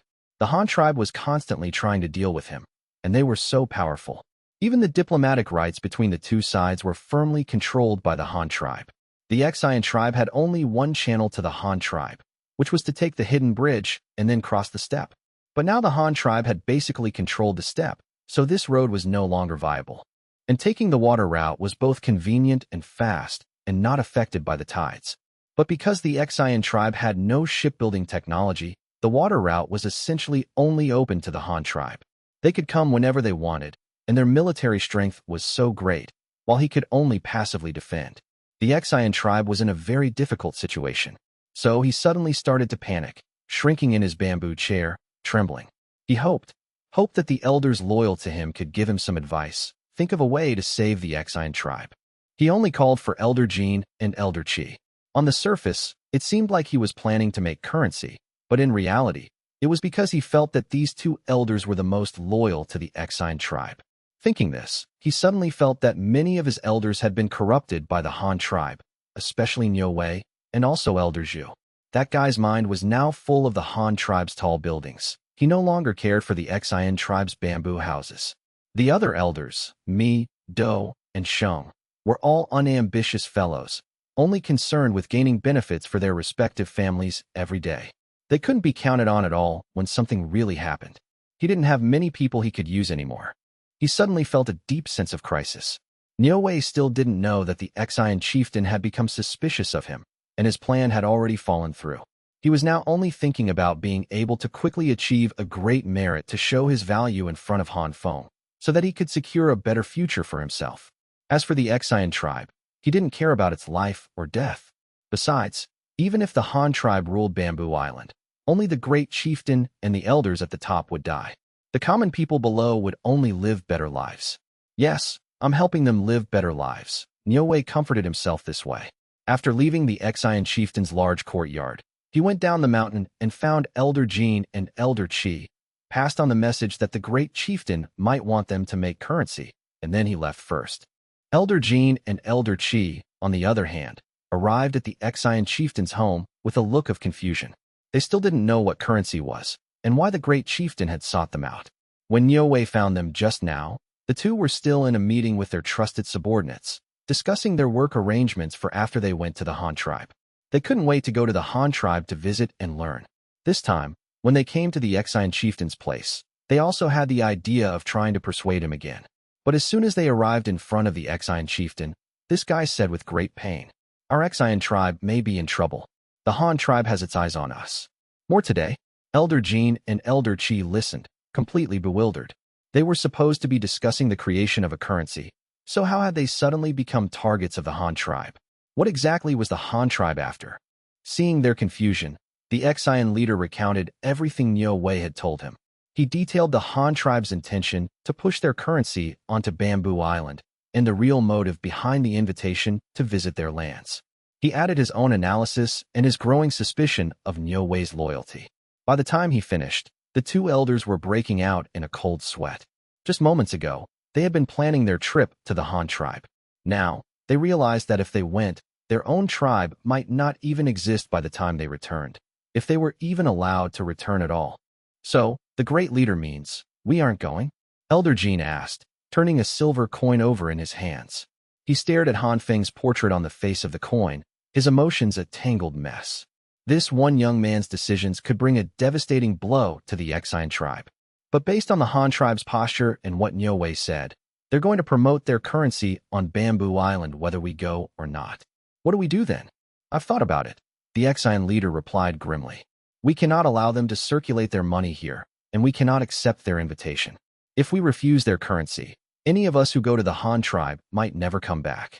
However, currency is a good thing. Even without their technology, we have to create our own. It doesn't have to be as exquisite as theirs, as long as it works for mass use and is easy to distinguish. We'll follow their system, 3 tiers of value. If that's too hard, we'll start with 2, using our red gold, copper, and white gold, silver. He looked at the elders. Once we have our own money, it will be much harder for the Han tribe to push theirs. In future trades, we'll demand they use our currency. If they won't, we go back to bartering. What do you think? It's a sound plan, Elder Jean agreed. Whatever the Han tribe has, we must have too. We can figure it out slowly. Minting coins shouldn't be too difficult. But as you mentioned, the value is the issue. If we push our own currency, Will the people try to trade in their copper tools for coins? We don't have the massive iron reserves the Han tribe has to replace them. That shouldn't be a major problem, the Xian leader countered. The Xian tribe belongs to us. We simply decree that copper tools cannot be used for trade, only minted coins. That prevents a run on the metal. Besides, as Niu Wei said, the people need those tools to farm. They won't trade away their livelihood for a few coins. The two elders nodded in agreement, their minds already racing with the tasks ahead. Any other thoughts? The Xian leader asked. If we reject the invitation and block their currency, our relationship will sour quickly. There might even be war. We need to be prepared. Elder Qi thought for a moment before speaking. Great leader, I have a suggestion. Since Niu Wei has clearly defected to the Han tribe, we can't let him go. But he spent over a year there. He knows them better than anyone. I suggest we arrest him and interrogate him. We need to know about their army, their laws, their internal systems, everything. If we're going to face them, we need to know their methods. He'll know more about their currency promotion tactics than we do. Exactly, Elder Jean added. And don't stop at Niu Wei. Arrest everyone who went with him. They're his inner circle, and they've all been living in the Han tribe. Even if one or two stay silent, someone will talk. The Xian leader narrowed his eyes. The idea was tempting, but would arresting Niu Wei accelerate the Han tribe's hostility? He shook his head with a bitter smile. It didn't matter. The Han tribe clearly harbored ill intentions anyway. Then we arrest them, the Xian leader decided. The two elders exchanged a look and nodded. The motion was passed. What else? This is the Han tribe we're talking about. They won't be easy to handle. Let me think. Elder Jean mused. If war breaks out, they'll come from the sea. We also need to keep a close eye on their diplomatic mission station. We don't have ships that can match theirs, so we have to make our stand on land. We need weapons and soldiers, Elder Qi chimed in. And I suggest we try to contact Modern of the Steppe. He's a snake, but if we can get him to cause trouble for the Han tribe, they'll be too distracted to focus on us. Their territory is vast, but their population is limited. They can only field so many soldiers. If Modern keeps them pinned down on the steppe, we'll have more time to develop. I've heard that since the Han tribe built their city on the steppe, Modern's life has been hard. They're desperate for salt. We can provide weapons and salt if they agree to attack the Han cities. Modern is a hateful man, but if he can be our shield, so be it, the Xian leader concluded. It's settled. Send word to the Han diplomatic station. Their currency is banned on Bamboo Island. Send another team to the steppe to find Modern. Tell him to send an envoy so we can coordinate. And you too, start minting our coins immediately. But first, we seize Niu Wei. While the Xian leader and his elders were plotting his arrest, Niu Wei remained blissfully unaware. He was still preoccupied with wondering when the Xian leader would accept Han Feng's invitation. His desire for quick success had clouded his judgment. He was desperate to prove his worth to Han Feng. Back in the Han tribe, Han Feng was facing a problem of his own. It wasn't a crisis, but it was significant. He had just received word that the Han tribe was running out of ways to use all its iron. The idea of having too much iron seemed absurd, but it only highlighted how small the Han tribe still was. In his past life, the world's top steel producers never had enough. The Han tribe's surplus wasn't because their industry was world-class, but because their population was only about 150,000. Even if every single person wore a suit of iron armor, they could only use so much. The surplus was a sign of low population, not industrial dominance. The question now was whether to stop production. If they stopped, what would the people of Xin'an County do? The coal mining in Dongxing County could continue. Storing coal was fine, and even if the steel mills stopped, the new Kaiyuan County on the steppe would need massive amounts of fuel. The steppe was a frozen wasteland in winter with few trees. Traditionally, herders used dried dung for fuel, but now that the Han tribe had built a city there, they needed a real solution. Kaiyuan County sat by a lake, making coal transport by ship easy. This was the peak season for stockpiling. Dongxing County was also on the banks of the Luyang River. If they stopped mining coal, the people could always turn to farming. But Xin'an County was different. It was a land of mines, heavy metals, and a salt lake. The terrain was all hills and steppe with no forests and distant fresh water. You couldn't grow crops there. If they stopped mining and smelting, the entire county would have nothing to do. So, the iron production had to continue. Since they had a surplus, Han Feng just had to find new ways to use it.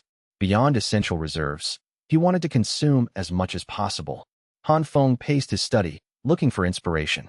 A railway would consume massive amounts of iron, but without a rolling mill, he couldn't produce long rails. Trying to hammer them out by hand was pure fantasy. Rebar was another option, a miracle for infrastructure, buildings, and bridges. But again, mass-producing rebar required a rolling mill. The lightning rod he'd put on the lighthouse had been painstakingly hammered out by hand. He couldn't do that for an entire city. Seamless steel pipes were also vital. They were needed for everything from bicycles to tricycles, not to mention firearms. But once again, he needed a rolling mill. It was a frustrating bottleneck. He needed 1,000 things, but he couldn't make them without a rolling mill. And a rolling mill was just a pile of rusting iron without a power source. In other words, the Han tribe needed a man-made power source to solve its industrial surplus. The answer was simple, a steam engine. They had coal and iron, but building one wasn't so easy. The core of a steam engine relied on 4 critical components: the cylinder, the piston, bearings, and valves. Currently, the Han tribe lacked the precision to make any of them. Take the cylinder, for example. It had to be perfectly flush with the piston, incredibly strong, and airtight. In his world, the West had succeeded because their existing technology was mature. They were at the end of the age of discovery. Their cannon casting and boring machine technology had reached a human peak. A cannon barrel and a steam engine cylinder were essentially the same thing. They both had to be strong, durable, airtight, and perfectly fitted to a projectile or piston. The first Newcomen steam engines were essentially built using cannon-making techniques. So, if the Han tribe wanted steam engines, did they have to develop artillery first? It was a brilliant solution. Whether or not the steam engine worked out immediately, casting cannons would consume massive amounts of iron. A single cannon weighed over 1,000 pounds, and that didn't even count the iron cannonballs. Decision made. Han Feng began designing artillery. Cannons were versatile. They could be used in field battles, for city defense, or as naval guns. Even if they weren't perfectly accurate at first, the mere sound of them would terrify enemies in this era. Firing a cannon was an art, but casting one was pure science.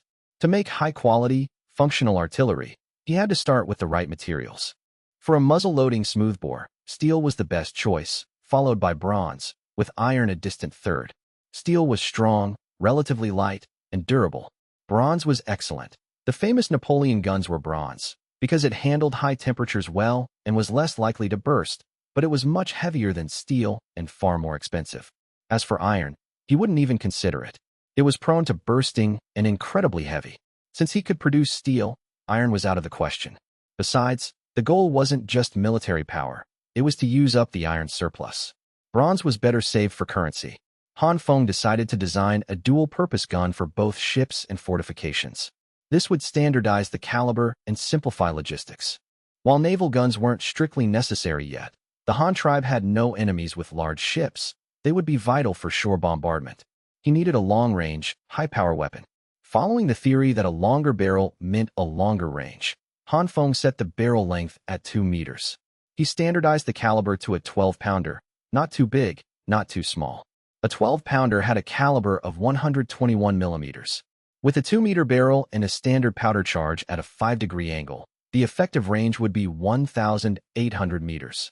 With a 1.5 times charge at 10 degrees, it could exceed 2,000 meters.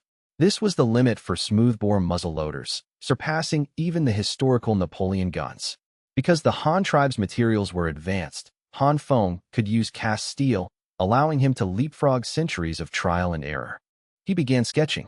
The design was tapered, thinner at the muzzle and thicker at the breech, to handle the pressure of the exploding gunpowder. The breech always took the most stress. As the projectile moved down the barrel, the pressure dropped, allowing for a thinner muzzle. He added symmetrical cylindrical trunnions at the center of the barrel to mount it on a carriage and allow for elevation adjustments. A touch hole was placed at the top of the breech, where a flintlock ignition system could be installed to minimize the delay between aiming and firing, vastly improving accuracy. Finally, he added a cascabel, a knob at the very end of the gun, to make it easier to handle and adjust. With the blueprints finished, Han Feng sent them to the Hanyang woodworking factory to create a full-scale wooden model. This would be used to create the molds in Xing'an County. For the casting itself, he would use the iron mold method. Before the invention of massive rolling mills and mechanical hammers, this was the most advanced method in existence. It was efficient and produced higher quality barrels than sand or clay molds. Clay molds were one-time use and took months to dry. If they weren't perfectly dry, The molten steel would turn the moisture into steam, creating bubbles in the metal, the dreaded honeycomb effect that caused cannons to explode. Iron molds were reusable and didn't have moisture issues. They could be made in sections with interlocking lugs, making them easy to disassemble and reuse quickly. But the real secret to a perfect cannon was a technique called core cooling. Steel tools required quenching and tempering, and cannons were no different. But you couldn't just drop a cannon into a vat of water or oil. You had to cool it from the inside out. Using the iron mold, the process was this. A hollow core pipe was placed inside the mold before the steel was poured. Once the steel reached a red-hot solid state, cold water was pumped through the core pipe. Because metal shrinks as it cools, the inner bore would cool and shrink first. The rest of the barrel would then cool and shrink around the inner core, creating a natural inward compressive stress. This pre-stressed the barrel, making it far stronger than if they had simply added iron hoops to the outside. Furthermore, the rapid cooling of the inner wall acted as a quench, hardening the bore and significantly increasing its lifespan. Of course, there was still the matter of finishing. Without lathes or grinding wheels, polishing cast steel was difficult. Han Feng knew that in the early days, barrels were brushed while still red-hot to smooth the exterior. For the bore, he would need a boring machine. And that brought him back to his original goal. The first steam engine cylinders were bored using water-powered boring machines originally designed for cannons. Developing artillery was the path to the steam engine.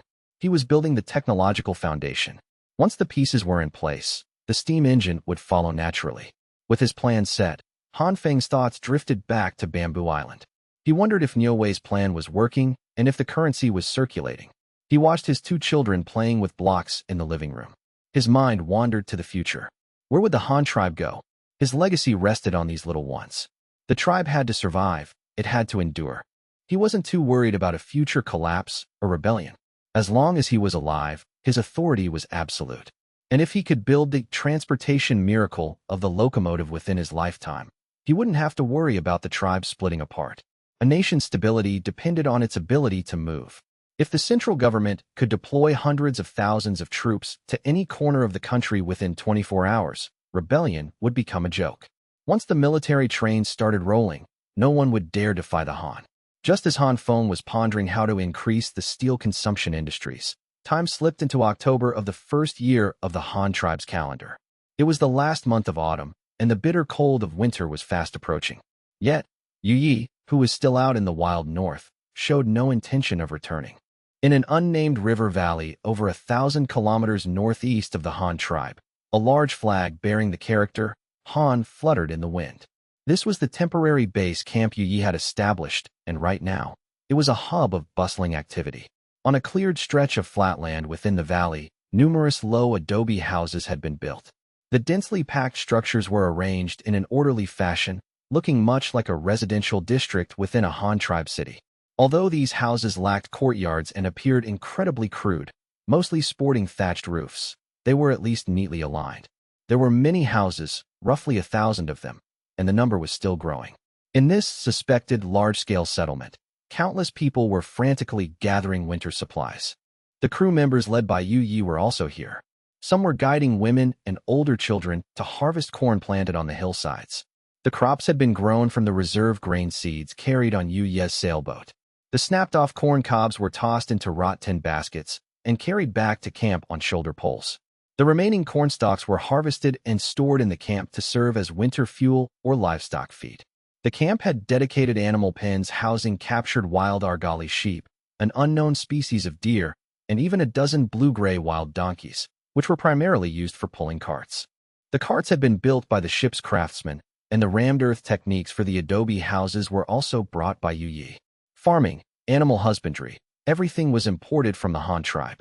The camp was a microcosm of the Han tribe in every way, but the people living here were referred to by Yu Yi as the remnants. These were all tribes that had been attacked by cannibals. Some of their people had been captured, while others managed to escape. They were the surviving factions of their original tribes, hence the name remnants. Some had even been rescued by Yu Ye's men from the clutches of small cannibal hunting parties, or had been uniformly settled here after Yu Yi discovered them. Over the past half-year, through a mix of coaxing and rescuing, they had gathered 4,000 to 5,000 people, and the number was still rising. By the afternoon, the men returned. They either carried captured prey on their shoulders or hauled bundles of firewood on branches. In short, not a single one returned empty-handed. These men carried longbows on their backs, spears in their hands, and stone axes tucked into their waists. Each was equipped with 4 or 5 arrows. Fully armed, they went out every day to hunt and gather firewood, doubling as patrol units. Compared to their past lives, their current days were vastly improved. With the Han tribe's help, they had learned many new skills. Archery was just one of them. The most important was learning how to set traps, which saved them a tremendous amount of hunting time. Sometimes, if they spotted a cannibal hunting party, Yi would rally his men for a rescue mission. Everyone had a bow and arrow, and combined with the advantages of a sneak attack and superior numbers, they always managed to defeat small enemy groups. Otherwise, they wouldn't have been able to gather so many refugees in just half a year. After the men brought back the prey, dedicated workers handled the butchering using the iron knives Yu Ye's crew had brought. Iron tools were incredibly scarce here. Most were the personal gear of the crew members. There were only 2 iron pots, which Yu Yi and his men kept for their own use. Fortunately, the multi-talented crew had taught these people how to fire pottery, allowing the thousands of residents to finally have pots, bowls, and basins. They even had salt. Yu Yi had discovered a salt pond in another location, essentially a patch of saline alkali land with some water. They would bring back the salty soil, filter it, and evaporate it themselves. The yield wasn't large, but it was enough to sustain the camp's daily needs. Even the elderly and young children weren't idle. They planted or gathered wild hemp and rattan, then ret the hemp to extract the fibers, twisting them into ropes, bowstrings, or weaving them into nets. The nets could be used to make hunting traps or to capture live prey, which was exactly how the camp acquired those wild sheep and donkeys. The rattan was woven into baskets or chicken coops. There were no looms here, as the ship's carpenter didn't know how to make one, so there were no burlap sacks either. Baskets were the only option for storing things. The chickens were captured wild pheasants, kept mainly to collect feathers for fletching arrows. Resources here weren't as abundant as in the Han tribe, so making arrows was quite a hassle, and the arrowheads were mostly ground from animal bones. The camp bustled until nightfall. Numerous bonfires were lit, and cooking smoke rose from every household. The camp's only double-masted sailboat also returned. The crowd let out a cheer and hurried over with baskets to welcome it. Needless to say, it was a boat full of fish. This ship was currently under Yu Ye's direct command. It went out fishing every day while simultaneously searching for more remnants. Each trip lasted several days, and every time it returned, it brought either strangers or a full load of fish. Of course, scouting the cannibals' main base was also one of their missions. After all, Yu Yi had no inherent reason to be able to gather so many remnants. The only reason he had successfully coaxed so many people into joining was that he promised to help rescue their captured kin and protect them. Since this aligned with one of the Han tribe's goals anyway, making the promise was no big deal, as long as he could bring these people back to the Han tribe in the future. This time was no exception. Yu Yi directed the crew to dock at the makeshift pier. Over a dozen remnant chieftains immediately led their people forward to welcome them. They began unloading the fish and swapping out the fishing nets. A few chieftains noticed that the tribesmen who had gone out with the ship hadn't returned, and they immediately asked in a panic, "Chief Scribe Yu, where are the boys who went out with you? Why didn't they come back? Chief Scribe Yu, did you run into those man-eating savages again?"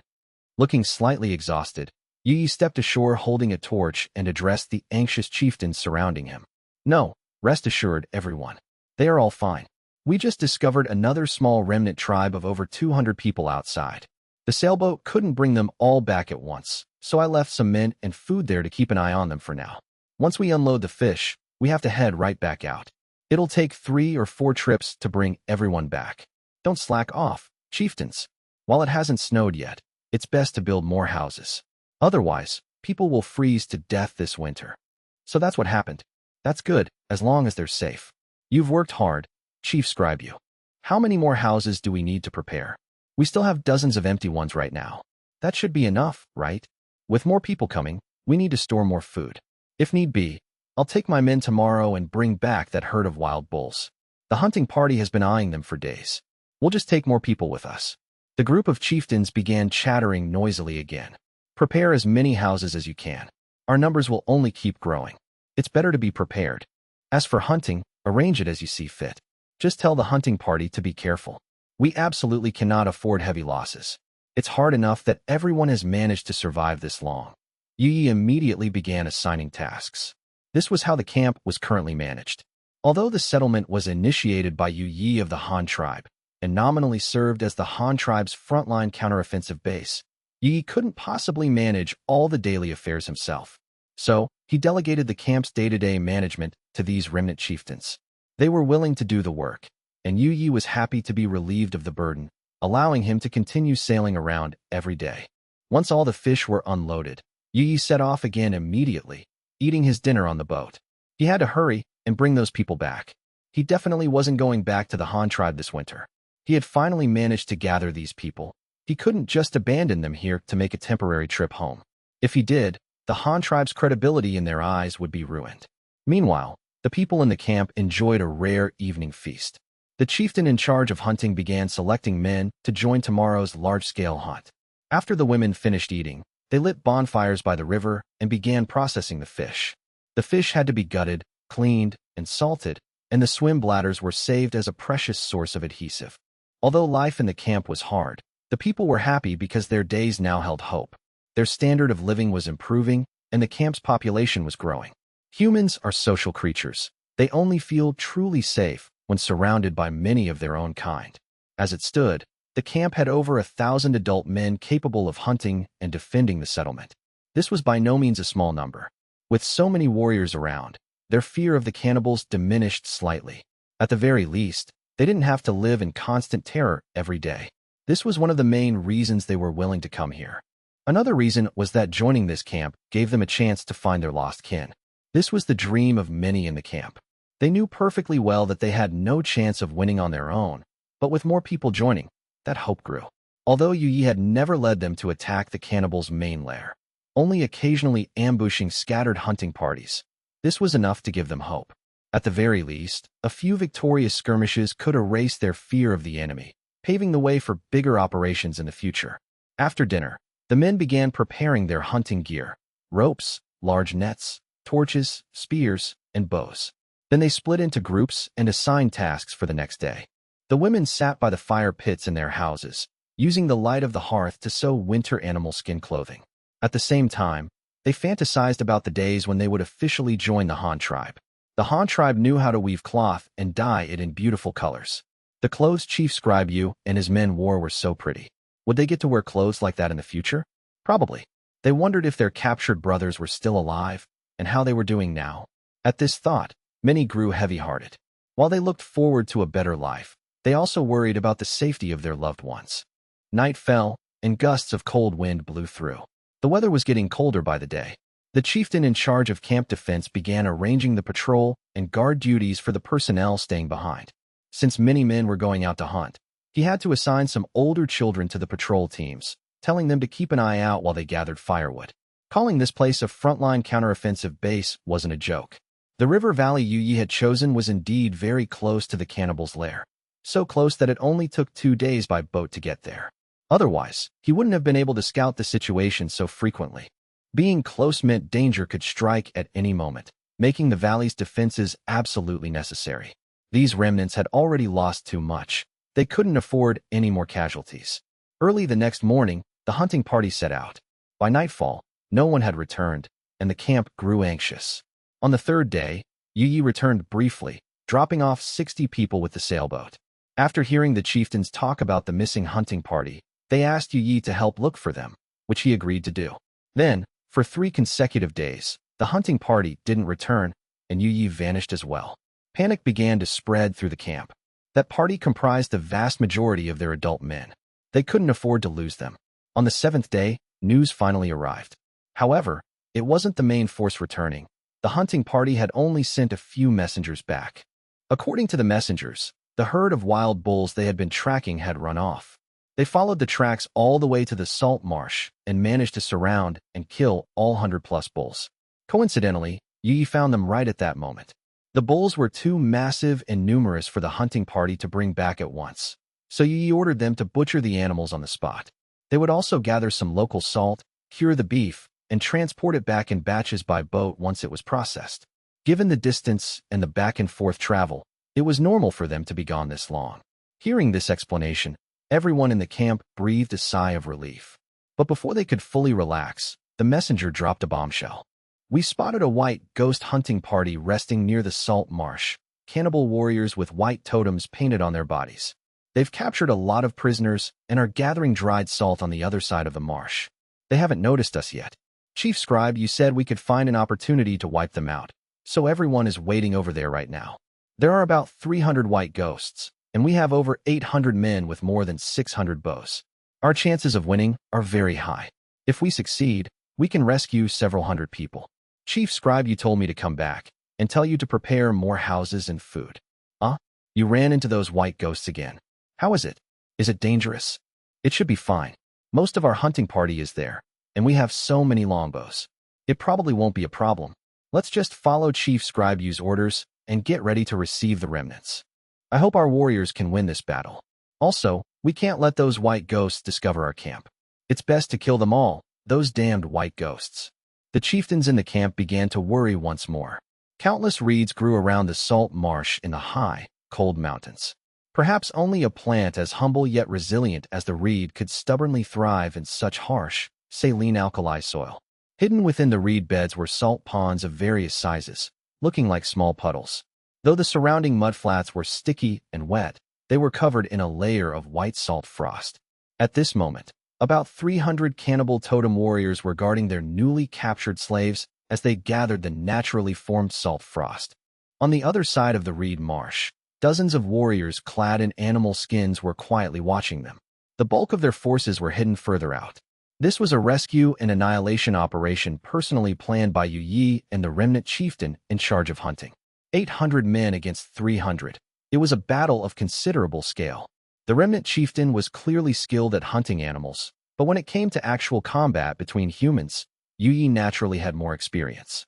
After all, he was considered a veteran figure in the Han tribe, having joined just after the Tree tribe and the Black Rat tribe.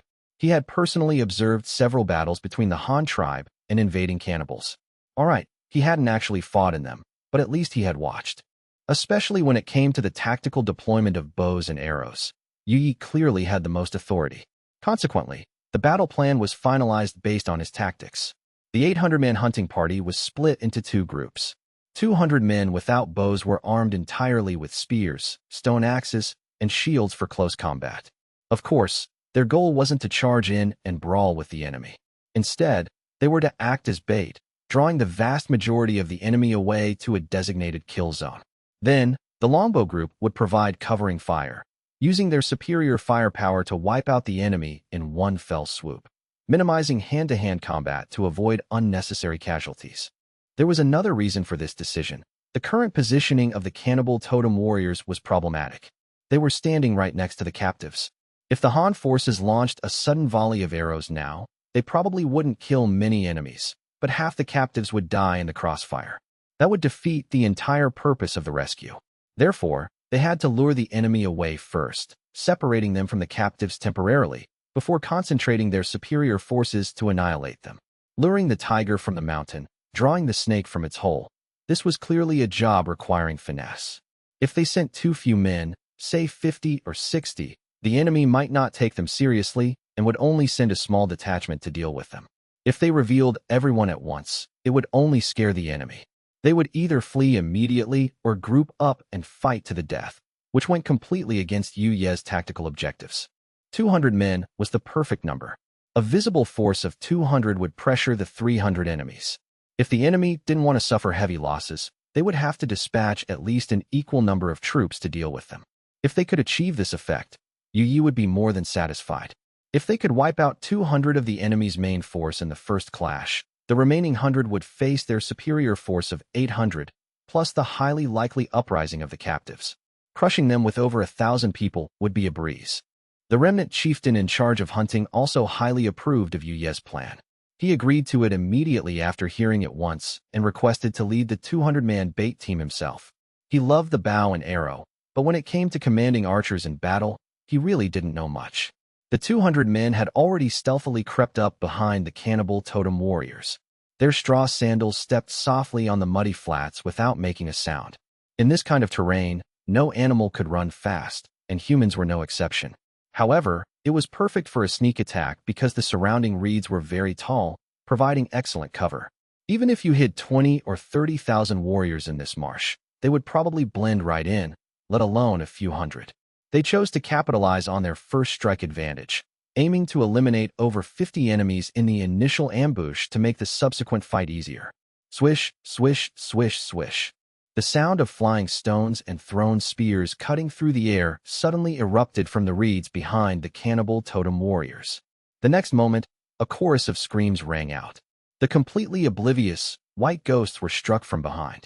Some were hit in the body by flying stones, while others were impaled straight through by thrown spears. The unluckiest ones took a stone directly to the head. In such a dense crowd, there were always a few with good luck who were either knocked out cold on the spot or had their skulls cracked open, dying instantly. However, the combat readiness of the cannibal white ghosts was no joke. They had grown up in constant warfare. The moment they were attacked, they pinpointed the enemy's location, behind them. Without panicking, these men grabbed their weapons and began to form up, as if this wasn't their first time dealing with such a situation.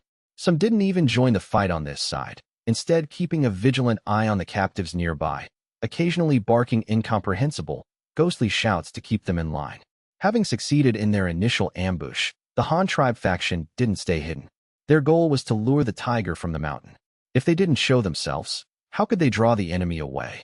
And so, the 200 men who had just executed the sneak attack charged out, yelling and screaming. To make it easier for the enemy to count their numbers, they even split into smaller squads, for groups of 50, allowing the enemy to gauge their strength at a glance. They didn't charge straight in, either. Instead, they continued to attack with flying stones, thrown spears, and stone axes, hurling another volley of projectiles into the enemy crowd. The cannibal white ghosts began a defensive counterattack, first raising their rattan shields to block the barrage. Seeing that the sudden attackers numbered only 200 and that the reeds behind them were now quiet, the leading chieftain instantly made a decision. They would pursue, and they would send the majority of their men to do it. These were just a bunch of rookies who had never fought a real battle. Look at how cowardly they were, only knowing how to stand far away and throw rocks. Even if such attacks hit someone, how much damage could they really do? The enemy was clearly a disorganized mob. As long as his side launched a single charge with superior numbers, this group would undoubtedly become their prisoners too. Thus, a dramatic scene unfolded. The cannibals left 70 or 80 men behind to guard the captives, while the remaining nearly 200, including those lightly wounded in the ambush, all surged forward in pursuit.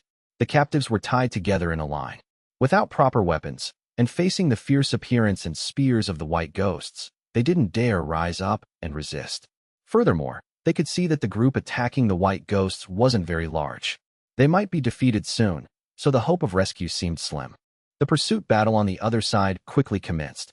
Playing tag in this kind of mud meant neither side could run fast, so they had to exchange fire while running. The Han tribe faction in front occasionally threw a volley of stones, but they were running low on ammunition. Stone axes were hard to make and couldn't be thrown away carelessly. The men bringing up the rear carried shields, crude, hastily made things. Some were woven from rattan, while others were simply uneven wooden sticks tied together in a row. Although the camp's carpenter could make wooden planks, the hand-sawn boards were barely enough for other uses, let alone making shields. These rudimentary weapons were crafted by the warriors themselves in their spare time, following methods provided by Yu Yi. Clang, clang, clang, clang. The stones hit the wooden shields but barely injured anyone. The cannibals also had throwing spears, but in a pursuit like this, they were the most useless weapons. Their effective range was already short, and with the Han tribe faction protected by shields in the rear, it would be a miracle if they actually skewered anyone. Still, during the chase, some people got hurt, hit by stones or stone axes. They could only blame their bad luck. Fortunately, there weren't many casualties, and since their legs weren't injured, they could still run and didn't fall behind. The cannibal white ghosts chasing them began to feel something was off. Who were these guys? They launch a sneak attack and then just keep running? Were they trying to lure them away so another group could rescue the captives? That seemed possible. The leading chieftain was about to order a halt to the pursuit.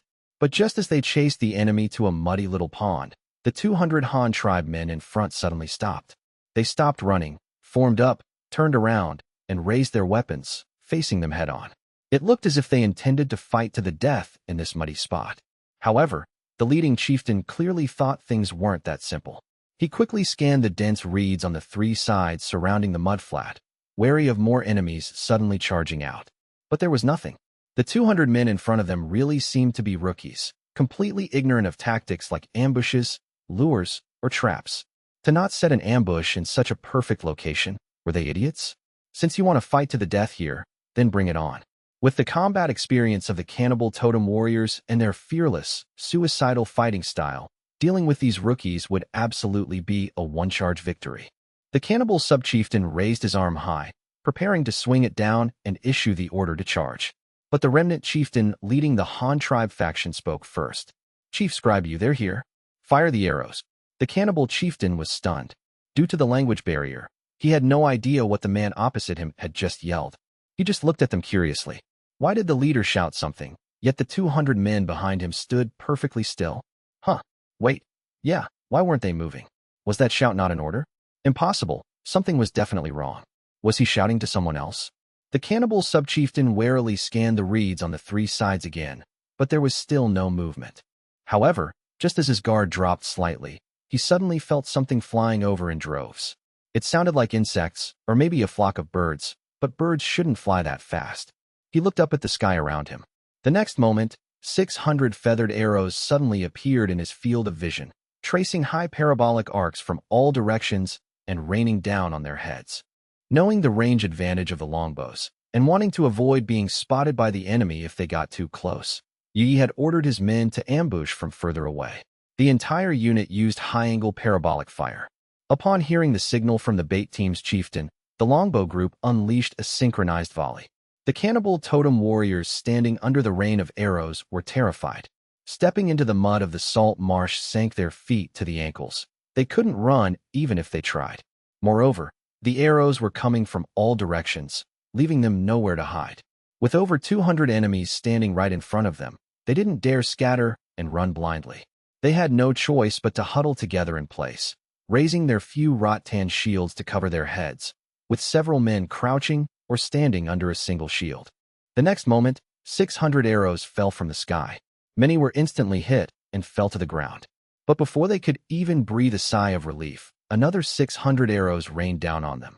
Swish, swish, swish, swish. The whistling of feathered arrows echoed in their ears, followed by another chorus of screams. Because they hadn't expected the enemy to have bows, let alone so many of them, they hadn't prepared enough shields. Under this dense barrage, the poorly armored cannibal white ghosts suffered heavy casualties. After just 2 volleys, nearly half of the 200 men had been shot, and the arrow barrage wasn't over yet. By the time the 3rd volley hit, the cannibal white ghosts were terrified. The dense attacks came wave after wave, while their protective gear was pitifully scarce. They couldn't run, and running blindly under such a dense rain of arrows was a death sentence anyway. Another 600 arrows blanketed them like a swarm of locusts. Of the 200 cannibal warriors, the only ones left uninjured were the few dozen holding shields. However, the density of the arrow rain seemed to lessen.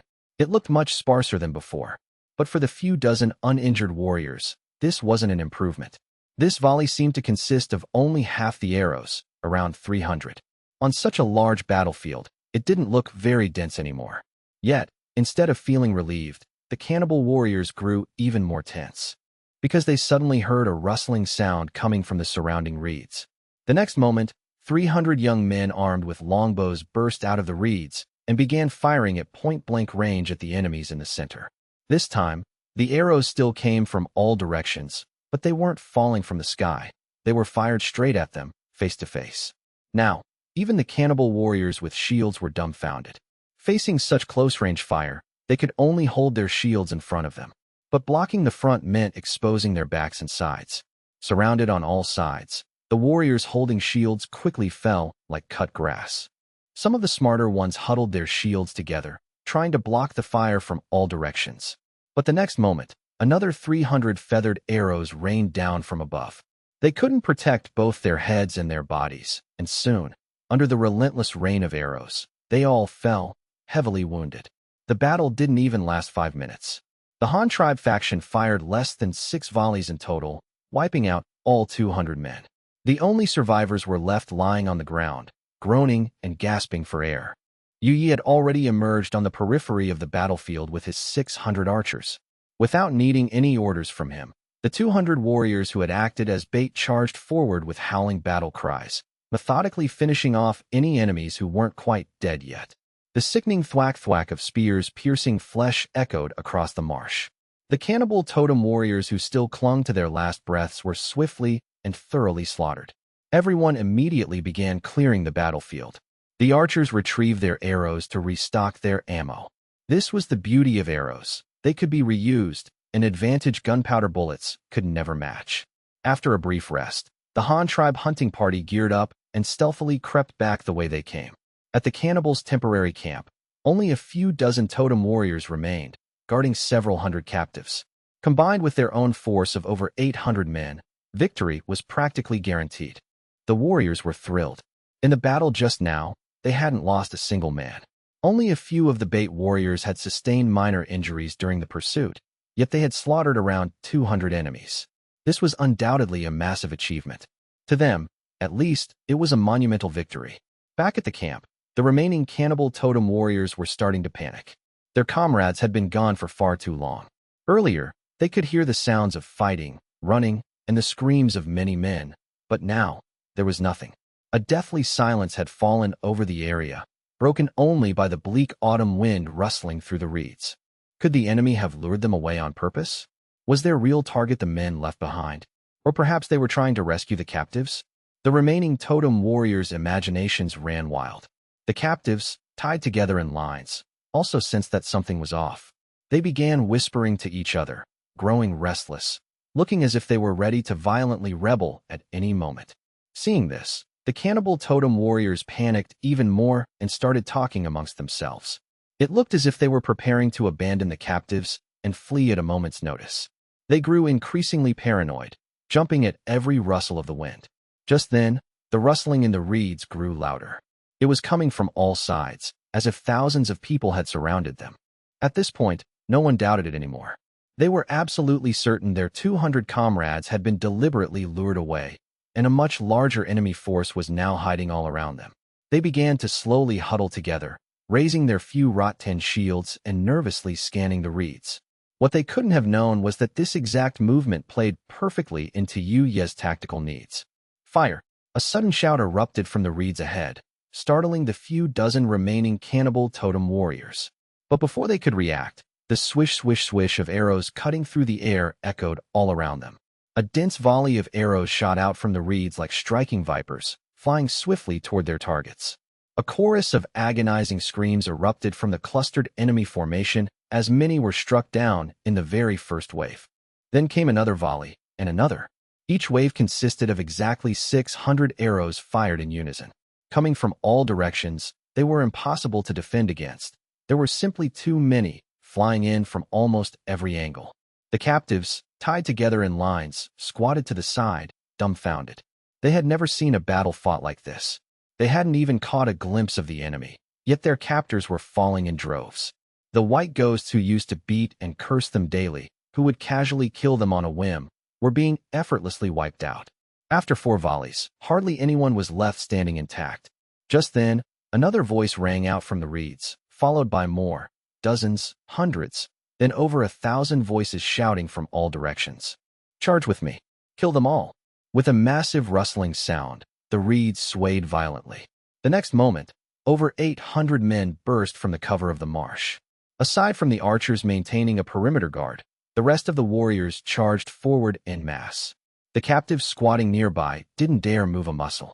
This new, larger group of strangers, who slaughtered the white ghosts without batting an eye, looked even more terrifying. The captives feared they had just escaped the wolf's den only to enter the tiger's lair.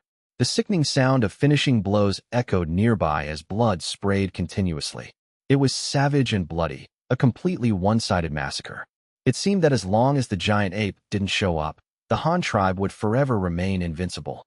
In this era, the bow and arrow was truly a weapon of war, especially when archers were deployed in sufficient numbers against an enemy lacking proper armor. Anyone facing such a formation was doomed to be slaughtered. The captives were terrified. They didn't know if this larger group of strangers were friends or foes, whether they had come to save them or simply to claim them as their own slaves. However, the next moment, while the others were still clearing the battlefield, Yi walked over with a squad of men and personally began untying their ropes. A man in his 20s or 30s cautiously approached. Judging by Yi's attire, he figured this man was the leader. He reached out his hands, gesturing as he spoke.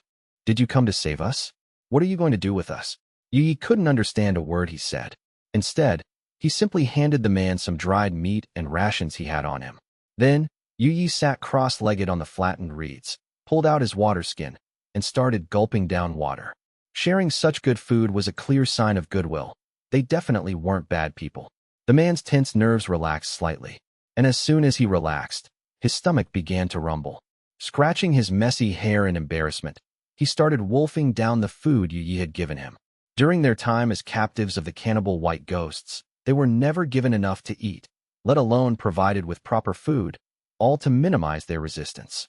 The cannibals would simply pick out anyone who looked weak, walked too slowly, or was disobedient, kill them, and feed them to the others.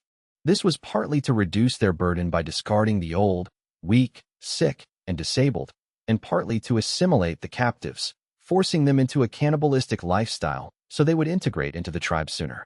Terrified and desperate to survive, the captives had been forced to choke down the flesh of their own companions.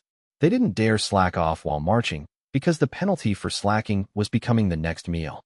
This cruel process of elimination had nearly broken their minds. They didn't dare refuse to eat, because not eating meant losing strength meant falling behind, and falling behind meant being killed and eaten. This was why so many of them had submitted to being guarded by only 300 men without daring to fight back. First, they were starving and had no strength to resist. Second, they had simply been terrorized into submission. It had been a long time since he had eaten normal food. The man nearly choked to death on the corn cake and salted jerky. Seeing this, Yi immediately handed over his water skin and gestured for him to eat slower. At that moment, the remnant chieftain who had just finished clearing the battlefield walked over and asked Yi, "Chief Scribe, what do we do now? How should we handle these people?" Yi looked back at the several hundred newly freed captives, then turned and gave his orders. "Take the warriors back to the first battlefield and clear it. Strip all the animal skins off those white ghosts and bring them back. We've just taken in a lot of people, so our demand for animal skins is huge. Those skins can still be patched up and made into clothes. Don't waste them, or this winter is going to be very hard." "Yes, I'll take the men and get it done right away." After this battle, the remnant chieftain had absolute faith in Yi. With just a few casual orders, he had led them to a massive victory with almost zero casualties. Aside from losing some arrows, out of 800 men, only a few had minor injuries. In their past battles against the cannibals, this was something they wouldn't have even dared to dream of. If they hadn't been so outmatched before, they wouldn't have been scattered and turned into homeless remnants in the first place. Follow us. We have numbers, safety, clothes, and food to help you survive this winter. If we fight side by side, you'll never have to fear them again. After arranging the battlefield cleanup and supply gathering, Yi immediately turned to coax the captives into joining his faction. Once they understood Yi's meaning, the captives agreed almost without hesitation. Just as Yi said, they had nothing left but their lives. They had no food and no safe shelter to survive the long, harsh winter.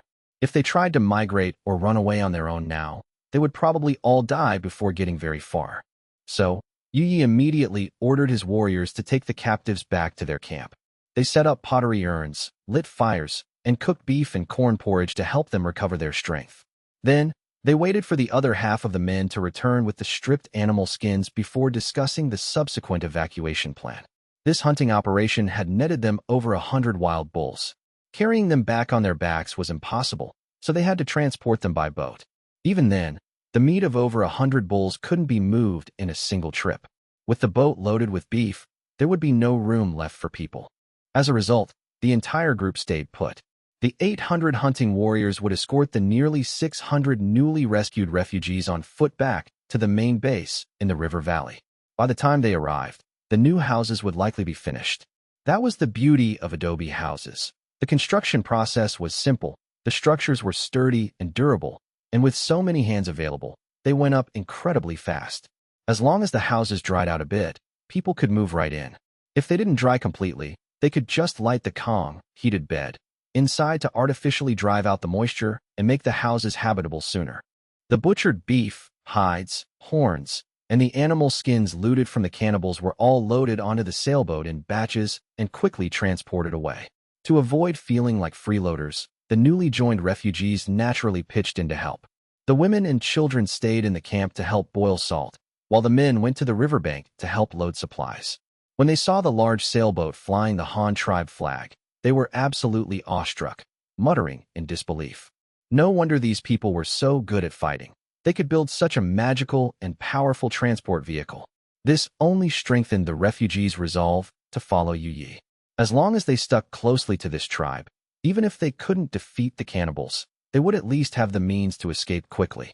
It took 8 days to transport the spoils of the hunt. During those 8 days, the hunting party and the newly rescued refugees trekked back to the camp together. The houses were already built, adobe structures with thatched roofs. The nicer ones even had a layer of mud smeared over the thatch for waterproofing. By this time, it was already late October. Only a few days remained before the bitter winter set in, though it was already quite cold, with morning and evening temperatures hovering around 2 or 3 degrees Celsius. On the day everyone returned, Yi and the chieftains officially announced that the camp was entering its winter hibernation phase. Unless necessary, no one was to wander outside. Aside from the hunting party, which still had to maintain patrols, everyone else could stay indoors. Of course, those who weren't afraid of the cold were free to move about within the camp's perimeter. Once everyone was settled, Yi collaborated with the remnant chieftains to conduct a simple census, tallying the population by age group and the total number of people. Although he couldn't return this winter, he had to give the chieftain a report. He couldn't just lose contact with the tribe. After all, he was still a member of the Han tribe, and he planned to ask the chieftain for some material aid. He wasn't Han Feng. He didn't have the ability to conjure up enough supplies to feed several thousand people. He had to ask for what he needed. Someone like the chieftain, who had truly built such a massive tribe from scratch, was a rare genius. Yi wouldn't dare compare himself to him. In fact, compared to Han Feng's early days, Yi's camp was already leagues ahead. Han Feng had started with absolutely nothing, whereas Yi had plenty of iron tools and a double-masted sailboat for fishing. He was practically living the dream. It took a few days to investigate the supplies the camp currently lacked, mainly seeds, farming implements, and essential daily tools. Of course, Yi wasn't stupid enough to just bluntly demand these things from Han Feng. Instead, he first presented the census results. This was the achievement he had produced after being away for over half a year. Then, he asked Han Feng how to handle these people. If the chieftain wanted him to bring them all back, it would be best to send some ships to pick them up. If he wanted them to stay on the front lines to scout and fight, or to continue gathering population, then he needed the necessary production and living supplies and tools so he could develop the camp quickly. In short, Yi was no fool. If he just demanded supplies outright, it might look like he had thoughts of rebellion or independence. For a decision this important, it was best to leave it to the chieftain himself. Han Feng quickly received Yuye's letter.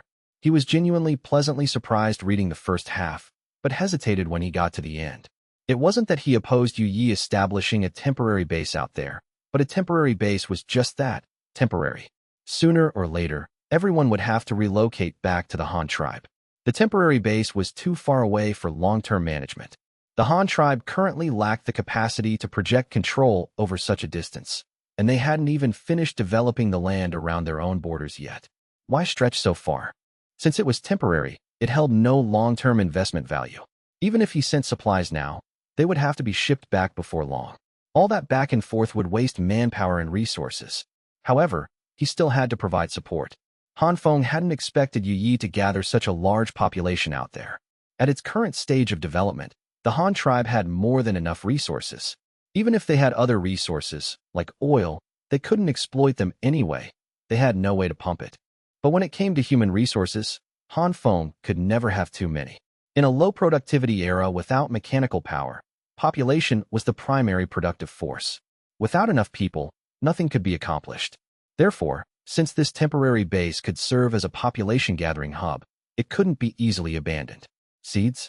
No problem. It was just a bit of grain.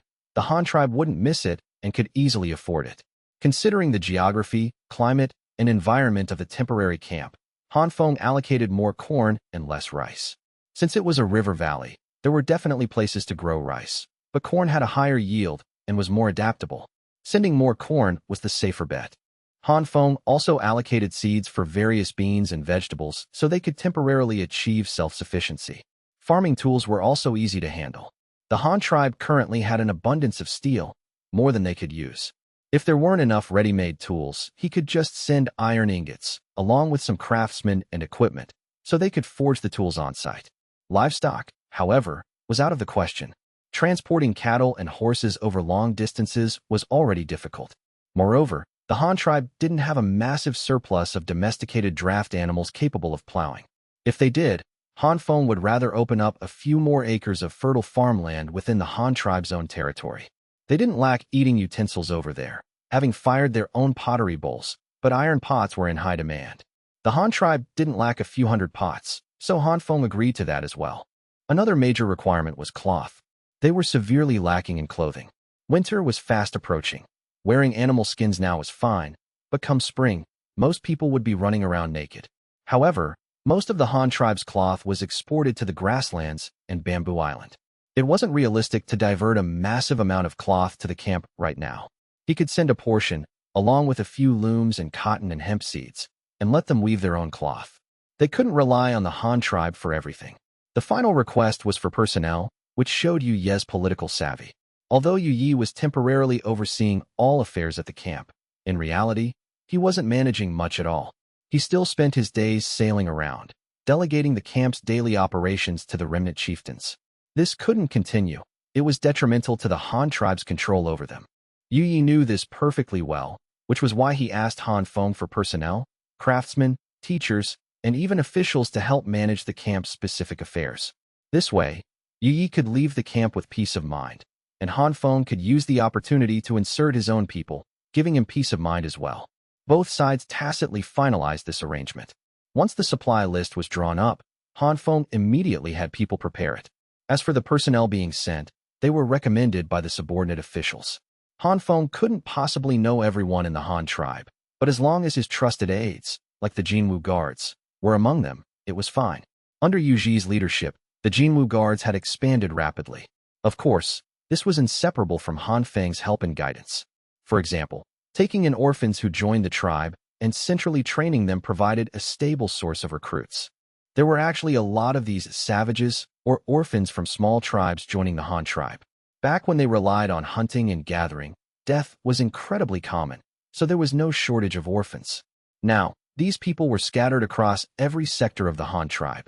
They were craftsmen of various trades, students and teachers in schools, soldiers in the army, sailors in the fleet, street vendors, and even herdsmen on the grasslands. The Jinwu guards had developed some of them into external informants, forming the preliminary framework of a massive intelligence network. Some peripheral members didn't even know what organization they belonged to. For instance, certain herdsmen on the grasslands only knew that someone from the Han tribe was paying them for information. Since there was money to be made, they would naturally share whatever they knew. But where this intelligence ultimately went, or who bought it, they had no idea. Aside from the roster Yu Ji kept, Han Feng had his own copy of the Jinwu guard list. Han Feng selected the people he needed and had them notified one by one. After selecting the supplies and personnel, the transport fleet had to be prepared in advance. Once these ships went over, they wouldn't be coming back for a while. The crew members would also stay there to coordinate with Yu Ye's operations. With this enhanced mobility, Yu Ye would be able to accomplish much more in the future. As for the issue of not knowing the way, that was easily solved. Yu Ye had provided an excellent suggestion. The transport fleet just needed to sail straight north up the Ryong River to the three-way river junction they had visited before. Yu Ye would send his own ship there to rendezvous, and then his men would lead the way. This time, 5 early-model double-masted sailboats were dispatched, along with a new 3-masted galleon, primarily to house the accompanying personnel. According to Yu Ye's intelligence, the waterway they chose was perfectly navigable for a 3-masted ship. He also told Han Feng to reassure the dispatched personnel not to worry about safety. By the time everything was arranged and the supplies and personnel were loaded and sent off, a week had passed since Han Feng received the letter. During this week, not only did the Han tribe complete the supply shipment, But the woodworking shop in Hanyang City also finished the cannon models Han Feng had requested. This included a 1:1 wooden model for the iron casting molds, meaning even the molds could be easily cast. Han Feng was overjoyed when he received these models. He immediately took them to Gang Commandery to personally oversee the cannon casting process and techniques. However, just as he was excitedly directing the workers to make the iron molds for casting the cannons, an urgent, top-secret letter was delivered to him.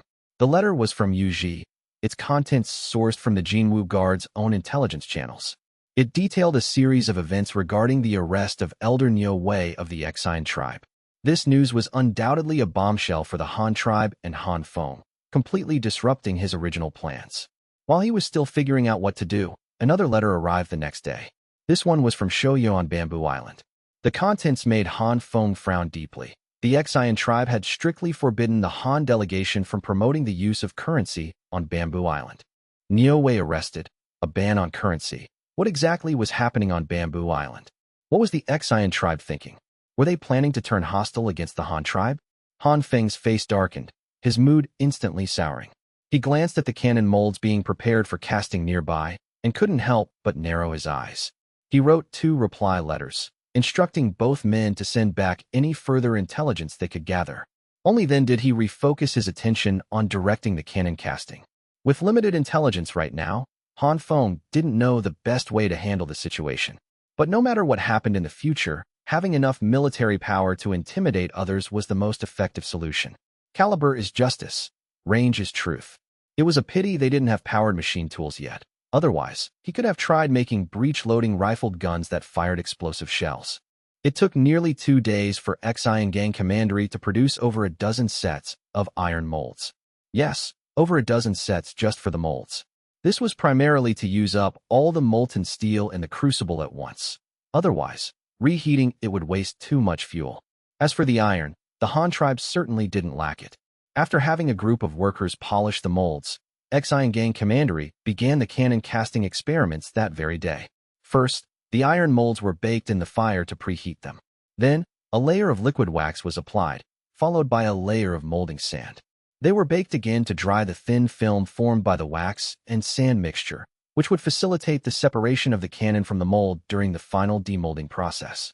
Once completely dry, the outer shell molds and the core rod molds were assembled and secured with brackets, leaving a hollow space for the cannon barrel. Once the molten steel was ready, they could pour it right in. The molds waiting to be cast were lined up in a row. Cast iron rails were laid on the ground nearby. Just then, a small cart fitted with iron wheels was pushed over. Mounted on the cart was a hoisting bracket, and resting on the base below was a crucible brimming with molten steel. The cart stopped in front of the first mold. The casters adjusted the pouring angle, then clink-clanked the iron chains on the pulleys to hoist the entire crucible up. Another worker pulled the chain and pulley at the back, tilting the crucible. SSSSS. Molten steel poured from the crucible's spout, flowing precisely into the cannon mold.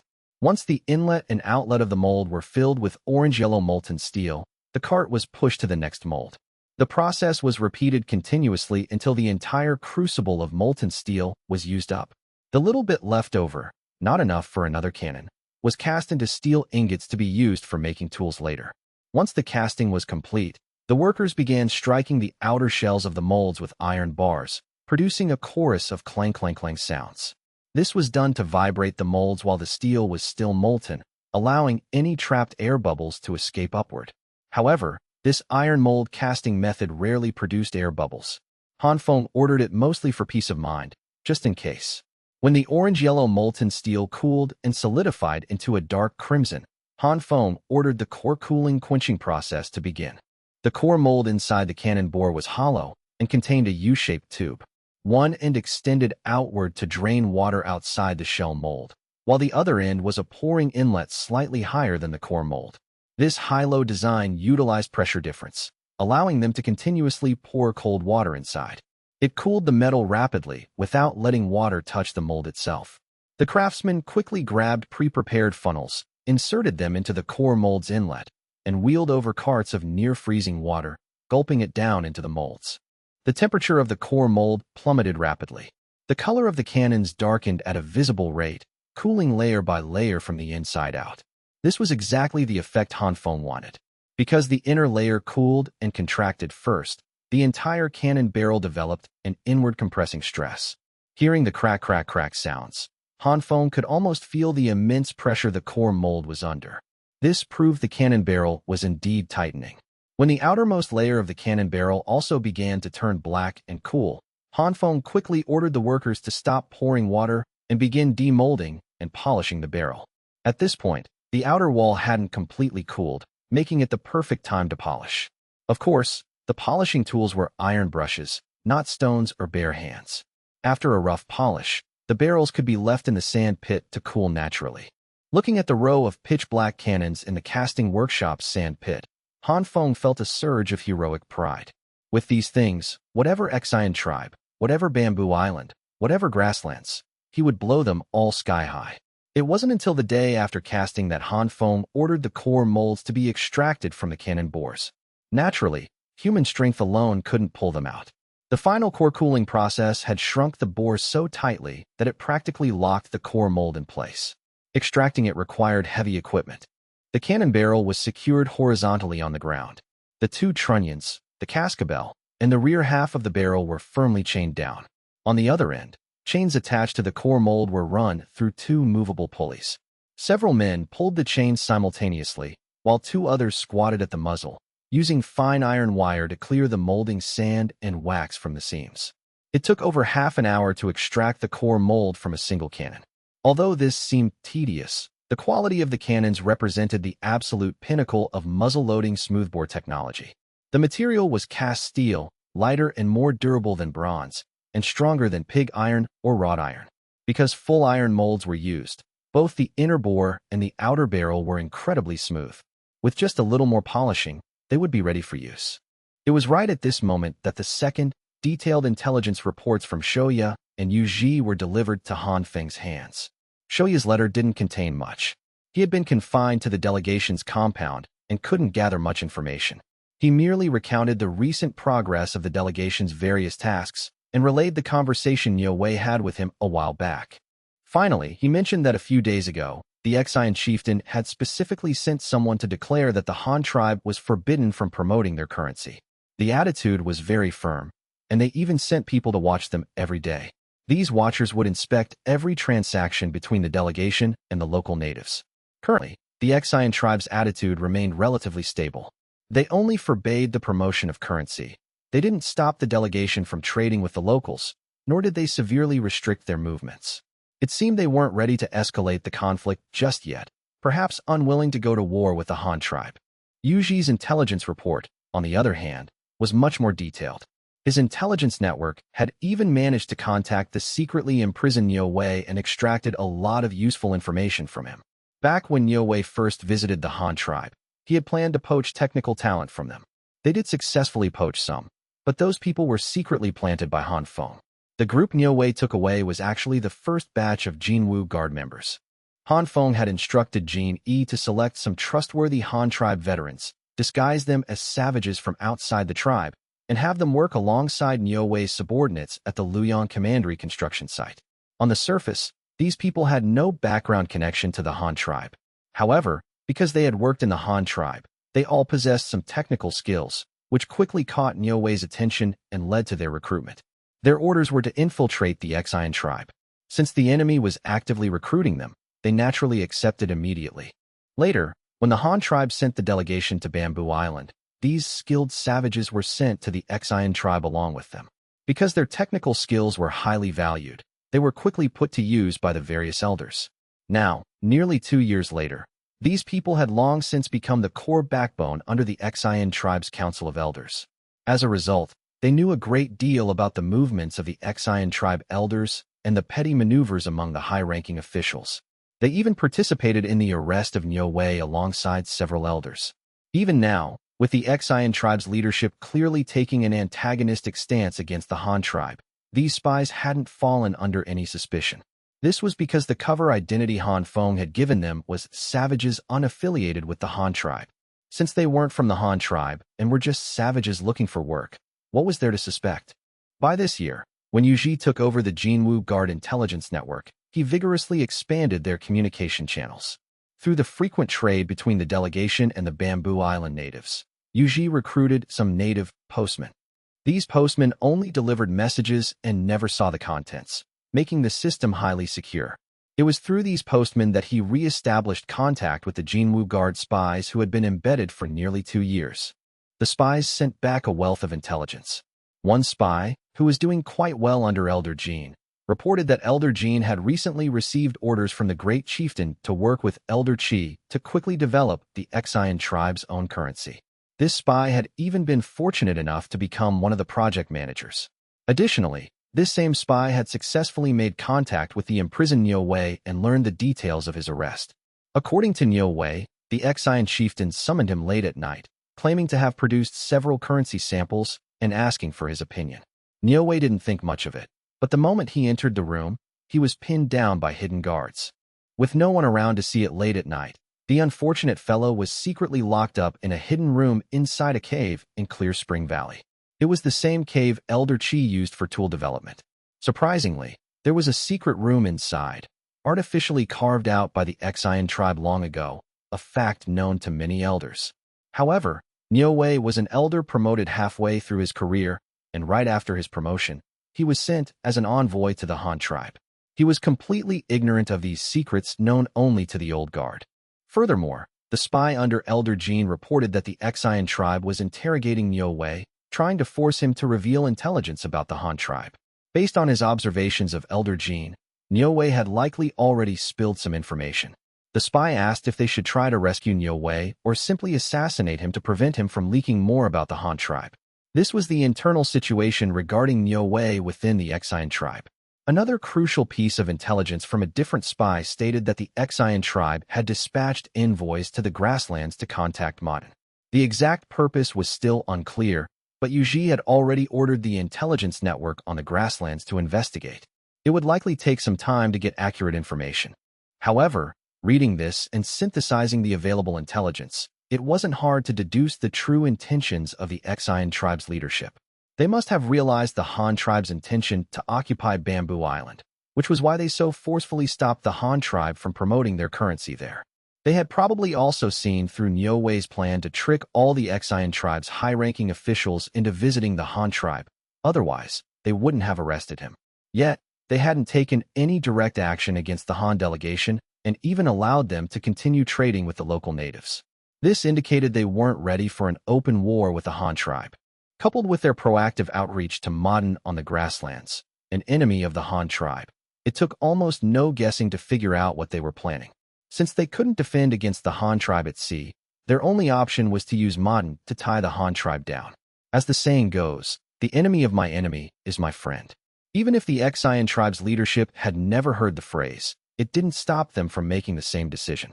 On its own, the Exian tribe wasn't terrifying. Without ships, they couldn't even reach the mainland and could only send a few people over at a time via that hidden land bridge. Modern alone wasn't terrifying either. Although he had numbers, was fiercely aggressive, and incredibly cunning, he lacked resources and currently posed no real threat to the Han tribe. But now, these two tribes were joining forces. One had people, the other had resources. By covering each other's weaknesses, these two tribes had become a genuine threat to the Han tribe. However, after so much development, Han Feng wasn't particularly worried about these two anymore. The Han tribe already had a city on the grasslands. Relying on the city for basic defense would definitely not be a problem. War would only result in a drop in Kaiyuan Commandery's sales volume. Everything else would remain largely unaffected. As for the Exian tribe on Bamboo Island, without ships, they could do nothing. As for that hidden land bridge, there had been plans to build a cross-sea bridge, but construction hadn't even started yet. Looking at the current situation, it was virtually impossible for the Exian tribe to build the bridge themselves. Most importantly, Han Feng looked at the cannon beside him, its inner bore currently being polished by a wind-powered boring machine, and a wicked smirk crept onto his lips. Now that I have these, you think I'm afraid of you two teaming up? He quickly wrote a few replies and sent them off. He told Shou Ya to hold his ground, stay highly alert to the Exian tribe's movements, and prioritize the preservation of the delegation's compound. Even if war broke out, they needed to maintain a forward base for the Han tribe to land on. He also instructed Yu Ji to mobilize the Jinwu Guard intelligence network to quickly ascertain the specifics of the alliance between the Xian tribe and Maden's operational plans, and the latest decisions of the Xian tribe's leadership. Any vital intelligence had to be sent back with the utmost speed. Finally, Han Feng sent a letter to Ing Rue, the governor of Kaiyuan Commandery, ordering him to focus on repairing and upgrading the Kaiyuan army's military defenses to guard against a sudden attack by Maden's army. The Han tribe had received reliable intelligence that Maden might make a move soon. He also specifically instructed the Chinyo Guard, the Huban Guard, and the cavalry formed from the defected herdsmen to intensify their drills and not slack off. A major war was fast approaching. With all this arranged, Han Feng returned to working on his cannons. Now he had the guns, but he hadn't started on the cannonballs or the gunpowder. It was time to make those. He gave the dimensions and models of the cannonballs to the casters in Xian Gang Commandery, instructing them to cast them directly using molten pig iron. They were to cast a few tons of cannonballs first. Han Feng didn't plan to use lead balls. After all, lead or reserves weren't as abundant as iron ore, and a large portion of the mined lead was used for minting coins. For consumables like cannonballs, iron balls were much more suitable. Furthermore, iron balls were harder. On similar terrain, iron balls were more likely to ricochet, causing multiple instances of damage. In terms of penetrating power, they were also superior to lead balls. The rest was black powder. Almost everyone knew the recipe for black powder, but there were actually many different ratios. For example, the most common civilian recipe for firecracker powder is 3 parts saltpeter, 2 parts sulfur, 4 parts charcoal, 5 parts white sugar, and 1 part magnesium powder. The white sugar increases the loudness of the explosion, and the magnesium powder increases the brightness of the flash. If various metal salts are added, different colored fireworks can be created through flame tests. For instance, adding sodium chloride, table salt, produces a yellow flame when the powder burns. These are all ratios by weight, not volume. The most common ratio for black powder is 1 part saltpeter, 2 parts sulfur, and 3 parts charcoal. However, this is a weakened formula and not the most powerful. The actual recipe for ancient military-grade granular black powder is 1 part sulfur, 1.5 parts charcoal, and 7.5 parts saltpeter. Only by following this weight ratio can the most powerful granular black powder be produced. Of course, this doesn't mean this formula produces the most explosive power overall, but specifically as a propellant for projectiles, this ratio is the most optimal. There is a significant difference between pure explosive powder and propellant powder. Gunpowder is highly specialized. There are even solid propellants specifically used for rockets. Those can only be used to shoot sparks, but they provide immense thrust, like the ones inside the exhaust tube of an RPG. Han Feng chose the formula for granular black powder. The Han tribe had all the materials. The mining area in Xian Gang Commandery had natural saltpeter, potassium nitrate, deposits. Charcoal could be burned themselves and wasn't anything valuable. Sulfur was available in the copper mining area of Babao Mountain. However, making gunpowder is a dangerous business, and extreme caution is required during the process. Especially for the granular black powder process, the first goal is to mix it thoroughly and evenly, and this step must be done in water. The 3 materials are completely moistened with a small amount of water, then thoroughly stirred and mixed. Afterward, it is dried to precipitate the potassium nitrate again. Because potassium nitrate dissolves in water but doesn't evaporate with it, it crystallizes and precipitates out once the water evaporates. After adding water, stirring, mixing evenly, and drying, the resulting blocks of gunpowder are physically crushed and finally sifted to create granules of uniform size, ready for use. The most dangerous steps in this process are drying and crushing. If the temperature is too high, or if the pounding is too forceful, it can trigger an explosion. However, with Han Feng personally supervising and guiding the craftsmen, the danger could be controlled. Furthermore, different steps were carried out in different locations, and the operations followed the principle of small batches multiple times. Raw materials and finished products were stored separately to prevent a minor operational error from turning into a major disaster. With Han Feng, the chieftain of the Han tribe, personally overseeing and mobilizing resources, progress in all areas was incredibly fast. The production of black powder and cannonballs was already on track, and 7 or 8 cast steel cannons had been polished. Once a few carpenters built a set of gun carriages and accessories, they could begin test firing. Due to their structural design, muzzle-loading smoothbore cannons were essentially all flat trajectory cannons with a low, deep trajectory, the kind of direct fire guns where you point and shoot. The elevation and depression angles were very small. Because the trajectory wasn't a high parabola, the demand for aiming was very high. To address this, Hanfeng specifically had the carpenters build a set of mechanical sights and an angle measuring instrument. The aiming mechanism consisted of a front sight and a rear sight. The angle measuring instrument was a cylindrical wooden plug matching the cannon's caliber. The outer end of the plug featured a semicircular protractor and a plumb bob. To use it, one would first align the front and rear sights with the target's direction.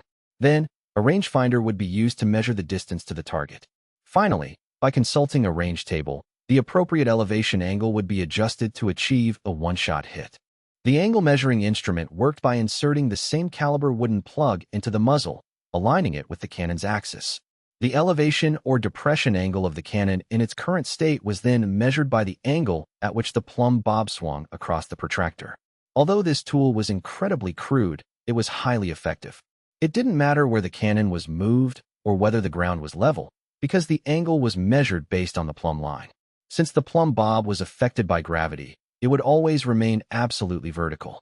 The rangefinder was even cruder, just a small wooden board with a hole carved in it, marked with distance scales. To use it, one simply held it up and framed the target within the hole. For example, if a person was standing opposite, you framed the person in the hole and found the distance to the target on the scale based on the person's height. It was extremely simple and crude, but practical. Of course, errors were unavoidable, and they could be quite large. But without optical telescopes or telescopic sights, this was the only option for now. As for the range table, it didn't exist yet. It had to be determined shot by shot during the test firing, and then a standard powder charge, angle, and range table would be compiled based on the field test results.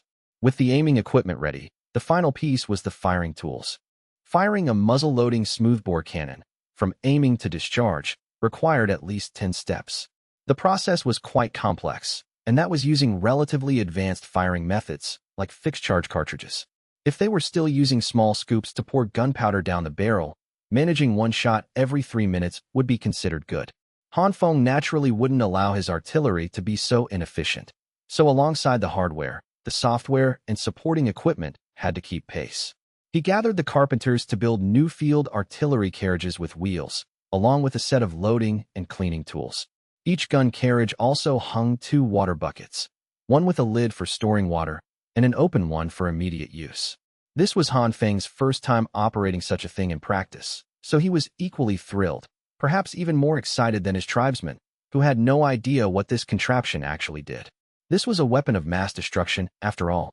On the 8th of November, in the first year of the Han tribe's calendar, early winter had set in.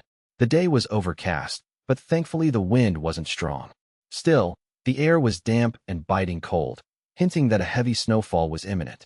At noon, Hanfeng personally led several thousand people out of the city to watch the cannon test. Aside from the hundreds of craftsmen involved in casting the cannons, processing the gunpowder, and building the carriages, the vast majority were ordinary citizens of Xingang Commandery. Since it was winter, most people had nothing to do at home and came out to watch the spectacle. There were also officials and carters who had come from Luoyang Commandery and Weishan Commandery. To support this test, the Han tribe had mobilized a significant amount of supplies, such as scrap wood planks from the shipyard. When these transport carters heard about this novel event, they naturally stayed to watch. The Han tribe didn't have many official holidays, nor were there grand entertainment events on regular days. Coupled with the rarity of a cannon test, especially since these great cannons were newly invented by their omnipotent chieftain, who claimed this new weapon would be incredibly powerful, how could the citizens possibly sit still? Hanfeng had people rope off a perimeter on the hilly grasslands outside the city to prevent accidental injuries. On the long, rectangular test range, the first 8 polished cannons were lined up, spaced 10 meters apart. The area 3 kilometers ahead had been cleared. 500 meters in front of the muzzles stood a line of thin wooden planks, simulating human targets. To determine the maximum range, no earthen berms were built at the far end. This would indeed allow the cannonballs to fly further, though it would make finding them later quite a chore. The perimeter lines were set up on both sides of the range. Thousands of citizens stood along the edges, The 3-kilometer-long test site provided enough room for everyone to stand in the front row. The hundreds of craftsmen stood near the cannons with Han Feng. Interestingly, to test the absolute limits of the cannons, Han Feng was fully prepared for 2 of them to explode. He had even ordered a massive temporary bunker, essentially a giant dirt mound, built behind the artillery position for protection. The 8 cast steel cannons gleamed with a cold, silvery gray light. They hadn't undergone any surface treatment. Cannon barrels couldn't be oiled or painted because, after a few shots, the barrel would become scorching hot. The heat could easily cause the paint to spontaneously combust, leading to a severe accident. Furthermore, adding a coating would hinder heat dissipation. Thus, all 8 cannons retained the raw metallic color of cast steel. However, Han Feng was already planning to develop chemical plating techniques. If he could plate the exterior of the barrels with a layer of copper, the anti-corrosion effect would definitely be better, as the carbon steel they were currently using rusted far too easily. Chieftain, with the targets placed so far away, can we still hit them? Li, the governor of Ecchi Gang Commandery, stood beside Han Feng. Looking at the targets placed at 500, 1,000, 1,500, 2,000, and 2,500 meters, distances where they were practically invisible to the naked eye, Li asked with deep skepticism. At the same time, he desperately hoped the chieftain wasn't lying. If the Han tribe truly possessed such a powerful weapon, they would be invincible in the future. We'll know if we can hit them once we try. You operate it. I'll teach you how to fire the cannon. Han Feng wasn't entirely sure himself, but he knew it would definitely go bang. As for the exact performance these cannons could achieve, he had no idea. This model was his original creation, unlike any famous historical cannons, so there was no reference point for comparison. You want me to fire it once? Oh, all right. Li was thrilled. This was a momentous event destined for the history books. In the future, whenever anyone talked about the Han tribe's cannons, they would have to mention that Li fired the very first shot. Chieftain, what should I do? Li rubbed his hands together excitedly, staring at the cannon before him, completely clueless on how to use it. What to do? First, look at the front and rear sights, then adjust the gun carriage to align these 2 points with the target. This is called adjusting the field of fire. Han Feng immediately slipped into his role, seriously directing and teaching. Li and another head craftsman personally adjusted the field of fire. Once finished, they stood at attention to the side and asked for the next step. Use the angle measuring instrument to set the elevation angle to +5 degrees, Han Feng commanded again. Li didn't know how to use this tool, so the carpenter who had personally crafted it stepped in to complete this step. With the field of fire and elevation angle set, the trajectory direction of the cannon was basically locked in. The next step was cleaning the bore. Although this was a cold gun firing and there was no residue inside, Han Feng still insisted they follow the procedure strictly. Li took a rod with a towel tied to the end, soaked it completely in the water bucket, and shoved it down the barrel, giving it a thorough scrub. Then, he used a brush wrapped in iron wire to scrape the inside, followed by another wash with the wet towel rod. Finally, he used a dry towel rod to wipe the bore dry and absorb any remaining moisture. With the bore cleaned, the next step was loading. Han Feng immediately began issuing orders. Load a single charge of gunpowder. Chieftain, how much is a single charge? Li still didn't quite grasp the specialized terminology of artillery operation. A single charge is an amount of gunpowder equal to the weight of the cannonball. We're using paper-wrapped fixed charges. A single charge is 1 packet. It's clearly marked with Chinese characters, Han Feng explained, pointing to the nearby powder crates. Oh, understood. Li picked up a paper packet marked as a single charge and shoved it into the muzzle. Under Han Feng's guidance, he used a thick-headed rammer to push the powder all the way to the bottom of the bore. Next, he took an iron ball, placed it into the muzzle, and used the rammer to push it down and pack it tightly. With the loading complete, the final phase was pre-firing preparation. The cannon Han Feng designed used a flintlock ignition mechanism. The flintlock could be detached via catch. It was essentially the same mechanism used on their carbide lamps, slightly modified and transplanted here. Li first used a steel awl to pierce the paper packet through the touch hole. Then, he took a bamboo tube of loose powder and filled the touch hole and the priming pan to serve as the ignition charge. Now, it was ready to fire. A 3-meter-long thin hemp rope was tied to the flintlock mechanism. Pulling the rope would trigger the flintlock and fire the cannon. Because it didn't use an open flame, the risk of accidents caused by operational errors was minimized. Pulling the lanyard also required technique. You couldn't pull too hard, or you might rip the flintlock mechanism right off.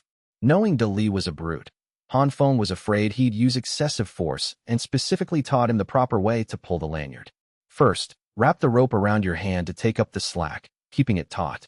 Then, place your hand against your stomach and use the motion of turning your body to pull the rope, without using arm strength. This method of pulling was much gentler. Dali prepared himself according to Han Feng's instructions and stood there, looking somewhat nervous. Those nearby, plug your ears. It's going to be very loud, understand? Like a thunderclap. Everyone, step back 20 paces behind the cannon. When it fires, the recoil will send it shooting backward. Don't stand too close. Dali, you too, don't get scared. Han Feng immediately began warning the crowd. As for the citizens further away, they didn't need to plug their ears, they were far enough. I understand, chieftain. Give the order, Dali said, ready to turn and pull the lanyard at any moment. Han Feng nodded. Seeing that everyone was ready, he raised the red triangular command flag in his hand and swung it down hard. Fire! Seeing the chieftain's flag drop, Dali spun around sharply. The flintlock mechanism was instantly triggered. The flint struck the frizzen, sparking brightly and instantly igniting the powder in the pan. Immediately after, a hiss was heard as a plume of white smoke and fire shot up from the touch hole. Then came a deafening boom, an explosion that sounded like thunder striking the flat ground. The 121mm cast steel cannon violently spewed a cloud of white smoke and fire. The pitch-black iron ball instantly pierced through the smoke, flying into the distance. The cannon jerked backward several meters from the recoil, its trail spade, specifically designed to absorb recoil, plowing a shallow trench in the ground. Downrange, the line of wooden planks at the 500-meter mark was instantly shattered in a straight line. Countless splinters were thrown high into the air like falling snow. The cannonball kept flying. At the 1,000-meter mark, it smashed through another row of planks. Then, at 1,500 meters, the cannonball began to drop, crashing heavily into the cluster of planks. Because the ground was frozen hard, the cannonball bounced upon impact, ricocheting back into the air. It landed and bounced again, repeating this 3 times before finally losing its kinetic energy and coming to a complete stop. By this time, after several bounces, the cannonball had reached the 1,800-meter mark, and the target cluster at 1,500 meters had been completely blown through. Such terrifying power startled the thousands of people present. Everyone gasped in awe. Only Han Feng remained relatively calm, as the result closely matched his estimated figures. Hurry up and inspect the targets and measure the distance. Make sure to find all the impact points. Han Feng immediately ordered the men beside him. Someone instantly mounted a horse and galloped toward the target range to inspect it. Along the way, all he could hear were the cheers and gasps of amazement from the citizens. My goodness, this thing called a great cannon is so powerful. It can throw an iron ball that far. Of course, our chieftain invented it. How could it not be powerful? I saw a huge chunk of those wooden planks get blown away from way back here. If that had been a crowd of people, ugh, I don't even want to think about it. How many people would one shot kill? Hey, do you guys know what that cannon fired? I thought I saw a black shadow fly past, and then a whole swath of planks was blown away. That thing flew so fast I couldn't even see it clearly. I don't know either. Maybe it was a big rock. Bullshit, you don't know anything. It's called a cannon, and it fires iron balls. One iron ball weighs 10 caddies. They stuff that iron ball into the cannon and use gunpowder to blast it out. A 10-caddy iron ball. My goodness, no wonder it's so powerful. But how much money does it cost to fire it like that? Can they even find it after shooting it? Probably. Look, isn't someone riding a horse to go find it? The target inspector quickly found the cannonball's impact points. After all, a cannonball can't turn mid-flight. As long as you followed the trajectory, you were bound to find it. The first impact point was found at a distance of 1,650 meters, right in the center of the number 3 target zone.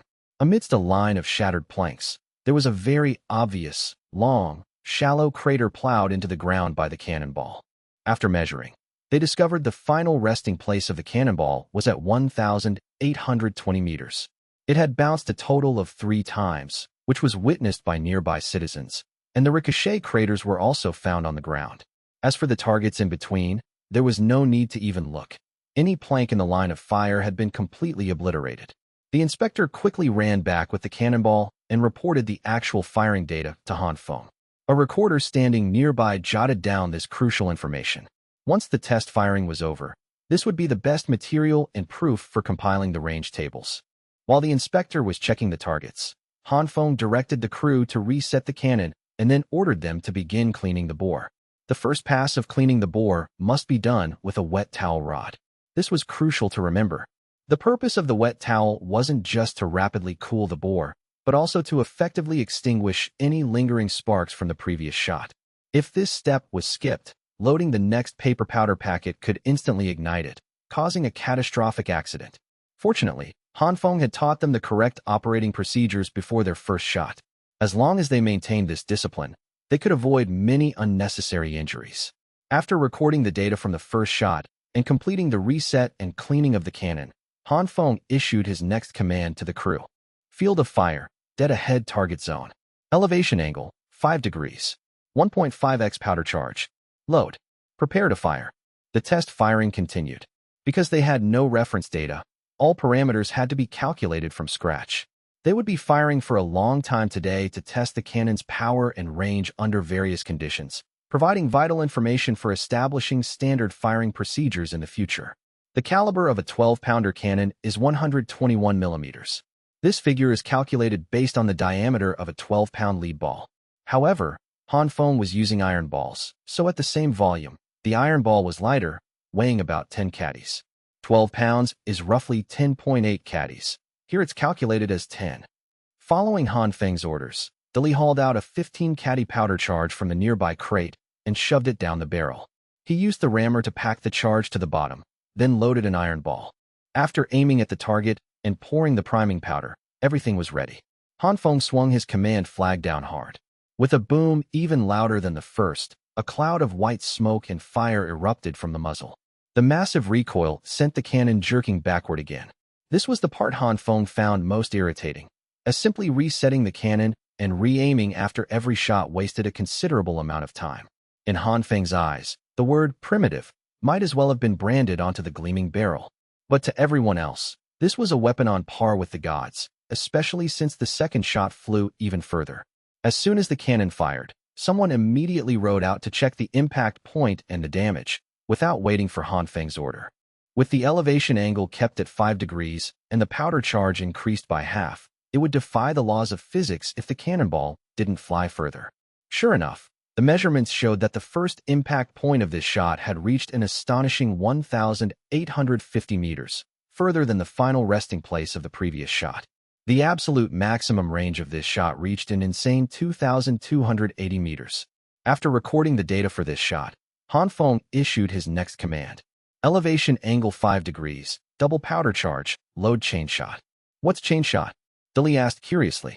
Before Han Feng could answer, the head craftsman in charge of casting cannonballs brought over a chain shot, making the surrounding crowd's eyes bulge in shock. A chain shot consisted of 2 10-caddy iron balls connected by a 60-centimeter iron chain. It looked very much like the bolas Han Feng used to use. In proper naval warfare, this was a weapon specifically designed for the Navy. When engaging enemy ships, it was used to destroy their masts and rigging. Fired from a cannon, the 2 iron balls would spin wildly like a fan blade as they flew forward, capable of snapping even the thickest mast in half. However, it wasn't practical for the Han tribe to use chain shot for naval combat, because none of their enemies had navies, or even ships, for that matter. There were no masts or sails to shoot at. Han Feng's idea was to use chain shot against massed enemy infantry or cavalry formations. If this thing was fired into a cluster of enemy cavalry, it would be incredibly satisfying, mowing them down like a harvester. Can this thing actually be fired out? Li asked, surprised and somewhat doubtful. It can definitely be fired, but I don't know how effective it will be. For safety's sake, everyone step back a bit further this time, Han Feng explained. He genuinely didn't know how far a chain shot would fly. Hearing this, the crowd backed away. Li carefully loaded the double powder charge and the chain shot. Since they didn't have pre-packaged double charges, he had to load 2 single charges. The paper packaging simply couldn't support the weight of 20 caddies of gunpowder. The powder column would be too long and easily snap in the middle during handling. When loading a double charge, to prevent a delayed explosion, the interface between the 2 powder bags had to be pierced beforehand and then rammed tight before loading the chain shot. Once the priming powder was poured into the touch hole and Li was ready to pull the lanyard, Han Feng waved the flag to order the shot.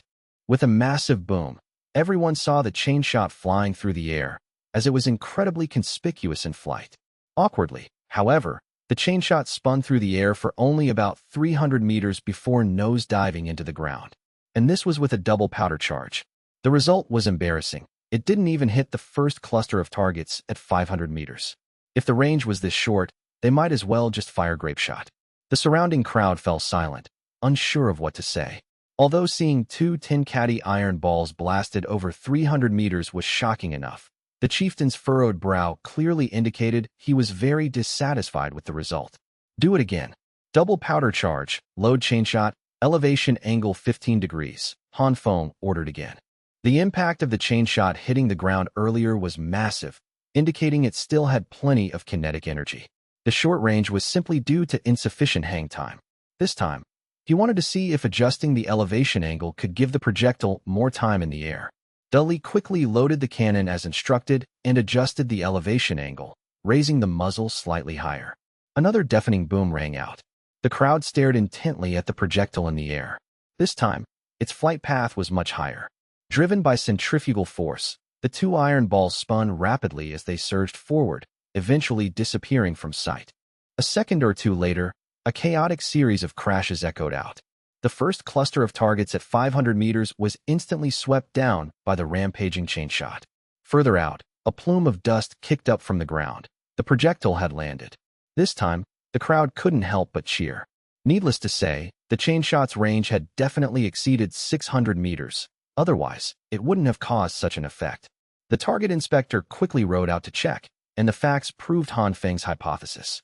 The first target cluster at 500 meters had been swept down at an angle. The chain shot's first impact point was at a solid 680 meters, and its second impact point reached 750 meters before it stopped. It turned out that chain shot didn't bounce as many times as a single solid iron ball. Han Feng had initially thought the chain shot would skip across the ground like a skipping stone, but it seemed he had overthought it. Thinking about it carefully, it made sense. A chain shot consisted of two connected iron balls spinning forward. When it landed, one ball would inevitably hit the ground before the other. The airborne ball would be dragged down by the grounded one, and the interacting forces would quickly cancel each other out. This result was acceptable. It indeed achieved the expected massive destructive power at close to medium range. The only issue was that chain shot had virtually no predictable trajectory. Where it flew was entirely up to faith. Furthermore, after hitting a clustered target, the continuous impacts caused the chain shot to deviate from its central axis. The test results clearly showed this, as the chain shot had torn through the first target cluster at a diagonal angle. But Han Feng was satisfied enough with this effect.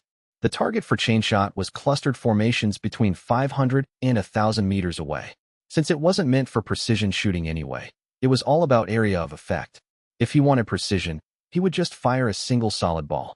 Next up was a simulated attack on clustered targets within 500 meters.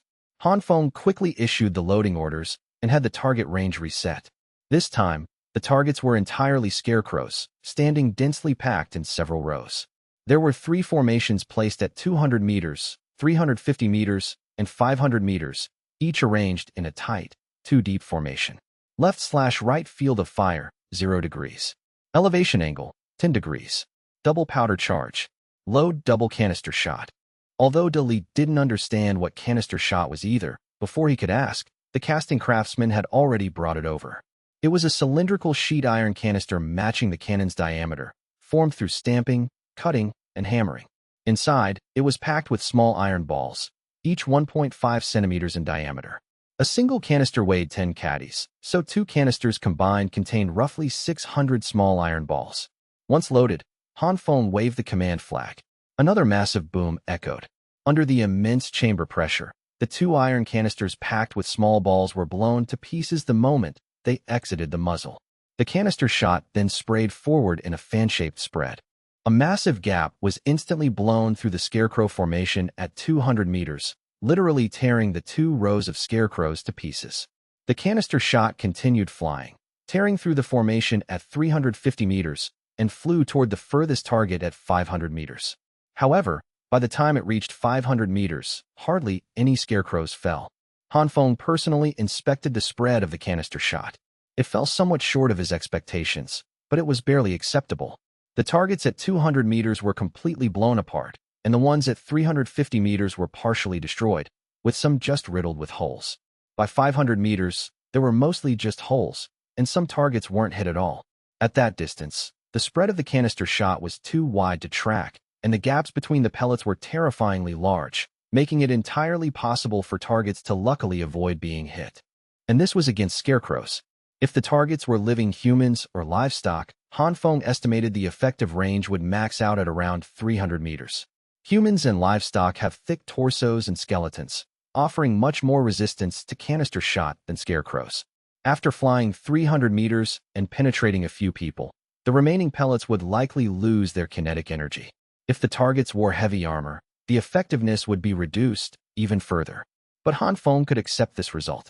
Canister shot, chain shot, and solid cannonballs. These three covered targets at close, medium, and long ranges respectively. However, this still wasn't the limit of these cast steel cannons. If they were just talking about the range of a solid cannonball, it could actually fire much further. Han Feng quickly initiated the maximum limit tests. First, he tested 3 different powder charges, 1x, 1.5x, and 2x, at a 0-degree field of fire and a 10-degree elevation angle. When the cannon was at a 10-degree elevation, a 1x powder charge could reach 1850 meters. This was the exact same range as a 1.5x charge fired at a 5-degree angle. With this test, they now knew that to hit a target at 1,850 meters, they only needed to use a 10-degree angle instead of wasting a 1.5x charge at 5 degrees. Achieving the same range while saving half the gunpowder was highly significant. At a 10-degree angle with a 1.5x charge, the cannonball flew straight to 2,200 meters. The impact was still fierce, bouncing 4 times before completely losing its kinetic energy. At a 10-degree angle with a 2x charge, the cannon's range broke the 2,500-meter mark. The first impact point reached 2,620 meters, and the final resting place even crossed the 3,000-meter line, though not by much. But Han Feng still didn't give up. He ordered another shot at a 10-degree angle, this time with a 2.5x charge, firing a single solid iron ball. The range this time was even more terrifying. The first impact point reached 2,950 meters, just shy of breaking the 3,000-meter mark. The bounce distance of the cannonball also increased significantly, with its final resting place ending up beyond 3,500 meters. Han Feng completely abandoned the idea of testing a 3x charge. It wasn't that he was afraid the steel cannon would explode. He had great confidence in the core cooling cast steel process.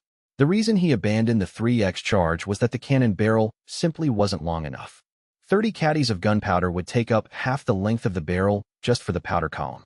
Add an iron ball, and how much acceleration distance was left? Han Feng estimated the remaining barrel length wouldn't even be enough for the gunpowder to fully combust and expand. Such an experiment was meaningless and a massive waste. As a result, the massive bunker Han Feng had painstakingly prepared went unused. The 2.5x charge couldn't do anything to the cast steel cannon. It remained perfectly intact. The catastrophic explosion Han Feng had anticipated never happened. After repeated tests at various angles, with various powder charges and various types of ammunition, Han Feng finally gathered a satisfactory set of experimental data, enough to compile a firing table. The surrounding citizens watched with great relish in the freezing cold. Han Feng then randomly selected 3 cannons for a quality inspection. All 3 were fired with the maximum 2.5x charge, using single solid iron balls. After firing 5 consecutive shots, the cannons underwent a quality check. The results left Han Feng highly satisfied. Even after 5 consecutive shots at maximum charge, the cannons were still in excellent condition.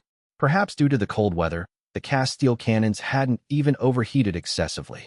It looked like they could easily fire a few more rounds. Once the quality checks were complete, Han Feng issued his final order, an 8-cannon volley. All were loaded with a 1x charge at a 10-degree elevation angle. As the command flag dropped, boom, boom, boom, boom, the cannons fired one after another, sending cannonballs screaming into the distance.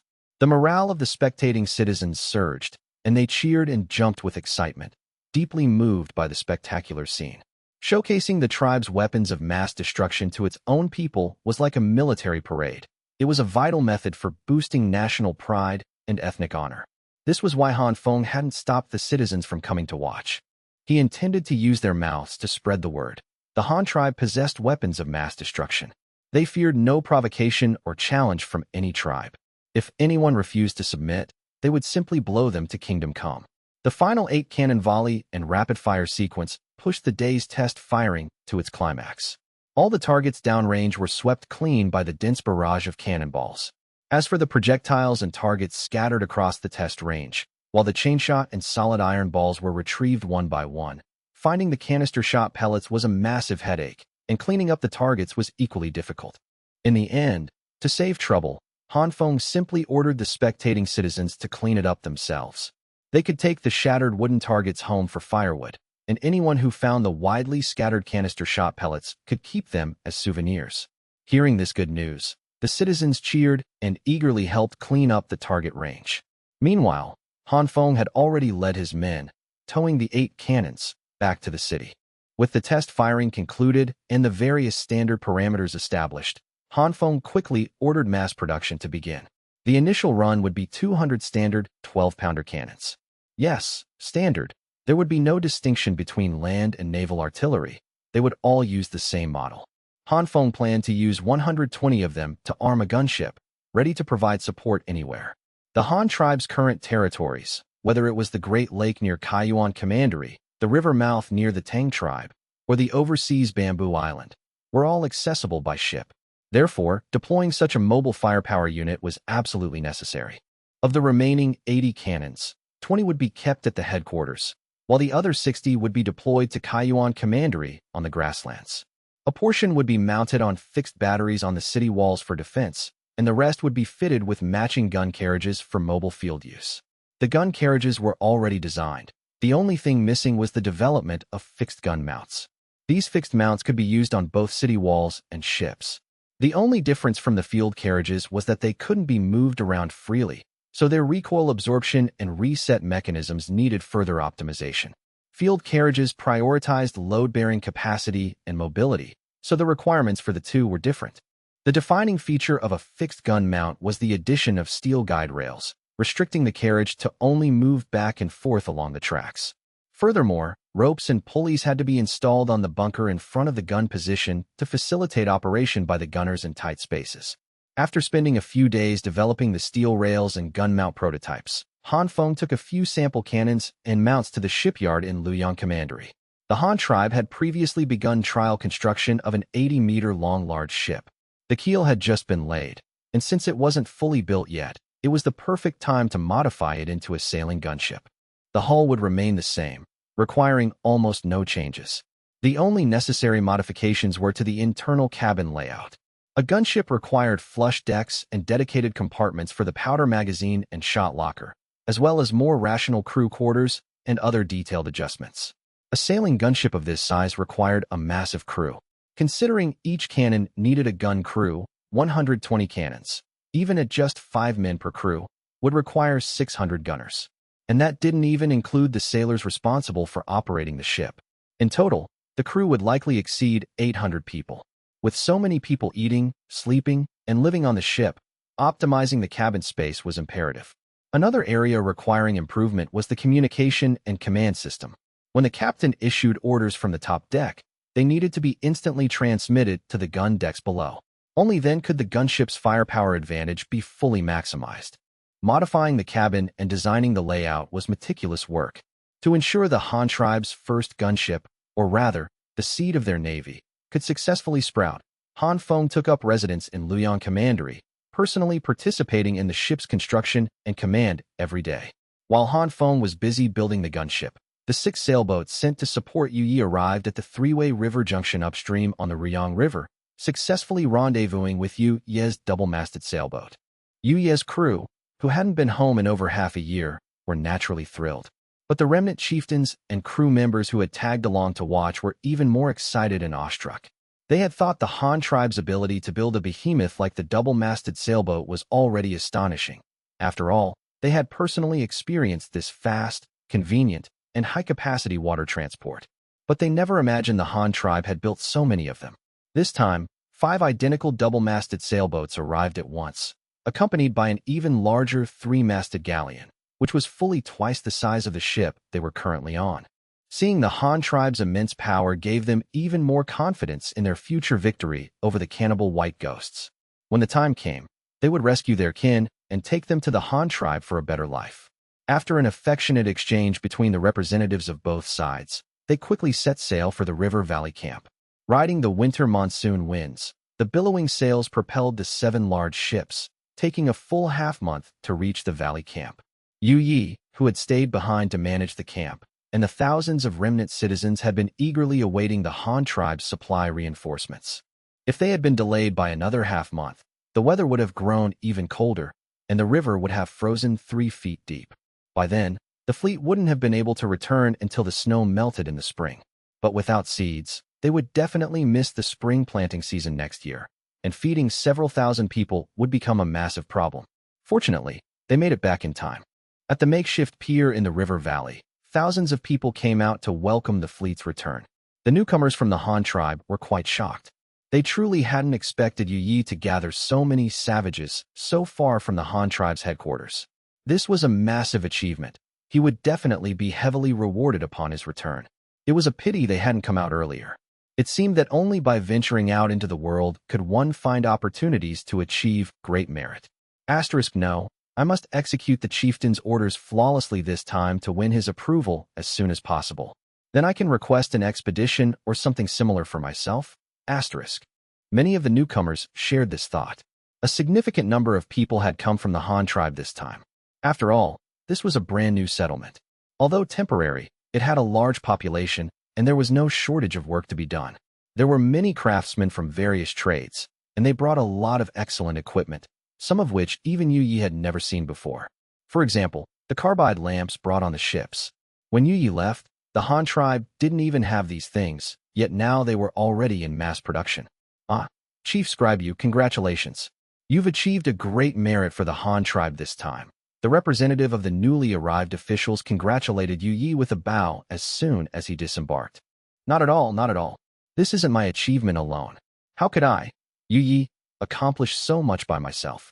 I'll be relying on all of your help in the future. You manage the camp here, and I'll go out and find more people. We can continue to grow this achievement. The bigger the merit, the more we'll all share in the future, right?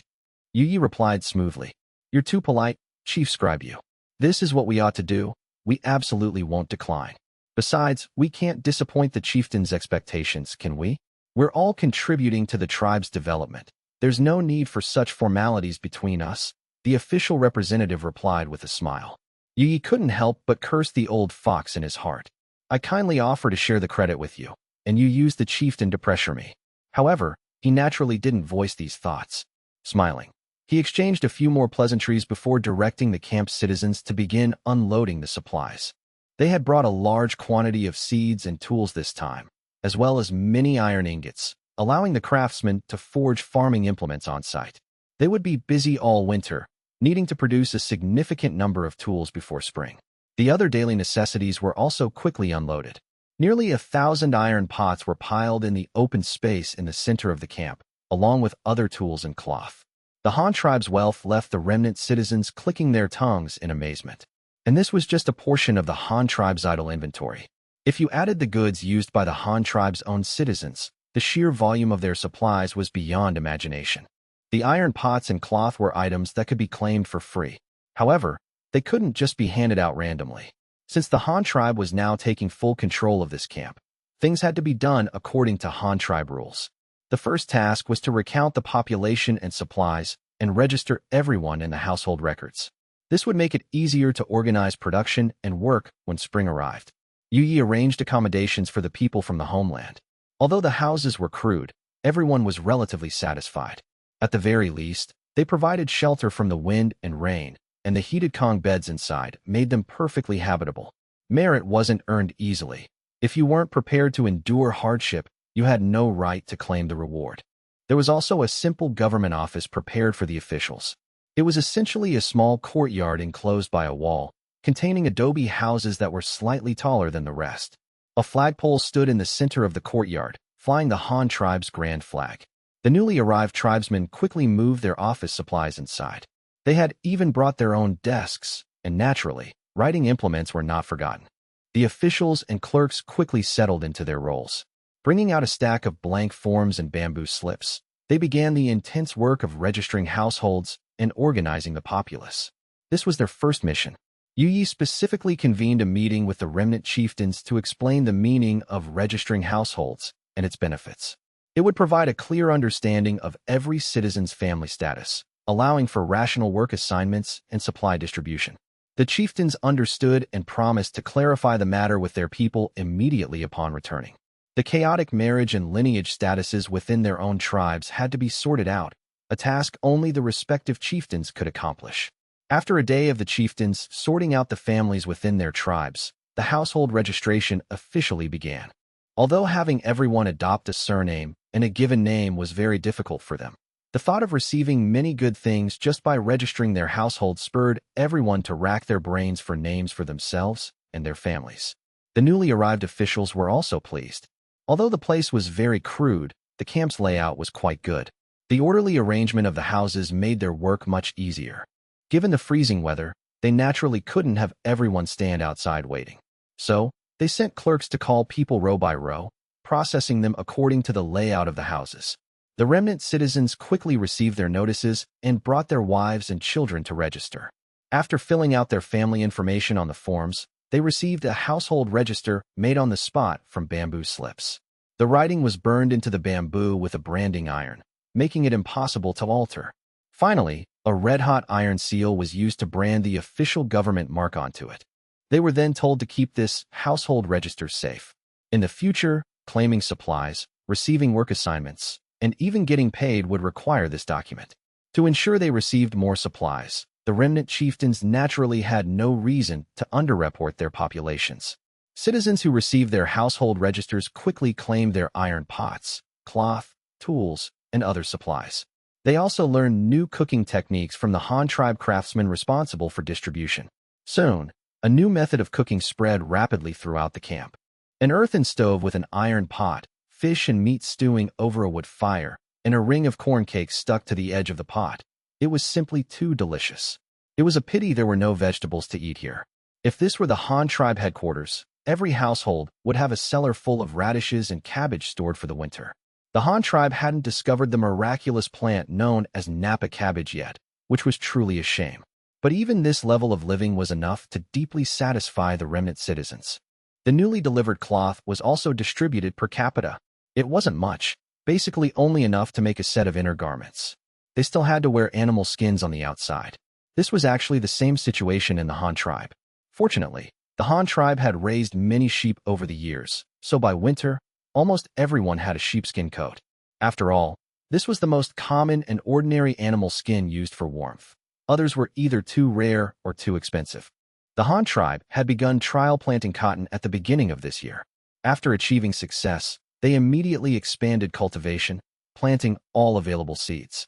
By the time winter arrived, they had only harvested one crop of cotton, and it wasn't a lot. Shou Ya had taken it all to weave cloth. However, all the newly propagated seeds had been saved. Come next spring, the Han tribe would be able to promote cotton cultivation throughout the entire tribe. After harvesting 2 more crops next year and building up a sufficient stockpile of cotton, the citizens would be able to wear cotton-padded clothes and sleep under cotton quilts by next winter. Weaving cloth was actually secondary. There were many fibers that could be woven into cloth, but fibers that could be used as stuffing for warmth were truly rare. Without cotton, they could only use wool, but producing enough wool for every citizen to have a padded coat and quilt was incredibly difficult. How many sheep would the Han tribe have to raise? As for shoes, the Han tribe didn't issue them. People generally made their own. Although these remnant citizens didn't have old clothes to make cloth shoes, straw sandals could still be worn for a while to make do. Don't underestimate straw sandals. They could be woven into tightly sealed boots that were perfectly wearable in winter. Wearing new clothes, stepping in new shoes, with firewood in the house and grain in the pot, the remnant citizens now had more opportunities to learn. With nothing to do at home during the winter, some people specifically went to watch the newly arrived craftsmen build tools and machinery. Wooden buckets, wooden wheelbarrows, iron kitchen knives, farming tools. This was the first time the remnant citizens had seen such technical work. Watching ordinary pieces of wood and iron blocks transform into various useful items in the skilled hands of the craftsmen, some immediately wanted to sign up as apprentices. Yi made some arrangements regarding this situation. This was the frontline counteroffensive base. Since it bore this title, they naturally had to be extra cautious and maintain a sufficient fighting force of adult men. Therefore, if anyone wanted to learn a trade, only the underage older children were allowed to apprentice for now. As for the adults, Yi simply promised them that if they wanted to learn a trade, they could do so when they returned to the Han tribe in the future. The Han tribe had even more skills to teach them, and they would have more choices then. The clink-clank of blacksmithing echoed through the camp. Dozens of craftsmen from the Han tribe were busy in the newly erected temporary workshops, surrounded by many apprentices from the camp who had volunteered to learn the trade. Of course, these apprentices weren't allowed anywhere near a hammer yet. Their only tasks right now were adding charcoal and pumping the bellows. Despite wearing thin clothes, they were all sweating profusely. Blacksmithing was a skilled trade, but it wasn't overly complicated. To put it simply, it was somewhat similar to molding clay. Both involved shaping materials. The only difference was that one used hands, and the other used a hammer. The young apprentices watched with deep envy as the steel ingots unloaded from the ships were transformed into various exquisite tools in the hands of the master craftsmen. Kitchen knives, farming implements, and general tools were the most urgently needed items in the camp. Fortunately, with the workshops up and running, this shortage was quickly alleviated. The men of the camp's hunting party were now fully equipped with newly forged long-handled axes and machetes. Before the snow fell, they needed to hurry and chop more firewood. The camp's original stockpile of firewood would have been sufficient, but with the influx of so many new people and the blacksmiths and carpenters needing wood and charcoal for their work, they had no choice but to head back up the mountain to log. The rest of the older children and some of the men in the camp, basically anyone not involved in hunting, logging, or patrolling, were organized to learn technical skills. Farming tools were being produced at a frantic pace, but having tools without knowing how to use them was a major problem. Spring plowing had to start on time.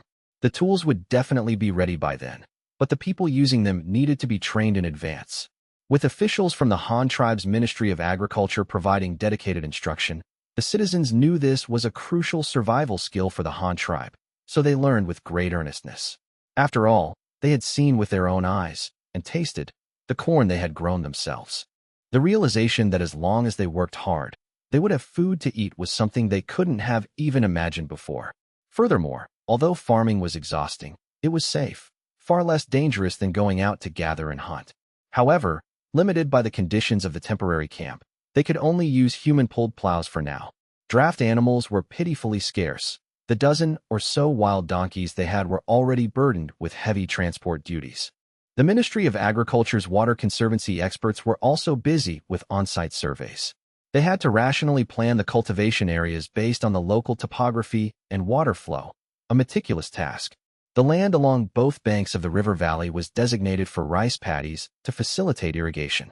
As for corn, it was highly adaptable, drought-resistant, and cold-tolerant, making it more suitable for the hillsides. The only slight hassle was irrigation. They might have to build a few reservoirs on the slopes and use water wheels to lift water up from below. While farmland planning and agricultural training were in full swing, the women in the camp weren't idle either. They were organized to learn needlework, how to cut and sew Han tribe clothing, and were introduced to the unique styles of Han apparel. Textile work was naturally included as well. Although they hadn't brought many looms this time, they had plenty of spinning wheels, along with some obsolete looms. While they didn't expect the camp's self-produced cloth to meet everyone's needs, the citizens had to make their own burlap sacks for storing grain. The Han tribe couldn't provide everything for them. Additionally, regarding textile raw materials, the Han tribe had provided the camp with various hemp and cotton seeds, giving them options for cultivation and planting. There were also plenty of vegetable seeds. In the Han tribe, this was generally considered auxiliary farming managed by women, so the women had to learn vegetable cultivation as well. Everyone's enthusiasm was incredibly high. A life where they didn't have to wander around gathering food, but instead had a stable food source, was exactly what they had dreamed of. Even some of the young women in the camp who were coming of age couldn't help but feel their hearts flutter when they looked at the men from the Han tribe headquarters. Marrying into the Han tribe might be a pretty good choice. Unfortunately, almost all the men who had come this time already had wives. After all, minors weren't assigned jobs, so they certainly wouldn't be sent here. Meanwhile, at the Luoyang Commandery shipyard of the Han tribe, Han Feng was still directing the shipbuilding. This was the Han tribe's first time building an 80-meter-long ship. Its sheer size and complexity rivaled the construction of a school. After all, it was already larger than any teaching building in the Han tribe. With a total of 8 decks, it would be considered a high-rise building on land. There were 2 decks below the waterline, primarily used for storing supplies. Gunpowder, fresh water, food, and cannonballs were mostly kept in the bottom 3 decks. The middle 3 decks were the gun decks. 120 standard cannons lined the port and starboard sides. Gun ports were cut into the bulwarks to serve as firing ports, 60 cannons per side, 20 per deck. The stairs connecting the decks were located along the ship's central axis. However, between the gun positions on both sides and the stairs, dedicated vertical shafts and hatches were installed for transporting supplies. During combat, gunpowder and cannonballs could be quickly hoisted up from the bottom, hauled using ropes and pulleys. Above that was the open-air main deck. As for the 7th and 8th decks, those were the stern castle. The 7th deck housed the galley and dining hall, while the 8th deck was the combat command center and briefing room. It was the highest point on the ship, offering excellent visibility for command. The propulsion layout for this warship utilized a 5-masted square rig design for mainmasts and a bowsprit.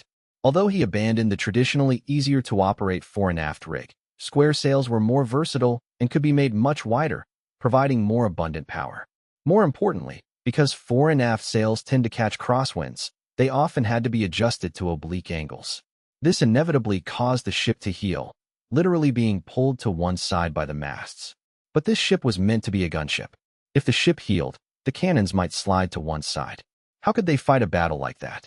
Furthermore, even if the cannons were secured and didn't slide, the elevation and depression angles would still be altered by the ship's list. Cannons required incredibly precise elevation angles. A difference of just 1 degree could result in a range deviation of hundreds or even thousands of meters. Operating square sails might be more cumbersome, but the advantage was that the ship was less prone to heeling. This was why Han Feng chose the square-rigged layout. 80 meters long, 18 meters wide, with a length-to-beam ratio of 4.4, a rounded bow, and a flat stern, combined with 4 main square sails. Its speed would be absolutely blistering. Despite a displacement exceeding 10,000 tons, it would have plenty of power. However, finding masts for such a massive ship was no easy task. They had to be made by splicing wood together with mortise and tenon joints, then bound tightly with steel hoops.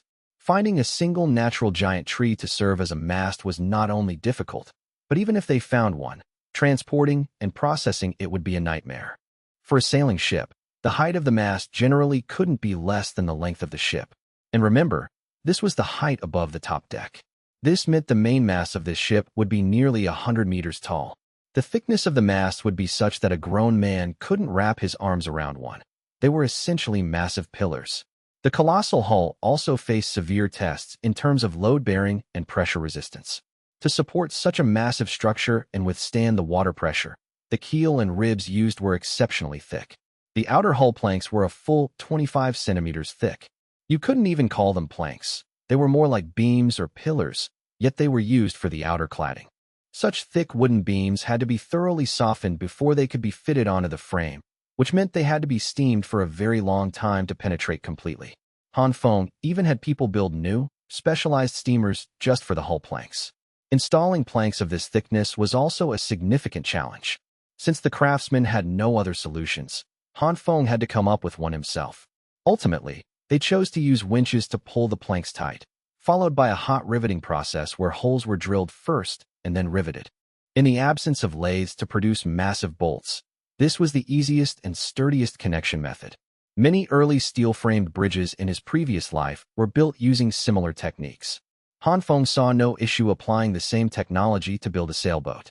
The remaining issue was waterproofing. The Han tribe's booming shipbuilding industry had an ever-growing demand for glue.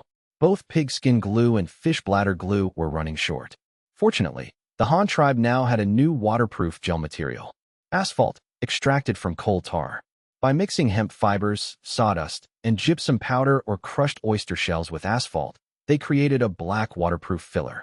This was smeared into the seams between the hull planks, followed by repeatedly stuffing hemp rope and asphalt into the gaps. Finally, it was smoothed over with asphalt and painted to improve its appearance. With that, the waterproofing was complete. Asphalt was merely a byproduct of the coking plant and hadn't found much use until now. Finally, its true value was being realized.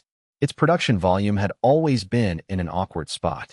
When asphalt was first produced, Han Feng had considered paving an asphalt road, but considering the yield, he gave up on the idea. There probably wasn't even enough to make roofing felt. But for waterproofing sailboats, the limited production was just enough to meet the demand. For waterproof glue, asphalt was absolutely the best choice. Additionally, because many auxiliary industries in the Han tribe were developing, Han Feng spent a fortune decorating the 2 decks of the stern castle. The command center featured transparent glass windows on 3 sides, allowing anyone inside to clearly see the situation outside. It could definitely be called luxurious, but for the sake of better command conditions, Han Feng didn't skimp on these details. In the command center of the stern castle, there were also several metal pipes made of beaten copper. These were actually the ship's speaking tubes. The trumpets at both ends were made of copper, but some of the less important transmission pipes in the middle were replaced with bamboo tubes by Han Feng. Various components were being manufactured separately, ready to be assembled once the hull was mostly complete. Fortunately, it was winter, and many citizens were in their idle hibernation phase. Many were willing to take odd jobs at the shipyard or various workshops, which indirectly sped up the shipbuilding process. At this rate, there was hope that this giant ship belonging to the Han tribe could be successfully launched before spring. As for the ship's cannons, those would be the very last things installed. They would have to wait until the ship was launched and undergoing outfitting before the cannons were hoisted aboard one by one. The entire shipbuilding process was proceeding intensely. After arranging everything, Han Feng set off for home. The Han tribe's hardware was rapidly improving, and its software naturally had to keep up. First, he went home to spend a few tender days with his wife and children. After moving into their new house, his family's standard of living had improved significantly. Although it was winter, the 2 children could bask in the sun in the upstairs glass sunroom, a luxury other children couldn't enjoy. Achieving universal glass windows for all citizens was still a long way off for the Han tribe. Limited by production capacity, glass could only exist as a luxury item for now. Little Luo Chung and Luo Lan, wearing one-piece padded cotton clothes hand-sewn by Shou Dai and tiger head hats, played warmly with building blocks in the upstairs glass room. According to Earth time, the 2 children were nearly a year old and could already walk slowly while holding onto the walls. It was their most mischievous age, but thankfully Han Feng had provided them with plenty of toys to keep them occupied indoors. However, although Han Feng was resting at home, he didn't let his subordinates idle. During his few days home, he issued orders to all commanderies and counties to compile records of premature deaths and citizens who died of illness over the years, and to submit the aggregated data. He also requested records of all ennoblements and land grants awarded under the merit system for contributing medicinal herbs, as well as a comprehensive list of herbs whose efficacies the Han tribe had already verified. Collecting this data and information was naturally in preparation for advancing the Han tribe's medical field. It had been 2 years since the Han tribe established its state-run schools. The earliest batch of students would graduate in another year. What would they do after graduation? Would they go straight home to farm, be selected as outstanding talents to fill various industries in the Han tribe, or continue their education? All of these were options, but if they continued their education, what would they study? Han Feng's idea was to implement specialized enrollment for advanced studies. He planned to establish a professional medical academy to systematically train medical personnel for the Han tribe. After all, medicine was a crucial societal component for increasing average life expectancy. He couldn't afford to neglect it.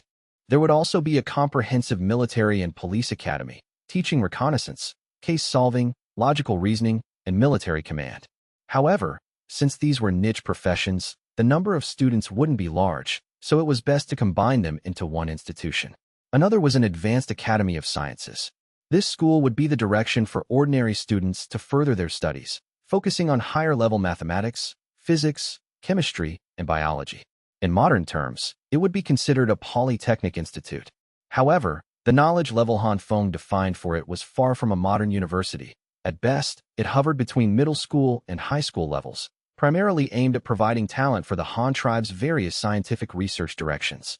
The final key academy could be seen as an advanced school for liberal arts students, aimed primarily at training administrative officials. In addition to teaching advanced literature and mathematics to improve the students' foundational knowledge, The school would provide systematic training in current affairs, policy essays, agricultural promotion, administrative management, and urban planning and construction. It was specifically designed to train and output more grassroots backbone officials for the Han tribe. With Han Feng's direct orders, the data from below was quickly submitted.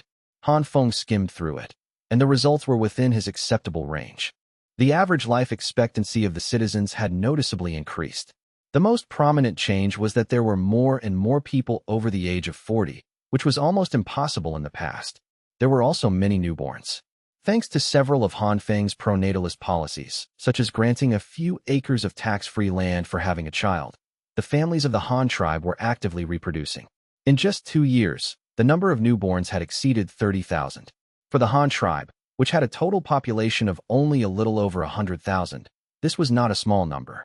Of course, this figure only accounted for the newborns currently alive, excluding those who had died prematurely. The mortality rate for children under 6 in the Han tribe was recorded at 37%. It was a shocking number, but it was within Han Feng's expectations. Honestly, he was just thankful it hadn't exceeded 50%. And this was the result after he had worked hard to improve the people's quality of life. Before the Han tribe existed, who knew how terrifying the infant mortality rate among those clans had been? Han Feng remembered that in ancient times, the mortality rate for children under 15 was around 30%. It was still terrifying, but at least it was below 1/3. When the rabbit, China, was first founded, they also compiled statistics on this. The infant mortality rate was around 200 per 1,000. 1/5 of all children died in infancy. At that time, the Eagles, USA infant mortality rate was 60 per 1,000, which was much lower. The Han tribe was still in the primitive era. Although they were quite advanced in some aspects, this fact could not be denied. The Han tribe still had a lot to do and a long way to go. Han Feng had to keep working hard. Looking at the statistics on causes of death, the areas needing improvement became clear. According to the submitted data, over 10% of the Han tribe's newborns died during childbirth. In other words, this portion of children didn't even make it into the world before they were gone. And that wasn't the most terrifying part. What was more terrifying was that when this happened, the mother rarely survived either. Dystocia and severe hemorrhaging were the wicked culprits leading to the deaths of both mother and child. Of course, the most direct cause was the mothers being too young. This was an unsolvable dilemma. The only way out was to raise the age of the mothers. This wasn't a medical issue, it was a social policy issue. But suddenly raising the marriage age wasn't realistic either. Currently, the Han tribe's standard for adulthood was 13, equivalent to a 7th or 8th grader in modern times. It was still too young. But if he directly raised the age to 18, many citizens would likely find it hard to accept. Han Feng himself couldn't accept it either, as it would slow down the Han tribe's population growth. But a problem had to be fixed, so he decided to solve it by gradually raising the standard for adulthood year by year. He would raise the adulthood standard by 1 year annually. This year, adulthood was at 13, next year, 14, the year after, 15. Finally, he would set the standard for adulthood at 16. Taking 3 or 4 years to slowly transition would allow people to gradually adapt without severely impacting population growth. 16 as the age of adulthood and marriage was a very common standard even in modern times. For example, the legal marriage age in countries like Ukraine and South Korea was 16. After raising the age standard, the maternity medical system also needed improvement. For instance, training professional midwives or directly establishing maternal and child health hospitals deployed by region, so women could go to the local hospital to give birth. These were all effective solutions, but considering the long term, Han Feng leaned more toward the second option, establishing professional hospitals. These measures targeted the 10% who died during childbirth. Another nearly 27% of infants and toddlers died from fever, cause unknown, vomiting and diarrhea, cause unknown, incurable diseases, cause unknown, poisoning, trauma, and accidental deaths, like drowning in a river or being bitten to death by wild animals while playing outside. Aside from accidental deaths, the rest fell under the preventable or treatable medical category, which was well worth the effort, especially for common ailments like fever, vomiting, diarrhea, poisoning, and trauma. These were the directions the Han tribe needed to research and explore. Fever is just a high temperature. Scientifically speaking, a fever is actually a method of the human immune system's self-defense to kill viruses.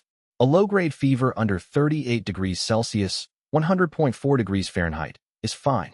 In modern times, a doctor wouldn't even give you medicine for this level of fever, instead telling you it's better to let it burn. But once the body temperature gets too high, it damages human organs and tissues. At best, it leaves some disability, like burning the eyes blind or the ears deaf. At worst, the person simply dies. Lacking medicinal herbs, the Han tribe wasn't completely helpless against this. For example, the gua sha, scraping, technique Han Feng had used on Chu Bing was a good way to reduce a fever. Other methods included drinking hot water, covering up with blankets to induce sweating, or using physical methods for rapid cooling, such as wiping the body with alcohol. The Han tribe had already brewed white liquor. Making high-concentration alcohol just meant distilling it a couple more times. Besides, medical alcohol is only 75%. Purer isn't always better. As for specific fever-reducing herbs, they could slowly search for and experiment with them. Rushing this wouldn't help anyway. The remaining issues, vomiting, diarrhea, and poisoning, could actually be grouped together, because sometimes poisoning also presents with symptoms of vomiting and diarrhea.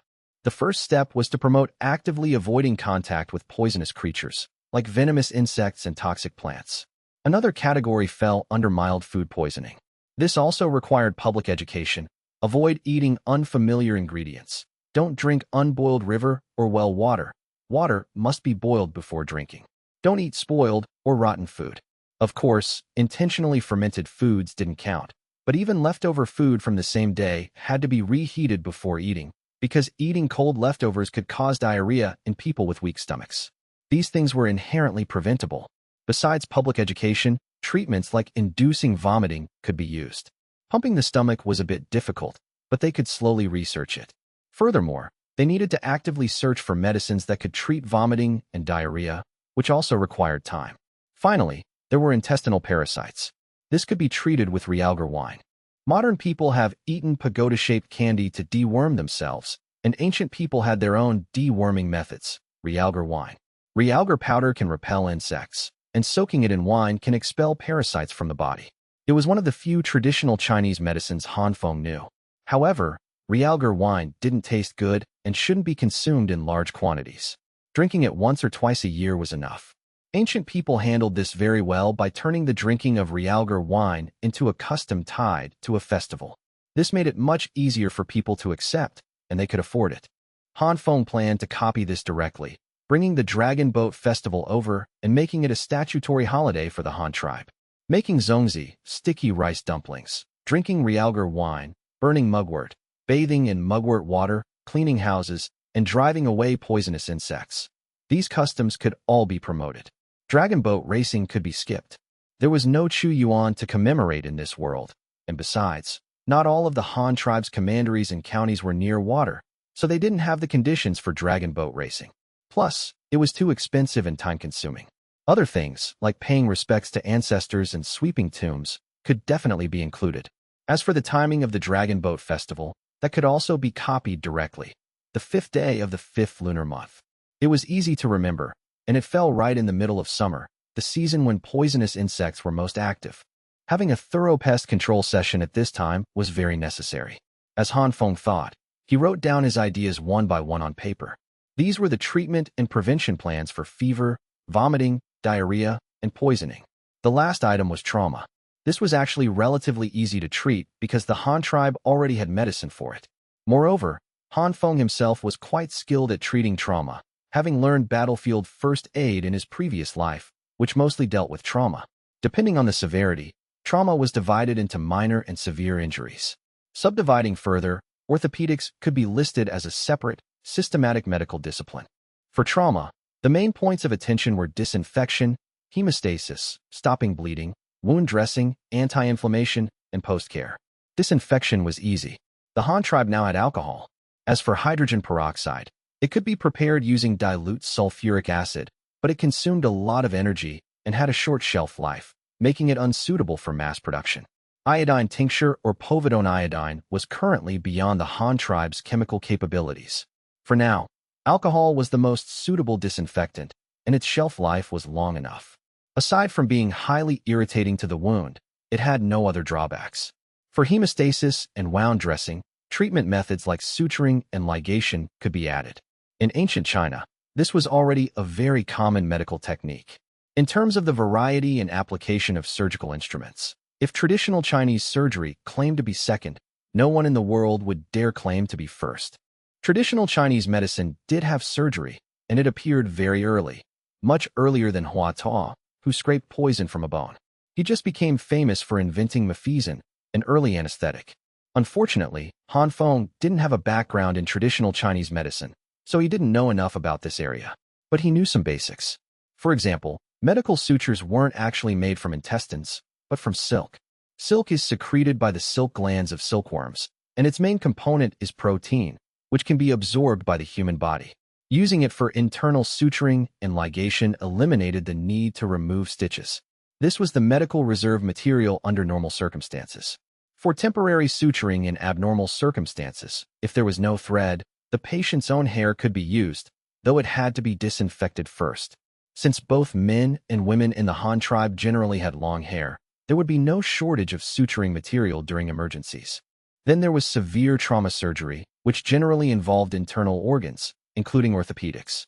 Orthopedics had external bone-setting methods, but there were also open fractures, severe injuries where the wound was deep and the broken bone was exposed directly through the wound. There was no helping this. They could only slowly explore and research. However, the Han tribe had ample conditions for this. Those cannibal prisoners of war and slaves could be used as test subjects for students to practice on. The Han tribe had plenty of silent teachers, medical cadavers, mostly donated, with a few unclaimed bodies, respectfully called silent teachers by students. Anyway, they were man-eating savages. There was no need to talk about humanitarianism with them. Of course, experimental animals were also essential.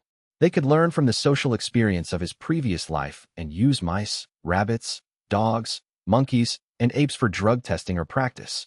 Once the experiments yielded certain results, they could proceed to human clinical trials, dissect more cadavers, prepare more human skeletal specimens, and thoroughly familiarize everyone with the 200-plus bones and various constituent tissues of the human body. He didn't believe they couldn't train qualified doctors. Moreover, the most important aspect of a medical academy wasn't the medical technology itself, but the transmission of knowledge. This was actually more important than the medical treatment itself. Traditional Chinese medicine, a cultural treasure passed down for thousands of years, actually retained very little. Many good things were lost in transmission. Why? Because of the bad ancient habit of passing knowledge only to sons, not daughters, and only to family, not outsiders. Not just in traditional Chinese medicine, but many advanced technologies and cultural treasures were lost because of this feudal mindset. People would rather take their knowledge to the grave than pass it on to others. Han Feng knew the harm of this bad habit deeply and naturally wouldn't repeat the same mistake. Since they were going to develop medicine, they would pool all talents and resources for centralized training, using modern teaching models to mass-produce doctors. This was the best way to improve the medical level of the entire population. Compiling all medical knowledge into books, drawing anatomical atlases of the human body, printing them in bulk, and using them as textbooks for medical students to ensure complete transmission without omissions. This was the most important thing, far more important than simple medical techniques. As for the textbooks needed for the medical academy, Han Feng had already thought of the names. Compendium of Materia Medica, a popular science book specifically introducing the characteristics of various medicinal herbs. The content would include descriptions of the herbs, growing environments, collection methods, cultivation methods, processing methods, usage and dosage, primary functions, contraindications, and so on. Han Feng wouldn't write a book like this himself. Otherwise, why would he trade titles of nobility for other people's herbs? The herbs previously provided by the public and verified by the government could now be included. As for other efficacies, contraindications, usage, and dosage, they could figure those out slowly. Providing a clear direction so the Han tribe's medical education could avoid some detours was already his greatest contribution. In addition, there would be an atlas of internal and external human anatomy, dissecting and drawing everything from skin to muscle, from organs to bones. Since they were going to treat people, they naturally had to understand the human body first. Not only did there need to be anatomical diagrams of various parts, but the functions of each organ, common pathologies, causes of pathologies, treatment suggestions, etc., all needed to be detailed. Others could include the record of divine Han medical prescriptions, specifically compiling classic prescriptions proven to be effective. This was also something they could work on. Secret canon of health and wellness, compiling fitness gymnastics, similar to the ancient five-animal play, as well as health-preserving dietary recipes and rehabilitation treatments after severe injuries or illnesses. Collection of treatments for miscellaneous diseases, specifically compiling treatment methods for various incurable diseases, including the causes, symptoms, and treatment methods. Although such a book might seem niche, it could at least provide some reference for future generations. When future generations encountered similar symptoms, they would have a treatment approach to draw upon. Infectious diseases and hygiene, as the name suggests, a book primarily focused on the prevention and treatment of various infectious diseases. Also very important. Finally, a common-sense guide to maternal and child health. This could be printed in bulk and distributed to the public, mainly compiling precautions for women during pregnancy and infancy. It could be vigorously promoted among the people. These 7 books were not something one person could produce, nor could they be produced in a short time. The process of writing these 7 books was actually the development direction Han Feng set for the Medical Academy. As long as these 7 books could be successfully written, the Han tribe's medical level would truly be solidified. It covered almost all basic medical theoretical knowledge. Of course, these were just the basics. In short, they would first use this method to train a batch of doctors. As for development, Han Feng highly welcomed capable individuals to write new books themselves, such as the essential prescriptions worth 1,000 in gold for emergencies or the Yellow Emperor's inner canon, holy books of medicine. After all, medicine is something that not only requires exploration and research, but also accumulation and transmission. It is a continuously developing process. Han Feng had already pointed out the direction for them. The rest was up to them. Although he knew a lot, he wasn't omnipotent. New schools needed to be established, which meant campuses and talent were essential.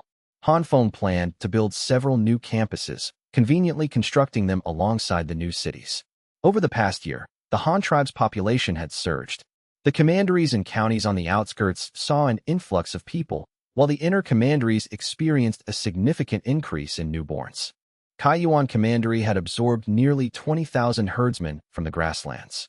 Yunji, the governor of Weishan Commandery, had fulfilled his promise of reaching a population of 50,000 and had finally gathered enough people. However, it was said that there were still unassimilated tribes around the Great Lake, so Han Feng issued orders to continue absorbing the population. Although the number of savages coming to Luoyang Commandery for work had decreased slightly, people still visited out of admiration, and a portion of them successfully became citizens of the Han tribe. Then there were the newly absorbed populations in Ruyang Commandery and Hanyang Commandery. Situated on the periphery of the Han tribe's territory, they had opportunities to interact with unfamiliar tribes. Through back-and-forth exchanges, some of these tribes chose to join, especially the counties under Hanyang Commandery, which recruited the most savages. Combined with the newborns in the county towns, the population of 2 counties had already surpassed 10,000. The more distant Dongxing Commandery was also developing well under Jing Yan's leadership. Not only did it have a stable coal output, but it also produced a significant amount of grain over the past year. It had the highest number of newly absorbed people, bringing the commandery's total population to over 30,000. This growth was expected, though. After all, it was still an undeveloped virgin land with many primitive tribes that had never contacted the Han tribe. Even the Jiang clan, a large tribe of over 2,000 people, was discovered on the east bank of the Luoyang River. Finding a few more large tribes like that wouldn't be surprising. Finally, there were the remnant tribes recently gathered by Yu Yi in the wild, adding up to over 7,000 people, with the numbers still growing rapidly. A rough calculation showed that the Han tribe's population had increased by over 100,000 in just 2 years. Including the original population and newborns, the total population of the entire tribe had exceeded 240,000 and was on the verge of breaking 250,000. Actually, there was one place whose population Han Feng hadn't included because they hadn't reported their specific numbers yet: the temporary camp at the mouth of the Luoyang River, directly across from the Tang tribe. Both Yu Fu and Han Feng had considered establishing a forward marine base on the coast.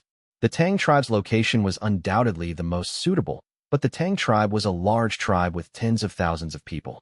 The Han tribe couldn't just absorb them on a whim, nor could they simply seize their territory.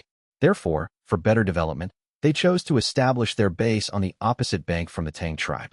the last time Yu Fu returned from Bamboo Island. He left a few dozen men and a ship there, instructing them to seek out small clans hostile to the Tang tribe and try to subjugate a few to establish a foothold. Han Feng didn't know how things were going now. Han Feng had even named the place Tuahai Commandery, meaning pioneering the sea. Now, he was just waiting for those few dozen men to open up the situation locally before commencing large-scale construction. What Han Feng didn't know, however, was that the Tuahai Commandery Advance Camp had already gathered a population of no less than 10,000. This was an amalgamation of 6 small clans, all of whom had now moved into the camp. Yu Fu highly valued that geographical location. Being close to the mouth of the Luyang River provided freshwater resources and a natural high-speed water transport route. Both banks were vast alluvial plains with fertile soil, dense forests, and abundant flora and fauna, not to mention iron ore. Whether for growing grain, developing industry, building ships, or expanding marine fisheries, it was a uniquely advantageous location. Being near the sea meant they wouldn't lack salt, and with Bamboo Island not far offshore, they could conveniently develop maritime trade. To successfully establish a foothold there, Yu Fu had left behind his capable subordinate, a young man named Jiang Qi. Jiang Qi was recommended to Yu Fu by the patriarch of the Jiang clan. Because Yu Fu's nephew, Yu Ji, had married a woman from the Jiang clan, and the Jiang clan had been coaxed into joining by Yu Fu, the relationship between Yu Fu's family and the Jiang clan was excellent. Naturally, when there were opportunities to earn merit, they thought of each other. Thus, the Jiang clan patriarch recommended the boy Jiang Qi to Yu Fu. Jiang Qi was indeed very clever. After joining the Han tribe, his learning speed and adaptability were much faster than other youths of his clan. Having witnessed the Han tribe's power, he quickly considered himself a member of the Han tribe. There was no other reason than the fact that the Han tribe was advanced, powerful, and a source of pride. With the platform Yu Fu provided for him to showcase his talents, Jiang Qi quickly distinguished himself within Yu Fu's fleet. Therefore, the task of leading the development of Tuahai Commandery was entrusted to him. Jiang Qi had traveled far and wide with Yu Fu, seeing many tribes. He had been to the Xian tribe on Bamboo Island, the grasslands, and had toured most of the Han tribe. He was a man of considerable experience and possessed a certain shrewdness in dealing with people. His method for winning over those small clans was actually quite simple and crude. First, he spent some resources in the Tang tribe to hire a few guides, then took them to find the small clans independent of the Tang tribe. The subordinates he led were all dressed in magnificent clothes, and their gifts were lavish: silk, porcelain, steel knives, and books. Upon meeting, he would first boast to the heavens, telling them how powerful the Han tribe was. He showcased the Han tribe's superb manufacturing techniques, formidable military and transport capabilities, advanced agricultural level, and the all-encompassing written language. He didn't actually know many characters himself, but regardless, boasting came first. Once he had them awed, he would invite some of their important figures to take a trip out to sea on the large sailboat, letting them experience deep-sea fishing first. Returning to the camp, he would boil the seafood, set out 2 bottles of white liquor, and introduce the Han tribe's future development plans for the area while they drank. By the time the seafood was eaten, the liquor drunk, and the plans heard, they would look back at the bountiful seafood catch. Almost no chieftain could resist such temptation and would agree on the spot. Their reasoning was also very simple. First, the Han tribe had high-yield crops and more scientific planting techniques, which they valued most. Second, the Han tribe had strong manufacturing capabilities and could make all sorts of good things. Third, the Han tribe had advanced animal husbandry with many livestock they lacked, which they also needed. Most importantly, the Han tribe knew how to build ships. Even if they didn't grow any grain, they could feed everyone in the tribe just by fishing at sea. This was the biggest draw, as it meant real, tangible meat. Then there was the issue of systemic and cultural differences, which they could also accept. First, the Han tribe was composed of multiple clans with different surnames. Even if their clans joined, it wouldn't bring about massive changes. In this regard, the Han tribe was quite similar to the Tang tribe, which also had many surnames internally. Second, most clans had a tradition of ancestor worship. After all, without acknowledging ancestors, where would the clan come from? This also aligned with the Han tribe. The Han tribe's private ownership system was the same as theirs, so joining wouldn't change much. The final key point was the location of Tuahai Commandery. It was right across from the Tang tribe, not far from their original settlements. Even if they joined the Han tribe, they wouldn't have to migrate far. They would still be in familiar territory.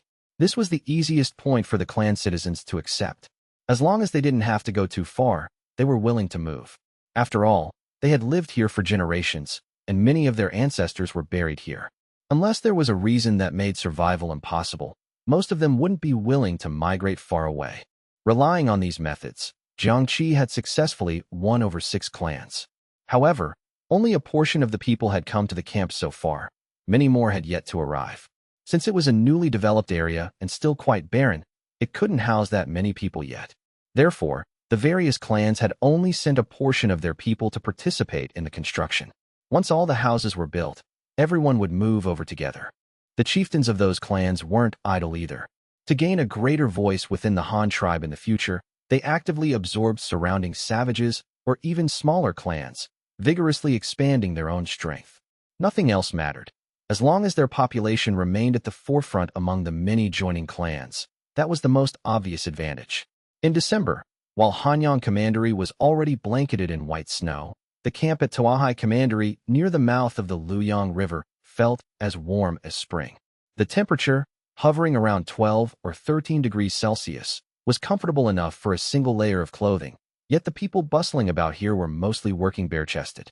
Building a new commandery city required a multitude of tasks. The first was constructing a pier. Even a temporary one would do, at least to allow sailboats to dock, as a massive amount of supplies needed to be unloaded here. The 2 most urgent projects for Tuahai Commandery were building water conservancy systems to open up fertile farmland and constructing houses for people to live in. While they weren't short on manpower for the time being, they were severely lacking in tools. After Jiangqi reported this situation, Han Feng coordinated from the center, instructing him to take a ship to the delegation's compound on Bamboo Island to ask for help. Previously, to promote currency on Bamboo Island, the Han tribe had transported a large amount of iron and many craftsmen there. But now that relations between the Han and Xian tribes had deteriorated, and the Xian tribe had explicitly banned the Han tribe from promoting currency, the iron sitting there was useless. It was better to divert it to support Tuahai Commandery nearby. This way, Tuahai Commandery gained craftsmen to lead the teams, as well as farming implements and tools. As for the draft oxen needed to plow the fields, Han Feng ordered them to be mobilized from Kaiyuan Commandery and shipped over. With the backing of 2 established bases, the construction progress of Tuahai Commandery accelerated even further. The chieftains of the clans who had agreed to join were overjoyed to see so many resources from the Han tribe being diverted here. Wasn't this exactly what they had hoped for when they joined? Additionally, due to the climate in Tuahai Commandery, crops could actually be planted during this season. To allow the newly joined locals to become self-sufficient as soon as possible, Han Feng ordered them to plant the newly cleared land immediately. The harvest would temporarily belong to the collective. Once everyone had fully relocated, the land would be distributed according to the household registration data. Temperatures in the low teens weren't high, but they didn't stop crops from growing and maturing. It just meant the growth cycle would be a bit longer. The maturation cycle of crops isn't measured strictly by time. In modern terms, it's called accumulated temperature.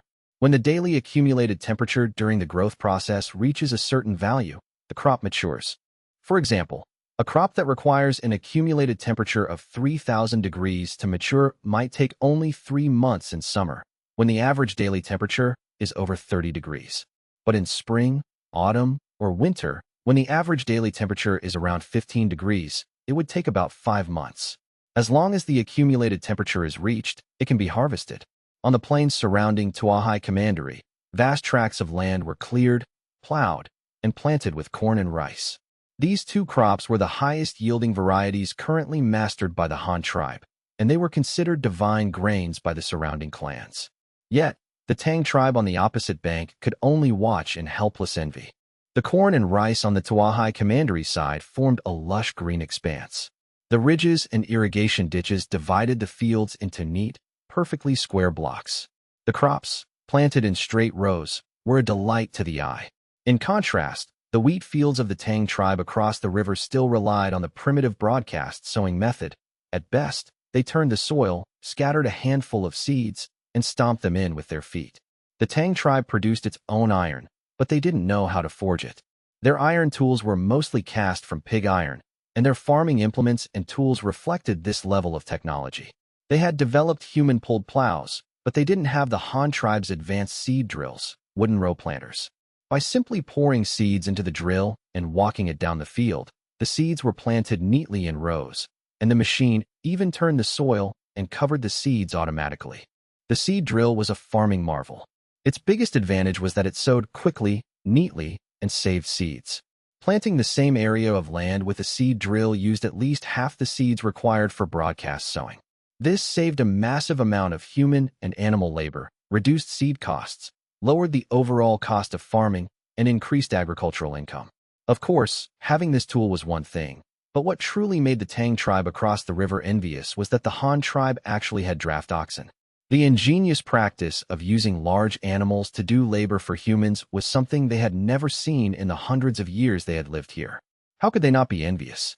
Separated only by a river, every day when work began on the Tuahai commandery side, a large crowd from the opposite bank would gather by the river to watch. Although they didn't gain any direct benefits, their tribe learned a lot from observing. For instance, the method of digging ditches to irrigate fields was something they hadn't thought of before.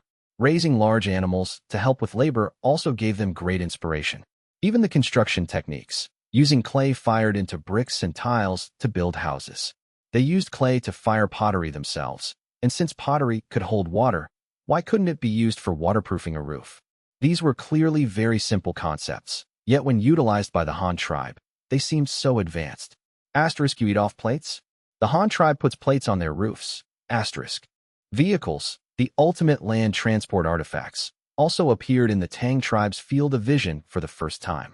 Previously, they had relied on the primitive transport methods of carrying things on their shoulders or backs. But the Han tribe not only made carts out of wood, they used oxen and horses to pull them. A person only needed to sit on the cart and control the animal to move over 1,000 caddies of goods at once. If they hadn't seen it with their own eyes, they would never have believed it. But the Han tribe was just that magical. Because the Han tribe hadn't settled here previously, there had only been a few ships coming and going. So this was their first time witnessing the Han tribe's formidable strength in land transportation. After observing for 2 months, Tang Ji, the chieftain of the Tang tribe, finally couldn't sit still. She actually had someone tie together a large bamboo raft and cross the river to pay a visit. The Han tribe had too many good things, and she wanted to learn or buy some of them. After inquiring with the local laborers, she learned that the Han tribe's person in charge here was just a teenage boy. Although he could be considered an adult, it still surprised her. A teenage boy managing so many people? His authority was immense. Moreover, with so many people already here, why hadn't the legendary chieftain of the Han tribe come personally? Tang Ji felt that only he was of equal status to her. Taking the initiative to meet a branch manager just to learn some good things from the Han tribe was already a condescension on her part, she thought. Does Chieftain Tang feel I am too young? Actually, our Han tribe's chieftain is about the same age as me. In settlements like Tuahai Commandery, our Han tribe has about 10 of them, and will probably add more next year.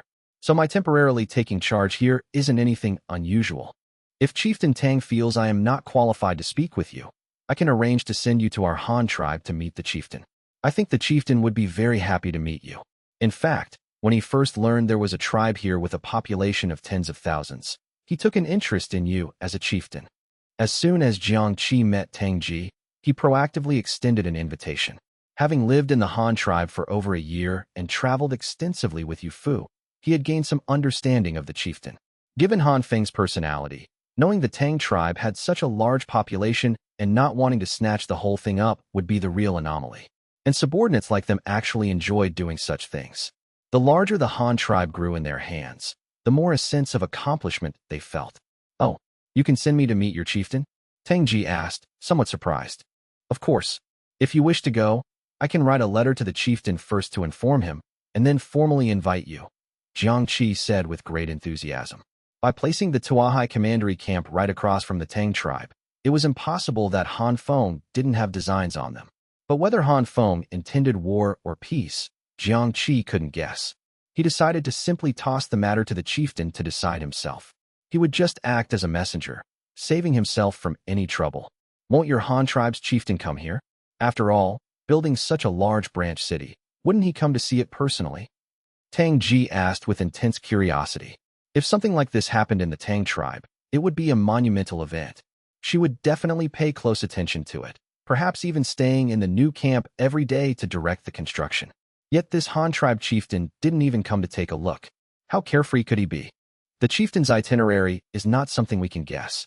Our chieftain is very busy and has many things to do.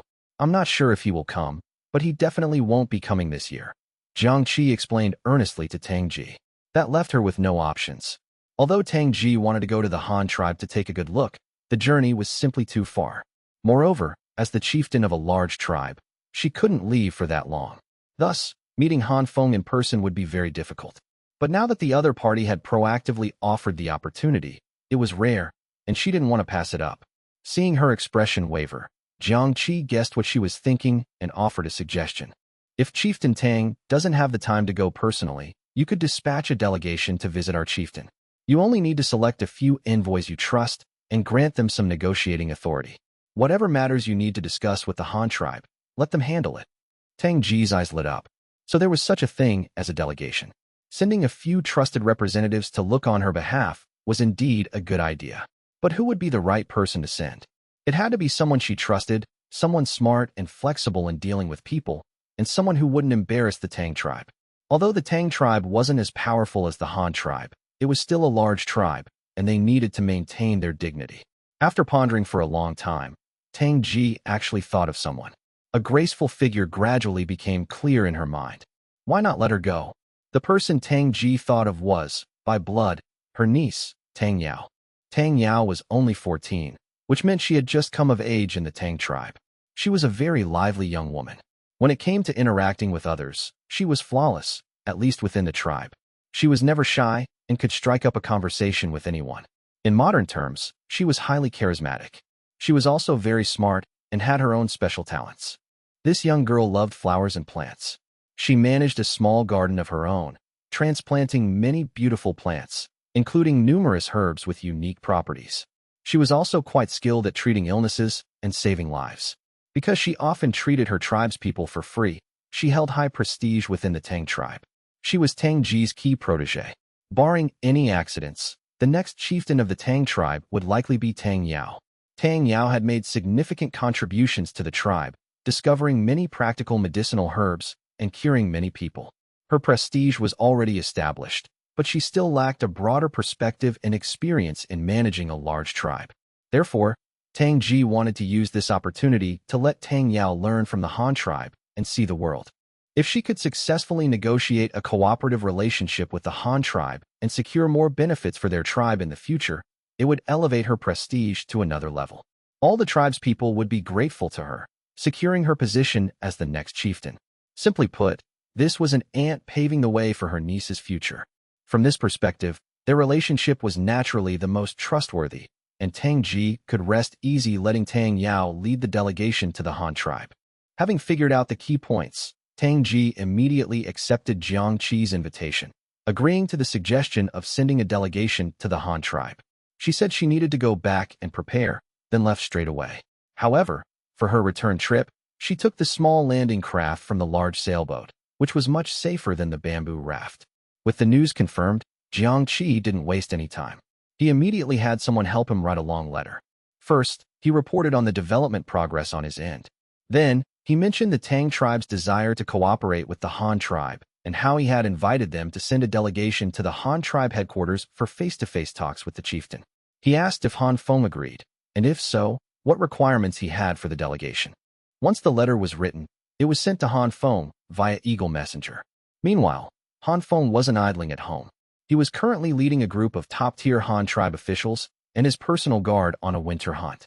The hunt was merely an excuse, and there was no intention of drilling the troops. It was simply a chance to gather his trusted aides scattered across various regions for a get-together and to conduct on-site inspections of new territories. Since new commanderies and counties were to be established next year, the Han tribe would inevitably expand outward again. Han Feng was taking his people to scout the locations in advance. In the plains and woodlands south of the area between Riyang Commandery and Luyang Commandery, hundreds of fine horses galloped through the snow. They formed a massive, arc-shaped encirclement, driving a herd of megaloceros, giant deer, into the woods. This hunting method had many advantages.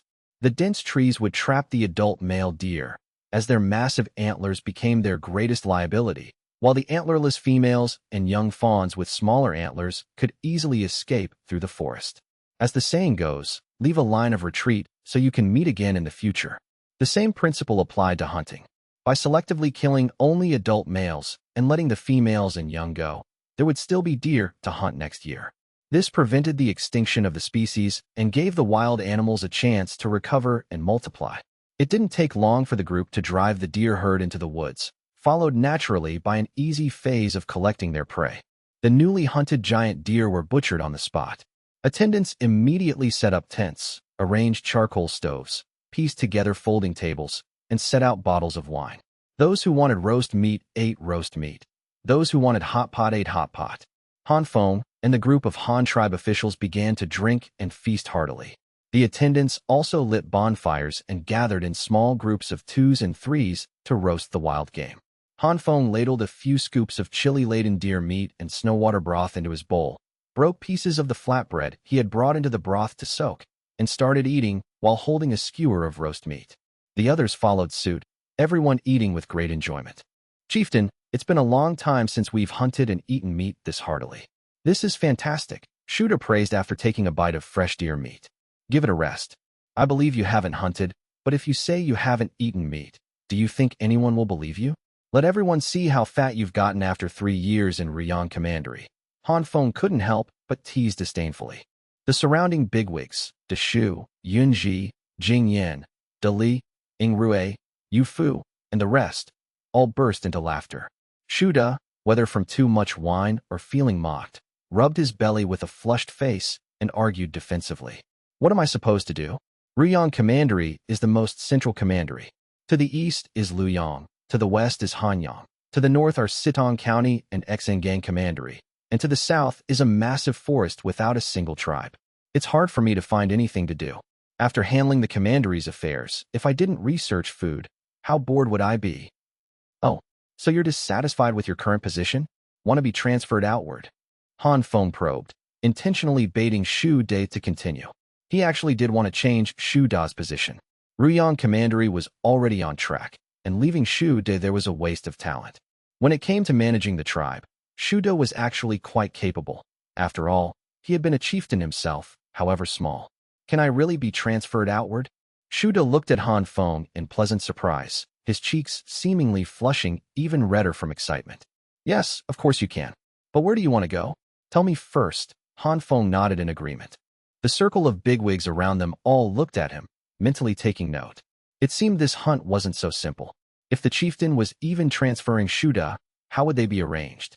Seeing everyone staring at him, Shou Ya seemed to realize the gravity of the situation. The chieftain wasn't joking. He began to think seriously. After a moment's thought, Shou Ya said, "Chieftain, I've long heard from Brother Yu Fu that the sea has plenty of fish, and they're delicious. Since I'm being transferred outward, I might as well go further. Let me go to the seaside. Didn't we just build a new Tuahai commandery there? Or let me go to Bamboo Island and relieve Shou Ya. That kid hasn't been home in 2 years." Han Feng pondered for a moment, but didn't answer immediately. Instead, he looked at Deshu on the other side, staring at him intently, and asked, "What about you, Deshu? Where do you want to go?" Deshu was taken aback, not expecting the chieftain to suddenly ask him. Among the many founding members of the Han tribe present, Deshu was the most capable and the most grounded worker. He had a sort of go-with-the-flow attitude. No matter what Han Feng asked him to do, he would work steadily at it. Even if he wasn't very good at it initially, he would humbly learn. Moreover, in terms of experience and tenure in governing a region, Deshu had the longest track record. After all, Luoyang Commandery was the very first commandery established outside the Han tribe's core, and Deshu had managed it from its inception. It could be said that Luoyang Commandery had grown bit by bit in his hands. He had never imagined that one day the chieftain would transfer him away. But if the chieftain truly needed him to do something, he wouldn't object. So, following his heart, he simply said, "I will go wherever the chieftain asks me to go." It was a very simple sentence, but it clearly demonstrated his loyalty and attitude. Han Feng nodded in gratification and then spoke happily. "Good. Since that's the case, I'll adjust both your and Shou Ya's positions. Hand over your current work, and come spring, you will go to..." Screech. Just as Han Feng was assigning their new roles, the loud cry of a giant eagle suddenly echoed outside the tent. A moment later, a guard arrived at the entrance holding a message tube. Reporting to the chieftain, a letter from Tuahai Commandery just arrived. Bring it here. Hearing it was from Tuahai Commandery, the exact place he was about to assign Shou Ya and Shou to, Han Feng decided to read the letter first before continuing, just in case any new developments changed his plans. The letter was long. Han Feng skimmed through it. He was already aware of most of Tuahai Commandery's early construction plans, as he had approved many of them himself. The only thing that caught his attention was the Tang tribe proactively seeking cooperation. This was actually within Han Feng's expectations. He had considered this possibility when he chose to establish Tuahai Commandery right across from the Tang tribe. The goal was to seize the initiative in negotiations with the Tang tribe, making them come to him so he could dictate the terms. As for the purpose of the negotiations, it was naturally to find a way to annex them.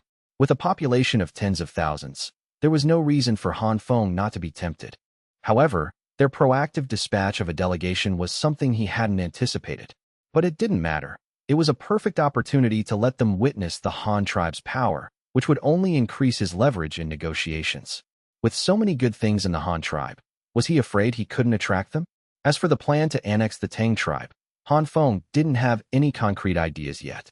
He would make contact first, as he still knew too little about them.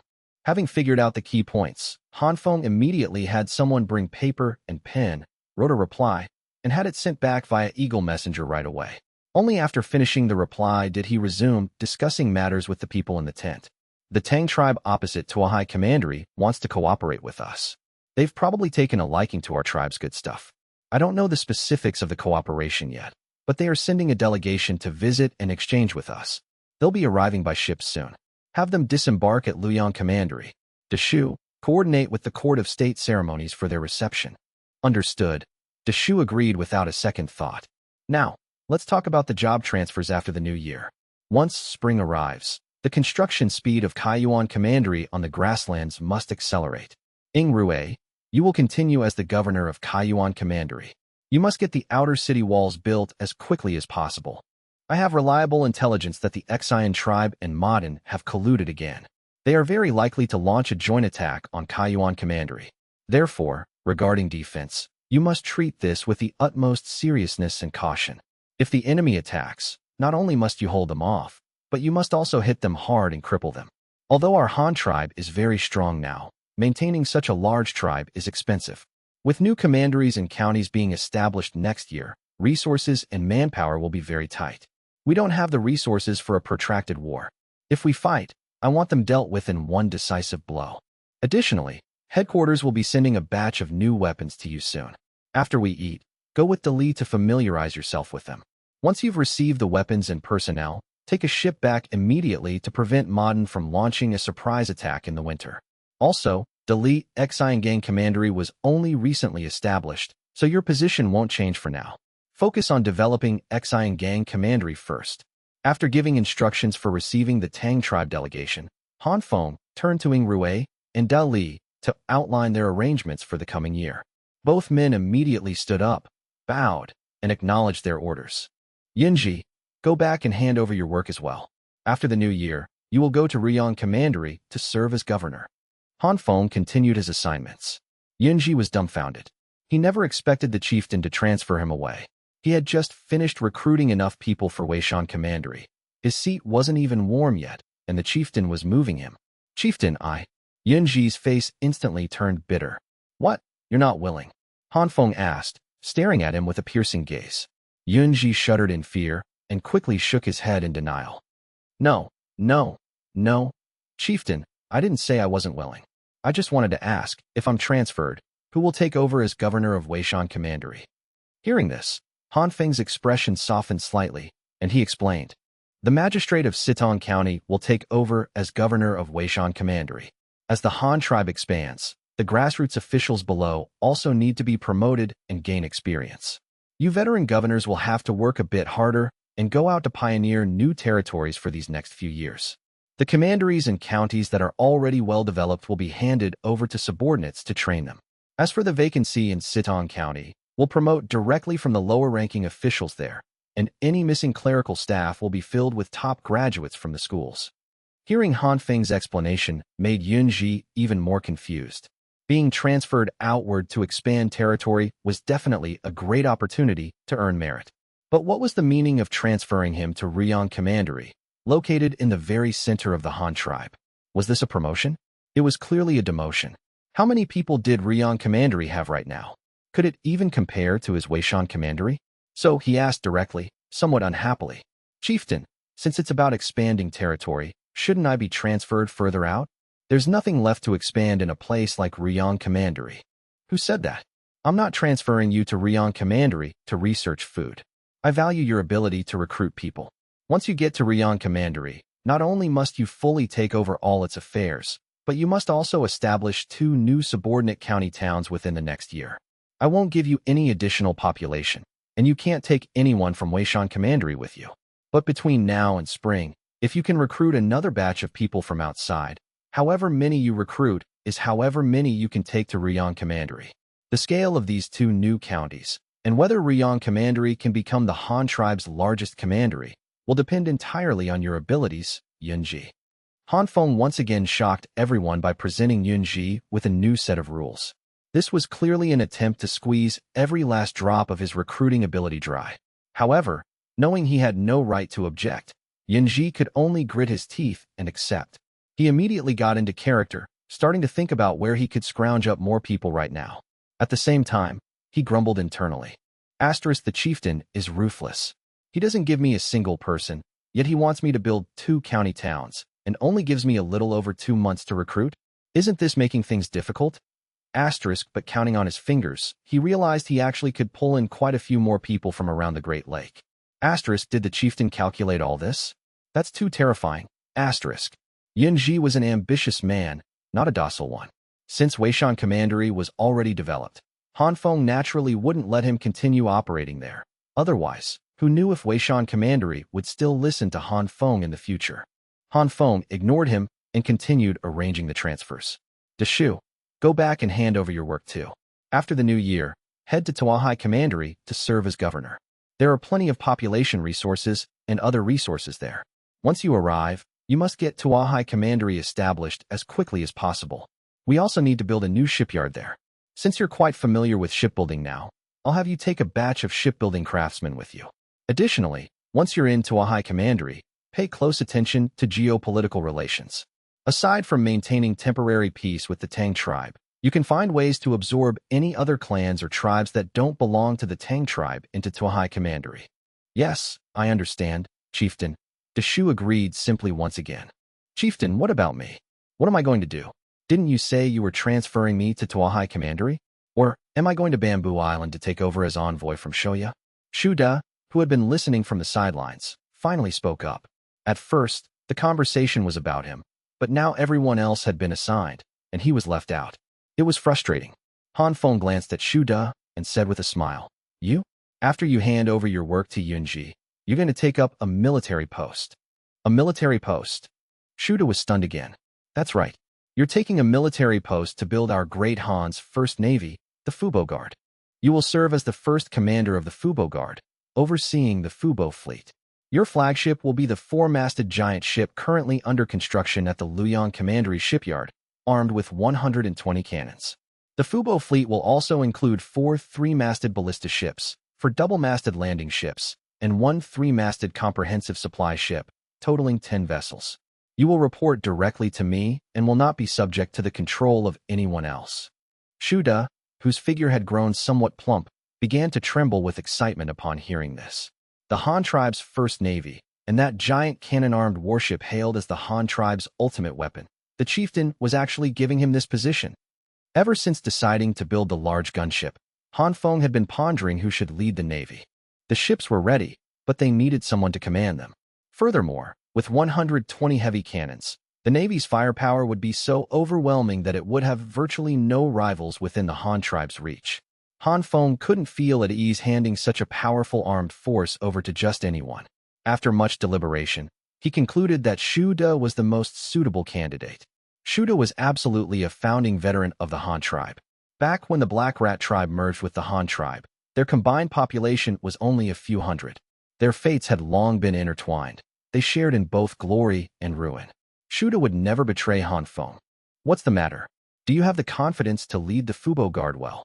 Han Feng asked teasingly, watching Shou Ya tremble with uncontrollable excitement. I do. Rest assured, chieftain. As long as I, Shou Ya, am alive, I will forge the Fubo Guard into the Han tribe's strongest navy. Shou Ya immediately stood up, his broad hands slapping his chest with loud thwacks. Good. In that case, go with Rue and Dali to Xian Gang Commandery in a bit. It's a good opportunity to see our new weapons. You especially, Shou Ya. Cannons will be the primary weapon of the Navy in the future. This is what you should be paying the most attention to.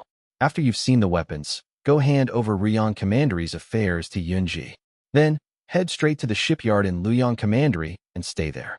Take a good look at that gunship. It will be your command vessel from now on. As for the Fubo Guard's personnel, you can recruit from the local sailors. I'll have someone send you the Navy's training syllabus and combat doctrines after we return. Han Feng instructed further. Yes, please rest assured, chieftain. I will never disappoint your expectations. Thrilled at the prospect of playing with cannons, Shou Ya could hardly sit still. He pulled his stool right next to Dali and began quietly asking him about this new weapon. Clap, clap, clap. Han Feng clapped his hands, drawing everyone's attention back to him. Next, I'll discuss the arrangements for the newly established commanderies and counties. Tuahai Commandery is already settled, with Deshu serving as governor. The vacancy left by Deshu in Luyang Commandery will be filled by the magistrate of Danshan County. The position of Danshan County Magistrate will be filled by promoting a lower-ranking official. Next year, Riyang Commandery will also add 2 new counties, Jingguan County, focusing on sericulture and silk reeling, and Hongtong County, focusing on gathering and pressing tung oil. Governor Yunji will be primarily responsible for this. The missing officials will be drawn from Matian County and Hanyang Commandery. In addition to this, our Han tribe will establish a new commandery north of Fuma Pass, near the Ukamiya Forest west of Xian Gang Commandery. The terrain there is flat and open, suitable for grazing and farming, and there is no shortage of surrounding forests. It can serve as a large settlement. Therefore, I have decided to build my commandery there. It will primarily focus on herding cattle, horses, and sheep, supplemented by farming drought-resistant crops like corn and sorghum. The initial population will be composed of the Jiang clan, who joined last year, along with some herdsmen who defected from the grasslands. They can volunteer to move there and form the commandery. The population doesn't need to be too large. Aside from providing livestock and meat to our other 5 commanderies nearby, another important goal is to secure that Ukamiya Forest first. Ukamiya is a vital strategic resource and will be very useful. The carbide lamps you're using now all have components made from materials extracted from Ukamiya trees. As for the candidate for governor of my commandery, what are your thoughts? If you have suitable candidates under your command, you may recommend them to me. Han Feng first laid out the plan, then asked for the opinions of the other veterans. Hearing this, everyone began to think carefully. A governor was no ordinary position. The Han tribe only had a few governors in total.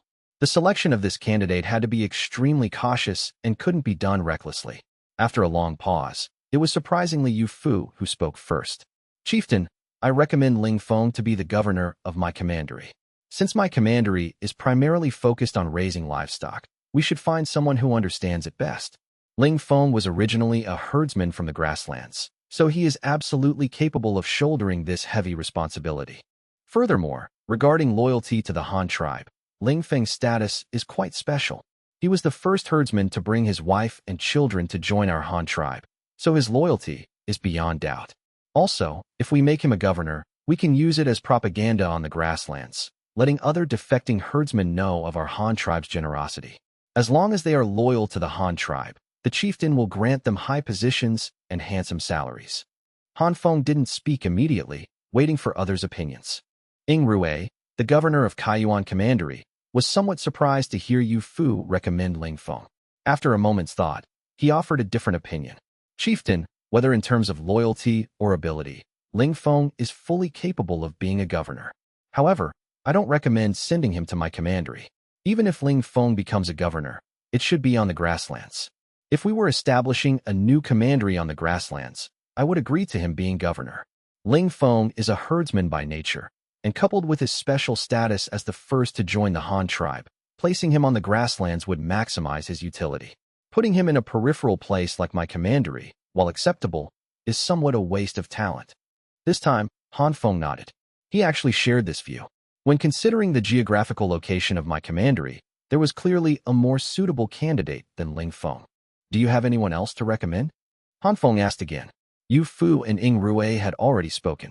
Shou Ya had been in Riyang Commandery the whole time and didn't have any special talents around him. Jing Yin of Dongxin Commandery had only just climbed the ranks himself. It wasn't his place to speak here. Yin Ji was still preoccupied with his own affairs and had no mind to care about others. Finally, it was Shu who recommended someone to Han Feng. Chieftain Jian Dun of Luyang Commandery might be up to the task, Shu said, cupping his hands. For a moment, Han Feng couldn't recall who Jian Dun was, so he asked Shu to elaborate. Chieftain Jian Dun is the former leader of the Horn tribe, the one that specialized in raising Saiga antelopes during our Han tribe's second expansion. Oh, so it's him. Han Feng suddenly realized and immediately remembered the man. The leader of the Horn tribe. Hadn't the Horn tribe originally come from the direction of my commandery? That meant my commandery was practically his old home. When the Horn tribe joined the Han tribe, they were a sizable group, with over 600 people and thousands of antelopes. Definitely a large tribe. Moreover, the Horn tribe had been with the Han tribe for several years, making them part of the first wave of builders. Thinking of this, Han Feng instantly understood why Shu recommended him. As the former leader of the Horn tribe, Jian Dun had management experience. Furthermore, his original profession was herding sheep, so he knew a lot about animal husbandry. He had been with the Han tribe long enough that his loyalty wasn't an issue. Over the years, he had also learned farming and other production projects. For a semi-agricultural, semi-pastoral commandery like my, Jian Dun was indeed more suitable than Ling Feng. With this in mind, Han Feng made the decision on the spot. Then it will be Jian Dun. When you go back, tell him to come to Hanyang City to see me. Don't tell him about my commandery just yet. Yes, I'll remember that. Shu immediately cupped his hands in acknowledgement, accepting the task. The hunt concluded, and the group quickly dispersed, each returning to fulfill the tasks assigned by the chieftain. Yunji rushed back, without stopping to start pulling in people from everywhere. Shou Ya, Ying Rue, and Li headed to Xingang Commandery together to receive the 200 cannons allocated by the chieftain and to familiarize themselves with the operation and power of this new weapon at the test range. Shu returned and notified Jian Dun to go to Hanyang City for an audience with the chieftain. After making some brief preparations, Jian Dun set off for Hanyang Commandery, his mind filled with questions. Jing Yan, having just been promoted to governor last year, wasn't in line for another promotion this time. However, he was content. The position of governor was currently the highest position of real power in the Han tribe. Becoming one meant he had already reached the pinnacle of his life. Besides, he honestly didn't know what position could possibly be higher than a governor. Although he didn't get a promotion this time, the chieftain still granted him a significant increase in actual power. He was ordered to select suitable locations near Dongxin Commandery to establish 2 new counties.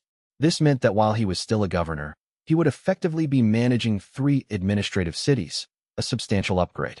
Jing Yin was unfazed by this. Establishing 2 new counties might be difficult for others, but it was no problem for him. To the east, south, and north of Dongxin Commandery lay boundless expanses of land inhabited by many undiscovered primitive tribes. With Dongxin Commandery's current strength, gathering enough population for 2 county towns would be easy. This could be considered one of the perks of being on the frontier. At the same time, after returning to Hanyang City, Han Feng signed and issued a series of transfer orders. The current county-level officials of the Han tribe were thrilled beyond words, going home to celebrate with their wives and children. The magistrate of Sitong County was promoted to governor of Weishan Commandery. This was an incredibly lucrative post.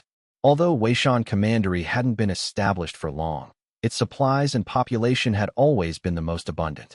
Moreover, it sat by the marshy lake, boasting the Han tribe's largest inland pier and the Morning Star Lighthouse, hailed as the Han tribe's tallest structure.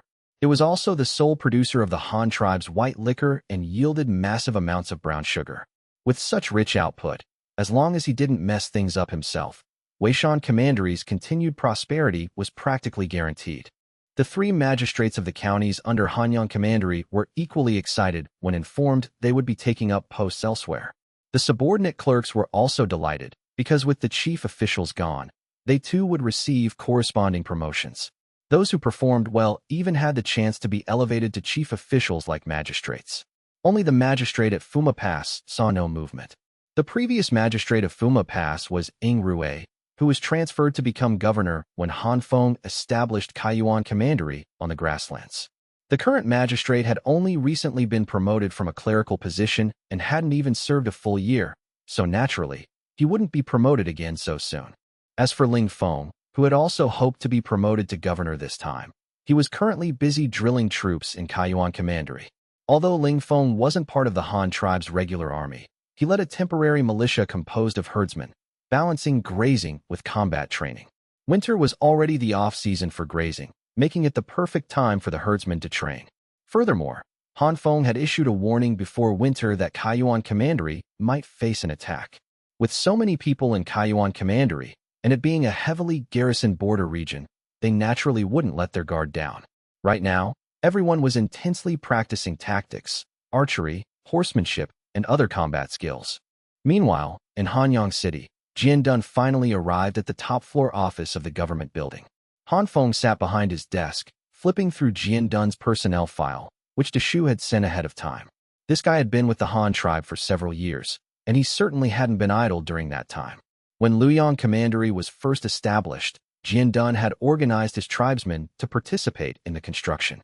Later, during Luoyang Commandery's expansion, Jian Dun had also contributed significantly.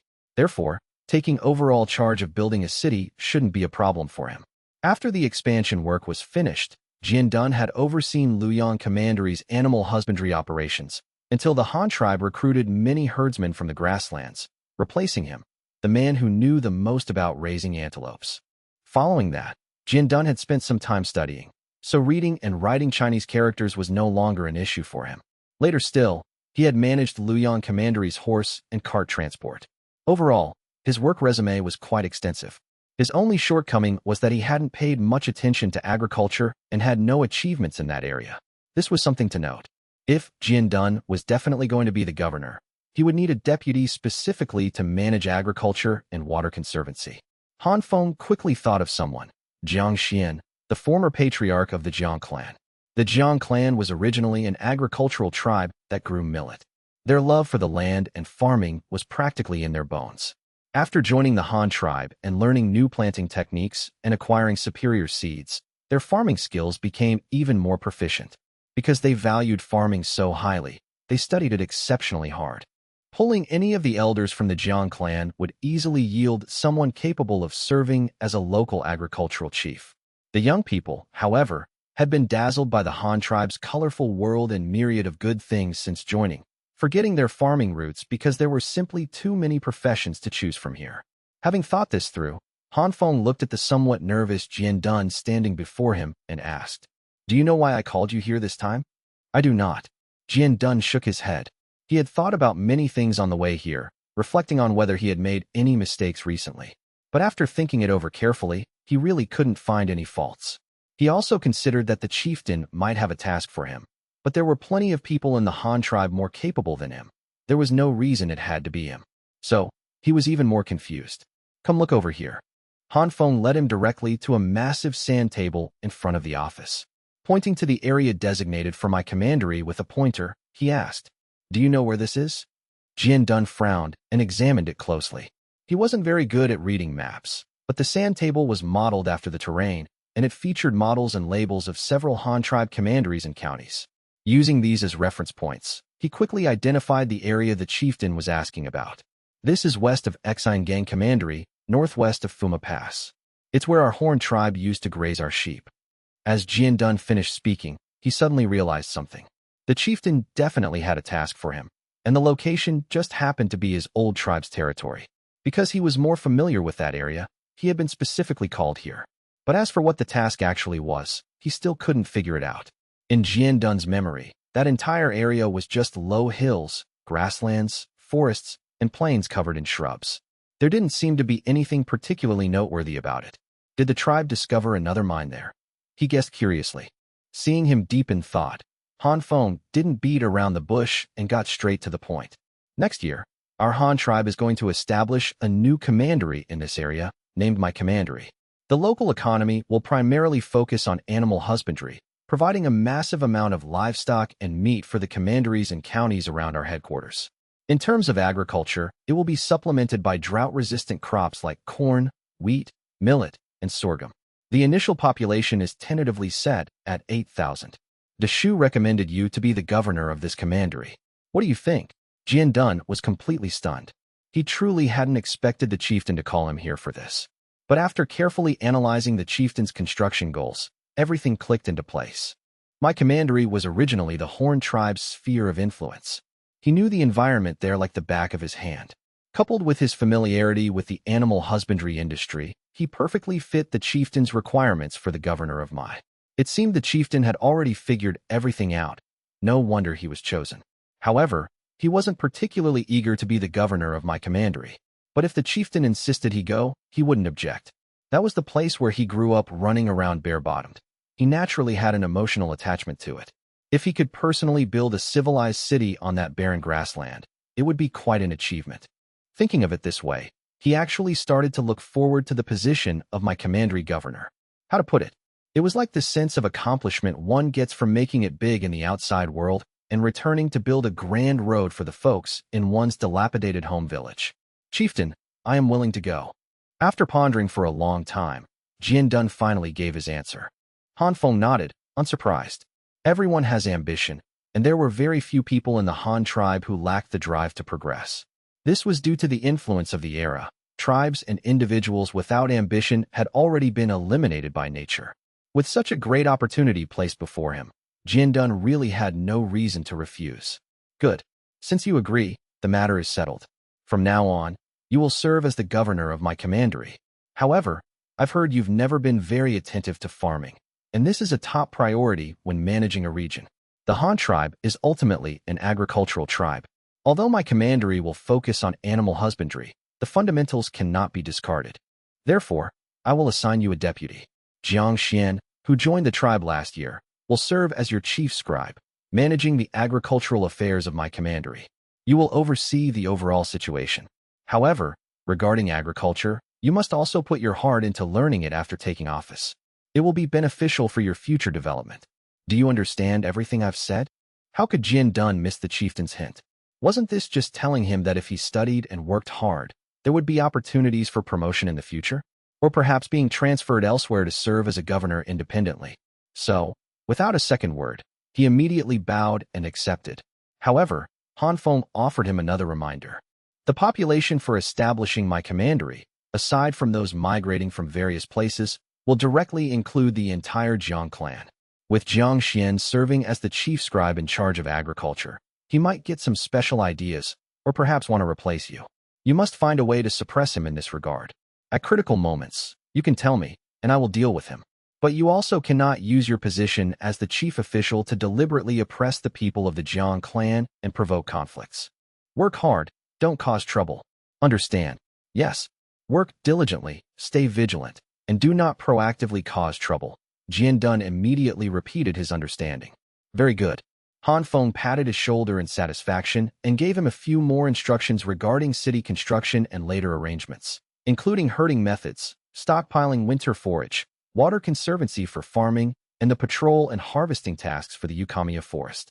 Only after explaining all these matters clearly did Han Feng allow him to leave.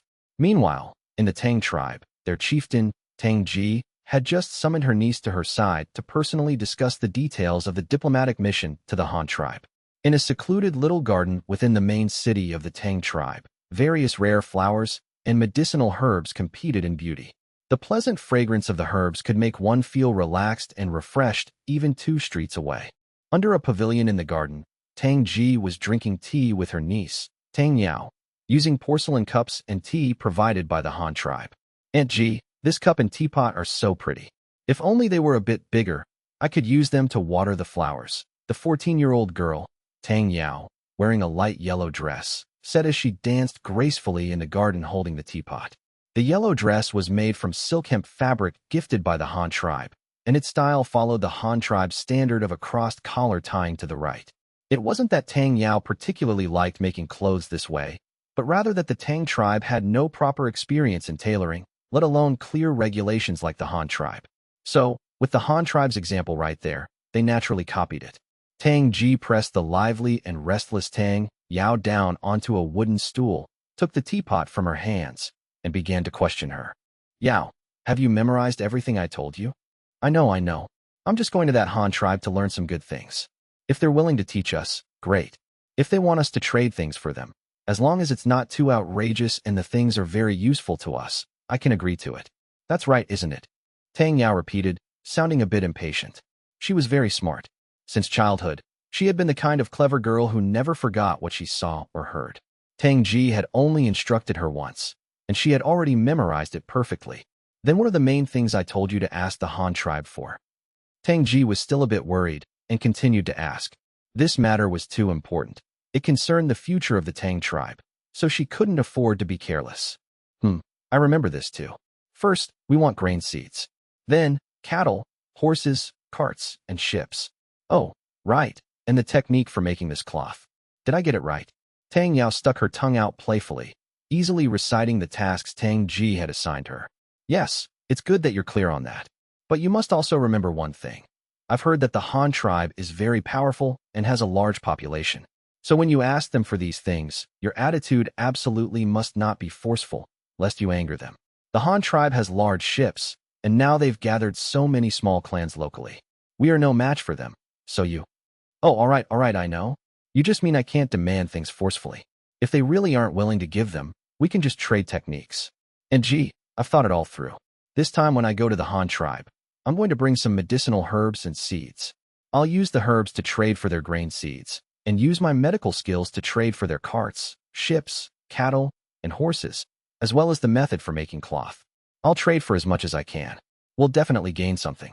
Seeing Tang Ji about to start nagging endlessly again, Tang Yao quickly interrupted her and voiced her own thoughts. Tang Ji was stunned for a moment. One must know that the techniques for planting and cultivating medicinal herbs, as well as the methods for treating illnesses and saving lives, were mostly known only to Tang Yao herself. Yet she actually planned to use her most precious knowledge to secure benefits for the Tang tribe. From this spirit of putting the tribe's interests above her own personal gain, Tang Yao indeed possessed the qualities necessary to become a chieftain. After the aunt and niece finished discussing the various details of the diplomatic mission, the members of the delegation on the other side were also mostly ready. There weren't many people, only 60 in total. Aside from Tang Yao, who was leading the group, there was her mother, who was accompanying her to take care of her, over 30 representatives of blacksmiths and farmers, all prepared to go and learn techniques. And the remaining 20+ were all brawny warriors responsible for the delegation's safety. The group carried many bags and bundles of gifts. Although they weren't considered great treasures to the Han tribe, it was the thought that counted, and they were local specialties the Han tribe didn't possess. The group arrived at the bank of the Great River at the agreed-upon time and hailed Tahai Commandery on the opposite shore. The Commandery then sent their only double-masted sailboat over to pick them up. After taking a small boat to board the large ship and hoisting the landing craft onto the aft deck, Tang Yao immediately and joyfully climbed up to the open-air deck on the second level. The view there was the most expansive, allowing her to admire the vast lands on both banks. Leading the return trip this time was a cousin of Jiang Qi, responsible for safely delivering the delegation to the Luoyang Commandery Pier.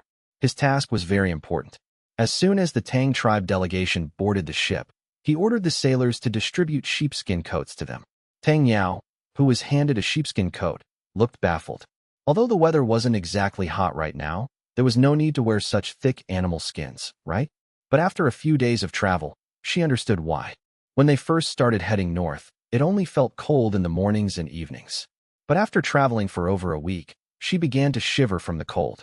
From then on, she never took the sheepskin coat off again. After traveling north by water for a few more days, both banks were already covered in pristine white snow. The winter wind was freezing, but for a sailboat, it was a good thing. The strong, biting wind meant powerful propulsion, and the sailboat sped toward the end of the river in the north. Having been on the sailboat for over 10 days, Tang Yao was now even more determined to go to the Han tribe to learn their technology. If the Tang tribe also had such incredible transportation, it would definitely lead them to a more prosperous and flourishing future.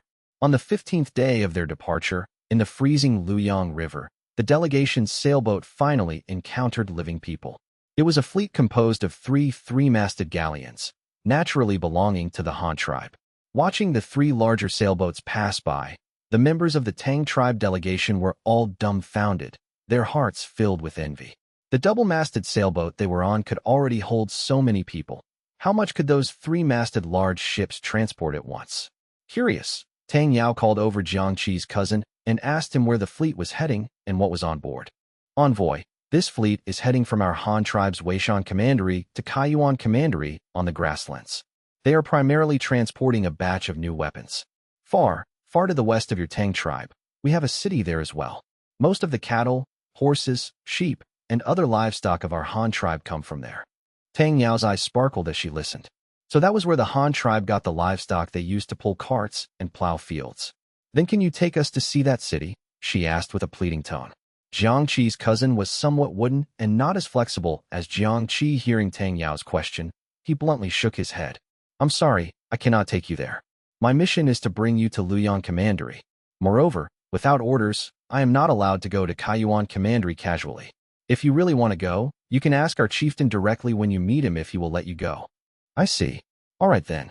Tang Yao nodded, somewhat disappointed, and sat by the cabin window watching the scenery outside. But she quickly cheered up again. She was a curious girl. Although she often went out in the Tang tribe to look for wild herbs and other plants, she had never traveled this far from the tribe before. Leaving on the Han tribe sailboat this time, she realized just how big the world actually was. What amazed and filled her with envy even more was how powerful the Han tribe was. Even though they were so far from the Tang tribe, they had already extended their reach right to their doorstep. It all came back to the same reason. The Han tribe's transportation capabilities were simply too formidable. Whether it was the load capacity of a single trip, the speed and time, or the maximum transport distance, the current Tang tribe couldn't compare. The sailboat traveled for a few more days. Tang Yao, who had been watching the banks every day, finally spotted a human settlement whose scale rivaled the main city of the Tang tribe. Upon asking Jiang Qi's cousin, she learned that this place was also Han tribe territory, called Dongxing Commandery, with a population of tens of thousands.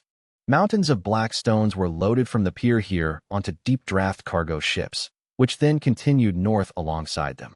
Hearing that these black stones were to be sent to other commanderies for use, Tang Yao grew even more curious.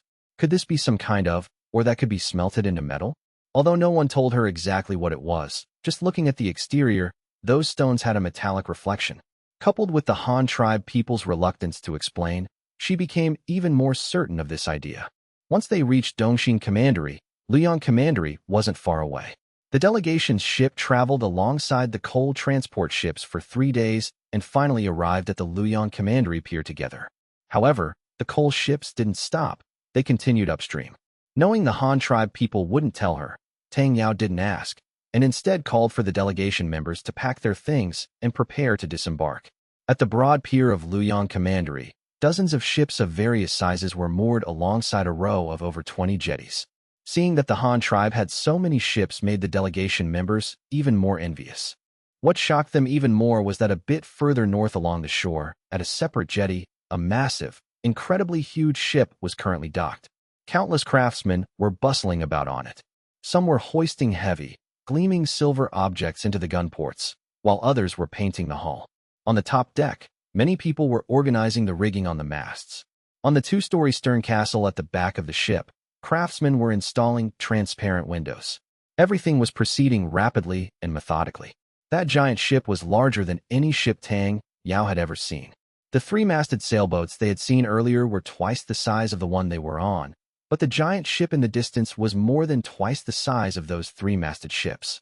It was practically a floating city. Even though it wasn't moving, just sitting there was enough to shake one's soul. Envoy, it's time for us to disembark. Just as the delegation was staring blankly at the giant ship in the distance, the ship they were on had already pulled up to the jetty. Jiang Qi's cousin immediately breathed a sigh of relief. As long as the delegation went ashore, his mission was complete. Oh right.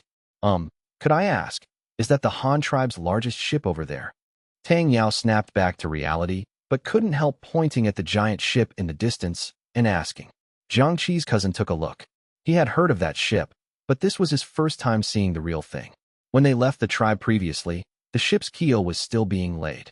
He hadn't expected it to already be launched by the time he returned. Hearing Tang Yao's question, he thought for a moment and said, It's the largest right now, but there will definitely be even bigger ones in the future, and it won't take long. Because I've heard the elders in the tribe say that our Han tribe only started building ships a few years ago. Hearing this, Tang Yao was even more shocked. In just a few years, the Han tribe had built so many ships? This was truly unimaginable. Without further delay, the reception team waiting on the pier approached. The personnel had been arranged by Shou. After receiving the delegation, they took them to the guest house in Luoyang Commandery. They didn't do anything else, but first coaxed the group into taking baths and changing clothes. The group had been on the ship for a month, wearing the same clothes every day, and they smelled absolutely rancid. When Shou learned that the delegation was led by 2 women, he quickly had people gather a few sets of women's clothing and sent them to Tang Yao. He even specifically assigned a few maids to teach them how to wear Han tribe attire. After arranging these hospitality matters, he quickly sent someone to report to the chieftain, stating that the Tang tribe delegation had arrived at Luoyang Commandery and asking when to bring them to Hanyang City. After a flurry of activity, the delegation was led to a grand feast. This wasn't the Han tribe showing off blindly. Regarding the reception of foreign envoys, although the Han tribe didn't have any explicit written regulations yet, the level of hospitality depended on the other party's strength. For a tribe like the Tang tribe, which had a large territory, a large population, and was very likely to become one of their own in the future, the reception naturally had to be generous. If it were a small tribe coming to seek refuge on their own initiative, they wouldn't receive this kind of treatment. The dinner provided by the Han tribe was very sumptuous. Most importantly, the way it was eaten was completely novel to Tang Yao. What was the best thing to eat in the dead of winter? Hot pot, of course. Small red clay charcoal stoves were placed on the tables, with small iron pots sitting on top. Bright red chili peppers and beef tallow boiled in the pots. The tables were covered with all sorts of strange and wonderful side dishes. Rehydrated dried mushrooms, frozen tofu full of air pockets, tofu skin that looked like burlap, red tofu made from pig's blood, translucent white taro wide noodles, wood ear mushrooms shaped like flowers, thinly sliced beef and mutton, and a basin of cabbage brought up from the cellar. Aside from a slight lack of green vegetables, it was practically a complete feast. But there was no helping that. Being able to eat cabbage in winter was already a luxury. Of course, these novel eating methods weren't the most attractive thing to Tang Yao. What she was actually most curious about were the chandeliers hanging in the hall. Why was it that, even though it was night, the Han tribe could light up the room as bright as day? It was simply a miracle. The layout of the room, and the all-wood decor, even the ordinary table in front of her, made her feel it was a work of divine craftsmanship.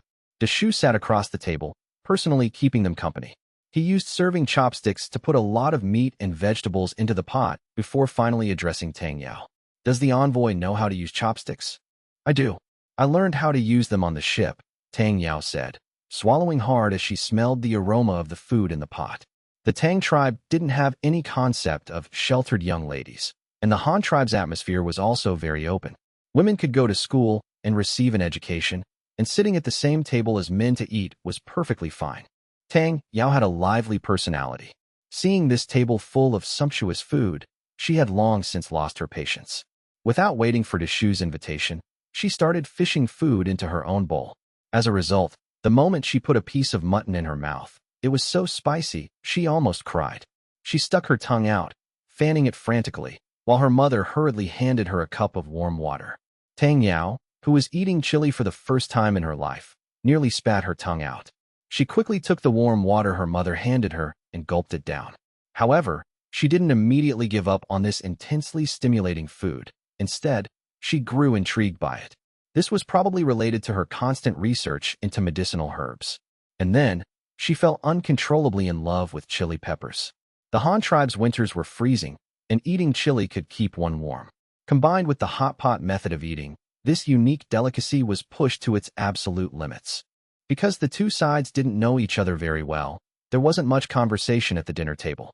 Tang Yao was still in the phase of being shocked by the Han tribe's various novelties, while Shou couldn't quite grasp Han Feng's intentions.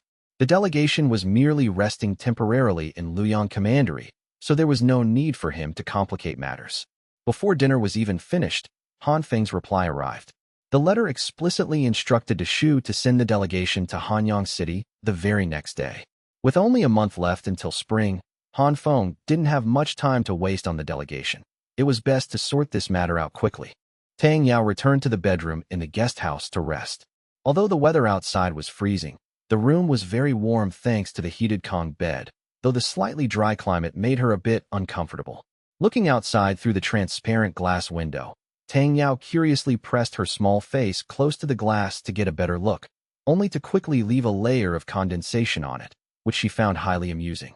It was just a bit boring not having any acquaintances around to talk to.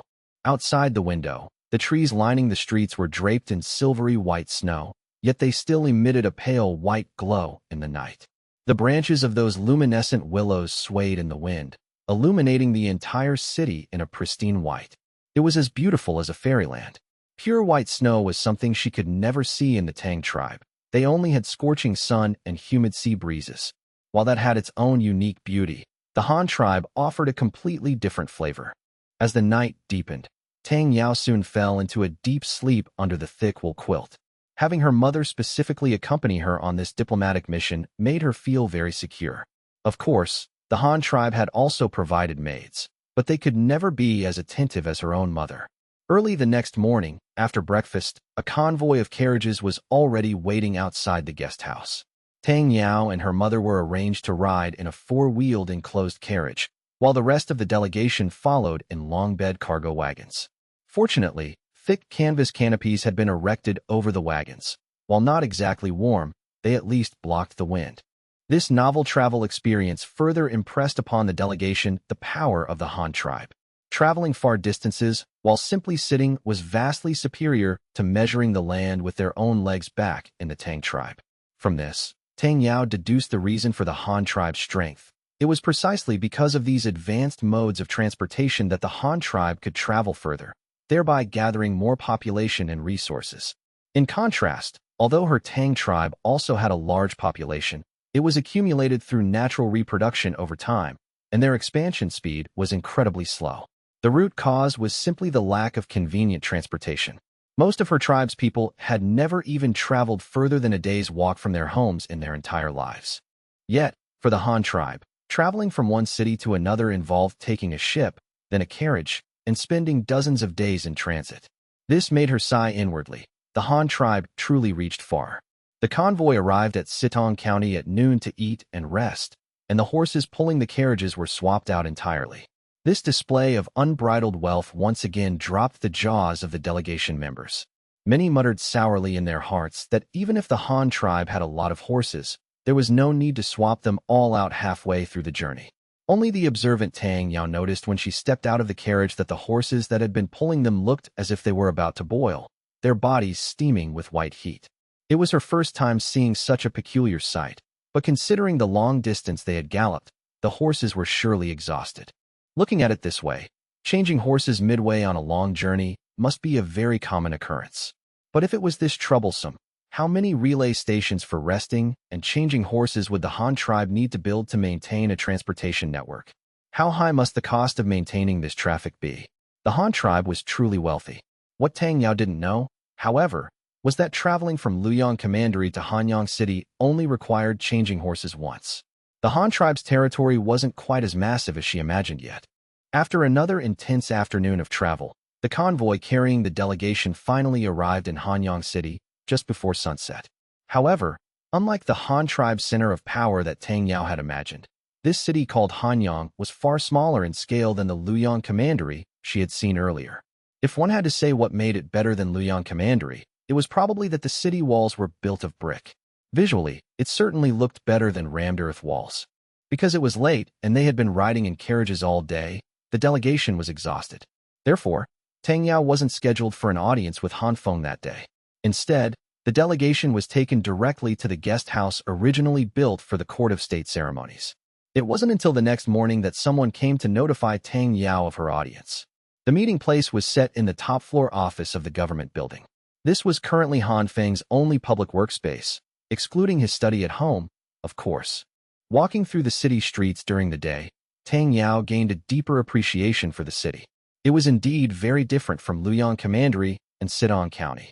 Setting aside its size, the city's layout and streets alone were beyond compare to Luoyang Commandery, because the streets in Hanyang City were entirely paved with blue bricks, an absurd display of wealth.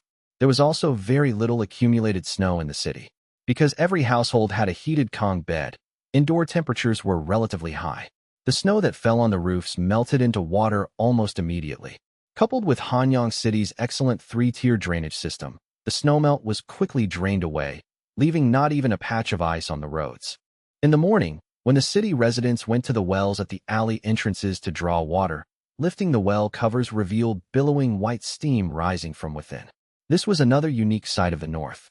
Well water is very cool in the summer, even cold enough to chill watermelons. But in the winter, because it's buried deep underground, the water temperature is higher than the air temperature, resulting in the steaming phenomenon. To Tang Yao, who had grown up on the southern coast, this was absolutely bizarre. She even suspected that the Han tribe people boiled the water beforehand and poured it into the wells. This thing was just a facility they used to store hot water. Aside from these things, the other thing that caught her eye the most were the continuously spinning windmills at the woodworking shops and oil presses. Those things seemed to have no power source pushing them, yet they spun endlessly. Crucially, she had no idea what they were actually used for, which made her incredibly curious. Without giving her a chance to explore, Tang Yao was quickly led to the government building. Looking at the towering structure before her, Tang Yao felt even more like a country bumpkin arriving in the big city. Thump, thump, thump. She climbed up to the top floor on the 5th level. Only after being announced was she allowed to enter the office. However, upon opening the door, the first thing she saw was a child bundled up like a ball. It was little Luo Cheng, who had thrown a tantrum insisting on coming with Han Feng. The adult and the child locked eyes for a moment. Little Luo Cheng immediately turned and ran, stumbling behind the desk, hugging Han Feng's leg, and calling out in a childish voice, "Daddy, someone's here." The next moment, the staring contest shifted to Han Feng and Tang Yao. Then, Tang Yao froze. Although she had long heard that the Han tribe's chieftain was very young, seeing him in person felt different from what she had imagined. Tang Yao had tried to construct an image of Han Feng based on rumors. To rule such a powerful tribe, he must be a very strong and burly man, exuding a murderous aura, someone no one in the Han tribe could defeat. He must also be very wise, possessing extraordinary judgment and analytical skills, leading the massive Han tribe step by step in its development. He must be multi-talented, having invented and created many practical and clever tools and facilities. These various identities and traits always left Tang Yao puzzled. What kind of man could embody all these characteristics? Now that she saw him with her own eyes, the impression he gave her was very unique. Was Han Feng strong? He didn't have an overly explosive, muscular build. Wearing the Han tribe's belted long robe, his figure actually looked well-proportioned and slender. He also stood very straight, giving off an imposing aura. Of course, Tang Yao didn't know the word confidence. If she did, she would know exactly how to describe the aura radiating from Han Feng. Han Feng's age was also absurdly young. In Tang Yao's eyes, he was practically a peer. She was 14, and Han Feng was currently only 16. Calling them peers was accurate, but this was precisely what she found hardest to believe. It was this very man before her who had single-handedly developed the Han tribe into what it was today. In Tang Yao's understanding, managing such a large tribe required someone at least the age of her aunt, Tang Ji. As for being multi-talented, that really couldn't be judged by appearances. "Are you Han Feng, the chieftain of the Han tribe?" Tang Yao asked curiously. She didn't show much timidity. After all, she used to hang around Chieftain Tang Ji every day. No matter how lacking the Tang tribe was, it was still a large tribe with tens of thousands of people. This background and experience gave her a natural composure when facing authority figures. Han Feng merely nodded, looking at Tang Yao with equal curiosity. He had heard earlier that the Tang tribe's chieftain was a woman, so he wasn't surprised by that. Nor was he surprised that such a female chieftain would send a woman as an envoy. But he hadn't expected this envoy to be so young, looking even younger than himself. Was the Tang tribe's chieftain just too trusting, or did she simply not take the cooperation between the two tribes seriously? Han Feng was very curious about this, so he asked in return, "You are the envoy sent by the Tang tribe to discuss cooperation with us? Does what you say count? Do you have the authority to decide on the cooperation between our two tribes?" It wasn't strange for Han Feng to have such doubts. He had originally thought that even if the Tang tribe sent a woman, it would definitely be a middle-aged woman, perhaps an elder like in the Ecchi tribe. But looking at Tang Yao's age, calling her an elder would be an insult to anyone's intelligence. Before Tang Yao could answer, The mother accompanying her proactively answered the question. Tang Yao is indeed the envoy sent by our Tang tribe, and she is also the designated candidate for the next chieftain of the Tang tribe. She can agree to anything on behalf of the Tang tribe in this cooperation. Han Feng let out an, "Oh," suddenly realizing the situation. So this was a crown princess. That certainly carried enough weight. The person before him was actually the designated next chieftain of the Tang tribe. If she didn't have the authority to make decisions, who did? Since that's the case, please sit over here.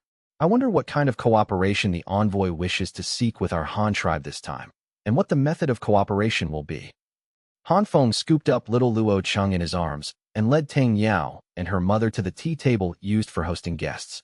A maid had already brought boiling water, keeping it warm on a small red clay charcoal stove used for brewing tea.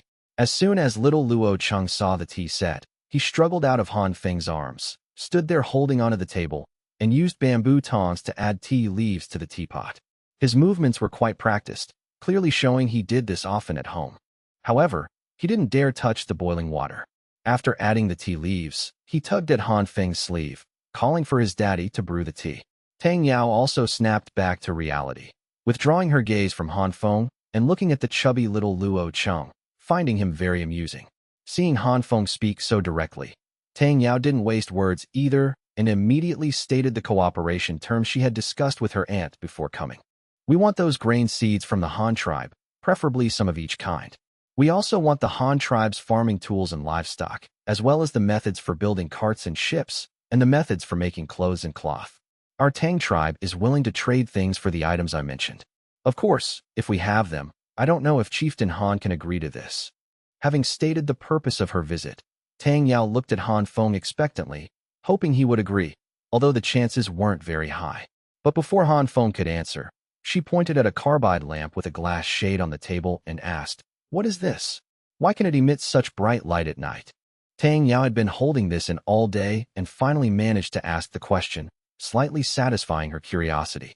But before Han Feng could speak, little Luo Cheng pointed at the object and cried out, "Lamp." Then he started giggling foolishly, just like when Shou Ya taught him to recognize things at home. This was a conditioned reflex. Han Feng rubbed his son's little head, praised him, and brewed him a bowl of lotus root starch as a reward. Only then did he turn to look solemnly at Tang Yao opposite him, asking a simple question in return. "What do you plan to trade for them?"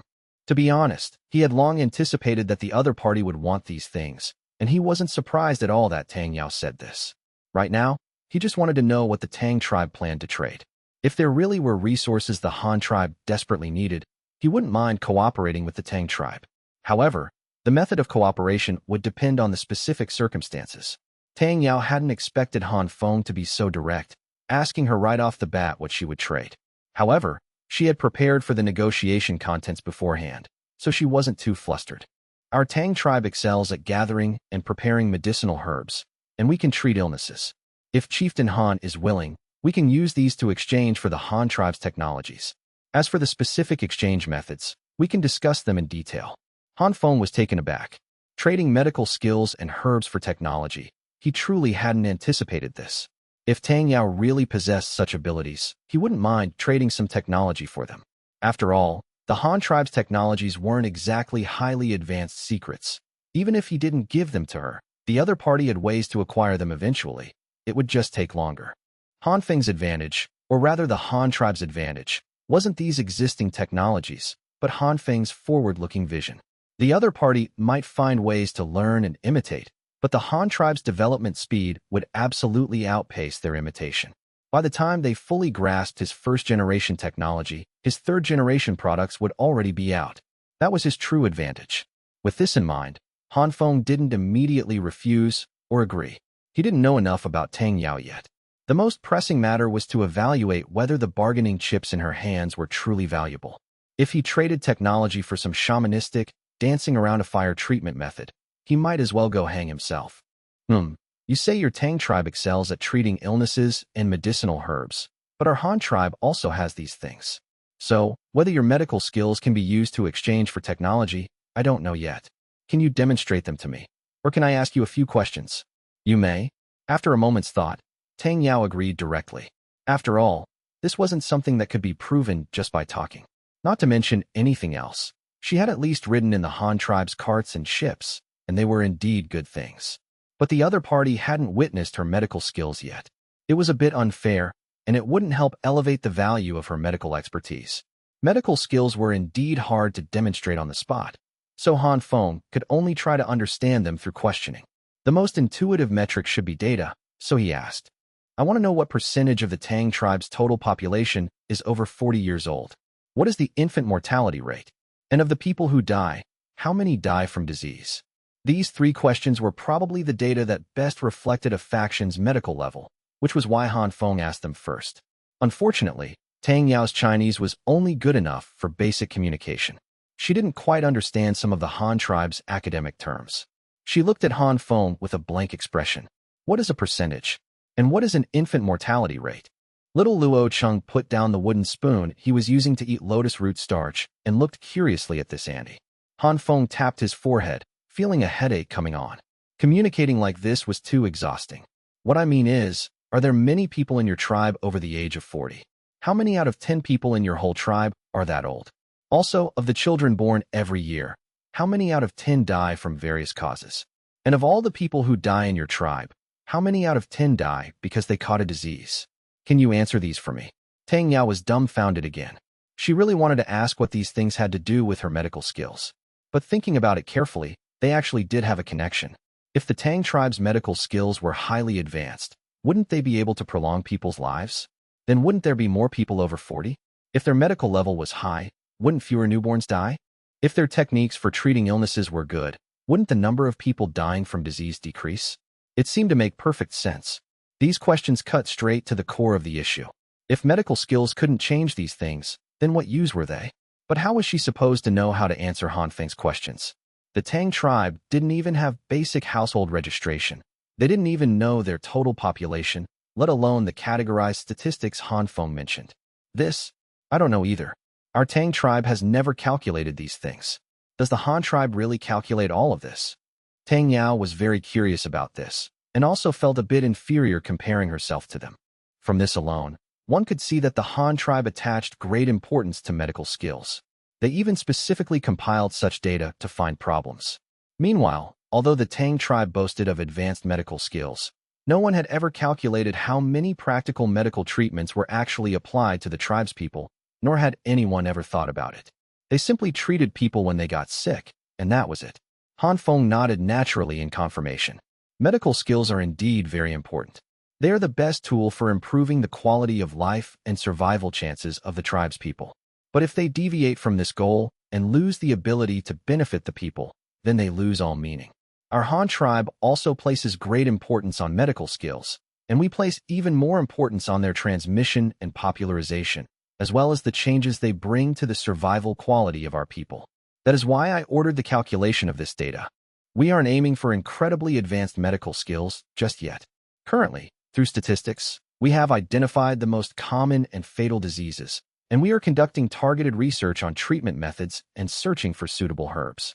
At the same time, we are formulating new social rules based on the causes of these diseases. For example, in our Han tribe, the current infant mortality rate is 37%. That means for every 100 children born, 37 will die before they grow up. Have you ever thought about how much of an impact this has on the tribe's population reproduction? Tang Yao was instantly stunned by the data Han Feng revealed. Nearly half of 100 children died. This was too exaggerated, too terrifying. Although she knew that infant mortality and difficult childbirths were common in the Tang tribe, and people died frequently, the tribe's people seemed to have accepted this phenomenon as normal. Exactly how many people died, and for what reasons, no one ever investigated or tried to solve. Even she, who prided herself on her proficiency in herbs and medicine, had never thought about these things. She had to admit, even if the Han tribe's medical skills were inferior to the Tang tribe's, their correct understanding and application of medicine were worlds apart.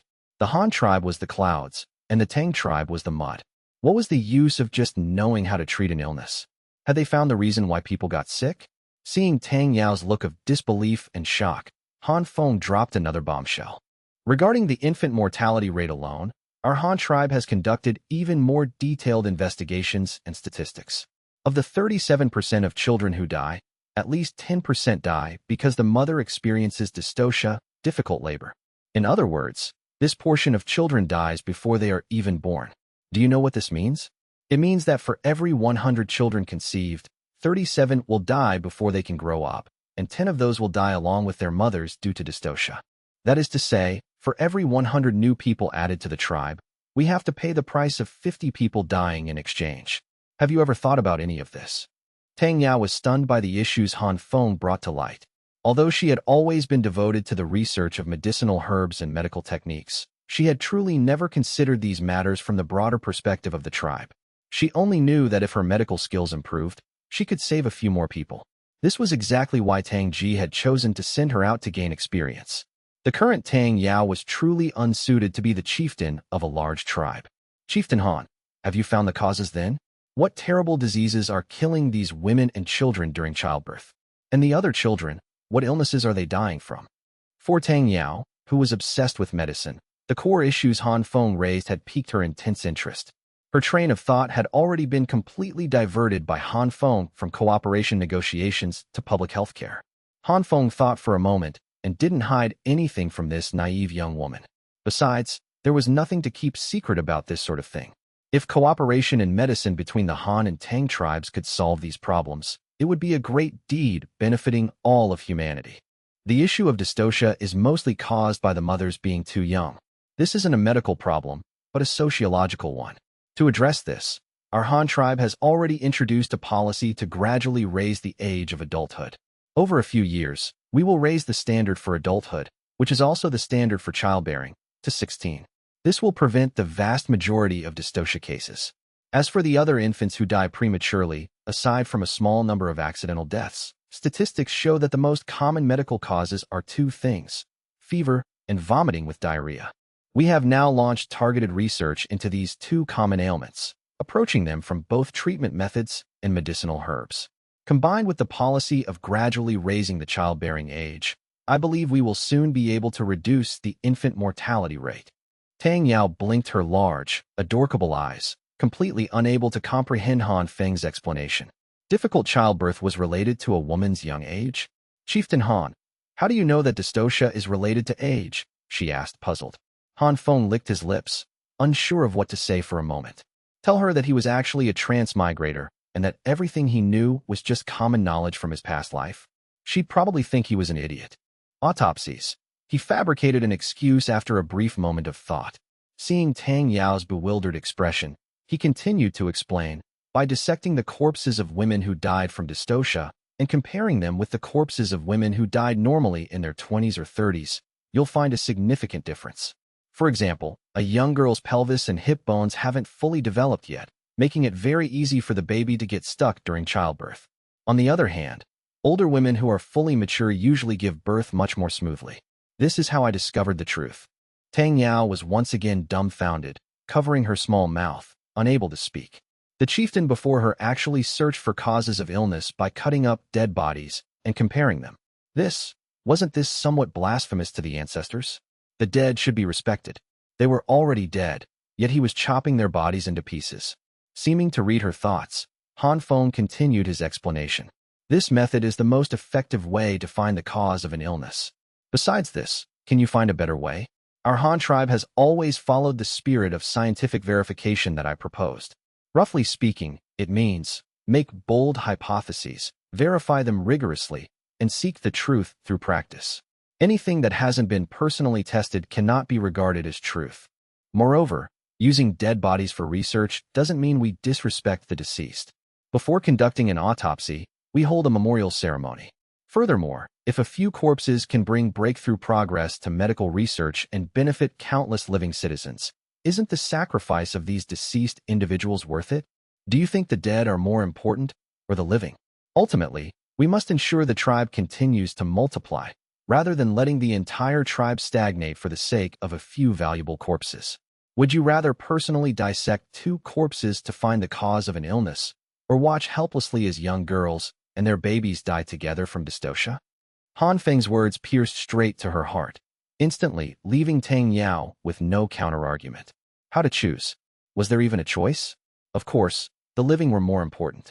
Then, Chieftain Han, what other research and exploration has your tribe done regarding diseases and medicine? What results have you achieved so far? At this moment, Tang Yao seemed to have become Han Feng's fangirl. It was mainly because Han Feng's perspective on medicine was so unique, and he looked at things from a higher and broader vantage point. Unlike her, who focused solely on researching medicine, every one of Han Feng's ideas gave her a sense of sudden enlightenment. Our Han tribe is about to establish a medical academy, concentrating all the tribe's superior resources to research medical techniques and various herbs. This includes the elders who excel in this field and the outstanding young students. In terms of materials, we will also provide them with more experimental specimens. Previously, only 1 or 2 people could dissect a corpse. Now, a group of students can observe and practice simultaneously. Only in this way can we train more medical talents for the Han tribe. At the same time, the medical academy will be divided into different departments. I have personally set several main research directions for them, covering maternal and child health, trauma care, drug treatments for common diseases, as well as pharmacology, prescriptions, and human anatomy. Han Feng briefly introduced the 7-book medical plan he had personally devised to Tang Yao. Tang Yao's eyes instantly lit up. Compared to her own haphazard, trial-and-error approach to studying medicine, the Han tribe's medical research was much more professional and systematic.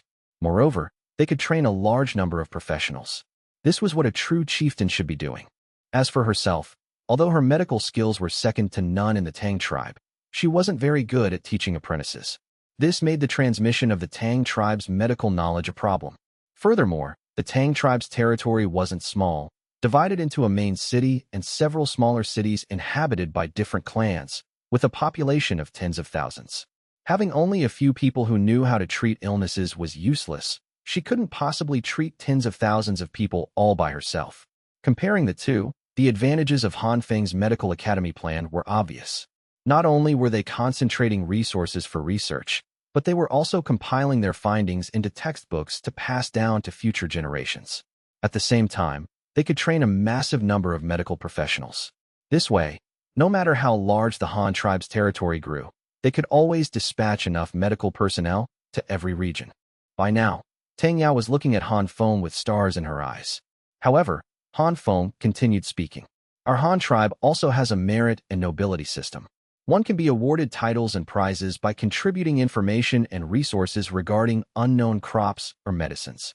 This might be too much for you to understand right now, but simply put, if someone provides a practical medicinal herb that the Han tribe hasn't mastered yet, and it's proven effective after testing, that person can be allocated more houses, land, livestock, and money within the tribe. Their noble title will also increase, though the ceiling for this is relatively low. Although this system inevitably attracts opportunists hoping for a shortcut to the top, it still brings immense benefits to the tribe. Since implementing this system, the Han tribe has successively acquired over a dozen different medicinal herbs. This is also one of the long-term directions for our medical development.